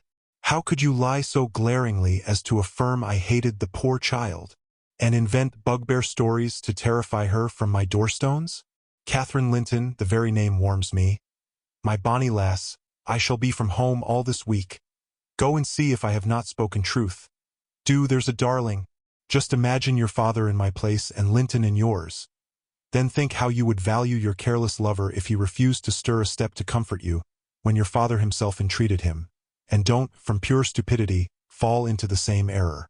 I swear, on my salvation, he's going to his grave, and none but you can save him. The lock gave way and I issued out. I swear Linton is dying, repeated Heathcliff, looking hard at me, and grief and disappointment are hastening his death. Nellie, if you won't let her go, you can walk over yourself. But I shall not return till this time next week, and I think your master himself would scarcely object to her visiting her cousin. Come in, said I, taking Cathy by the arm and half forcing her to re-enter. For she lingered, viewing with troubled eyes the features of the speaker, too stern to express his inward deceit. He pushed his horse close, and, bending down, observed, "Miss Catherine, I'll own to you that I have little patience with Linton, and Hareton and Joseph have less. I'll own that he's with a harsh set. He pines for kindness as well as love, and a kind word from you would be his best medicine. Don't mind Mrs. Dean's cruel cautions, but be generous, and contrive to see him. He dreams of you day and night, and cannot be persuaded that you don't hate him, since you neither write nor call." I closed the door and rolled a stone to assist the loosened lock in holding it, and spreading my umbrella, I drew my charge underneath. For the rain began to drive through the moaning branches of the trees and warned us to avoid delay. Our hurry prevented any comment on the encounter with Heathcliff as we stretched towards home. But I divined instinctively that Catherine's heart was clouded now in double darkness. Her features were so sad, they did not seem hers. She evidently regarded what she had heard as every syllable true. The master had retired to rest before we came in. Cathy stole to his room to inquire how he was. He had fallen asleep. She returned and asked me to sit with her in the library. We took our tea together, and afterwards she lay down on the rug and told me not to talk, for she was weary. I got a book and pretended to read. As soon as she supposed me absorbed in my occupation, she recommenced her silent weeping. It appeared, at present, her favorite diversion. I suffered her to enjoy it a while. Then I expostulated, deriding and ridiculing all Mr. Heathcliff's assertions about his son, as if I were certain she would coincide. Alas! I hadn't skill to counteract the effect his account had produced. It was just what he intended. "You may be right, Ellen," she answered, "but I shall never feel at ease till I know. And I must tell Linton it is not my fault that I don't write, and convince him that I shall not change." What use were anger and protestations against her silly credulity? We parted that night, hostile, but next day beheld me on the road to Wuthering Heights, by the side of my willful young mistress's pony. I couldn't bear to witness her sorrow, to see her pale, dejected countenance and heavy eyes, and I yielded, in the faint hope that Linton himself might prove, by his reception of us, how little of the tale was founded on fact. Chapter 23. The rainy night had ushered in a misty morning, half frost, half drizzle, and temporary brooks crossed our path, gurgling from the uplands. My feet were thoroughly wetted. I was cross and low, exactly the humor suited for making the most of these disagreeable things. We entered the farmhouse by the kitchen way, to ascertain whether Mr. Heathcliff were really absent, because I put slight faith in his own affirmation. Joseph seemed sitting in a sort of Elysium alone, beside a roaring fire, a quart of ale on the table near him, bristling with large pieces of toasted oatcake, and his black, short pipe in his mouth. Catherine ran to the hearth to warm herself. I asked if the master was in. My question remained so long unanswered that I thought the old man had grown deaf, and repeated it louder. "Na, I," he snarled, or rather screamed through his nose. "Na, I. Yama goa back where Yakum froug." "Joseph!" cried a peevish voice, simultaneously with me, from the inner room. "How often am I to call you? There are only a few red ashes now. Joseph, come this moment." Vigorous puffs, and a resolute stare into the grate, declared he had no ear for this appeal. The housekeeper and Hareton were invisible, one gone on an errand, and the other at his work, probably. We knew Linton's tones and entered. "Oh, I hope you'll die in a garret, starve to death," said the boy, mistaking our approach for that of his negligent attendant. He stopped on observing his error. His cousin flew to him. "Is that you, Miss Linton?" he said, raising his head from the arm of the great chair in which he reclined. "No, don't kiss me. It takes my breath. Dear me. Papa said you would call," continued he, after recovering a little from Catherine's embrace, while she stood by looking very contrite. "Will you shut the door, if you please? You left it open, and those detestable creatures won't bring coals to the fire. It's so cold." I stirred up the cinders and fetched a scuttleful myself. The invalid complained of being covered with ashes, but he had a tiresome cough and looked feverish and ill, so I did not rebuke his temper. "Well, Linton," murmured Catherine, when his corrugated brow relaxed, "are you glad to see me? Can I do you any good?" "Why didn't you come before?" he asked. "You should have come instead of writing. It tired me dreadfully writing those long letters. I'd far rather have talked to you. Now I can neither bear to talk, nor anything else. I wonder where Zillah is. Will you," looking at me, "step into the kitchen and see?" I had received no thanks for my other service, and being unwilling to run to and fro at his behest, I replied, "Nobody is out there but Joseph." "I want to drink," he exclaimed fretfully, turning away. "Zillah is constantly gaddying off to Gimmerton since Papa went. It's miserable, and I'm obliged to come down here." They resolved never to hear me upstairs. "Is your father attentive to you, Master Heathcliff?" I asked, perceiving Catherine to be checked in her friendly advances. "Attentive? He makes them a little more attentive at least," he cried. "The wretches! Do you know, Miss Linton, that brute Hareton laughs at me. I hate him. Indeed, I hate them all. They are odious beings." Cathy began searching for some water. She lighted on a pitcher in the dresser, filled a tumbler, and brought it. He bid her add a spoonful of wine from a bottle on the table, and having swallowed a small portion, appeared more tranquil, and said she was very kind. "And are you glad to see me?" asked she, reiterating her former question, and pleased to detect the faint dawn of a smile. "Yes, I am. It's something new to hear a voice like yours," he replied. "But I have been vexed because you wouldn't come, and Papa swore it was owing to me. He called me a pitiful, shuffling, worthless thing, and said you despised me, and if he had been in my place, he would be more the master of the Grange than your father by this time. But you don't despise me, do you, miss?" "I wish you would say Catherine or Cathy," interrupted my young lady. "Despise you? No. Next to Papa and Ellen, I love you better than anybody living. I don't love Mr. Heathcliff, though, and I dare not come when he returns. Will he stay away many days?" "Not many," answered Linton. "But he goes on to the moors frequently since the shooting season commenced, and you might spend an hour or two with me in his absence. Do say you will. I think I should not be peevish with you. You'd not provoke me, and you'd always be ready to help me, wouldn't you?" "Yes," said Catherine, stroking his long soft hair. "If I could only get Papa's consent, I'd spend half my time with you. Pretty Linton, I wish you were my brother." "And then you would like me as well as your father?" observed he more cheerfully. "But Papa says you would love me better than him and all the world, if you were my wife, so I'd rather you were that." "No, I should never love anybody better than Papa," she returned gravely. "And people hate their wives sometimes, but not their sisters and brothers, and if you were the latter, you would live with us, and Papa would be as fond of you as he is of me." Linton denied that people ever hated their wives, but Cathy affirmed they did, and, in her wisdom, instanced his own father's aversion to her aunt. I endeavored to stop her thoughtless tongue. I couldn't succeed till everything she knew was out. Master Heathcliff, much irritated, asserted her relation was false. "Papa told me, and Papa does not tell falsehoods," she answered pertly. "My Papa scorns yours," cried Linton. "He calls him a sneaking fool." "Yours is a wicked man," retorted Catherine, "and you are very naughty to dare to repeat what he says.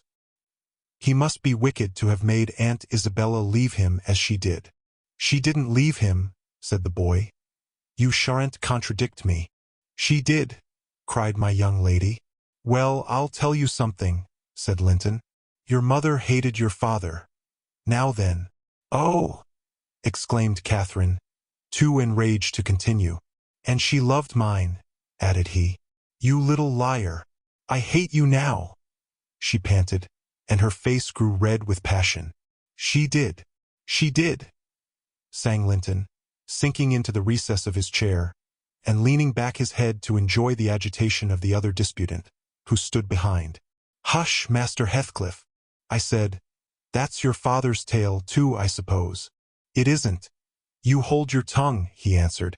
She did, Catherine. She did. Cathy, beside herself, gave the chair a violent push, and caused him to fall against one arm. He was immediately seized by a suffocating cough that soon ended his triumph. It lasted so long that it frightened even me. As to his cousin, she wept with all her might, aghast at the mischief she had done. Though she said nothing, I held him till the fit exhausted itself. Then he thrust me away, and leant his head down silently. Catherine quelled her lamentations also, took a seat opposite, and looked solemnly into the fire. "How do you feel now, Master Heathcliff?" I inquired, after waiting 10 minutes. "I wish she felt as I do," he replied. "Spiteful, cruel thing. Hareton never touches me. He never struck me in his life. And I was better today, and there—" His voice died in a whimper. "I didn't strike you," muttered Cathy, chewing her lip to prevent another burst of emotion. He sighed and moaned like one under great suffering, and kept it up for a quarter of an hour, on purpose to distress his cousin apparently, for whenever he caught a stifled sob from her, he put renewed pain and pathos into the inflections of his voice. "I'm sorry I hurt you, Linton," she said at length, racked beyond endurance. "But I couldn't have been hurt by that little push, and I had no idea that you could either. You're not much, are you, Linton? Don't let me go home thinking I've done you harm. Answer. Speak to me." "I can't speak to you," he murmured. "You've hurt me so that I shall lie awake all night choking with this cough. If you had it, you'd know what it was. But you'll be comfortably asleep while I'm in agony, and nobody near me. I wonder how you would like to pass those fearful nights." And he began to wail aloud, for very pity of himself. "Since you are in the habit of passing dreadful nights," I said, "it won't be Miss who spoils your ease. You'd be the same had she never come. However, she shall not disturb you again, and perhaps you'll get quieter when we leave you." "Must I go?" asked Catherine dolefully, bending over him. "Do you want me to go, Linton?" "You can't alter what you've done," he replied pettishly, shrinking from her. "Unless you alter it for the worse by teasing me into a fever." "Well, then, I must go," she repeated. "Let me alone at least," said he. "I can't bear your talking." She lingered and resisted my persuasions to departure a tiresome while, but as he neither looked up nor spoke, she finally made a movement to the door and I followed. We were recalled by a scream. Linton had slid from his seat onto the hearthstone, and lay writhing in the mere perverseness of an indulged plague of a child, determined to be as grievous and harassing as it can. I thoroughly gauged his disposition from his behavior, and saw at once it would be folly to attempt humoring him. Not so my companion.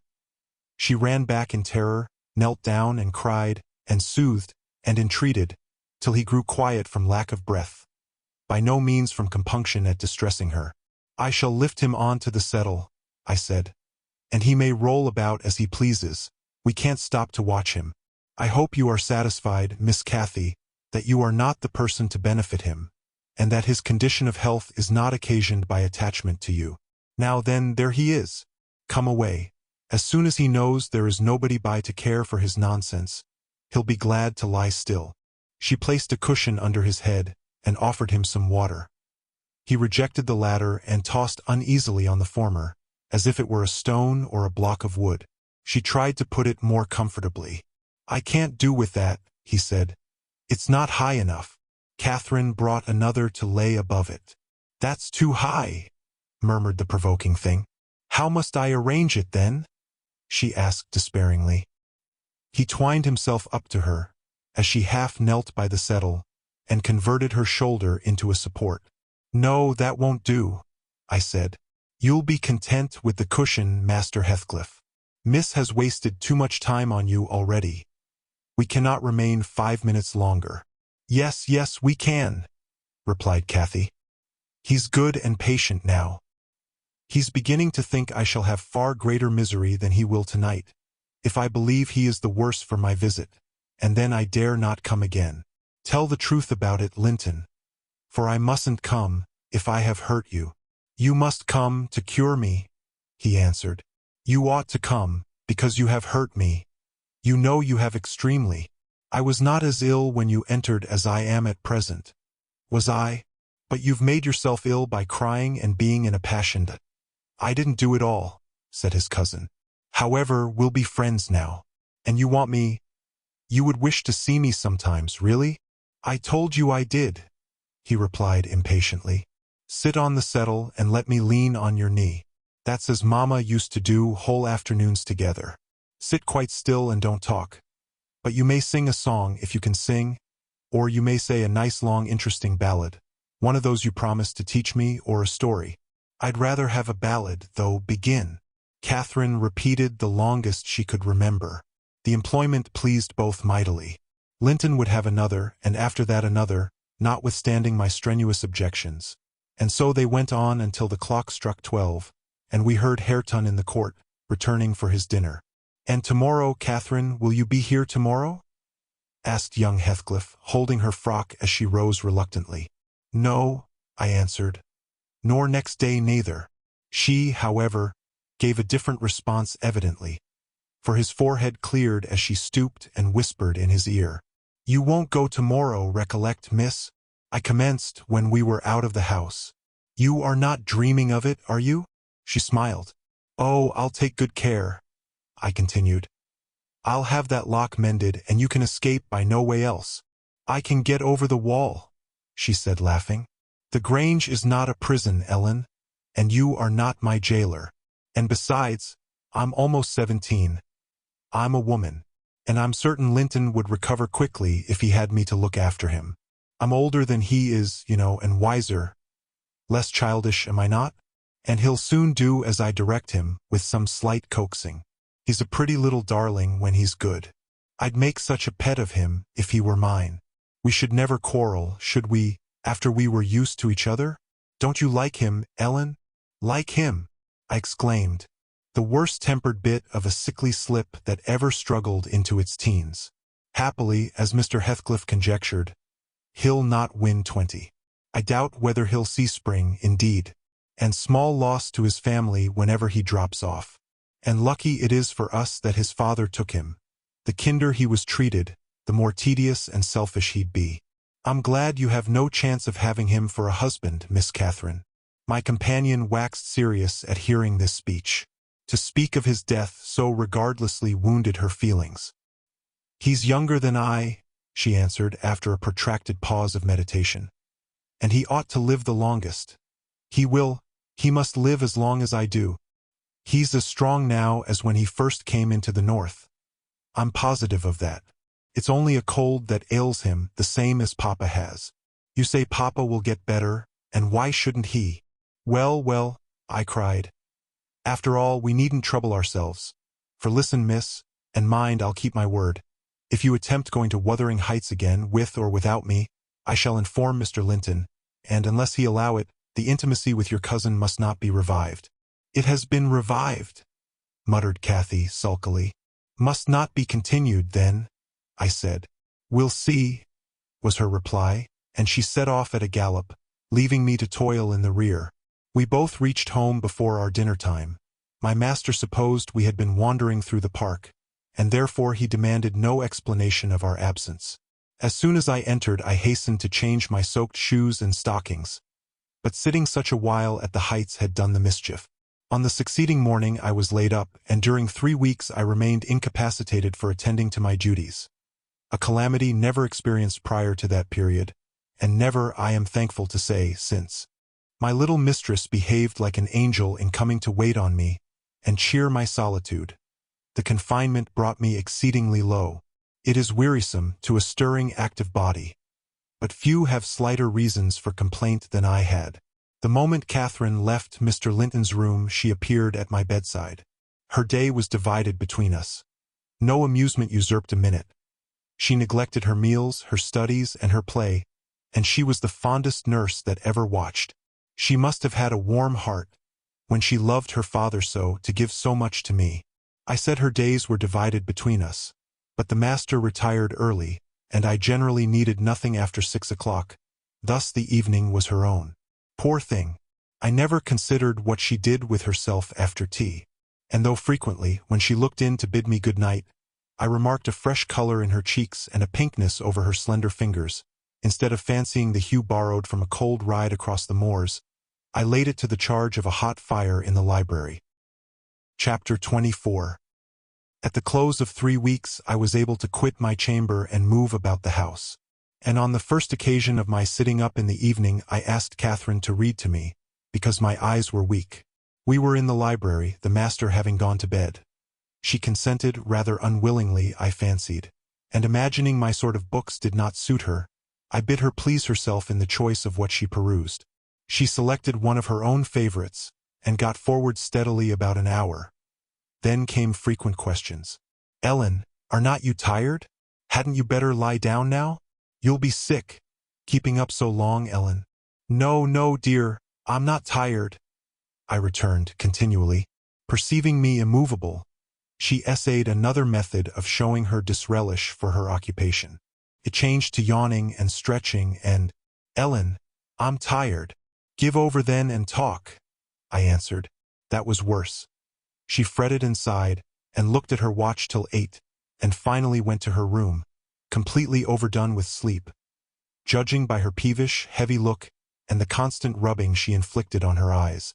The following night she seemed more impatient still, and on the 3rd from recovering my company she complained of a headache and left me. I thought her conduct odd, and having remained alone a long while, I resolved on going and inquiring whether she were better, and asking her to come and lie on the sofa, instead of upstairs in the dark. No Catherine could I discover upstairs, and none below. The servants affirmed they had not seen her. I listened at Mr. Edgar's door. All was silence. I returned to her apartment, extinguished my candle, and seated myself in the window. The moon shone bright. A sprinkling of snow covered the ground, and I reflected that she might, possibly, have taken it into her head to walk about the garden, for refreshment. I did detect a figure creeping along the inner fence of the park, but it was not my young mistress. On its emerging into the light, I recognized one of the grooms. He stood a considerable period, viewing the carriage road through the grounds, then started off at a brisk pace, as if he had detected something, and reappeared presently, leading Mrs. Pony. And there she was, just dismounted and walking by its side. The man took his charge stealthily across the grass towards the stable. Cathy entered by the casement window of the drawing-room, and glided noiselessly up to where I awaited her. She put the door gently to, slipped off her snowy shoes, untied her hat, and was proceeding, unconscious of my espionage, to lay aside her mantle, when I suddenly rose and revealed myself. The surprise petrified her an instant.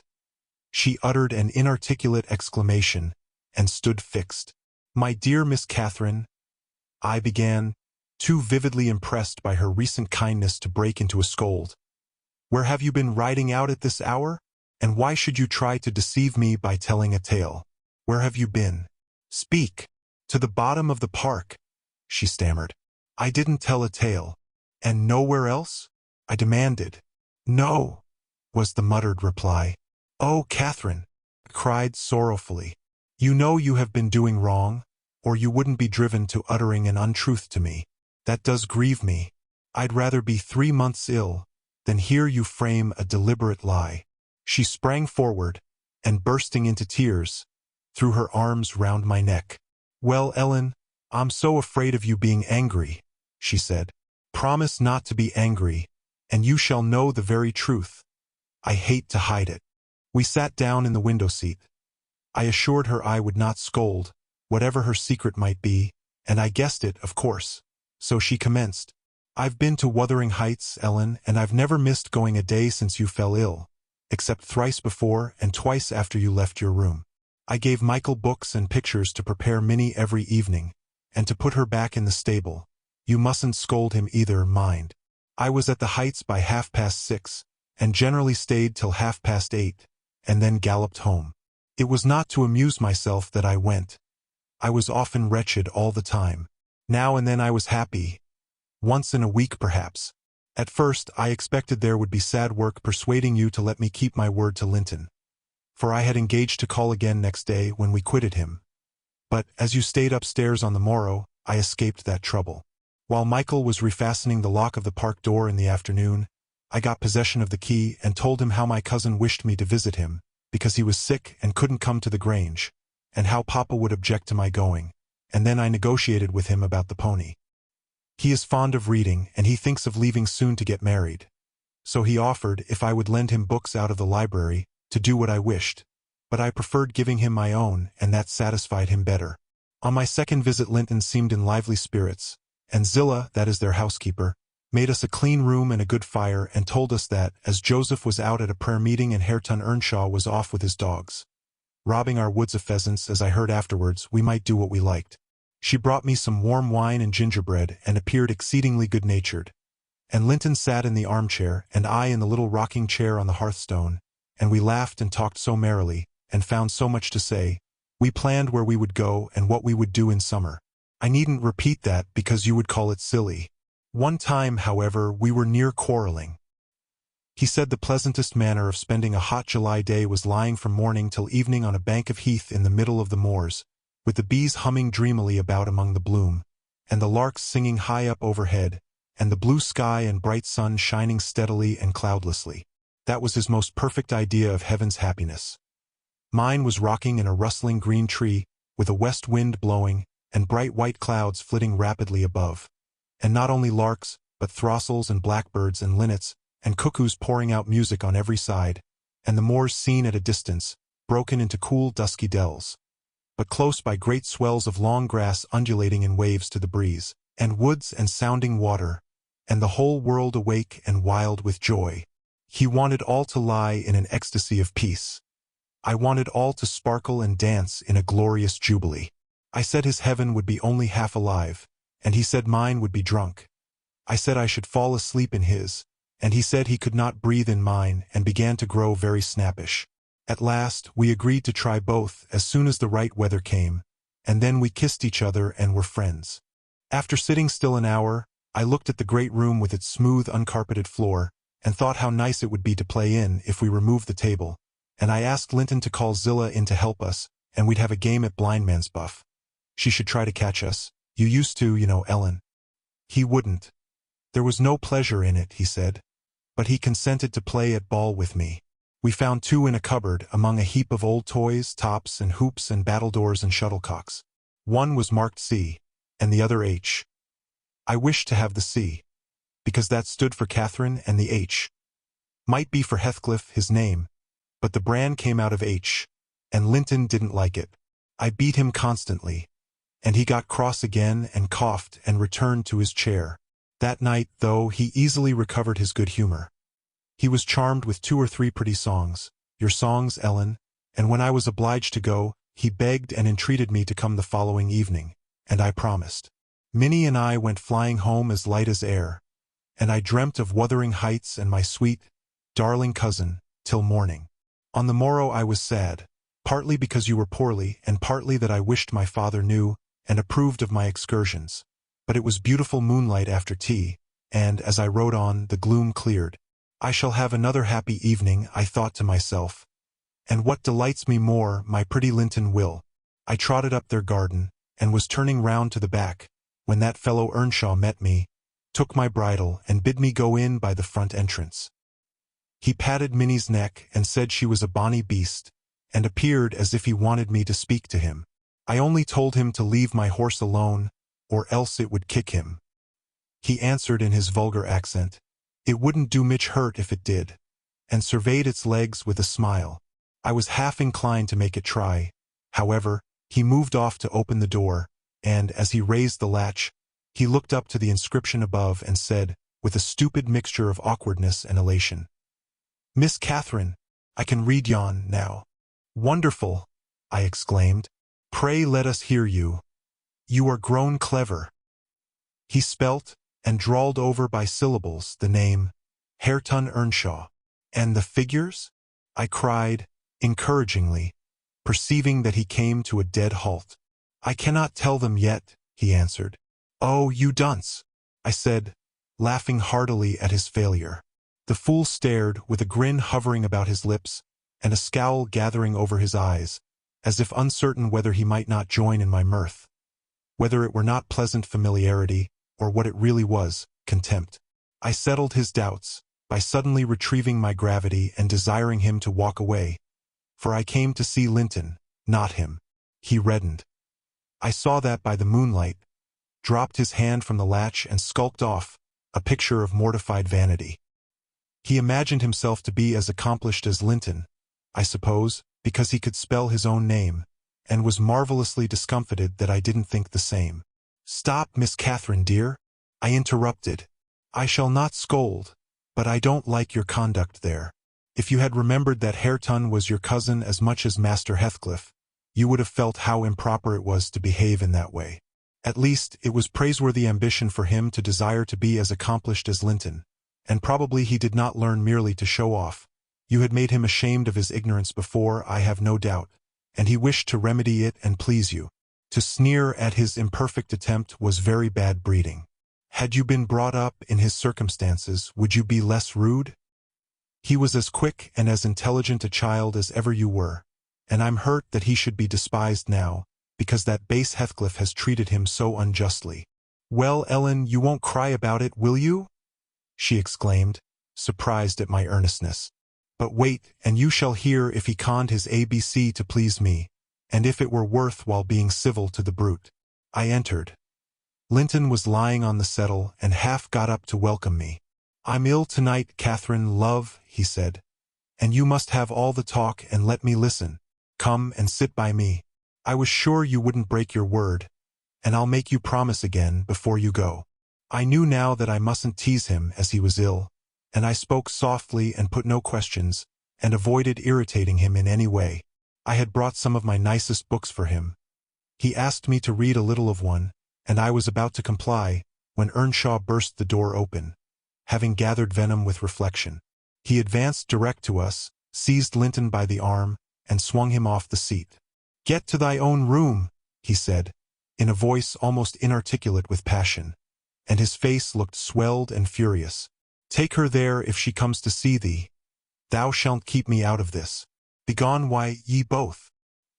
He swore at us and left Linton no time to answer, nearly throwing him into the kitchen, and he clenched his fist as I followed, seemingly longing to knock me down. I was afraid for a moment, and I let one volume fall. He kicked it after me and shut us out. I heard a malignant, crackly laugh by the fire, and turning, beheld that odious Joseph standing rubbing his bony hands, and quivering. "IW are sure he'd survey ye out. He's a grand lad. He's get 10 rate spirit in him. He gnaws. Aye, he gnaws as will as I do, who sud be t maester yonder ek. He made ye skift properly. Ek. Where must we go?" I asked of my cousin, disregarding the old wretch's mockery. Linton was white and trembling. He was not pretty then, Ellen. "Oh, no." He looked frightful, for his thin face and large eyes were wrought into an expression of frantic, powerless fury. He grasped the handle of the door and shook it. It was fastened inside. "If you don't let me in, I'll kill you. If you don't let me in, I'll kill you," he rather shrieked than said. Devil! I'll kill you. I'll kill you." Joseph uttered his croaking laugh again. "Fear, that's father," he cried. "That's father. We've Allah's summit o' either side in us. Niver heed Hareton lad. Done not be feared. He cannot get at thee."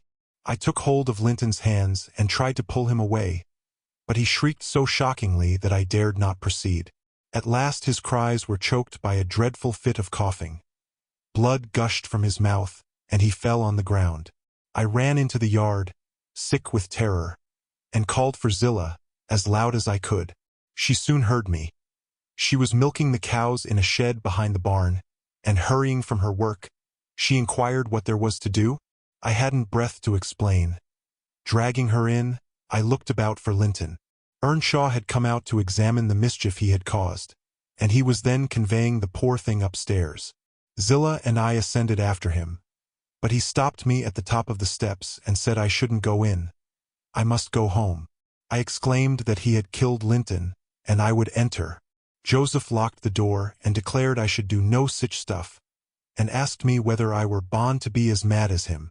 I stood crying till the housekeeper reappeared.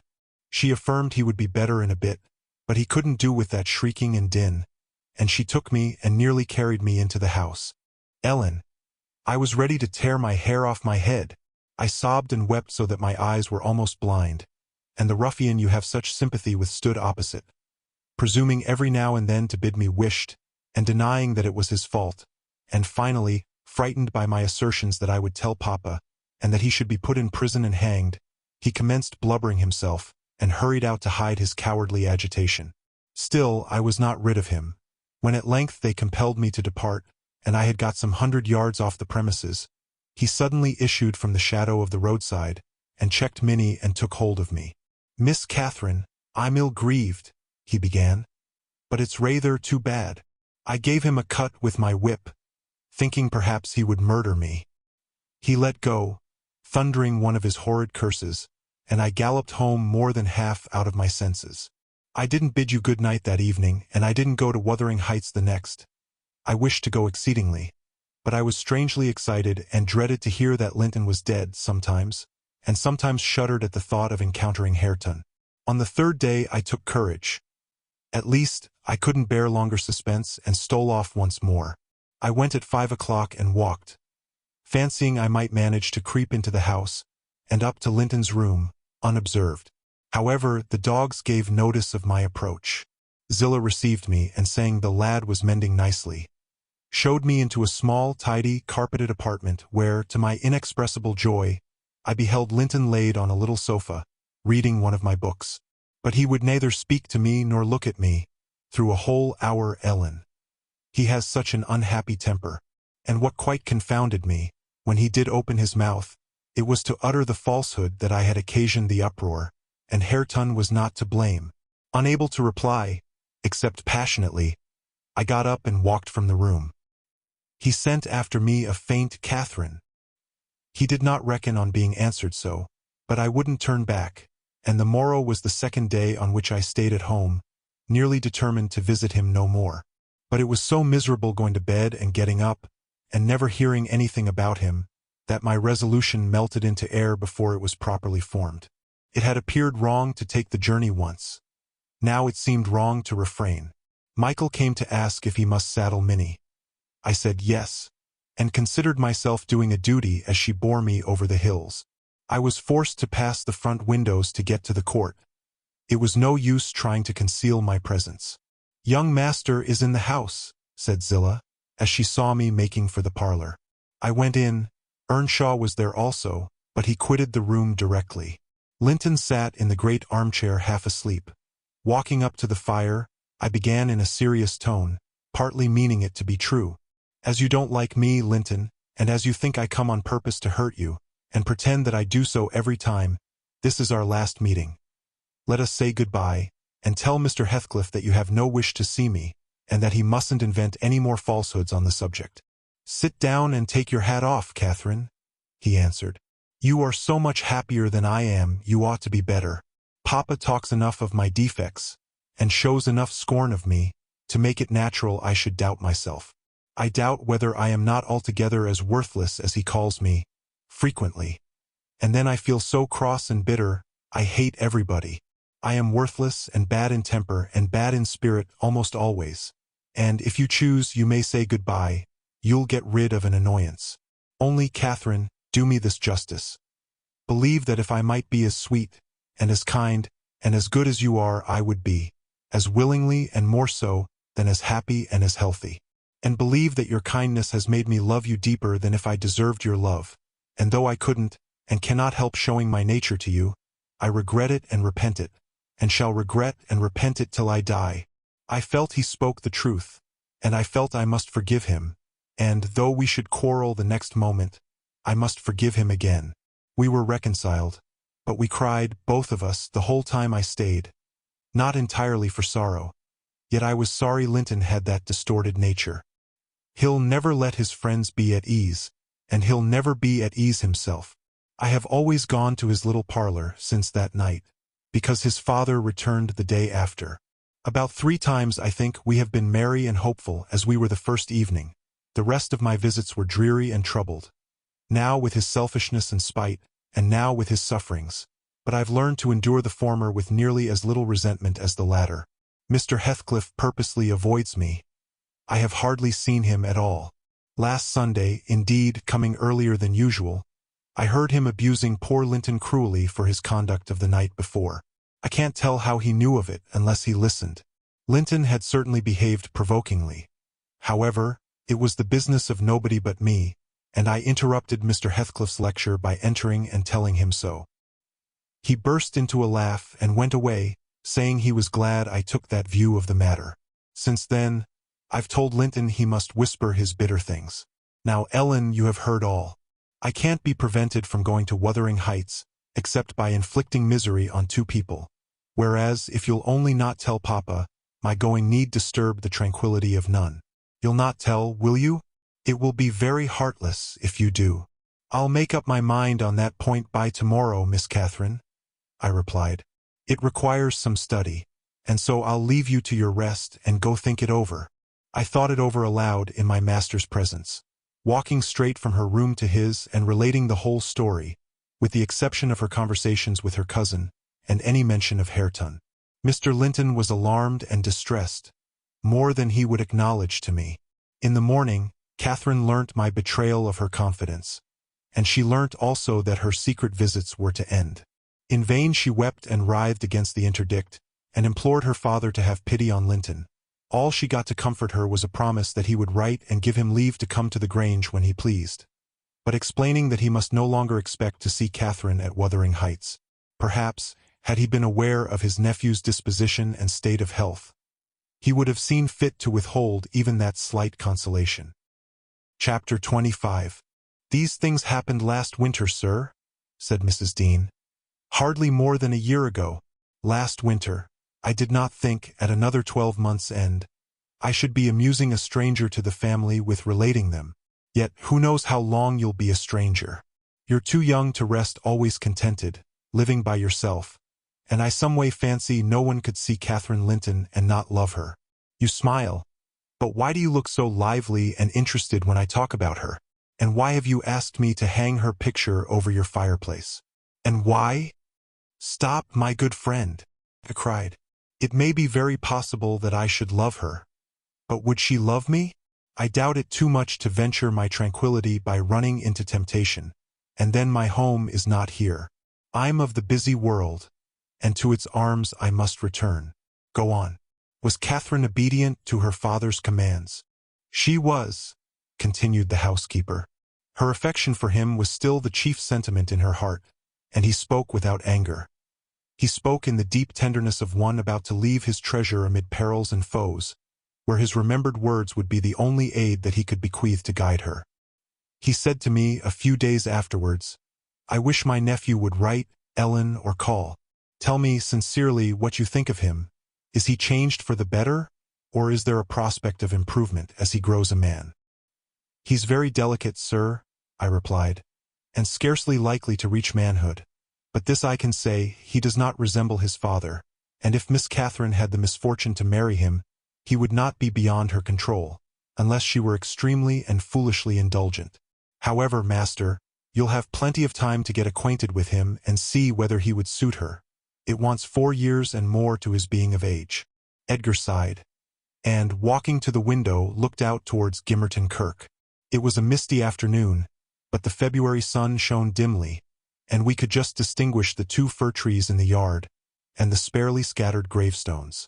I've prayed often, he half soliloquized, for the approach of what is coming, and now I begin to shrink and fear it. I thought the memory of the hour I came down that glen a bridegroom would be less sweet than the anticipation that I was soon, in a few months, or possibly weeks, to be carried up and laid in its lonely hollow. Ellen, I've been very happy with my little Cathy. Through winter nights and summer days she was a living hope at my side. But I've been as happy musing by myself among those stones, under that old church, lying through the long June evenings on the green mound of her mother's grave, and wishing, yearning for the time when I might lie beneath it. What can I do for Cathy? How must I quit her? I'd not care one moment for Linton being Heathcliff's son, nor for his taking her from me, if he could console her for my loss. I'd not care that Heathcliff gained his ends, and triumphed in robbing me of my last blessing. But should Linton be unworthy, only a feeble tool to his father, I cannot abandon her to him, and, Hard though it be to crush her buoyant spirit, I must persevere in making her sad while I live, and leaving her solitary when I die. Darling, I'd rather resign her to God, and lay her in the earth before me. Resign her to God as it is, sir, I answered, and if we should lose you, which may he forbid, under his providence, I'll stand her friend and counselor to the last. Miss Catherine is a good girl. I don't fear that she will go willfully wrong, and people who do their duty are always finally rewarded. Spring advanced, yet my master gathered no real strength, though he resumed his walks in the grounds with his daughter. To her inexperienced notions, this itself was a sign of convalescence, and then his cheek was often flushed, and his eyes were bright. She felt sure of his recovering. On her 17th birthday, he did not visit the churchyard. It was raining, and I observed, "You'll surely not go out tonight, sir?" He answered, "No, I'll defer it this year a little longer." He wrote again to Linton, expressing his great desire to see him, and, had the invalid been presentable, I've no doubt his father would have permitted him to come. As it was, being instructed, he returned an answer, intimating that Mr. Heathcliff objected to his calling at the Grange, but his uncle's kind remembrance delighted him, and he hoped to meet him sometimes in his rambles, and personally to petition that his cousin and he might not remain long so utterly divided. That part of his letter was simple and probably his own. Heathcliff knew he could plead eloquently for Catherine's company. Then, "I do not ask," he said, "that she may visit here, but am I never to see her, because my father forbids me to go to her home, and you forbid her to come to mine? Do, now and then, ride with her towards the heights, and let us exchange a few words in your presence. We have done nothing to deserve this separation, and you are not angry with me. You have no reason to dislike me, you allow yourself. Dear uncle, send me a kind note tomorrow, and leave to join you anywhere you please, except at Thrushcross Grange. I believe an interview would convince you that my father's character is not mine. He affirms I am more your nephew than his son, and though I have faults which render me unworthy of Catherine, she has excused them, and for her sake you should also. You inquire after my health, it is better. But while I remain cut off from all hope, and doomed to solitude, or the society of those who never did and never will like me, how can I be cheerful and well?" Edgar, though he felt for the boy, could not consent to grant his request, because he could not accompany Catherine. He said in summer perhaps they might meet. Meantime, he wished him to continue writing at intervals, and engaged to give him what advice and comfort he was able by letter, being well aware of his hard position in his family. Linton complied, and had he been unrestrained, would probably have spoiled all by filling his epistles with complaints and lamentations. But his father kept a sharp watch over him, and of course insisted on every line that my master sent being shown. So, instead of penning his peculiar personal sufferings and distresses, the themes constantly uppermost in his thoughts, he harped on the cruel obligation of being held asunder from his friend and love, and gently intimated that Mr. Linton must allow an interview soon, or he should fear he was purposely deceiving him with empty promises.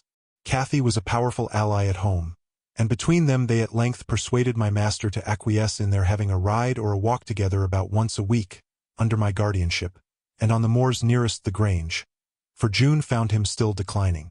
Though he had set aside yearly a portion of his income for my young lady's fortune, he had a natural desire that she might retain, or at least return in a short time to, the house of her ancestors, and he considered her only prospect of doing that was by a union with his heir.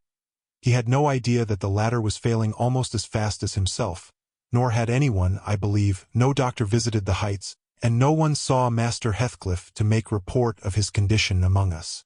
I, for my part, began to fancy my forebodings were false, and that he must be actually rallying, when he mentioned riding and walking on the moors, and seemed so earnest in pursuing his object. I could not picture a father treating a dying child as tyrannically and wickedly as I afterwards learned Heathcliff had treated him, to compel this apparent eagerness. His efforts redoubling the more imminently his avaricious and unfeeling plans were threatened with defeat by death. Chapter 26. Summer was already past its prime, when Edgar reluctantly yielded his assent to their entreaties, and Catherine and I set out on our first ride to join her cousin. It was a close, sultry day, devoid of sunshine, but with a sky too dappled and hazy to threaten rain, and our place of meeting had been fixed at the guidestone, by the crossroads. On arriving there, however, a little herd boy, dispatched as a messenger, told us that Maester Linton wr just to this side the heights, and he'd be mitch obleeged to us to gang on a bit further. Then Master Linton has forgot the first injunction of his uncle, I observed. He bid us keep on the Grange land, and here we are off at once. Well, we'll turn our horses' heads round when we reach him, answered my companion. Our excursion shall lie towards home. But when we reached him, and that was scarcely a quarter of a mile from his own door, we found he had no horse, and we were forced to dismount and leave ours to graze. He lay on the heath, awaiting our approach, and did not rise till we came within a few yards. Then he walked so feebly, and looked so pale, that I immediately exclaimed, "Why, Master Heathcliff, you are not fit for enjoying a ramble this morning.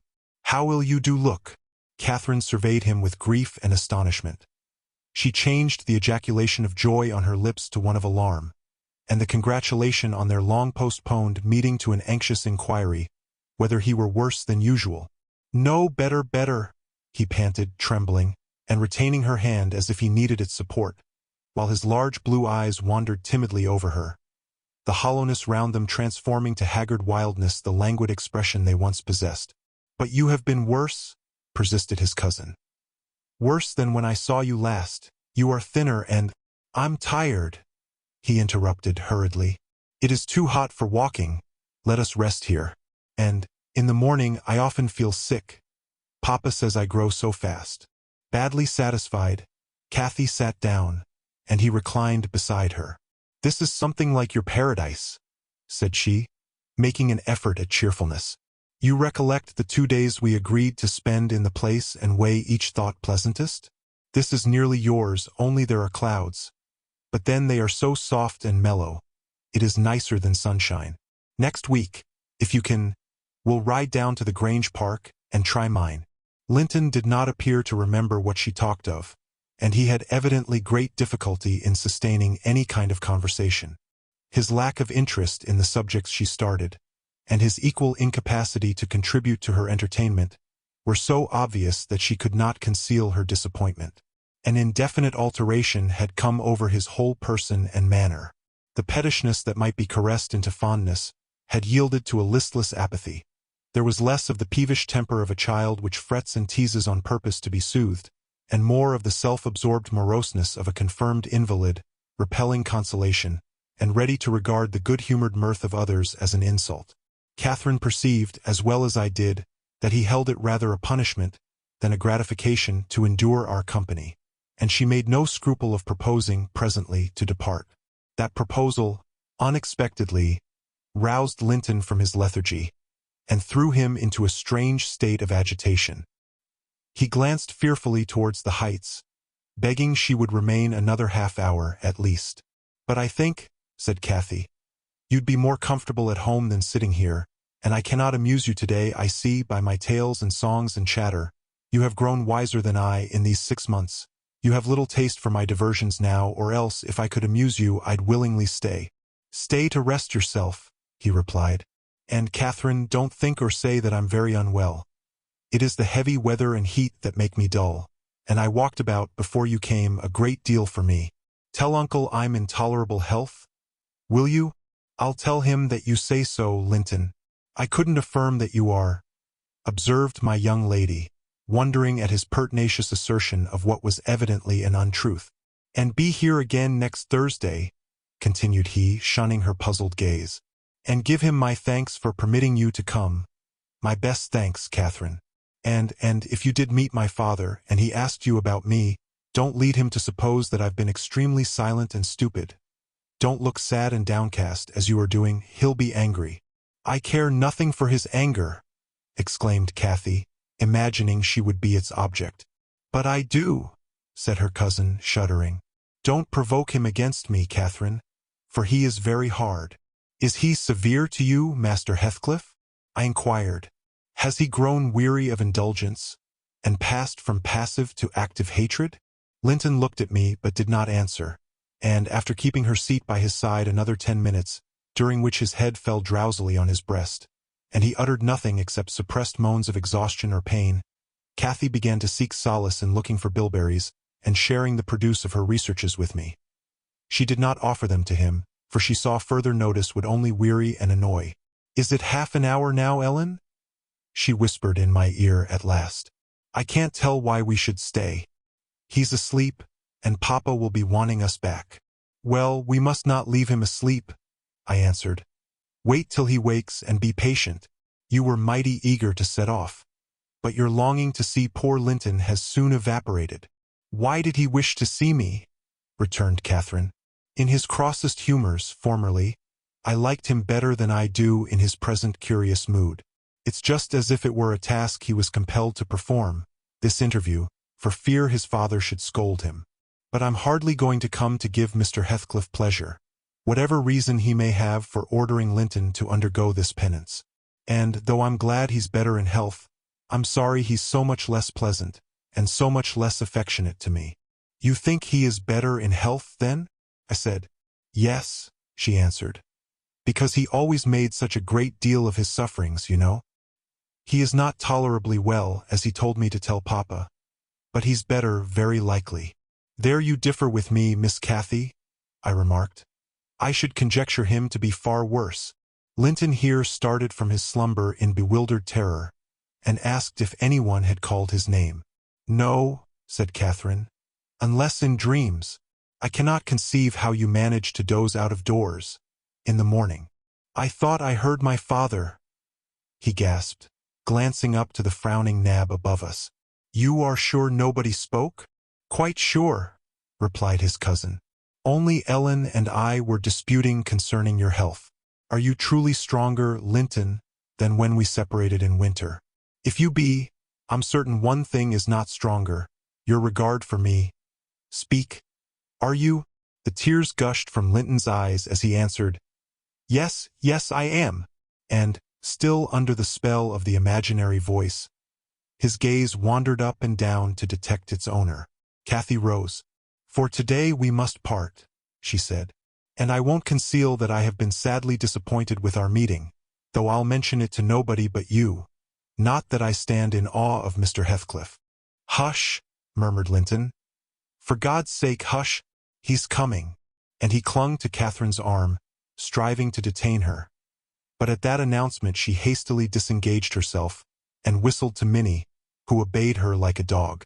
"I'll be here next Thursday," she cried, springing to the saddle. "Goodbye. Quick, Ellen." And so we left him, scarcely conscious of our departure. So absorbed was he in anticipating his father's approach. Before we reached home, Catherine's displeasure softened into a perplexed sensation of pity and regret, largely blended with vague, uneasy doubts about Linton's actual circumstances, physical and social, in which I partook, though I counseled her not to say much, for a second journey would make us better judges. My master requested an account of our ongoings. His nephew's offering of thanks was duly delivered, Miss Cathy gently touching on the rest. I also threw little light on his inquiries, for I hardly knew what to hide and what to reveal. Chapter 27. 7 days glided away, every one marking its course by the henceforth rapid alteration of Edgar Linton's state. The havoc that months had previously wrought was now emulated by the inroads of hours. Catherine we would fain have deluded yet, but her own quick spirit refused to delude her. It divined in secret, and brooded on the dreadful probability, gradually ripening into certainty. She had not the heart to mention her ride when Thursday came round. I mentioned it for her and obtained permission to order her out of doors. For the library, where her father stopped a short time daily, the brief period he could bear to sit up, and his chamber had become her whole world. She grudged each moment that did not find her bending over his pillow, or seated by his side. Her countenance grew wan with watching and sorrow, and my master gladly dismissed her to what he flattered himself would be a happy change of scene and society, drawing comfort from the hope that she would not now be left entirely alone after his death. He had a fixed idea, I guessed by several observations he let fall, that, as his nephew resembled him in person, he would resemble him in mind, for Linton's letters bore few or no indications of his defective character. And I, through pardonable weakness, refrained from correcting the error. asking myself what good there would be in disturbing his last moments with information that he had neither power nor opportunity to turn to account. We deferred our excursion till the afternoon.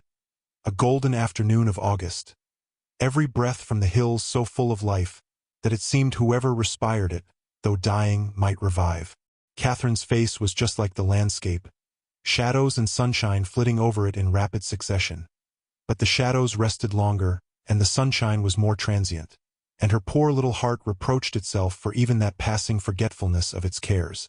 We discerned Linton watching at the same spot he had selected before. My young mistress alighted and told me that, as she was resolved to stay a very little while, I had better hold the pony and remain on horseback. But I dissented. I wouldn't risk losing sight of the charge committed to me a minute. So we climbed the slope of heath together. Master Heathcliff received us with greater animation on this occasion. Not the animation of high spirits, though, nor yet of joy. It looked more like fear. "It is late," he said, speaking short and with difficulty. "Is not your father very ill? I thought you wouldn't come." "Why won't you be candid?" cried Catherine, swallowing her greeting. "Why cannot you say at once you don't want me? It is strange, Linton, that for the second time you have brought me here on purpose, apparently to distress us both, and for no reason besides." Linton shivered and glanced at her, half supplicating, half ashamed. But his cousin's patience was not sufficient to endure this enigmatical behavior. "My father is very ill," she said. "And why am I called from his bedside? Why didn't you send to absolve me from my promise, when you wished I wouldn't keep it? Come, I desire an explanation. Playing and trifling are completely banished out of my mind, and I can't dance attendance on your affectations now." "My affectations," he murmured. "What are they? For heaven's sake, Catherine, don't look so angry. Despise me as much as you please. I am a worthless, cowardly wretch. I can't be scorned enough, but I'm too mean for your anger. Hate my father, and spare me for contempt." "Nonsense!" cried Catherine in a passion. "Foolish, silly boy. And there, he trembles, as if I were really going to touch him. You needn't bespeak contempt, Linton. Anybody will have it spontaneously at your service. Get off. I shall return home. It is folly dragging you from the hearthstone, and pretending— What do we pretend? Let go my frock. If I pitied you for crying and looking so very frightened, you should spurn such pity. Ellen, tell him how disgraceful this conduct is. Rise, and don't degrade yourself into an abject reptile. Don't." With streaming face and an expression of agony, Linton had thrown his nerveless frame along the ground. He seemed convulsed with exquisite terror. "Oh," he sobbed, "I cannot bear it. Catherine, Catherine, I'm a traitor too, and I dare not tell you. But leave me, and I shall be killed. Dear Catherine, my life is in your hands. And you have said you loved me, and if you did, it wouldn't harm you. You'll not go, then? Kind, sweet, good Catherine, and perhaps you will consent, and he'll let me die with you." My young lady, on witnessing his intense anguish, stooped to raise him. The old feeling of indulgent tenderness overcame her vexation, and she grew thoroughly moved and alarmed. "Consent to what?" she asked. "To stay. Tell me the meaning of this strange talk, and I will. You contradict your own words, and distract me. Be calm and frank, and confess at once all that weighs on your heart. You wouldn't injure me, Linton, would you? You wouldn't let any enemy hurt me if you could prevent it? I'll believe you are a coward, for yourself, but not a cowardly betrayer of your best friend." "But my father threatened me," gasped the boy, clasping his attenuated fingers. "And I dread him. I dread him. I dare not tell." "Oh, well," said Catherine with scornful compassion, "keep your secret. I'm no coward. Save yourself. I'm not afraid." Her magnanimity provoked his tears. He wept wildly, kissing her supporting hands, and yet could not summon courage to speak out. I was cogitating what the mystery might be, and determined Catherine should never suffer to benefit him or anyone else by my good will, when, hearing a rustle among the ling, I looked up and saw Mr. Heathcliff almost close upon us, descending the heights. He didn't cast a glance towards my companions, though they were sufficiently near for Linton's sobs to be audible. But hailing me in the almost hearty tone he assumed to none besides, and the sincerity of which I couldn't avoid doubting, he said, "It is something to see you so near to my house, Nelly. How are you at the Grange? Let us hear. The rumor goes," he added in a lower tone, "that Edgar Linton is on his deathbed. Perhaps they exaggerate his illness." "No, my master is dying," I replied. "It is true enough. A sad thing it will be for us all, but a blessing for him." "How long will he last, do you think?" he asked. "I don't know," I said, "because," he continued, looking at the two young people, who were fixed under his eye. Linton appeared as if he could not venture to stir or raise his head, and Catherine could not move on his account. "Because that lad yonder seems determined to beat me, and I'd thank his uncle to be quick and go before him. Hullo! Has the whelp been playing that game long? I did give him some lessons about snivelling. Is he pretty lively with Miss Linton generally?" "Lively? No, he has shown the greatest distress," I answered. "To see him, I should say, that instead of rambling with his sweetheart on the hills, he ought to be in bed, under the hands of a doctor." "He shall be in a day or two," muttered Heathcliff. "But first, get up, Linton. Get up," he shouted. "Don't grovel on the ground there. Up! This moment." Linton had sunk prostrate again in another paroxysm of helpless fear, caused by his father's glance towards him. I suppose there was nothing else to produce such humiliation. He made several efforts to obey, but his little strength was annihilated for the time, and he fell back again with a moan. Mr. Heathcliff advanced, and lifted him to lean against a ridge of turf. "Now," said he with curbed ferocity, "I'm getting angry, and if you don't command that paltry spirit of yours, damn you, get up directly." "I will, father," he panted. "Only let me alone or I shall faint. I've done as you wished, I'm sure. Catherine will tell you that I have been cheerful. Ah, keep by me, Catherine. Give me your hand." "Take mine," said his father. "Stand on your feet. There now. She'll lend you her arm. That's right. Look at her. You would imagine I was the devil himself, Miss Linton, to excite such horror. Be so kind as to walk home with him, will you? He shudders if I touch him." "Linton dear," whispered Catherine, "I can't go to Wuthering Heights. Papa has forbidden me. He'll not harm you. Why are you so afraid?" "I can never re-enter that house," he answered. "I'm not to re-enter it without you." "Stop!" cried his father. "We'll respect Catherine's filial scruples. Nelly, take him in, and I'll follow your advice concerning the doctor without delay."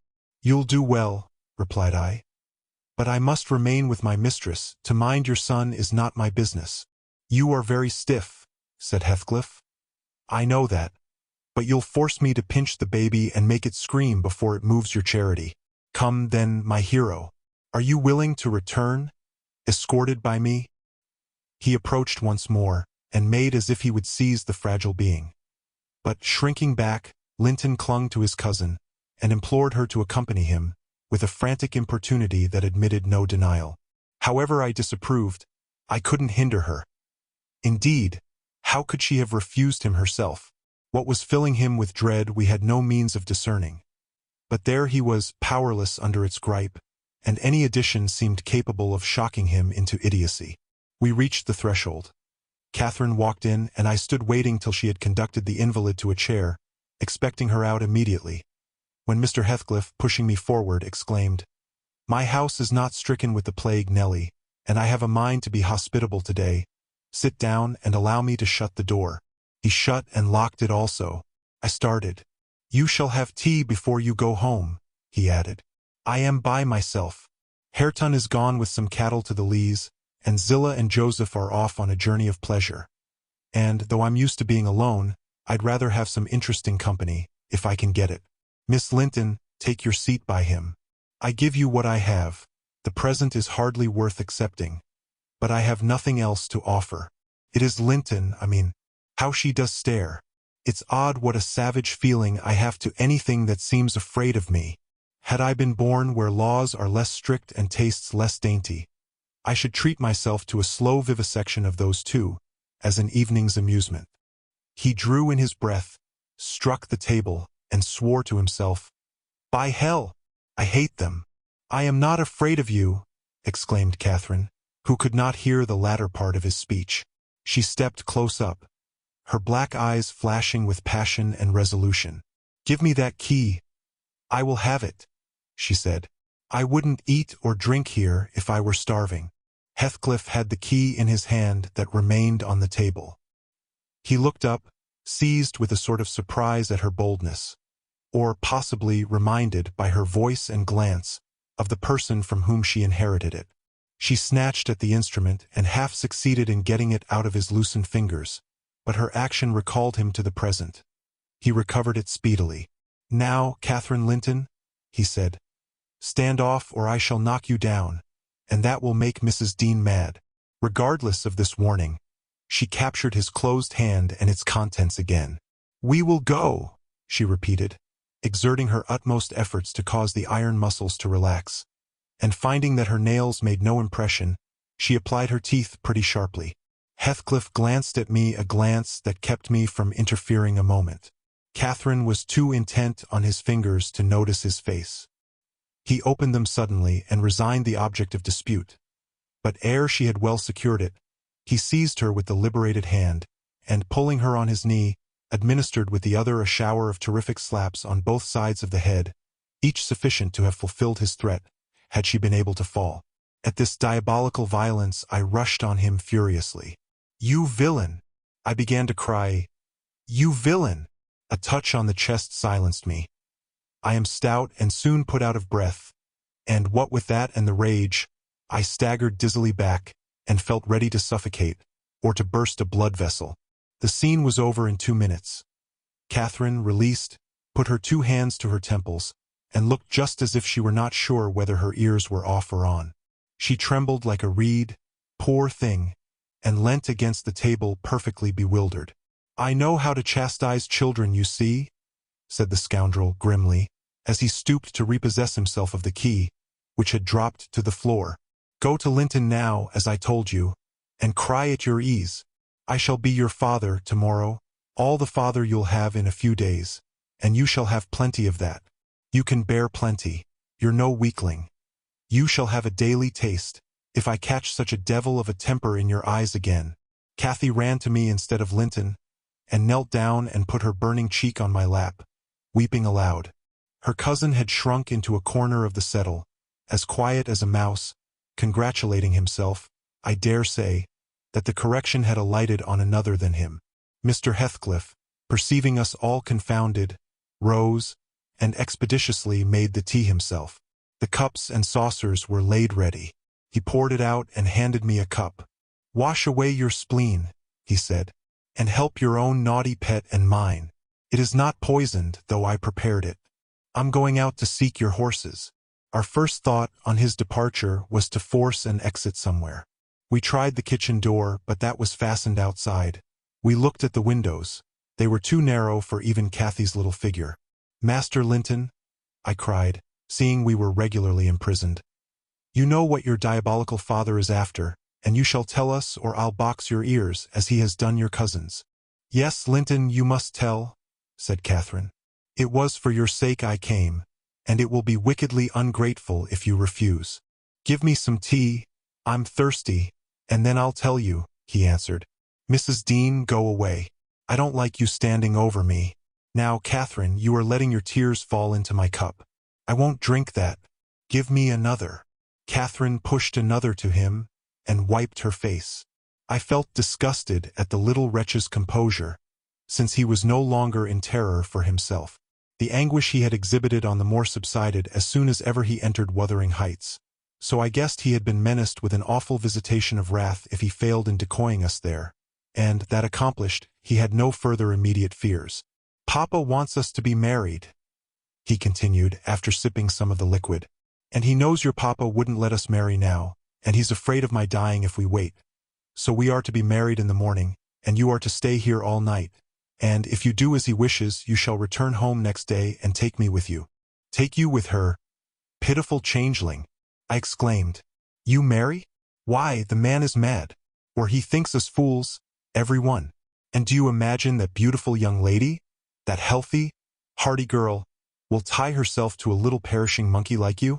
Are you cherishing the notion that anybody, let alone Miss Catherine Linton, would have you for a husband? You want whipping for bringing us in here at all, with your dastardly puling tricks. And, don't look so silly, now. I've a very good mind to shake you severely, for your contemptible treachery, and your imbecile conceit. I did give him a slight shaking, but it brought on the cough, and he took to his ordinary resource of moaning and weeping, and Catherine rebuked me. Stay all night? No, she said, looking slowly round. Ellen, I'll burn that door down, but I'll get out. And she would have commenced the execution of her threat directly, but Linton was up in alarm for his dear self again. He clasped her in his two feeble arms, sobbing. Won't you have me, and save me? Not let me come to the Grange? Oh, darling Catherine, you mustn't go and leave, after all. You must obey my father. You must. I must obey my own, she replied, and relieve him from this cruel suspense. The whole night, what would he think? He'll be distressed already. I'll either break or burn away out of the house. Be quiet. You're in no danger. But if you hinder me, Linton, I love Papa better than you. The mortal terror he felt of Mr. Heathcliff's anger restored to the boy his coward's eloquence. Catherine was near distraught. Still, she persisted that she must go home, and tried entreaty in her turn, persuading him to subdue his selfish agony. While they were thus occupied, our jailer re-entered. Your beasts have trotted off, he said. And now Linton, snivelling again? What has she been doing to you? Come, have done, and get to bed. In a month or two, my lad, you'll be able to pay her back her present tyrannies with a vigorous hand. You're pining for pure love, are you not? Nothing else in the world. And she shall have you. There, to bed. Zillah won't be here tonight. You must undress yourself. Hush, hold your noise. Once in your own room, I'll not come near you. You needn't fear. By chance, you've managed tolerably. I'll look to the rest. He spoke these words, holding the door open for his son to pass, and the latter achieved his exit exactly as a spaniel might which suspected the person who attended on it of designing a spiteful squeeze. The lock was resecured. Heathcliff approached the fire, where my mistress and I stood silent. Catherine looked up, and instinctively raised her hand to her cheek. His neighborhood revived a painful sensation. Anybody else would have been incapable of regarding the childish act with sternness, but he scowled on her and muttered, Oh, you are not afraid of me? Your courage is well disguised. You seem damnably afraid. I am afraid now, she replied, because, if I stay, Papa will be miserable. And how can I endure making him miserable? When he, Mr. Heathcliff, let me go home. I promised to marry Linton. Papa would like me to, and I love him. Why should you wish to force me to do what I'll willingly do of myself? Let him dare to force you, I cried. There's law in the land, thank God. There is, though we be in an out-of-the-way place. I'd inform if he were my own son, and it's felony without benefit of clergy. Silence, said the ruffian. To the devil with your clamor. I don't want you to speak. Miss Linton, I shall enjoy myself remarkably in thinking your father will be miserable. I shall not sleep for satisfaction. You could have hit on no surer way of fixing your residence under my roof for the next 24 hours than informing me that such an event would follow. As to your promise to marry Linton, I'll take care you shall keep it, for you shall not quit this place till it is fulfilled. Send Ellen, then, to let Papa know I'm safe, exclaimed Catherine, weeping bitterly. Or marry me now. Poor Papa. Ellen, he'll think we're lost. What shall we do? Not he.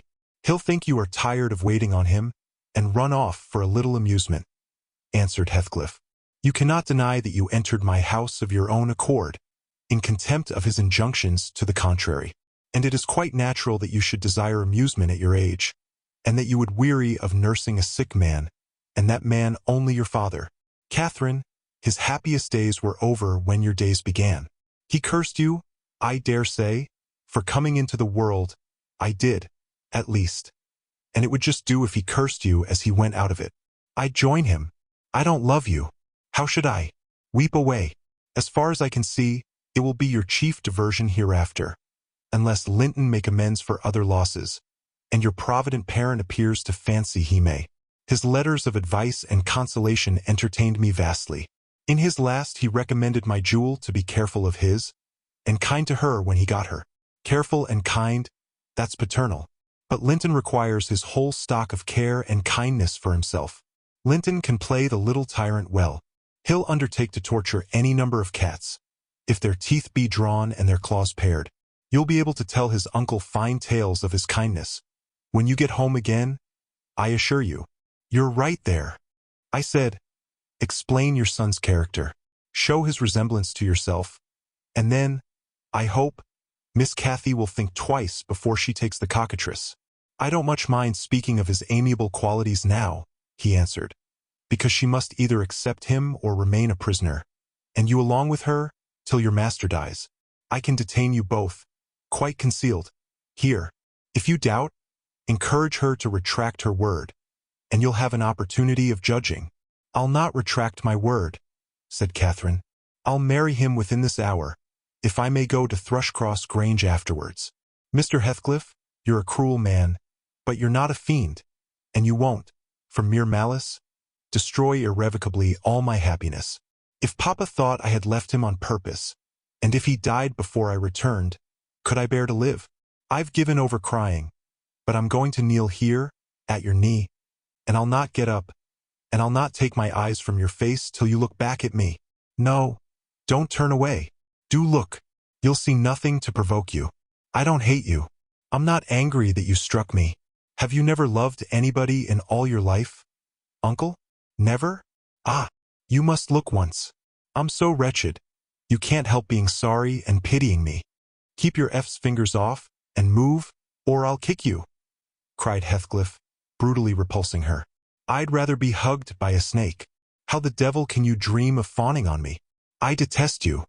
He shrugged his shoulders, shook himself, indeed, as if his flesh crept with aversion, and thrust back his chair, while I got up and opened my mouth to commence a downright torrent of abuse.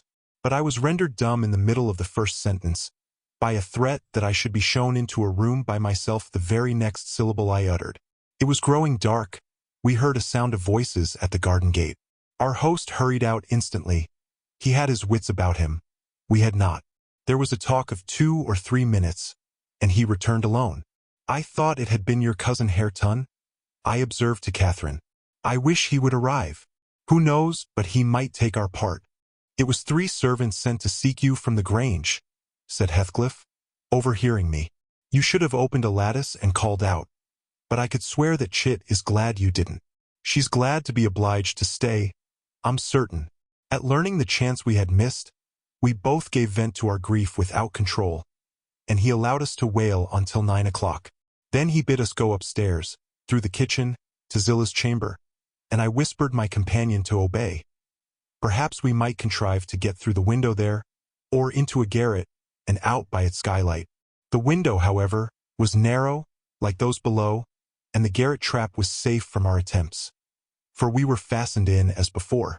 We neither of us lay down. Catherine took her station by the lattice, and watched anxiously for morning, a deep sigh being the only answer I could obtain to my frequent entreaties that she would try to rest. I seated myself in a chair, and rocked to and fro, passing harsh judgment on my many derelictions of duty, from which, it struck me then, all the misfortunes of my employers sprang. It was not the case in reality, I am aware, but it was in my imagination that dismal night, and I thought Heathcliff himself less guilty than I. At 7 o'clock he came, and inquired if Miss Linton had risen. She ran to the door immediately, and answered, "Yes." "Here, then?" he said, opening it, and pulling her out. I rose to follow, but he turned the lock again. I demanded my release. "Be patient," he replied. "I'll send up your breakfast in a while." I thumped on the panels and rattled the latch angrily, and Catherine asked why I was still shut up. He answered, I must try to endure it another hour, and they went away. I endured it 2 or 3 hours. At length, I heard a footstep, not Heathcliff's. "I've brought you something to eat," said a voice. "Open tea door." Complying eagerly, I beheld Hareton, laden with food enough to last me all day. "Tack it," he added, thrusting the tray into my hand. "Stay 1 minute," I began. "Nay," cried he, and retired, regardless of any prayers I could pour forth to detain him. And there I remained enclosed the whole day, and the whole of the next night, and another, and another. 5 nights and 4 days I remained, altogether, seeing nobody but Hareton once every morning. And he was a model of a jailer, surly and dumb, and deaf to every attempt at moving his sense of justice or compassion. Chapter 28. On the 5th morning, or rather afternoon, a different step approached, lighter and shorter, and, this time, the person entered the room. It was Zillah, donned in her scarlet shawl, with a black silk bonnet on her head, and a willow basket swung to her arm. "Eh dear, Mrs. Dean," she exclaimed. "Well, there is a talk about you at Gimmerton. I never thought but you were sunk in the Black Horse Marsh, and missy with you, till master told me you'd been found, and he'd lodged you here. What? And you must have got on an island, sure? And how long were you in the hole? Did master save you, Mrs. Dean? But you're not so thin. You've not been so poorly, have you?" "Your master is a true scoundrel," I replied, "but he shall answer for it. He needn't have raised that tale. It shall all be laid bare." "What do you mean?" asked Zillah. "It's not his tale. They tell that in the village, about your being lost in the marsh, and I calls to Earnshaw when I come in. They's queer things, Mr. Hareton, happened since I went off. It's a sad pity of that likely young lass, and can't Nellie Dean." He stared. I thought he had not heard aught, so I told him the rumor. The master listened, and he just smiled to himself and said, "If they have been in the marsh, they are out now, Zillah. Nellie Dean is lodged, at this minute, in your room. You can tell her to flit when you go up. Here is the key." The bog water got into her head, and she would have run home quite flighty, but I fixed her till she came round to her senses. "You can bid her go to the Grange at once, if she be able, and carry a message from me, that her young lady will follow in time to attend the squire's funeral." "Mr. Edgar is not dead?" I gasped. "Oh, Zillah, Zillah. No, no, sit you down, my good mistress," she replied. "You're right sickly yet. He's not dead. Dr. Kenneth thinks he may last another day." I met him on the road and asked. Instead of sitting down, I snatched my outdoor things and hastened below, for the way was free. On entering the house, I looked about for someone to give information of Catherine. The place was filled with sunshine, and the door stood wide open, but nobody seemed at hand. As I hesitated whether to go off at once, or return and seek my mistress, a slight cough drew my attention to the hearth. Linton lay on the settle, sole tenant, sucking a stick of sugar candy, and pursuing my movements with apathetic eyes. "Where is Miss Catherine?" I demanded sternly, supposing I could frighten him into giving intelligence, by catching him thus, alone. He sucked on like an innocent. "Is she gone?" I said. "No," he replied. "She's upstairs. She's not to go, we won't let her." "You won't let her, little idiot!" I exclaimed.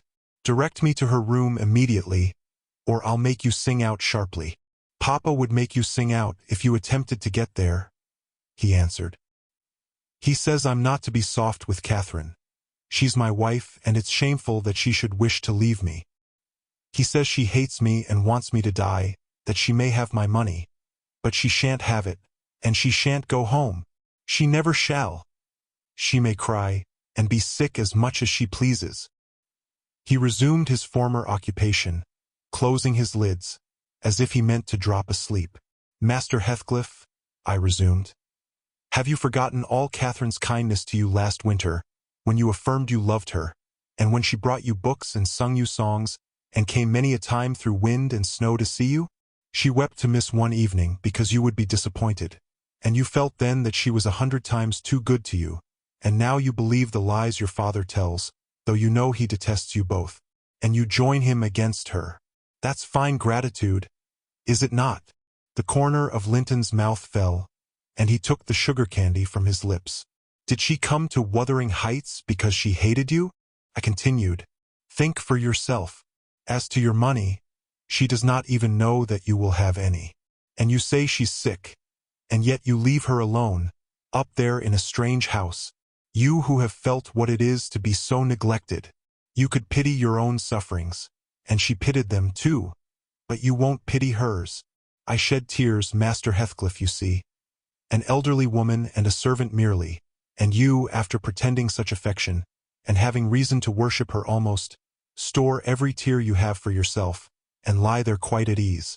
Ah, you're a heartless, selfish boy. I can't stay with her, he answered crossly. I'll not stay by myself. She cries so I can't bear it. And she won't give over, though I say I'll call my father. I did call him once, and he threatened to strangle her if she was not quiet. But she began again the instant he left the room, moaning and grieving all night long, though I screamed for vexation that I couldn't sleep. Is Mr. Heathcliff out? I inquired, perceiving that the wretched creature had no power to sympathize with his cousin's mental tortures. He's in the court, he replied, talking to Dr. Kenneth, who says uncle is dying truly at last. I'm glad, for I shall be master of the Grange after him. Catherine always spoke of it as her house. It isn't hers. It's mine. Papa says everything she has is mine. All her nice books are mine. She offered to give me them and her pretty birds and her pony Minnie if I would get the key of our room and let her out. But I told her she had nothing to give, they were all mine. And then she cried and took a little picture from her neck and said I should have that. 2 pictures in a gold case, on one side her mother and on the other uncle when they were young. That was yesterday. I said they were mine too, and tried to get them from her. The spiteful thing wouldn't let me. She pushed me off and hurt me. I shrieked out, that frightens her. She heard Papa coming and she broke the hinges and divided the case, and gave me her mother's portrait. The other she attempted to hide, but Papa asked what was the matter and I explained it. He took the one I had away, and ordered her to resign hers to me. She refused, and he struck her down and wrenched it off the chain and crushed it with his foot. And were you pleased to see her struck? I asked, having my designs in encouraging his talk. I winked, he answered. I winked to see my father strike a dog or a horse, he does it so hard. Yet I was glad at first. She deserved punishing for pushing me. But when Papa was gone, she made me come to the window and showed me her cheek cut on the inside, against her teeth, and her mouth filling with blood. And then she gathered up the bits of the picture and went and sat down with her face to the wall, and she has never spoken to me since. And I sometimes think she can't speak for pain. I don't like to think so, but she's a naughty thing for crying continually, and she looks so pale and wild, I'm afraid of her. And you can get the key if you choose? I said. Yes, when I am upstairs, he answered.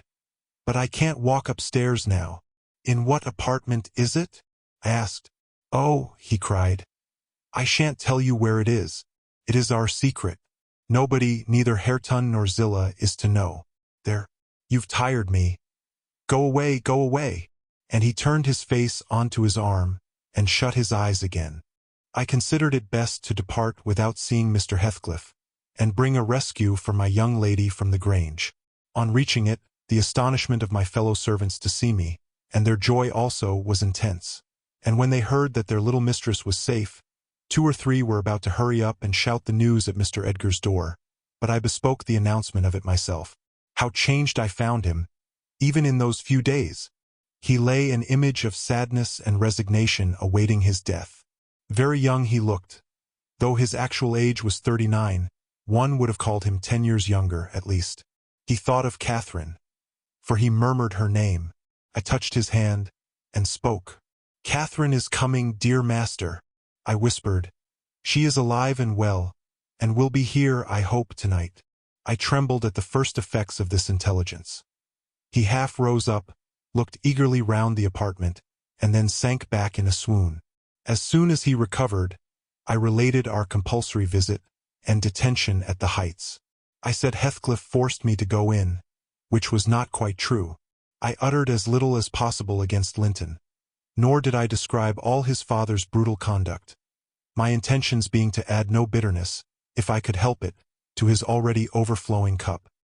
He divined that one of his enemy's purposes was to secure the personal property, as well as the estate, to his son, or rather himself, Yet why he did not wait till his decease was a puzzle to my master, because ignorant how nearly he and his nephew would quit the world together. However, he felt that his will had better be altered. Instead of leaving Catherine's fortune at her own disposal, he determined to put it in the hands of trustees for her use during life, and for her children, if she had any, after her. By that means it could not fall to Mr. Heathcliff should Linton die. Having received his orders, I dispatched a man to fetch the attorney, and 4 more, provided with serviceable weapons, to demand my young lady of her jailer. Both parties were delayed very late. The single servant returned first. He said Mr. Green, the lawyer, was out when he arrived at his house, and he had to wait 2 hours for his re-entrance. And then Mr. Green told him he had a little business in the village that must be done, but he would be at Thrushcross Grange before morning. The 4 men came back unaccompanied also.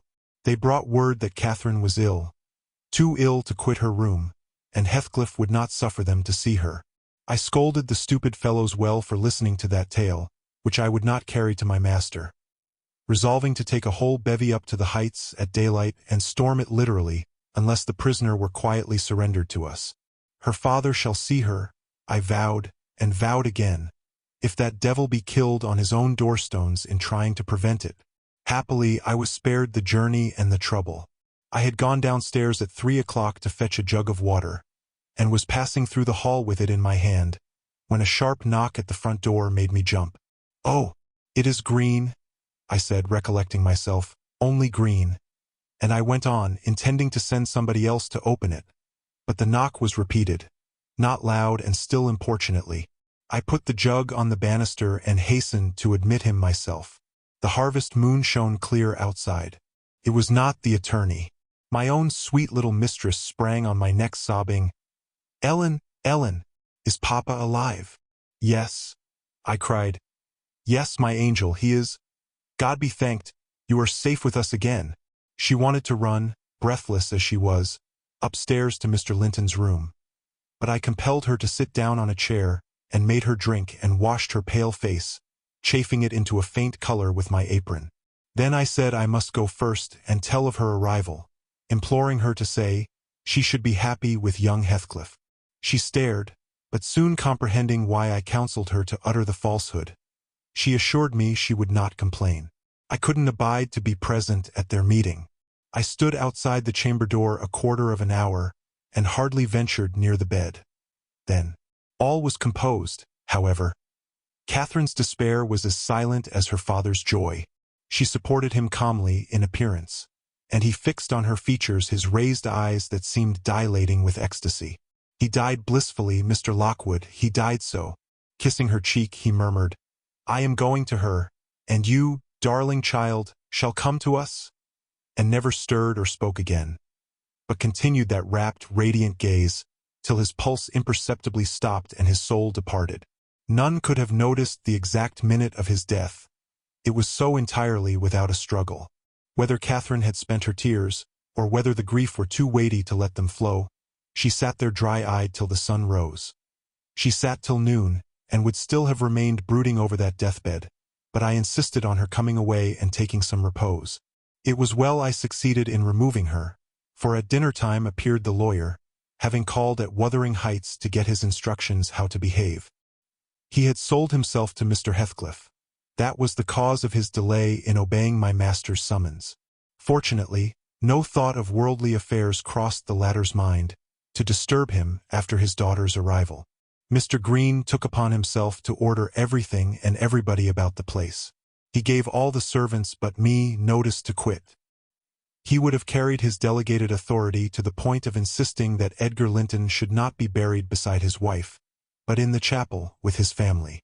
There was the will, however, to hinder that, and my loud protestations against any infringement of its directions. The funeral was hurried over. Catherine, Mrs. Linton Heathcliff now, was suffered to stay at the Grange till her father's corpse had quitted it. She told me that her anguish had at last spurred Linton to incur the risk of liberating her. She heard the men I sent disputing at the door, and she gathered the sense of Heathcliff's answer. It drove her desperate. Linton, who had been conveyed up to the little parlor soon after I left, was terrified into fetching the key before his father reascended. He had the cunning to unlock and relock the door without shutting it, and when he should have gone to bed, he begged to sleep with Hareton, and his petition was granted for once. Catherine stole out before break of day. She dared not try the doors lest the dogs should raise an alarm. She visited the empty chambers and examined their windows, and luckily, lighting on her mother's, she got easily out of its lattice, and onto the ground by means of the fir tree close by. Her accomplice suffered for his share in the escape, notwithstanding his timid contrivances. Chapter 29. The evening after the funeral, my young lady and I were seated in the library. Now musing mournfully, one of us despairingly, on our loss, now venturing conjectures as to the gloomy future. We had just agreed the best destiny which could await Catherine would be a permission to continue resident at the Grange, at least during Linton's life, he being allowed to join her there, and I to remain as housekeeper. That seemed rather too favorable an arrangement to be hoped for, and yet I did hope, and began to cheer up under the prospect of retaining my home and my employment, and above all my beloved young mistress, when a servant, one of the discarded ones not yet departed, rushed hastily in and said that devil Heathcliff was coming through the court. Should he fasten the door in his face? If we had been mad enough to order that proceeding, we had not time. He made no ceremony of knocking or announcing his name. He was master, and availed himself of the master's privilege to walk straight in, without saying a word. The sound of our informant's voice directed him to the library. He entered and motioning him out, shut the door. It was the same room into which he had been ushered, as a guest 18 years before. The same moon shone through the window, and the same autumn landscape lay outside.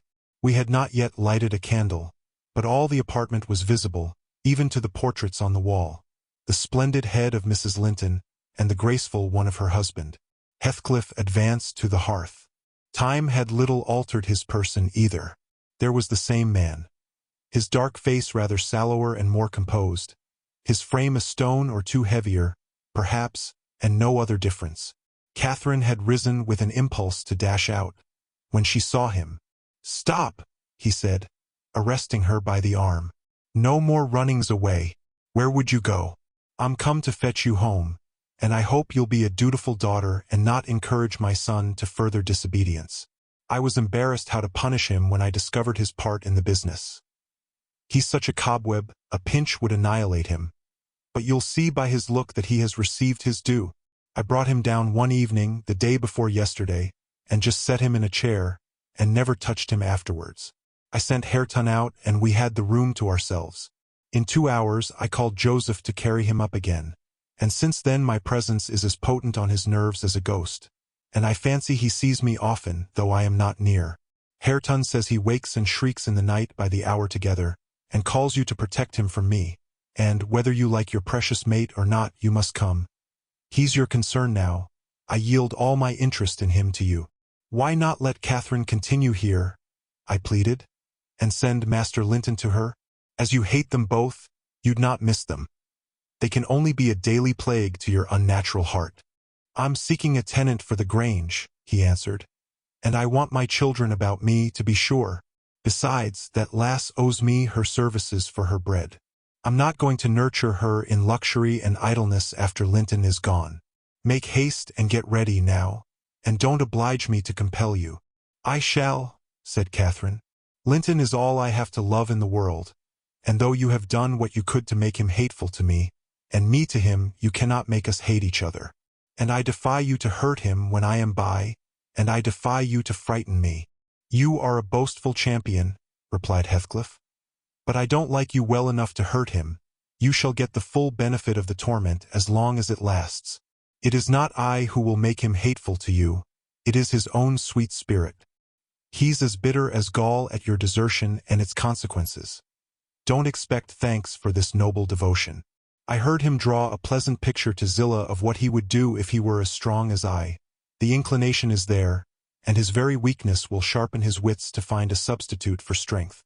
"I know he has a bad nature," said Catherine. "He's your son, but I'm glad I've a better to forgive it, and I know he loves me, and for that reason I love him.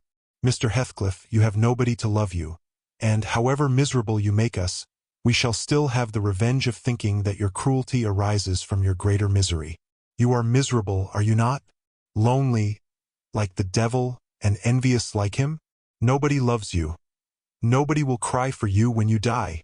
I wouldn't be you." Catherine spoke with a kind of dreary triumph. She seemed to have made up her mind to enter into the spirit of her future family, and draw pleasure from the griefs of her enemies. "You shall be sorry to be yourself presently," said her father-in-law. "If you stand there another minute. Begone, witch, and get your things." She scornfully withdrew. In her absence I began to beg for Zilla's place at the Heights, offering to resign mine to her. But he would suffer it on no account. He bid me be silent, and then, for the first time, allowed himself a glance round the room and a look at the pictures. Having studied Mrs. Linton's, he said, "I shall have that home. Not because I need it, but—" He turned abruptly to the fire and continued with what, for lack of a better word, I must call a smile. "I'll tell you what I did yesterday. I got the sexton, who was digging Linton's grave, to remove the earth off her coffin lid, and I opened it. I thought once I would have stayed there. When I saw her face again, it is hers yet." He had hard work to stir me, but he said it would change if the air blew on it, and so I struck one side of the coffin loose and covered it up. Not Linton's side, damn him. I wish he'd been soldered in lead. And I bribed the sexton to pull it away when I'm laid there and slide mine out too. I'll have it made so, and then by the time Linton gets to us he'll not know which is which. "You were very wicked, Mr. Heathcliff," I exclaimed. "Were you not ashamed to disturb the dead?" "I disturbed nobody, Nellie," he replied. "And I gave some ease to myself. I shall be a great deal more comfortable now, and you'll have a better chance of keeping me underground when I get there." Disturbed her?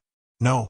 She has disturbed me night and day through 18 years, incessantly, remorselessly, till yesternight, and yesternight I was tranquil. I dreamt I was sleeping the last sleep by that sleeper, with my heart stopped and my cheek frozen against hers. And if she had been dissolved into earth, or worse, what would you have dreamt of then? I said. "Of dissolving with her and being more happy still," he answered. "Do you suppose I dread any change of that sort? I expected such a transformation on raising the lid, but I'm better pleased that it should not commence till I share it. Besides, unless I had received a distinct impression of her passionless features, that strange feeling would hardly have been removed. It began oddly. You know I was wild after she died, and eternally, from dawn to dawn, praying her to return to me her spirit. I have a strong faith in ghosts. I have a conviction that they can, and do, exist among us. The day she was buried, there came a fall of snow. In the evening I went to the churchyard. It blew bleak as winter, all round was solitary. I didn't fear that her fool of a husband would wander up the glen so late, and no one else had business to bring them there. Being alone, and conscious 2 yards of loose earth was the sole barrier between us, I said to myself, "I'll have her in my arms again. If she be cold, I'll think it is this north wind that chills me, and if she be motionless, it is sleep." I got a spade from the tool-house and began to delve with all my might. It scraped the coffin.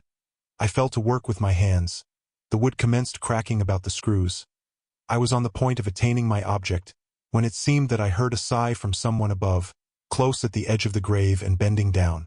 "If I can only get this off," I muttered.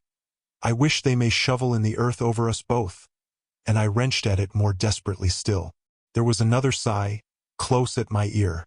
I appeared to feel the warm breath of it displacing the sleet-laden wind. I knew no living thing in flesh and blood was by, but as certainly as you perceive the approach to some substantial body in the dark, though it cannot be discerned, so certainly I felt that Cathy was there, not under me but on the earth. A sudden sense of relief flowed from my heart through every limb. I relinquished my labor of agony, and turned consoled at once, unspeakably consoled. Her presence was with me.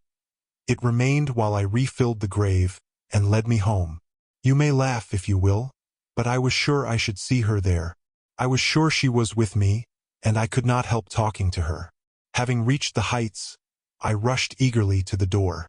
It was fastened, and, I remember, that accursed Earnshaw and my wife opposed my entrance.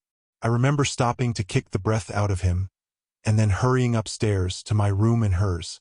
I looked round impatiently. I felt her by me. I could almost see her, and yet I could not. I ought to have sweat blood then, from the anguish of my yearning, from the fervor of my supplications to have but one glimpse. I had not one. She showed herself, as she often was in life, a devil to me, and, since then, sometimes more and sometimes less, I've been the sport of that intolerable torture. Infernal, keeping my nerves at such a stretch that, if they had not resembled catgut, they would long ago have relaxed to the feebleness of Linton's.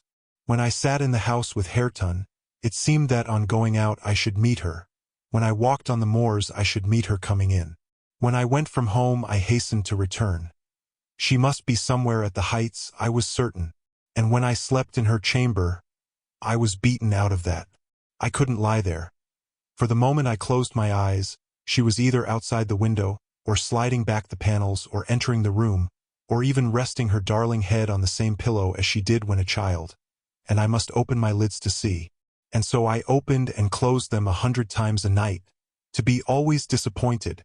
It racked me. I've often groaned aloud, till that old rascal Joseph no doubt believed that my conscience was playing the fiend inside of me. Now, since I've seen her, I'm pacified. A little. It was a strange way of killing. Not by inches, but by fractions of hairbreadths, to beguile me with the spectre of a hope through 18 years.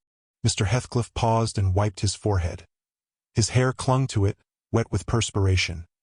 His eyes were fixed on the red embers of the fire, the brows not contracted, but raised next the temples, diminishing the grim aspect of his countenance, but imparting a peculiar look of trouble, and a painful appearance of mental tension towards one absorbing subject. He only half addressed me, and I maintained silence. I didn't like to hear him talk. After a short period he resumed his meditation on the picture, took it down and leant it against the sofa to contemplate it at better advantage. And while so occupied Catherine entered, announcing that she was ready, when her pony should be saddled. "Send that over tomorrow," said Heathcliff to me. Then turning to her, he added, "You may do without your pony. It is a fine evening, and you'll need no ponies at Wuthering Heights. For what journeys you take, your own feet will serve you. Come along." "Goodbye, Ellen," whispered my dear little mistress. As she kissed me, her lips felt like ice. "Come and see me, Ellen. Don't forget." "Take care you do no such thing, Mrs. Dean," said her new father. "When I wish to speak to you, I'll come here. I want none of your prying at my house." He signed her to precede him, and casting back a look that cut my heart, she obeyed. I watched them, from the window, walk down the garden. Heathcliff fixed Catherine's arm under his, though she disputed the act at first evidently, and with rapid strides he hurried her into the alley, whose trees concealed them. Chapter 30. I have paid a visit to the Heights, but I have not seen her since she left. Joseph held the door in his hand when I called to ask after her, and wouldn't let me pass. He said Mrs. Linton was thrang, and the master was not in. Zillah has told me something of the way they go on, otherwise I should hardly know who was dead and who living. She thinks Catherine haughty, and does not like her. I can guess by her talk. My young lady asked some aid of her when she first came, but Mr. Heathcliff told her to follow her own business, and let his daughter-in-law look after herself. And Zillah willingly acquiesced, being a narrow-minded, selfish woman. Catherine evinced a child's annoyance at this neglect, repaid it with contempt, and thus enlisted my informant among her enemies, as securely as if she had done her some great wrong. I had a long talk with Zillah about 6 weeks ago, a little before you came, one day when we foregathered on the moor, and this is what she told me. "The first thing Mrs. Linton did," she said, "on her arrival at the Heights, was to run upstairs, without even wishing good evening to me and Joseph. She shut herself into Linton's room and remained till morning. Then, while the master and Earnshaw were at breakfast, she entered the house, and asked all in a quiver if the doctor might be sent for. Her cousin was very ill." "We know that," answered Heathcliff. "But his life is not worth a farthing, and I won't spend a farthing on him." "But I cannot tell how to do," she said. "And if nobody will help me, he'll die." "Walk out of the room," cried the master, "and let me never hear a word more about him. None here care what becomes of him. If you do, act the nurse. If you do not, lock him up and leave him." Then she began to bother me, and I said I'd had enough plague with the tiresome thing. We each had our tasks, and hers was to wait on Linton. Mr. Heathcliff bid me leave that labor to her. How they managed together I can't tell. I fancy he fretted a great deal, and moaned hissel night and day, and she had precious little rest. One could guess by her white face and heavy eyes. She sometimes came into the kitchen all wildered-like, and looked as if she would fain beg assistance. But I was not going to disobey the master. I never dared disobey him, Mrs. Dean, and, though I thought it wrong that Kenneth should not be sent for, it was no concern of mine either to advise or complain, and I always refused to meddle. Once or twice, after we had gone to bed, I've happened to open my door again and seen her sitting crying on the stairs top, and then I've shut myself in quick, for fear of being moved to interfere. I did pity her then, I'm sure. Still I didn't wish to lose my place, you know. At last, one night she came boldly into my chamber, and frightened me out of my wits by saying, "Tell Mr. Heathcliff that his son is dying. I'm sure he is this time. Get up instantly, and tell him." Having uttered this speech, she vanished again. I lay a quarter of an hour listening and trembling. Nothing stirred, the house was quiet. She's mistaken, I said to myself. He's got over it. I needn't disturb them, and I began to doze.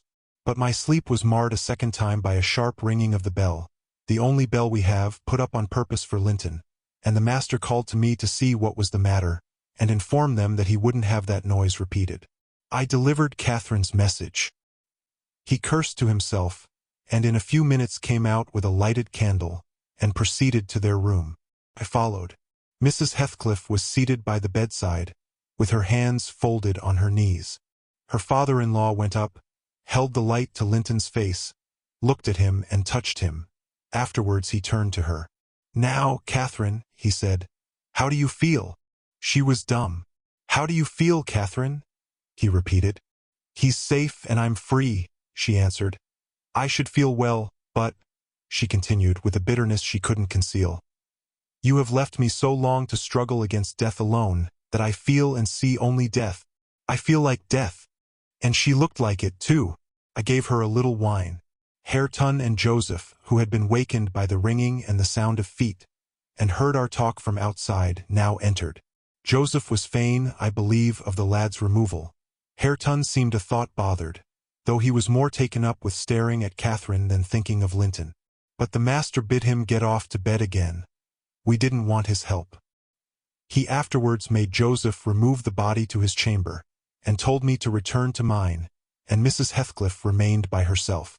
In the morning, he sent me to tell her she must come down to breakfast.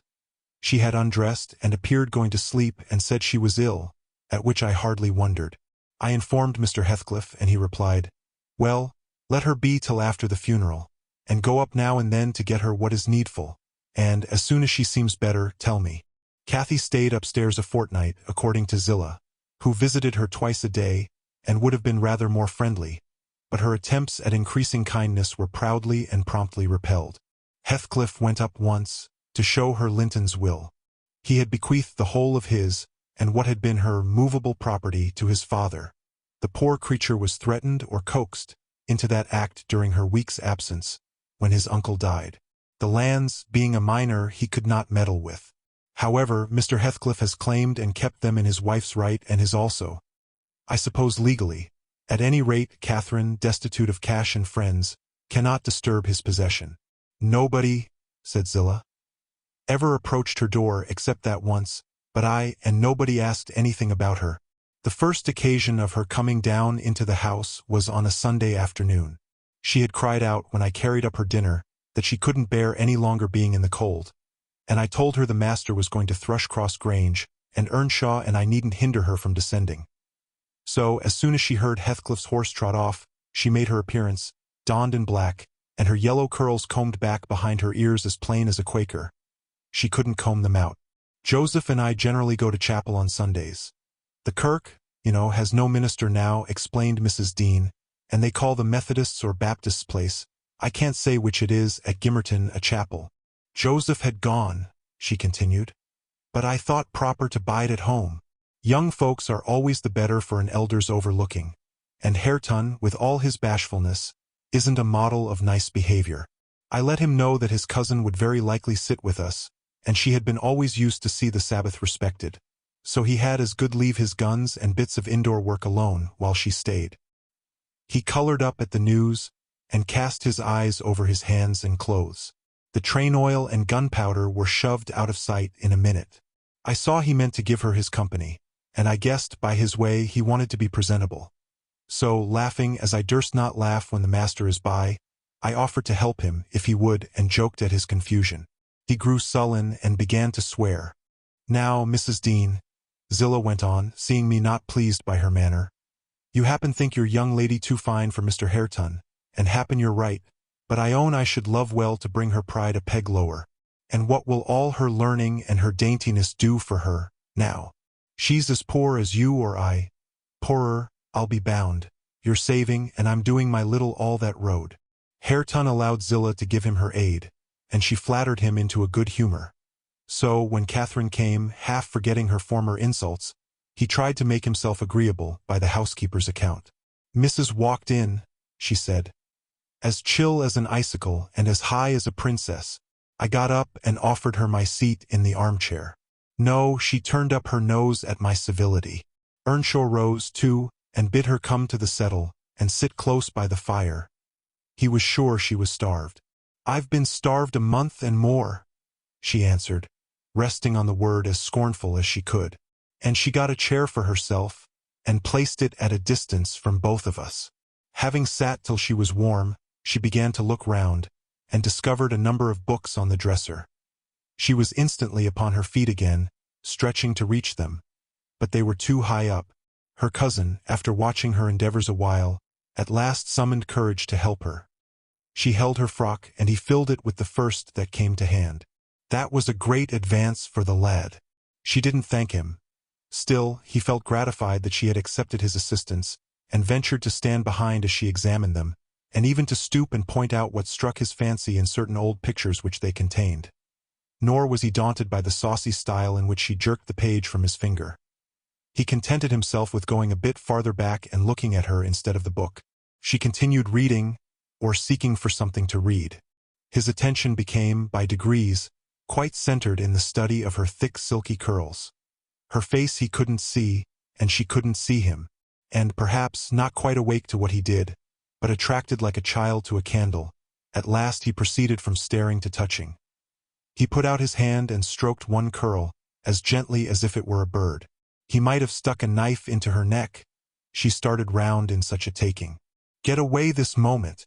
How dare you touch me? Why are you stopping there?" she cried, in a tone of disgust. "I can't endure you. I'll go upstairs again if you come near me." Mr. Hareton recoiled, looking as foolish as he could do. He sat down in the settle very quiet, and she continued turning over her volumes another half-hour. Finally, Earnshaw crossed over and whispered to me, "Will you ask her to read to us, Zillah? I'm stalled of doing naught, and I could like to hear her. Done not say I wanted it, but ask of yourseln." "Mr. Hareton wishes you would read to us, ma'am," I said immediately. "He'd take it very kind. He'd be much obliged." She frowned, and looking up answered, "Mr. Hareton, and the whole set of you, will be good enough to understand that I reject any pretense at kindness you have the hypocrisy to offer. I despise you, and will have nothing to say to any of you, when I would have given my life for one kind word. Even to see one of your faces, you all kept off. But I won't complain to you. I'm driven down here by the cold, not either to amuse you or enjoy your society." "What could I ha' done?" began Earnshaw. "How was I to blame?" "Oh, you are an exception," answered Mrs. Heathcliff. "I never missed such a concern as you. But I offered more than once and asked," he said, kindling up at her pertness, "I asked Mr. Heathcliff to let me wake for you." "Be silent. I'll go out of doors or anywhere, rather than have your disagreeable voice in my ear," said my lady.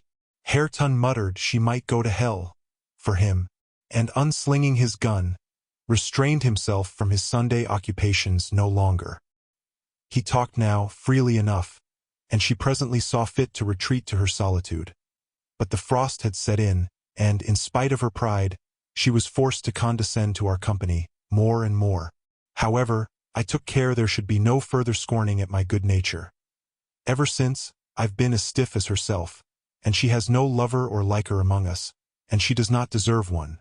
For let them say the least word to her, and she'll curl back without respect of anyone. She'll snap at the master himself, and as good as dares him to thrash her. And the more hurt she gets, the more venomous she grows. At first, on hearing this account from Zillah, I determined to leave my situation, take a cottage, and get Catherine to come and live with me.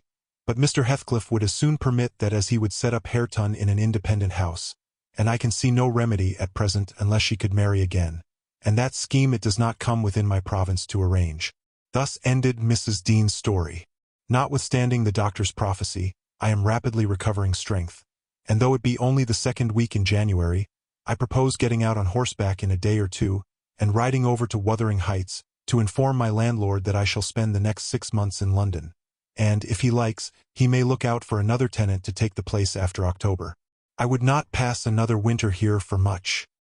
Chapter 31. Yesterday was bright, calm, and frosty. I went to the Heights as I proposed. My housekeeper entreated me to bear a little note from her to her young lady, and I did not refuse, for the worthy woman was not conscious of anything odd in her request. The front door stood open, but the jealous gate was fastened, as at my last visit. I knocked and invoked Earnshaw from among the garden beds. He unchained it and I entered. The fellow is as handsome a rustic as need be seen. I took particular notice of him this time, but then he does his best apparently to make the least of his advantages. I asked if Mr. Heathcliff were at home. He answered no, but he would be in at dinner time. It was 11 o'clock, and I announced my intention of going in and waiting for him, at which he immediately flung down his tools and accompanied me, in the office of watchdog, not as a substitute for the host. We entered together. Catherine was there, making herself useful in preparing some vegetables for the approaching meal. She looked more sulky and less spirited than when I had seen her first. She hardly raised her eyes to notice me, and continued her employment with the same disregard to common forms of politeness as before, never returning my bow and good morning by the slightest acknowledgment. She does not seem so amiable, I thought, as Mrs. Dean would persuade me to believe. She's a beauty, it is true, but not an angel. Earnshaw surlily bid her remove her things to the kitchen. "Remove them yourself," she said, pushing them from her as soon as she had done, and retiring to a stool by the window, where she began to carve figures of birds and beasts out of the turnip parings in her lap. I approached her, pretending to desire a view of the garden, and, as I fancied, adroitly dropped Mrs. Dean's note onto her knee, unnoticed by Hareton. But she asked aloud, "What is that?" and chucked it off. "A letter from your old acquaintance, the housekeeper at the Grange," I answered, annoyed at her exposing my kind deed, and fearful lest it should be imagined a missive of my own. She would gladly have gathered it up at this information, but Hareton beat her. He seized and put it in his waistcoat, saying Mr. Heathcliff should look at it first. Thereat, Catherine silently turned her face from us, and very stealthily drew out her pocket handkerchief and applied it to her eyes, and her cousin, after struggling a while to keep down his softer feelings, pulled out the letter and flung it on the floor beside her, as ungraciously as he could. Catherine caught and perused it eagerly. Then she put a few questions to me concerning the inmates, rational and irrational, of her former home, and gazing towards the hills, murmured in soliloquy, "I should like to be riding Minnie down there. I should like to be climbing up there. Oh, I'm tired. I'm stalled, Hareton." And she leant her pretty head back against the sill, with half a yawn and half a sigh, and lapsed into an aspect of abstracted sadness, neither caring nor knowing whether we remarked her. "Mrs. Heathcliff," I said, after sitting some time mute, "you are not aware that I am an acquaintance of yours? So intimate that I think it strange you won't come and speak to me. My housekeeper never wearies of talking about and praising you, and she'll be greatly disappointed if I return with no news of or from you, except that you received her letter and said nothing." She appeared to wonder at this speech and asked, "Does Ellen like you?" "Yes, very well," I replied hesitatingly. "You must tell her," she continued, "that I would answer her letter, but I have no materials for writing. Not even a book from which I might tear a leaf." "No books!" I exclaimed. How do you contrive to live here without them? If I may take the liberty to inquire. Though provided with a large library, I'm frequently very dull at the Grange. Take my books away and I should be desperate. I was always reading when I had them, said Catherine. And Mr. Heathcliff never reads, so he took it into his head to destroy my books. I have not had a glimpse of one for weeks. Only once I searched through Joseph's store of theology to his great irritation. And once, Hareton, I came upon a secret stock in your room. Some Latin and Greek and some tales and poetry, all old friends. I brought the last here, and you gathered them as a magpie gathers silver spoons, for the mere love of stealing. They are of no use to you, or else you concealed them in the bad spirit that, as you cannot enjoy them, nobody else shall. Perhaps your envy counseled Mr. Heathcliff to rob me of my treasures? But I've most of them written on my brain and printed in my heart, and you cannot deprive me of those. Earnshaw blushed crimson when his cousin made this revelation of his private literary accumulations, and stammered an indignant denial of her accusations. Mr. Hareton is desirous of increasing his amount of knowledge, I said, coming to his rescue. He is not envious, but emulous of your attainments. He'll be a clever scholar in a few years. And he wants me to sink into a dunce meantime, answered Catherine. Yes, I hear him trying to spell and read to himself, and pretty blunders he makes. I wish you would repeat Chevy Chase as you did yesterday. It was extremely funny. I heard you. And I heard you turning over the dictionary to seek out the hard words, and then cursing because you couldn't read their explanations. The young man evidently thought it too bad that he should be laughed at for his ignorance, and then laughed at for trying to remove it. I had a similar notion, and remembering Mrs. Dean's anecdote of his first attempt at enlightening the darkness in which he had been reared, I observed, "But, Mrs. Heathcliff, we have each had a commencement, and each stumbled and tottered on the threshold. Had our teachers scorned instead of aiding us, we should stumble and totter yet." "Oh," she replied, "I don't wish to limit his acquirements. Still, he has no right to appropriate what is mine, and make it ridiculous to me with his vile mistakes and mispronunciations. Those books, both prose and verse, are consecrated to me by other associations, and I hate to have them debased and profaned in his mouth. Besides, of all, he has selected my favorite pieces that I love the most to repeat, as if out of deliberate malice." Hareton's chest heaved in silence a minute. He labored under a severe sense of mortification and wrath, which it was no easy task to suppress. I rose and, from a gentlemanly idea of relieving his embarrassment, took up my station in the doorway, surveying the external prospect as I stood. He followed my example and left the room, but presently reappeared, bearing half a dozen volumes in his hands, which he threw into Catherine's lap, exclaiming, "Take them! I never want to hear, or read, or think of them again." "I won't have them now," she answered.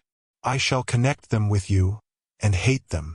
She opened one that had obviously been often turned over, and read a portion in the drawling tone of a beginner, then laughed and threw it from her.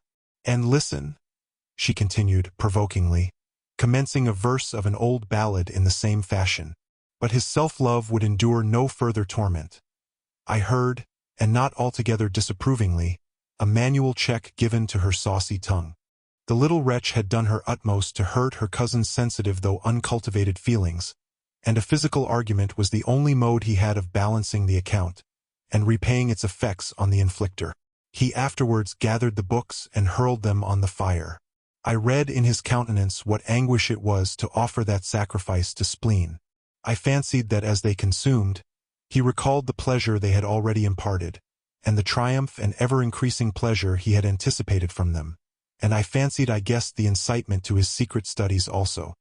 He had been content with daily labor and rough animal enjoyments, till Catherine crossed his path. Shame at her scorn and hope of her approval were his first prompters to higher pursuits, and instead of guarding him from one and winning him to the other, his endeavors to raise himself had produced just the contrary result. "Yes, that's all the good that such a brute as you can get from them," cried Catherine, sucking her damaged lip, and watching the conflagration with indignant eyes. "You'd better hold your tongue now," he answered fiercely, and his agitation precluded further speech. He advanced hastily to the entrance, where I made way for him to pass.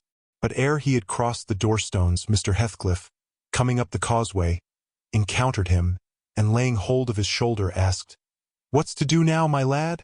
Naught," he said, and broke away to enjoy his grief and anger in solitude. Heathcliff gazed after him and sighed. "It will be odd if I thwart myself," he muttered, unconscious that I was behind him. "But when I look for his father in his face, I find her every day more. How the devil is he so like? I can hardly bear to see him." He bent his eyes to the ground and walked moodily in. There was a restless, anxious expression in his countenance I had never remarked there before, and he looked sparer in person. His daughter-in-law, on perceiving him through the window, immediately escaped to the kitchen, so that I remained alone. "I'm glad to see you out of doors again, Mr. Lockwood," he said in reply to my greeting. "From selfish motives partly, I don't think I could readily supply your loss in this desolation. I've wondered more than once what brought you here." "An idle whim, I fear, sir," was my answer. "Or else an idle whim is going to spirit me away. I shall set out for London next week, and I must give you warning that I feel no disposition to retain Thrushcross Grange beyond the 12 months I agreed to rent it. I believe I shall not live there any more." "Oh, indeed. You're tired of being banished from the world, are you?" he said. "But if you be coming to plead off paying for a place you won't occupy, your journey is useless. I never relent in exacting my due from anyone." "I'm coming to plead off nothing about it," I exclaimed, considerably irritated. "Should you wish it, I'll settle with you now." And I drew my notebook from my pocket. No," he replied coolly. "You'll leave sufficient behind to cover your debts if you fail to return. I'm not in such a hurry. Sit down and take your dinner with us. A guest that is safe from repeating his visit can generally be made welcome. Catherine, bring the things in." "Where are you?" Catherine reappeared, bearing a tray of knives and forks. "You may get your dinner with Joseph," muttered Heathcliff aside, "and remain in the kitchen till he is gone." She obeyed his directions very punctually. Perhaps she had no temptation to transgress. Living among clowns and misanthropists, she probably cannot appreciate a better class of people when she meets them. With Mr. Heathcliff, grim and saturnine, on the one hand, and Hareton, absolutely dumb, on the other, I made a somewhat cheerless meal and bade adieu early. I would have departed by the back way to get a last glimpse of Catherine and annoy old Joseph.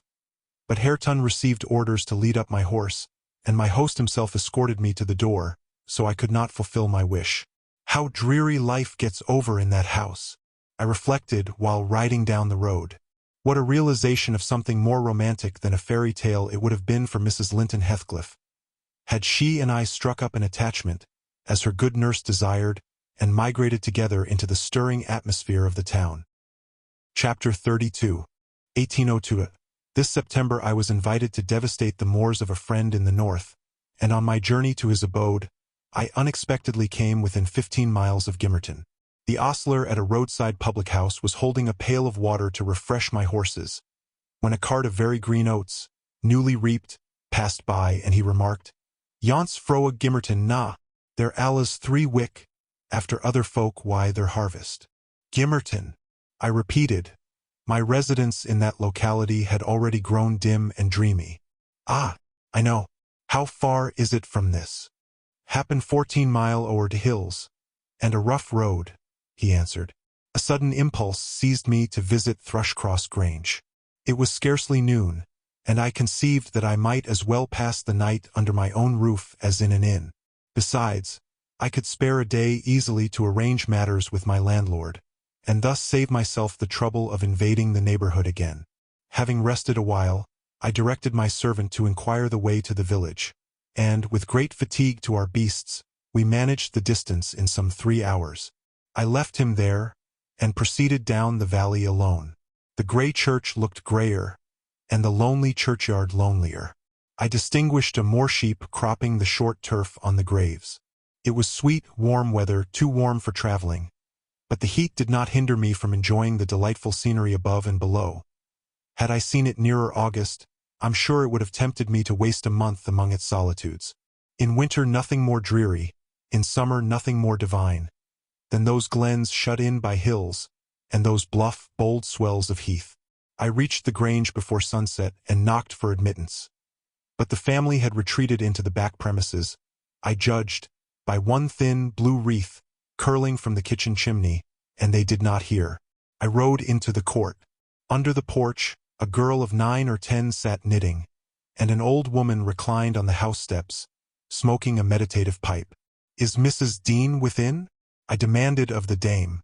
"Mistress Dean? Nay," she answered. "She doesn't bide here. Shoes up at the Heights." "Are you the housekeeper, then?" I continued. "I keep tish housa," she replied. "Well, I'm Mr. Lockwood, the master. Are there any rooms to lodge me in, I wonder?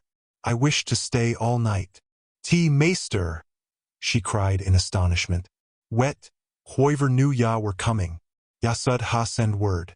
They's nout norther dry nor mensful about tea place." "Nout there isn't." She threw down her pipe and bustled in. The girl followed, and I entered too.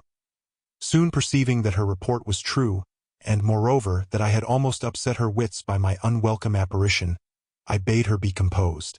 I would go out for a walk, and meantime she must try to prepare a corner of a sitting-room for me to sup in, and a bedroom to sleep in. No sweeping and dusting, only good fire and dry sheets were necessary. She seemed willing to do her best, though she thrust the hearth-brush into the grates in mistake for the poker, and malappropriated several other articles of her craft. But I retired, confiding in her energy for a resting-place against my return. Wuthering Heights was the goal of my proposed excursion. An afterthought brought me back, when I had quitted the court. "All well at the Heights?" I inquired of the woman. "Effer out enough," she answered, scurrying away with a pan of hot cinders. I would have asked why Mrs. Dean had deserted the grange, but it was impossible to delay her at such a crisis, so I turned away and made my exit, rambling leisurely along, with the glow of a sinking sun behind, and the mild glory of a rising moon in front, one fading and the other brightening, as I quitted the park and climbed the stony by-road branching off to Mr. Heathcliff's dwelling. Before I arrived in sight of it, all that remained of day was a beamless amber light along the west. But I could see every pebble on the path, and every blade of grass, by that splendid moon. I had neither to climb the gate nor to knock. It yielded to my hand. That is an improvement, I thought. And I noticed another, by the aid of my nostrils. A fragrance of stocks and wallflowers wafted on the air from amongst the homely fruit trees. Both doors and lattices were open, and yet, as is usually the case in a coal district, a fine red fire illumined the chimney. The comfort which the eye derives from it renders the extra heat endurable. But the house of Wuthering Heights is so large that the inmates have plenty of space for withdrawing out of its influence, and accordingly what inmates there were had stationed themselves not far from one of the windows. I could both see them and hear them talk before I entered, and looked and listened in consequence, being moved thereto by a mingled sense of curiosity and envy that grew as I lingered. "Contrary," said a voice as sweet as a silver bell. "That for the third time, you dunce. I'm not going to tell you again. Recollect, or I'll pull your hair."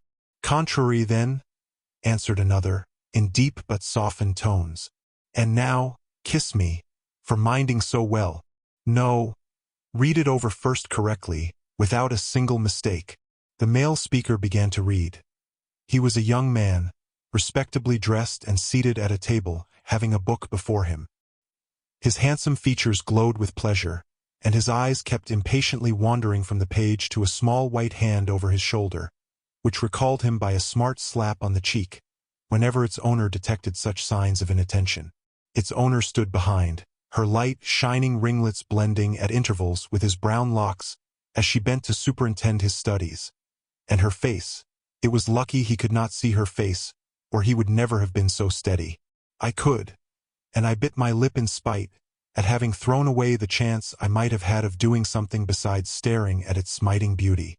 The task was done, not free from further blunders, but the pupil claimed a reward and received at least 5 kisses, which, however, he generously returned. Then they came to the door, and from their conversation I judged they were about to issue out and have a walk on the moors. I supposed I should be condemned in Catherine Earnshaw's heart, if not by his mouth, to the lowest pit in the infernal regions if I showed my unfortunate person in his neighborhood then, and feeling very mean and malignant, I skulked round to seek refuge in the kitchen. There was unobstructed admittance on that side also, and at the door sat my old friend Nellie Dean, sewing and singing a song, which was often interrupted from within by harsh words of scorn and intolerance, uttered in far from musical accents. I'd rather, by de hof hev am swearing I my lugs fro h morn to neat, nor hearken ye hossever, said the tenant of the kitchen, in answer to an unheard speech of Nellie's. It's a blazing shame that I cannot open t blessed book, but ya set up them glories to Satan, and all t flaysome wickednesses that ever were born into the world. Oh, ye're a ratin out, and shoose another, and that poor lad 'll be lost atween ye. Poor lad, he added with a groan. He's witched, I'm sartin on't. Oh, Lord, judge him, for there's norther law nor justice among wer rullers.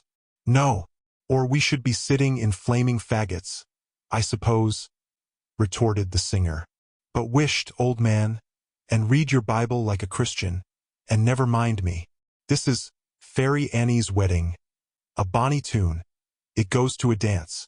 Mrs. Dean was about to recommence when I advanced, and recognizing me directly, she jumped to her feet, crying, "Why, bless you, Mr. Lockwood, how could you think of returning in this way? All's shut up at Thrushcross Grange. You should have given us notice." "I've arranged to be accommodated there, for as long as I shall stay," I answered. "I depart again tomorrow." "And how are you transplanted here, Mrs. Dean? Tell me that." "Zillah left, and Mr. Heathcliff wished me to come, soon after you went to London, and stay till you returned. But, step in, pray. Have you walked from Gimmerton this evening?" "From the Grange," I replied. "And while they make me lodging room there, I want to finish my business with your master, because I don't think of having another opportunity in a hurry." "What business, sir?" said Nellie, conducting me into the house. "He's gone out at present and won't return soon." "About the rent," I answered. "Oh, then it is with Mrs. Heathcliff you must settle," she observed, "or rather with me. She has not learnt to manage her affairs yet, and I act for her. There's nobody else." I looked surprised. "Ah, you have not heard of Heathcliff's death, I see," she continued. "Heathcliff dead?" I exclaimed, astonished. "How long ago?" "3 months since. But sit down and let me take your hat, and I'll tell you all about it." "Stop. You have had nothing to eat, have you?" "I want nothing. I have ordered supper at home. You sit down too. I never dreamt of his dying. Let me hear how it came to pass. You say you don't expect them back for some time, the young people?" "No, I have to scold them every evening for their late rambles. But they don't care for me. At least, have a drink of our old ale. It will do you good, you seem weary."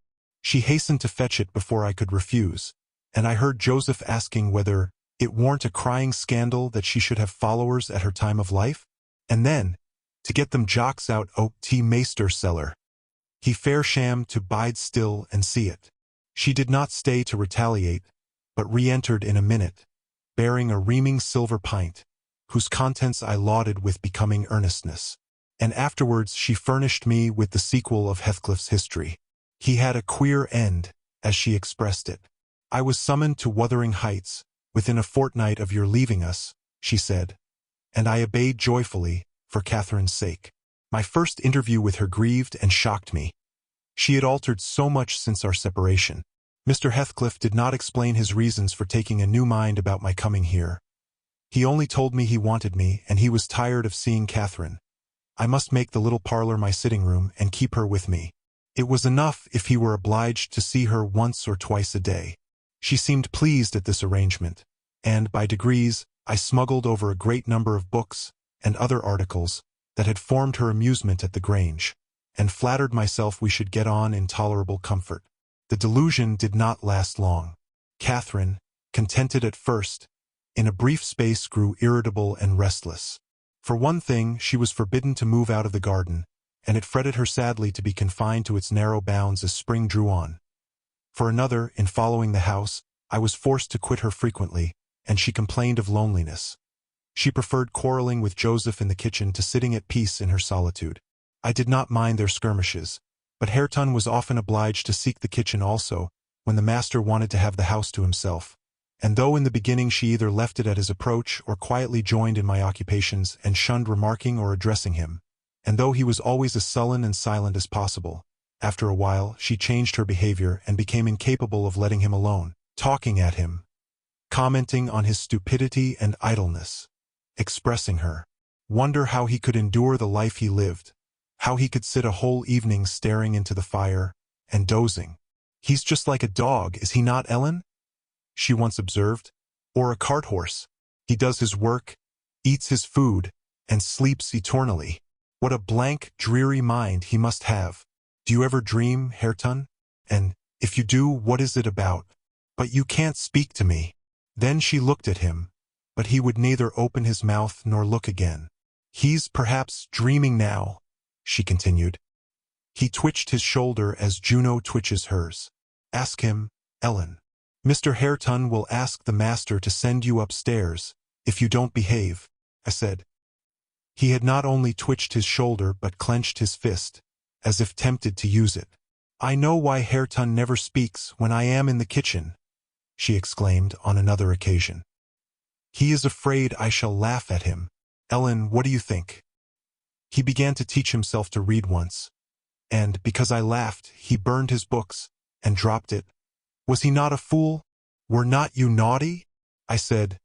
"Answer me that."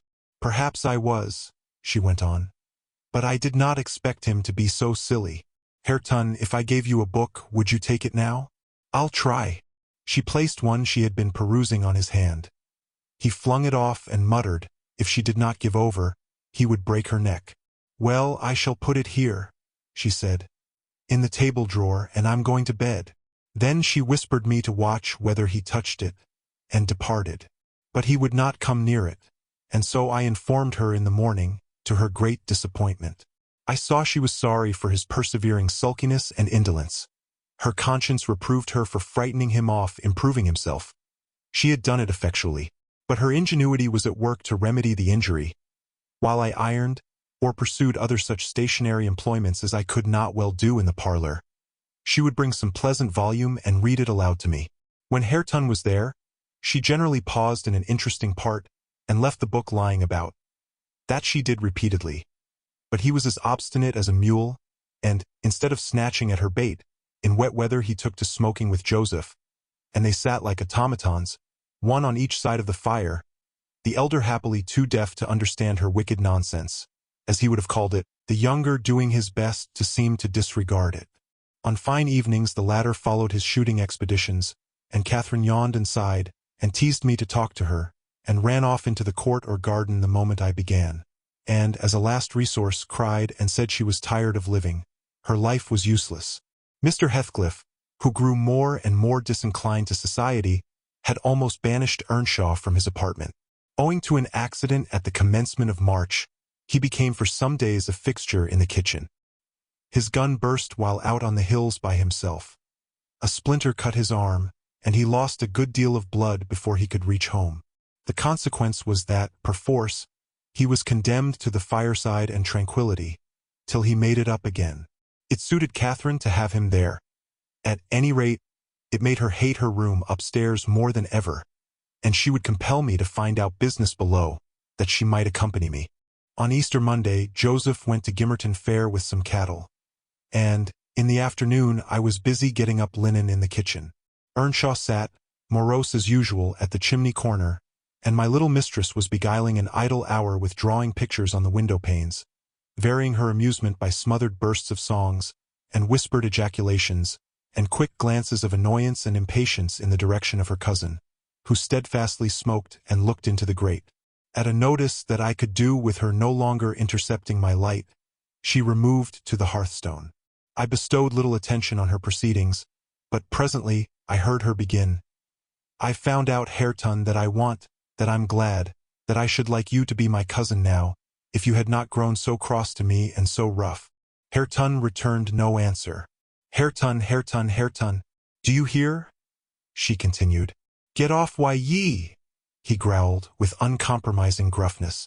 "Let me take that pipe," she said, cautiously advancing her hand and abstracting it from his mouth. Before he could attempt to recover it, it was broken and behind the fire. He swore at her and seized another. "Stop," she cried. "You must listen to me first, and I can't speak while those clouds are floating in my face." "Will you go to the devil?" he exclaimed, ferociously. "And let me be." "No," she persisted. "I won't. I can't tell what to do to make you talk to me, and you are determined not to understand. When I call you stupid, I don't mean anything. I don't mean that I despise you. Come, you shall take notice of me, Hareton. You are my cousin, and you shall own me. I shall have naught to do. Why, you and your mucky pride, and your damned mocking tricks," he answered. "I'll go to hell, body and soul, before I look sideways after you again. Side out of T-gate. Now, this minute." Catherine frowned, and retreated to the window seat, chewing her lip, and endeavoring, by humming an eccentric tune, to conceal a growing tendency to sob. "You should be friends with your cousin, Mr. Hareton," I interrupted, "since she repents of her sauciness. It would do you a great deal of good. It would make you another man to have her for a companion." "A companion," he cried, "when she hates me, and does not think me fit to wipe her shoon. Nay, if it made me a king, I'd not be scorned for seeking her goodwill any more." "It is not I who hate you, it is you who hate me," wept Cathy, no longer disguising her trouble. "You hate me as much as Mr. Heathcliff does, and more." "You're a damned liar," began Earnshaw. "Why have I made him angry? By taking your part, then 100 times? And that when you sneered at and despised me, and go on plaguing me, and I'll step in yonder and say you worried me out of the kitchen." "I didn't know you took my part," she answered, drying her eyes. "And I was miserable and bitter at everybody. But now I thank you and beg you to forgive me. What can I do besides?" She returned to the hearth and frankly extended her hand. He blackened and scowled like a thundercloud, and kept his fists resolutely clenched, and his gaze fixed on the ground. Catherine, by instinct, must have divined it was obdurate perversity, and not dislike, that prompted this dogged conduct. For, after remaining an instant undecided, she stooped and impressed on his cheek a gentle kiss. The little rogue thought I had not seen her, and, drawing back, she took her former station by the window, quite demurely. I shook my head reprovingly, and then she blushed and whispered, "Well, what should I have done, Ellen? He wouldn't shake hands, and he wouldn't look. I must show him some way that I like him, that I want to be friends." Whether the kiss convinced Hareton, I cannot tell. He was very careful, for some minutes, that his face should not be seen, and when he did raise it, he was sadly puzzled where to turn his eyes. Catherine employed herself in wrapping a handsome book neatly in white paper, and having tied it with a bit of ribbon, and addressed it to Mr. Catherine Earnshaw. She desired me to be her ambassadress, and convey the present to its destined recipient. "And tell him, if he'll take it, I'll come and teach him to read it right," she said. "And if he refuse it, I'll go upstairs and never tease him again." I carried it, and repeated the message, anxiously watched by my employer. Hareton would not open his fingers, so I laid it on his knee. He did not strike it off either. I returned to my work. Catherine leaned her head and arms on the table, till she heard the slight rustle of the covering being removed. Then she stole away, and quietly seated herself beside her cousin. He trembled, and his face glowed. All his rudeness and all his surly harshness had deserted him. He could not summon courage, at first, to utter a syllable in reply to her questioning look and her murmured petition. "Say you forgive me, Hareton, do. You can make me so happy by speaking that little word." He muttered something inaudible. "And you'll be my friend?" added Catherine interrogatively. "Nay, you'll be ashamed of me every day of your life," he answered. "And the more ashamed, the more you know me, and I cannot bide it." "So you won't be my friend?" she said, smiling as sweet as honey, and creeping close up. I overheard no further distinguishable talk, but on looking round again, I perceived two such radiant countenances bent over the page of the accepted book, that I did not doubt the treaty had been ratified on both sides, and the enemies were, thenceforth, sworn allies. The work they studied was full of costly pictures. and those in their position had charm enough to keep them unmoved till Joseph came home. He, poor man, was perfectly aghast at the spectacle of Catherine seated on the same bench with Catherine Earnshaw, leaning her hand on his shoulder, and confounded at his favourite's endurance of her proximity. It affected him too deeply to allow an observation on the subject that night. His emotion was only revealed by the immense sighs he drew, as he solemnly spread his large Bible on the table, and overlaid it with dirty banknotes from his pocketbook, the produce of the day's transactions. At length he summoned Hareton from his seat. "Tak these in to t meester, lad," he said, "and bide there. I's gang up to my own rom. This hoyle's neither mensful nor seemly for us. We mun side out and see arch another." "Come, Catherine," I said. "We must side out too.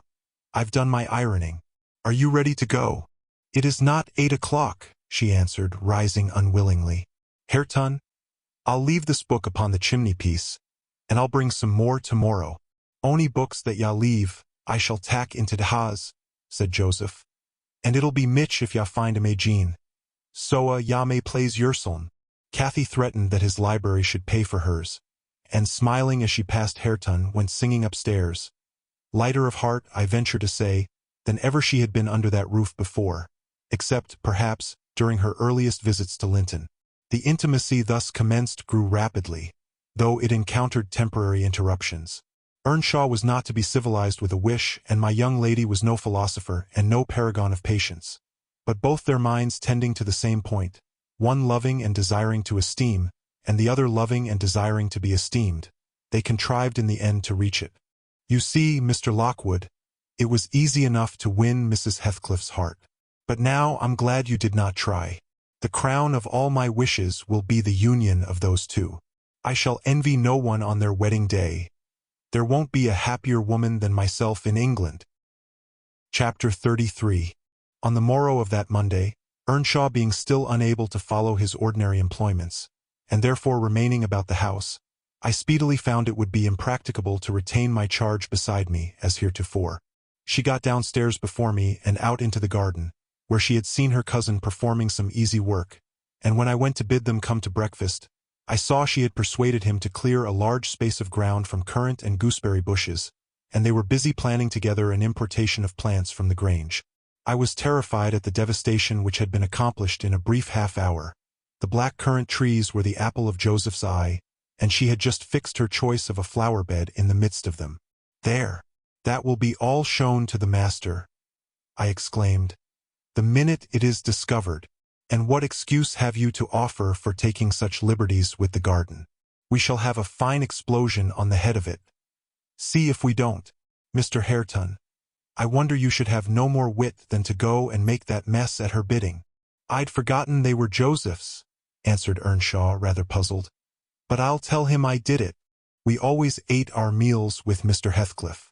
I held the mistress's post in making tea and carving, so I was indispensable at table. Catherine usually sat by me, but today she stole nearer to Hareton, and I presently saw she would have no more discretion in her friendship than she had in her hostility. "Now, mind you don't talk with and notice your cousin too much," were my whispered instructions as we entered the room. "It will certainly annoy Mr. Heathcliff, and he'll be mad at you both." "I'm not going to," she answered. The minute after, she had sidled to him, and was sticking primroses in his plate of porridge.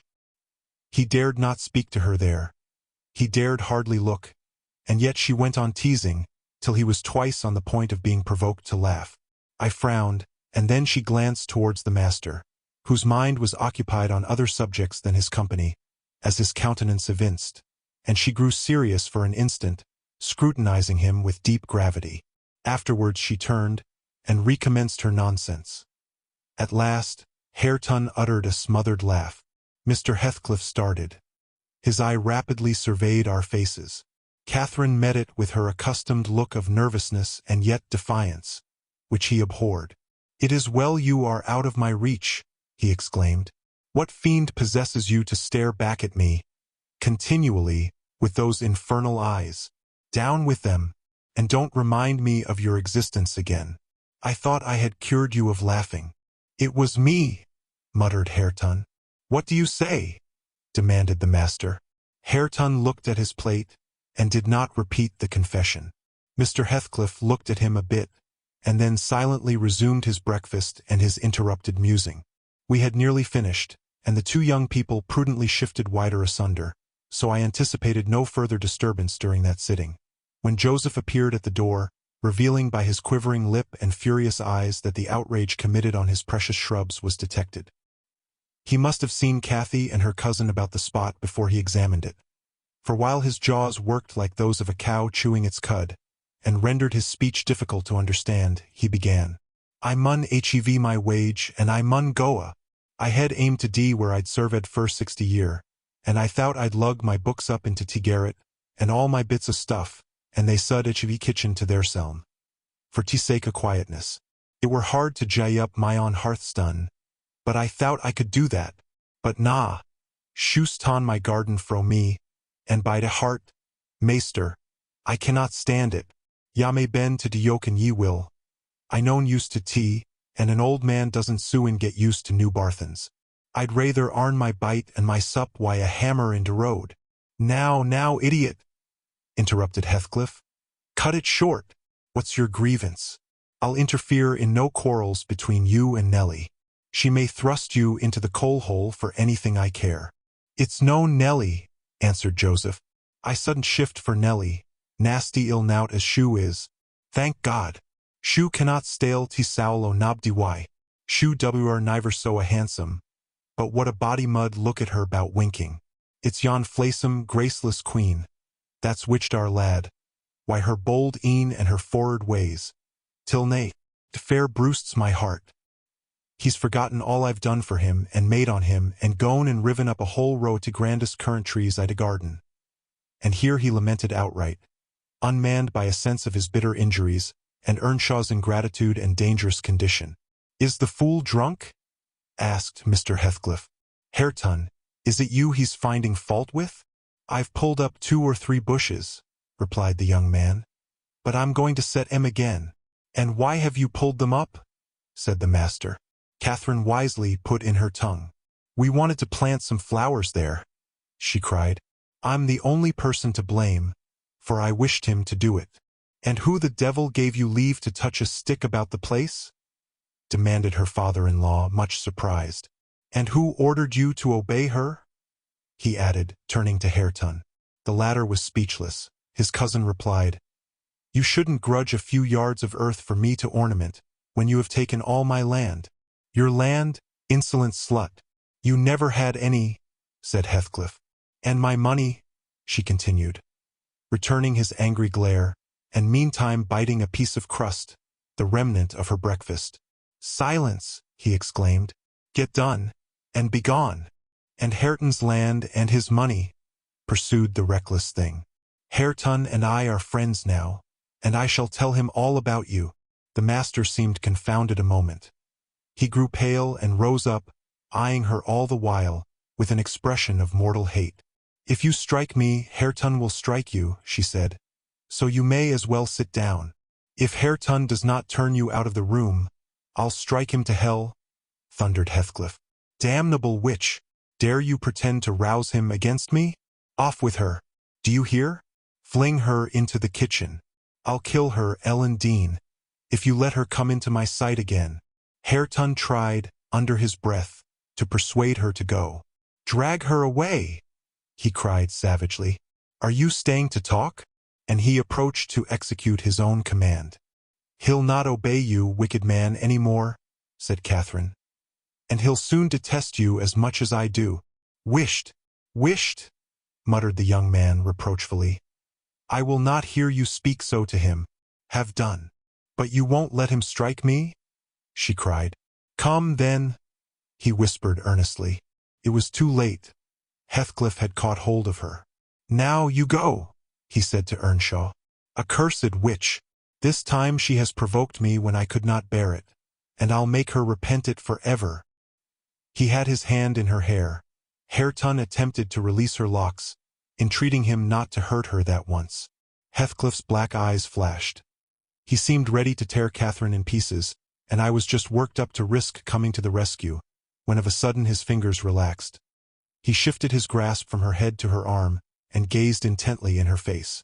Then he drew his hand over his eyes, stood a moment to collect himself apparently, and turning anew to Catherine, said with assumed calmness, "You must learn to avoid putting me in a passion, or I shall really murder you some time. Go with Mrs. Dean, and keep with her, and confine your insolence to her ears. As to Catherine Earnshaw, if I see him listen to you, I'll send him seeking his bread where he can get it. Your love will make him an outcast and a beggar. Nellie, take her. And leave me, all of you. Leave me." I led my young lady out. She was too glad of her escape to resist. The other followed, and Mr. Heathcliff had the room to himself till dinner. I had counseled Catherine to dine upstairs, but as soon as he perceived her vacant seat, he sent me to call her. He spoke to none of us, ate very little, and went out directly afterwards, intimating that he should not return before evening. The two new friends established themselves in the house during his absence, where I heard Catherine sternly check his cousin, on her offering a revelation of her father-in-law's conduct to his father. He said he wouldn't suffer a word to be uttered in his disparagement. If he were the devil, it didn't signify. He would stand by him, and he'd rather she would abuse himself as she used to than begin on Mr. Heathcliff. Catherine was waxing cross at this, but he found means to make her hold her tongue, by asking how she would like him to speak ill of her father. Then she comprehended that Earnshaw took the master's reputation home to himself, and was attached by ties stronger than reason could break, chains forged by habit, which it would be cruel to attempt to loosen. She showed a good heart, thenceforth, in avoiding both complaints and expressions of antipathy concerning Heathcliff, and confessed to me her sorrow that she had endeavored to raise a bad spirit between him and Catherine. Indeed, I don't believe she has ever breathed a syllable in the latter's hearing against her oppressor since. When this slight disagreement was over, they were friends again, and as busy as possible in their several occupations of pupil and teacher. I came in to sit with them, after I had done my work, and I felt so soothed and comforted to watch them, that I did not notice how time got on. You know, they both appeared in a measure my children. I had long been proud of one, and now I was sure the other would be a source of equal satisfaction. His honest, warm, and intelligent nature shook off rapidly the clouds of ignorance and degradation in which it had been bred, and Catherine's sincere commendations acted as a spur to his industry. His brightening mind brightened his features, and added spirit and nobility to their aspect. I could hardly fancy it the same individual I had beheld on the day I discovered my little lady at Wuthering Heights, after her expedition to the crags. While I admired and they labored, dusk drew on, and with it returned the master. He came upon us quite unexpectedly, entering by the front way, and had a full view of the whole three, ere we could raise our heads to glance at him. Well, I reflected, there was never a pleasanter or more harmless sight, and it will be a burning shame to scold them. The red firelight glowed on their two bonny heads, and revealed their faces animated with the eager interest of children. For, though he was 23 and she 18, each had so much of novelty to feel and learn, that neither experienced nor evinced the sentiments of sober, disenchanted maturity. They lifted their eyes together to encounter Mr. Heathcliff. Perhaps you have never remarked that their eyes are precisely similar, and they are those of Catherine Earnshaw. The present Catherine has no other likeness to her, except a breadth of forehead, and a certain arch of the nostril that makes her appear rather haughty, whether she will or not. With Catherine the resemblance is carried farther. It is singular at all times, then it was particularly striking, because his senses were alert, and his mental faculties wakened to unwonted activity. I suppose this resemblance disarmed Mr. Heathcliff. He walked to the hearth in evident agitation, but it quickly subsided as he looked at the young man, or, I should say, altered its character, for it was there yet. He took the book from his hand, and glanced at the open page, then returned it without any observation, merely signing Catherine away. Her companion lingered very little behind her, and I was about to depart also, but he bid me sit still. "It is a poor conclusion, is it not?" he observed, having brooded a while on the scene he had just witnessed. "An absurd termination to my violent exertions? I get levers and mattocks to demolish the two houses, and train myself to be capable of working like Hercules, and when everything is ready and in my power, I find the will to lift a slate off either roof has vanished. My old enemies have not beaten me. Now would be the precise time to revenge myself on their representatives. I could do it, and none could hinder me. But where is the use? I don't care for striking. I can't take the trouble to raise my hand. That sounds as if I had been laboring the whole time only to exhibit a fine trait of magnanimity. It is far from being the case. I have lost the faculty of enjoying their destruction, and I am too idle to destroy for nothing. Nellie, there is a strange change approaching. I'm in its shadow at present. I take so little interest in my daily life that I hardly remember to eat and drink. Those two who have left the room are the only objects which retain a distinct material appearance to me, and that appearance causes me pain, amounting to agony. About her I won't speak, and I don't desire to think, but I earnestly wish she were invisible. Her presence invokes only maddening sensations. He moves me differently, and yet if I could do it without seeming insane, I'd never see him again. You'll perhaps think me rather inclined to become so, he added, making an effort to smile, if I try to describe the 1,000 forms of past associations and ideas he awakens or embodies. But you'll not talk of what I tell you, and my mind is so eternally secluded in itself, it is tempting at last to turn it out to another. 5 minutes ago Hareton seemed a personification of my youth, not a human being. I felt to him in such a variety of ways that it would have been impossible to have accosted him rationally. In the first place, his startling likeness to Catherine connected him fearfully with her. That, however, which you may suppose the most potent to arrest my imagination, is actually the least. For what is not connected with her to me? And what does not recall her?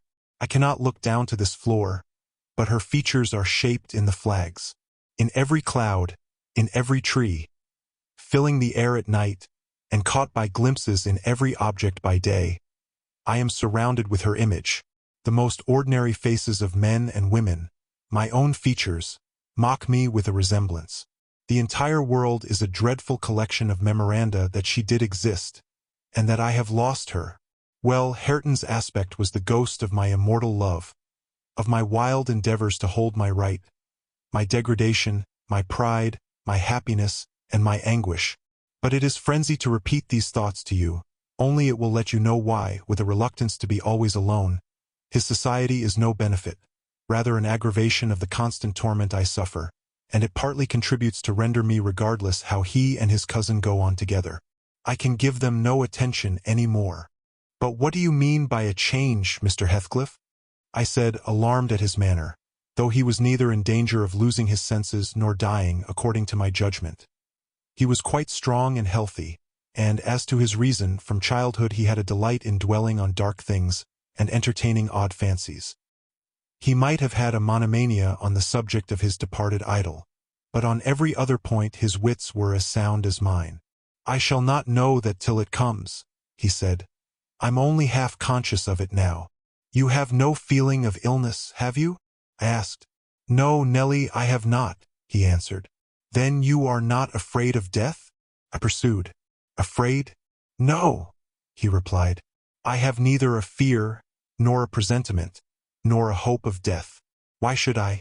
With my hard constitution and temperate mode of living, and unperilous occupations, I ought to, and probably shall, remain above ground till there is scarcely a black hair on my head. And yet I cannot continue in this condition. I have to remind myself to breathe, almost to remind my heart to beat, and it is like bending back a stiff spring. It is by compulsion that I do the slightest act not prompted by one thought, and by compulsion that I notice anything alive or dead, which is not associated with one universal idea. I have a single wish, and my whole being and faculties are yearning to attain it. They have yearned towards it so long, and so unwaveringly, that I'm convinced it will be reached, and soon, because it has devoured my existence. I am swallowed up in the anticipation of its fulfillment. My confessions have not relieved me, but they may account for some otherwise unaccountable phases of humor which I show. Oh God, it is a long fight. I wish it were over. He began to pace the room, muttering terrible things to himself, till I was inclined to believe, as he said Joseph did, that conscience had turned his heart to an earthly hell. I wondered greatly how it would end. Though he seldom before had revealed this state of mind, even by looks, it was his habitual mood, I had no doubt. He asserted it himself, but not a soul from his general bearing would have conjectured the fact. You did not when you saw him, Mr. Lockwood, and at the period of which I speak, he was just the same as then, only fonder of continued solitude, and perhaps still more laconic in company. Chapter 34.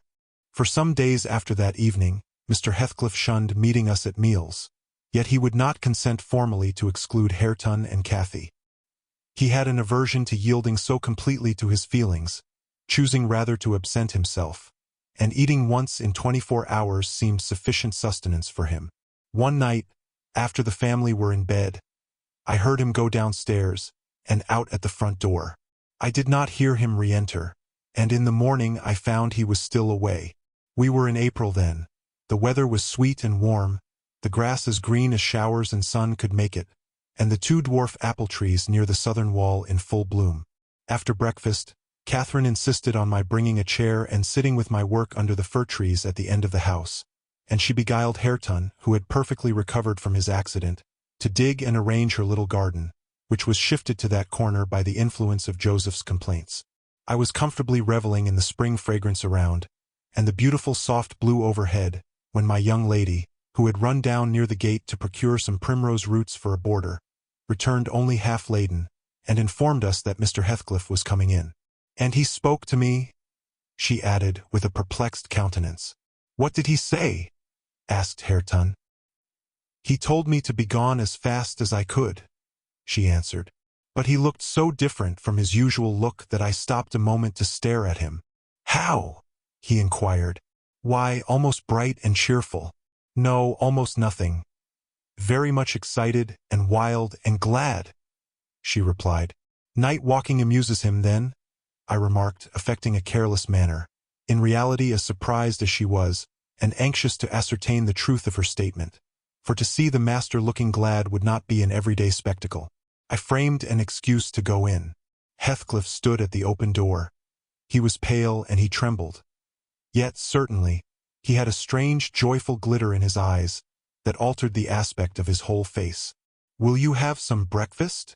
I said. "You must be hungry, rambling about all night." I wanted to discover where he had been, but I did not like to ask directly. "No, I'm not hungry," he answered, averting his head, and speaking rather contemptuously, as if he guessed I was trying to divine the occasion of his good humor. I felt perplexed. I didn't know whether it were not a proper opportunity to offer a bit of admonition. "I don't think it right to wander out of doors," I observed, "instead of being in bed. It is not wise, at any rate this moist season. I dare say you'll catch a bad cold, or a fever.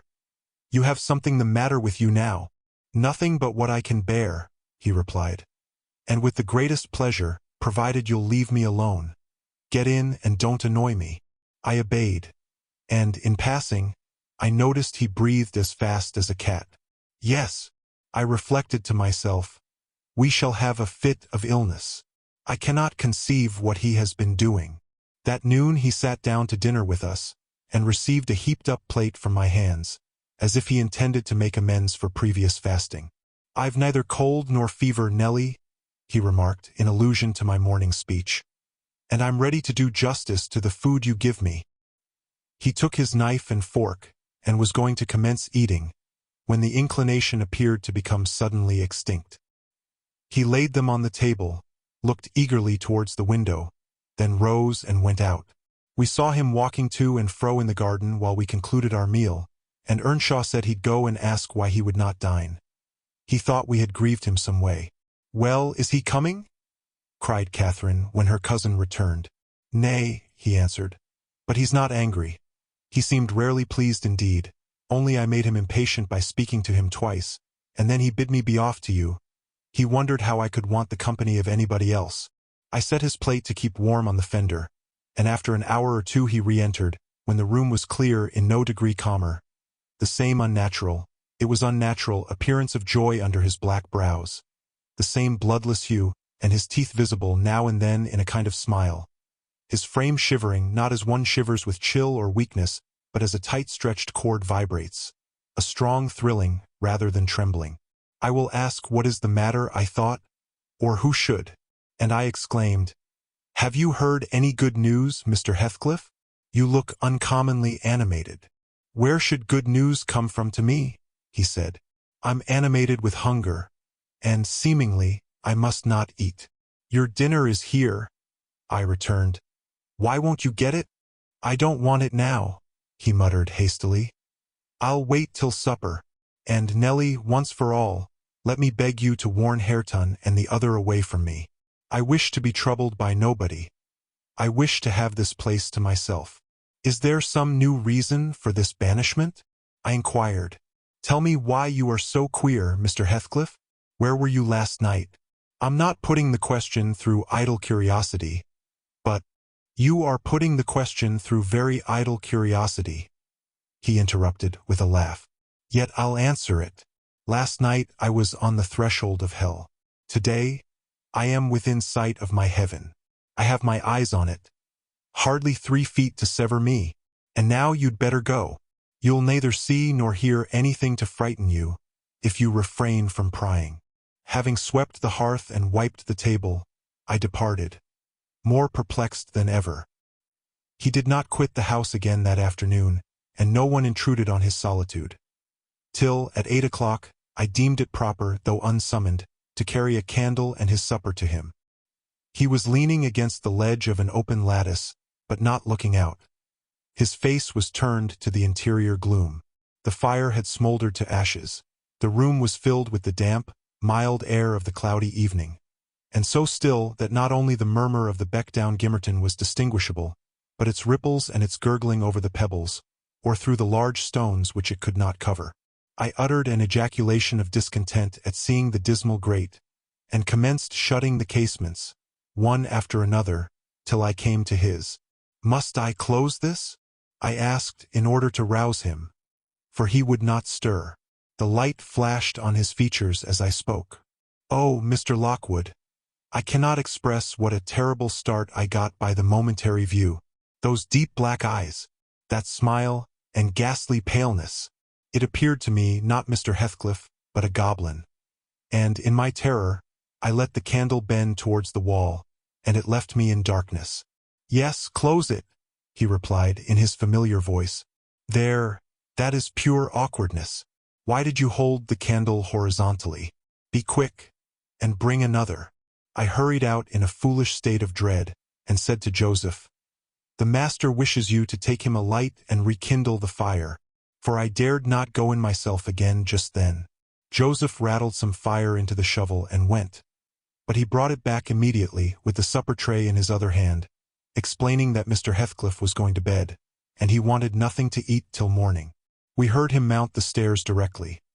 He did not proceed to his ordinary chamber, but turned into that with the paneled bed. Its window, as I mentioned before, is wide enough for anybody to get through, and it struck me that he plotted another midnight excursion, of which he had rather we had no suspicion. Is he a ghoul or a vampire? I mused. I had read of such hideous incarnate demons, and then I set myself to reflect how I had tended him in infancy, and watched him grow to youth, and followed him almost through his whole course, and what absurd nonsense it was to yield to that sense of horror. But where did he come from, the little dark thing, harbored by a good man to his bane? Muttered superstition, as I dozed into unconsciousness, and I began, half dreaming, to weary myself with imagining some fit parentage for him, and, repeating my waking meditations, I tracked his existence over again with grim variations, at last picturing his death and funeral, of which all I can remember is, being exceedingly vexed at having the task of dictating an inscription for his monument, and consulting the sexton about it, and, as he had no surname, and we could not tell his age, we were obliged to content ourselves with the single word, Heathcliff. That came true. We were. If you enter the kirkyard, you'll read on his headstone only that, and the date of his death. Dawn restored me to common sense. I rose and went into the garden, as soon as I could see, to ascertain if there were any footmarks under his window. There were none. He has stayed at home, I thought, and he'll be all right today. I prepared breakfast for the household, as was my usual custom, but told Hareton and Catherine to get theirs ere the master came down, for he lay late. They preferred taking it out of doors, under the trees, and I set a little table to accommodate them. On my re-entrance, I found Mr. Heathcliff below. He and Joseph were conversing about some farming business. He gave clear, minute directions concerning the matter discussed, but he spoke rapidly, and turned his head continually aside, and had the same excited expression, even more exaggerated. When Joseph quitted the room, he took his seat in the place he generally chose, and I put a basin of coffee before him. He drew it nearer, and then rested his arms on the table, and looked at the opposite wall, as I supposed, surveying one particular portion, up and down, with glittering, restless eyes, and with such eager interest that he stopped breathing during half a minute together. "Come now," I exclaimed, pushing some bread against his hand. "Eat and drink that, while it is hot. It has been waiting near an hour." He didn't notice me, and yet he smiled.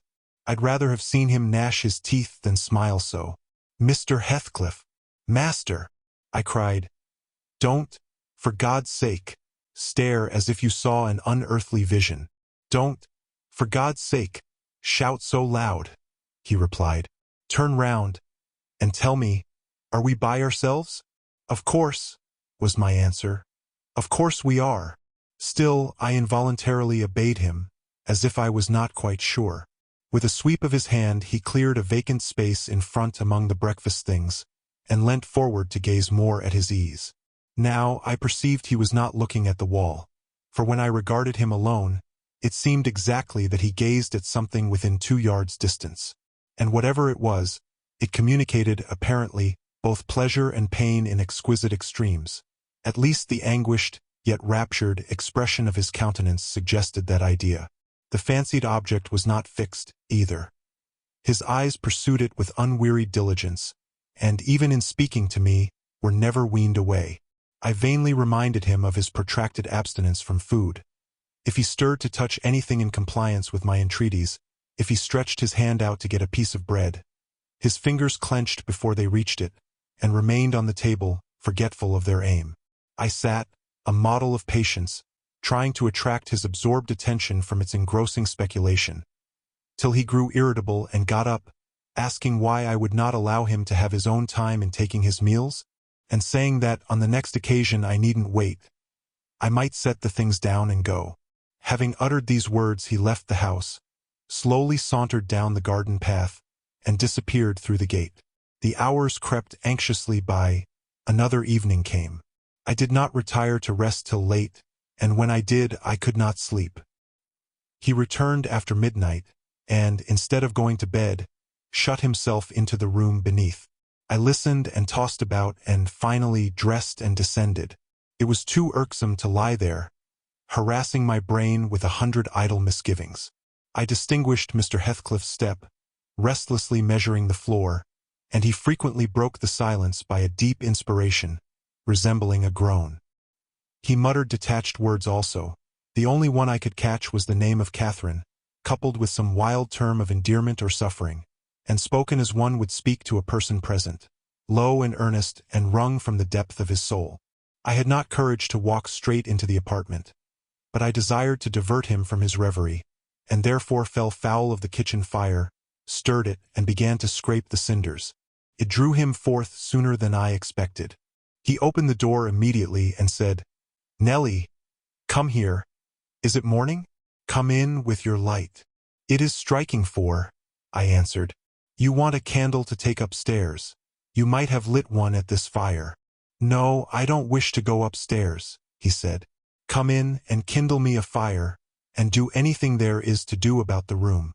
"I must blow the coals red first before I can carry any," I replied, getting a chair and the bellows. He roamed to and fro meantime in a state approaching distraction, his heavy sighs succeeding each other so thick as to leave no space for common breathing between. "When day breaks I'll send for Green," he said. "I wish to make some legal inquiries of him while I can bestow a thought on those matters, and while I can act calmly. I have not written my will yet, and how to leave my property I cannot determine. I wish I could annihilate it from the face of the earth." "I would not talk so, Mr. Heathcliff," I interposed. "Let your will be a while. You'll be spared to repent of your many injustices yet. I never expected that your nerves would be disordered. They are, at present, marvelously so, however, and almost entirely through your own fault. The way you've passed these 3 last days might knock up a Titan. Do take some food and some repose. You need only look at yourself in a glass to see how you require both. Your cheeks are hollow, and your eyes bloodshot, like a person starving with hunger and going blind with loss of sleep. It is not my fault that I cannot eat or rest, he replied. I assure you it is through no settled designs. I'll do both as soon as I possibly can. But you might as well bid a man struggling in the water rest within arm's length of the shore. I must reach it first, and then I'll rest. Well, never mind, Mr. Green. As to repenting of my injustices, I've done no injustice, and I repent of nothing. I'm too happy, and yet I'm not happy enough. My soul's bliss kills my body, but does not satisfy itself. Happy, master? I cried. Strange happiness. If you would hear me without being angry, I might offer some advice that would make you happier. What is that? He asked. Give it. You are aware, Mr. Heathcliff, I said, that from the time you were 13 years old you have lived a selfish, unchristian life, and probably hardly had a Bible in your hands during all that period. You must have forgotten the contents of the book, and you may not have space to search it now. Could it be hurtful to send for someone, some minister of any denomination, it does not matter which, to explain it, and show you how very far you have erred from its precepts, and how unfit you will be for its heaven, unless a change takes place before you die? I'm rather obliged than angry, Nellie, he said, for you remind me of the manner in which I desire to be buried. It is to be carried to the churchyard in the evening. You and Hareton may, if you please, accompany me, and mind, particularly, to notice that the sexton obeys my directions concerning the 2 coffins. No minister need come, nor need anything be said over meat. I tell you I have nearly attained my heaven, and that of others is altogether unvalued and uncoveted by me. And supposing you persevered in your obstinate fast, and died by that means, and they refused to bury you in the precincts of the kirk? I said, shocked at his godless indifference. How would you like it? They won't do that, he replied. If they did, you must have me removed secretly, and if you neglect it you shall prove practically that the dead are not annihilated. As soon as he heard the other members of the family stirring he retired to his den, and I breathed freer. But in the afternoon, while Joseph and Hareton were at their work, he came into the kitchen again, and with a wild look, bid me come and sit in the house. He wanted somebody with him. I declined, telling him plainly that his strange talk and manner frightened me, and I had neither the nerve nor the will to be his companion alone. I believe you think me a fiend, he said with his dismal laugh. Something too horrible to live under a decent roof. Then turning to Catherine, who was there, and who drew behind me at his approach, he added half-sneeringly, Will you come, Chuck? I'll not hurt you. No, to you I've made myself worse than the devil. Well, there is one who won't shrink from my company. By God, she's relentless. Oh, damn it! It's unutterably too much for flesh and blood to bear, even mine. He solicited the society of no one more. At dusk he went into his chamber. Through the whole night, and far into the morning, we heard him groaning and murmuring to himself. Hareton was anxious to enter, but I bid him fetch Mr. Kenneth, and he should go in and see him. When he came, and I requested admittance and tried to open the door, I found it locked, and Heathcliff bid us be damned. He was better and would be left alone, so the doctor went away. The following evening was very wet. Indeed, it poured down till day dawn, and as I took my morning walk round the house, I observed the master's window swinging open, and the rain driving straight in. He cannot be in bed, I thought. Those showers would drench him through. He must either be up or out. But I'll make no more ado. I'll go boldly and look. Having succeeded in obtaining entrance with another key, I ran to unclose the panels, for the chamber was vacant. Quickly pushing them aside, I peeped in. Mr. Heathcliff was there, laid on his back. His eyes met mine so keen and fierce, I started, and then he seemed to smile. I could not think him dead, but his face and throat were washed with rain. The bedclothes dripped, and he was perfectly still. The lattice, flapping to and fro, had grazed one hand that rested on the sill. No blood trickled from the broken skin, and when I put my fingers to it, I could doubt no more. He was dead and stark. I hasped the window. I combed his black long hair from his forehead. I tried to close his eyes, to extinguish, if possible, that frightful, lifelike gaze of exultation before anyone else beheld it. They would not shut. They seemed to sneer at my attempts, and his parted lips and sharp white teeth sneered too. Taken with another fit of cowardice, I cried out for Joseph. Joseph shuffled up and made a noise, but resolutely refused to meddle with him. "'T divils harried off his soul," he cried, "and he may achieve his carcass into tea bargain, for aught I care. What a wicked un he looks, gurning at death." And the old sinner grinned in mockery. I thought he intended to cut a caper round the bed, but suddenly composing himself, he fell on his knees and raised his hands, and returned thanks that the lawful master and the ancient stock were restored to their rights. I felt stunned by the awful event, and my memory unavoidably recurred to former times with a sort of oppressive sadness. But poor Hareton, the most wronged, was the only one who really suffered much. He sat by the corpse all night, weeping in bitter earnest. He pressed its hand, and kissed the sarcastic, savage face that everyone else shrank from contemplating, and bemoaned him with that strong grief which springs naturally from a generous heart, though it be tough as tempered steel. Mr. Kenneth was perplexed to pronounce of what disorder the master died. I concealed the fact of his having swallowed nothing for 4 days, fearing it might lead to trouble, and then, I am persuaded, he did not abstain on purpose. It was the consequence of his strange illness, not the cause. We buried him, to the scandal of the whole neighborhood, as he wished. Earnshaw and I, the sexton, and 6 men to carry the coffin, comprehended the whole attendance. The 6 men departed when they had let it down into the grave. We stayed to see it covered. Hareton, with a streaming face, dug green sods, and laid them over the brown mold himself. At present it is as smooth and verdant as its companion mounds, and I hope its tenant sleeps as soundly.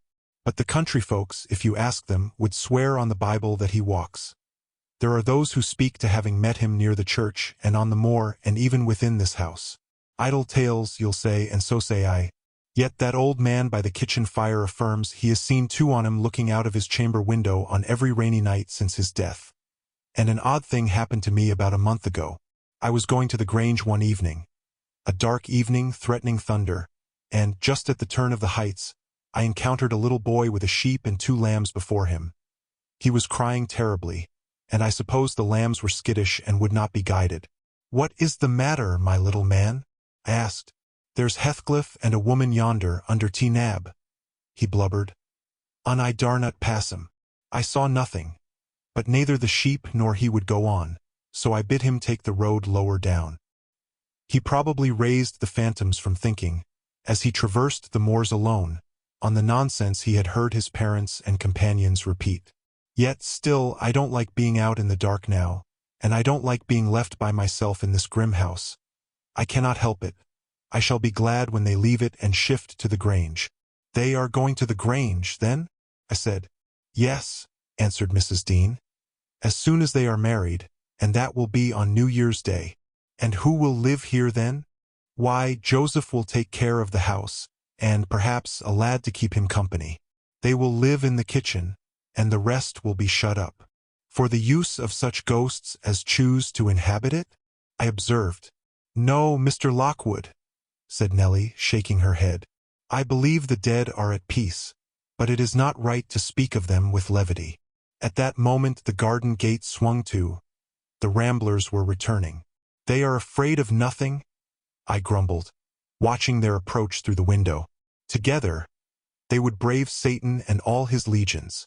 As they stepped on to the doorstones, and halted to take a last look at the moon, or, more correctly, at each other by her light, I felt irresistibly impelled to escape them again, and, pressing a remembrance into the hand of Mrs. Dean, and disregarding her expostulations at my rudeness, I vanished through the kitchen as they opened the house door, and so should have confirmed Joseph in his opinion of his fellow servants' gay indiscretions, had he not fortunately recognized me for a respectable character by the sweet ring of a sovereign at his feet. My walk home was lengthened by a diversion in the direction of the kirk. When beneath its walls, I perceived decay had made progress, even in 7 months.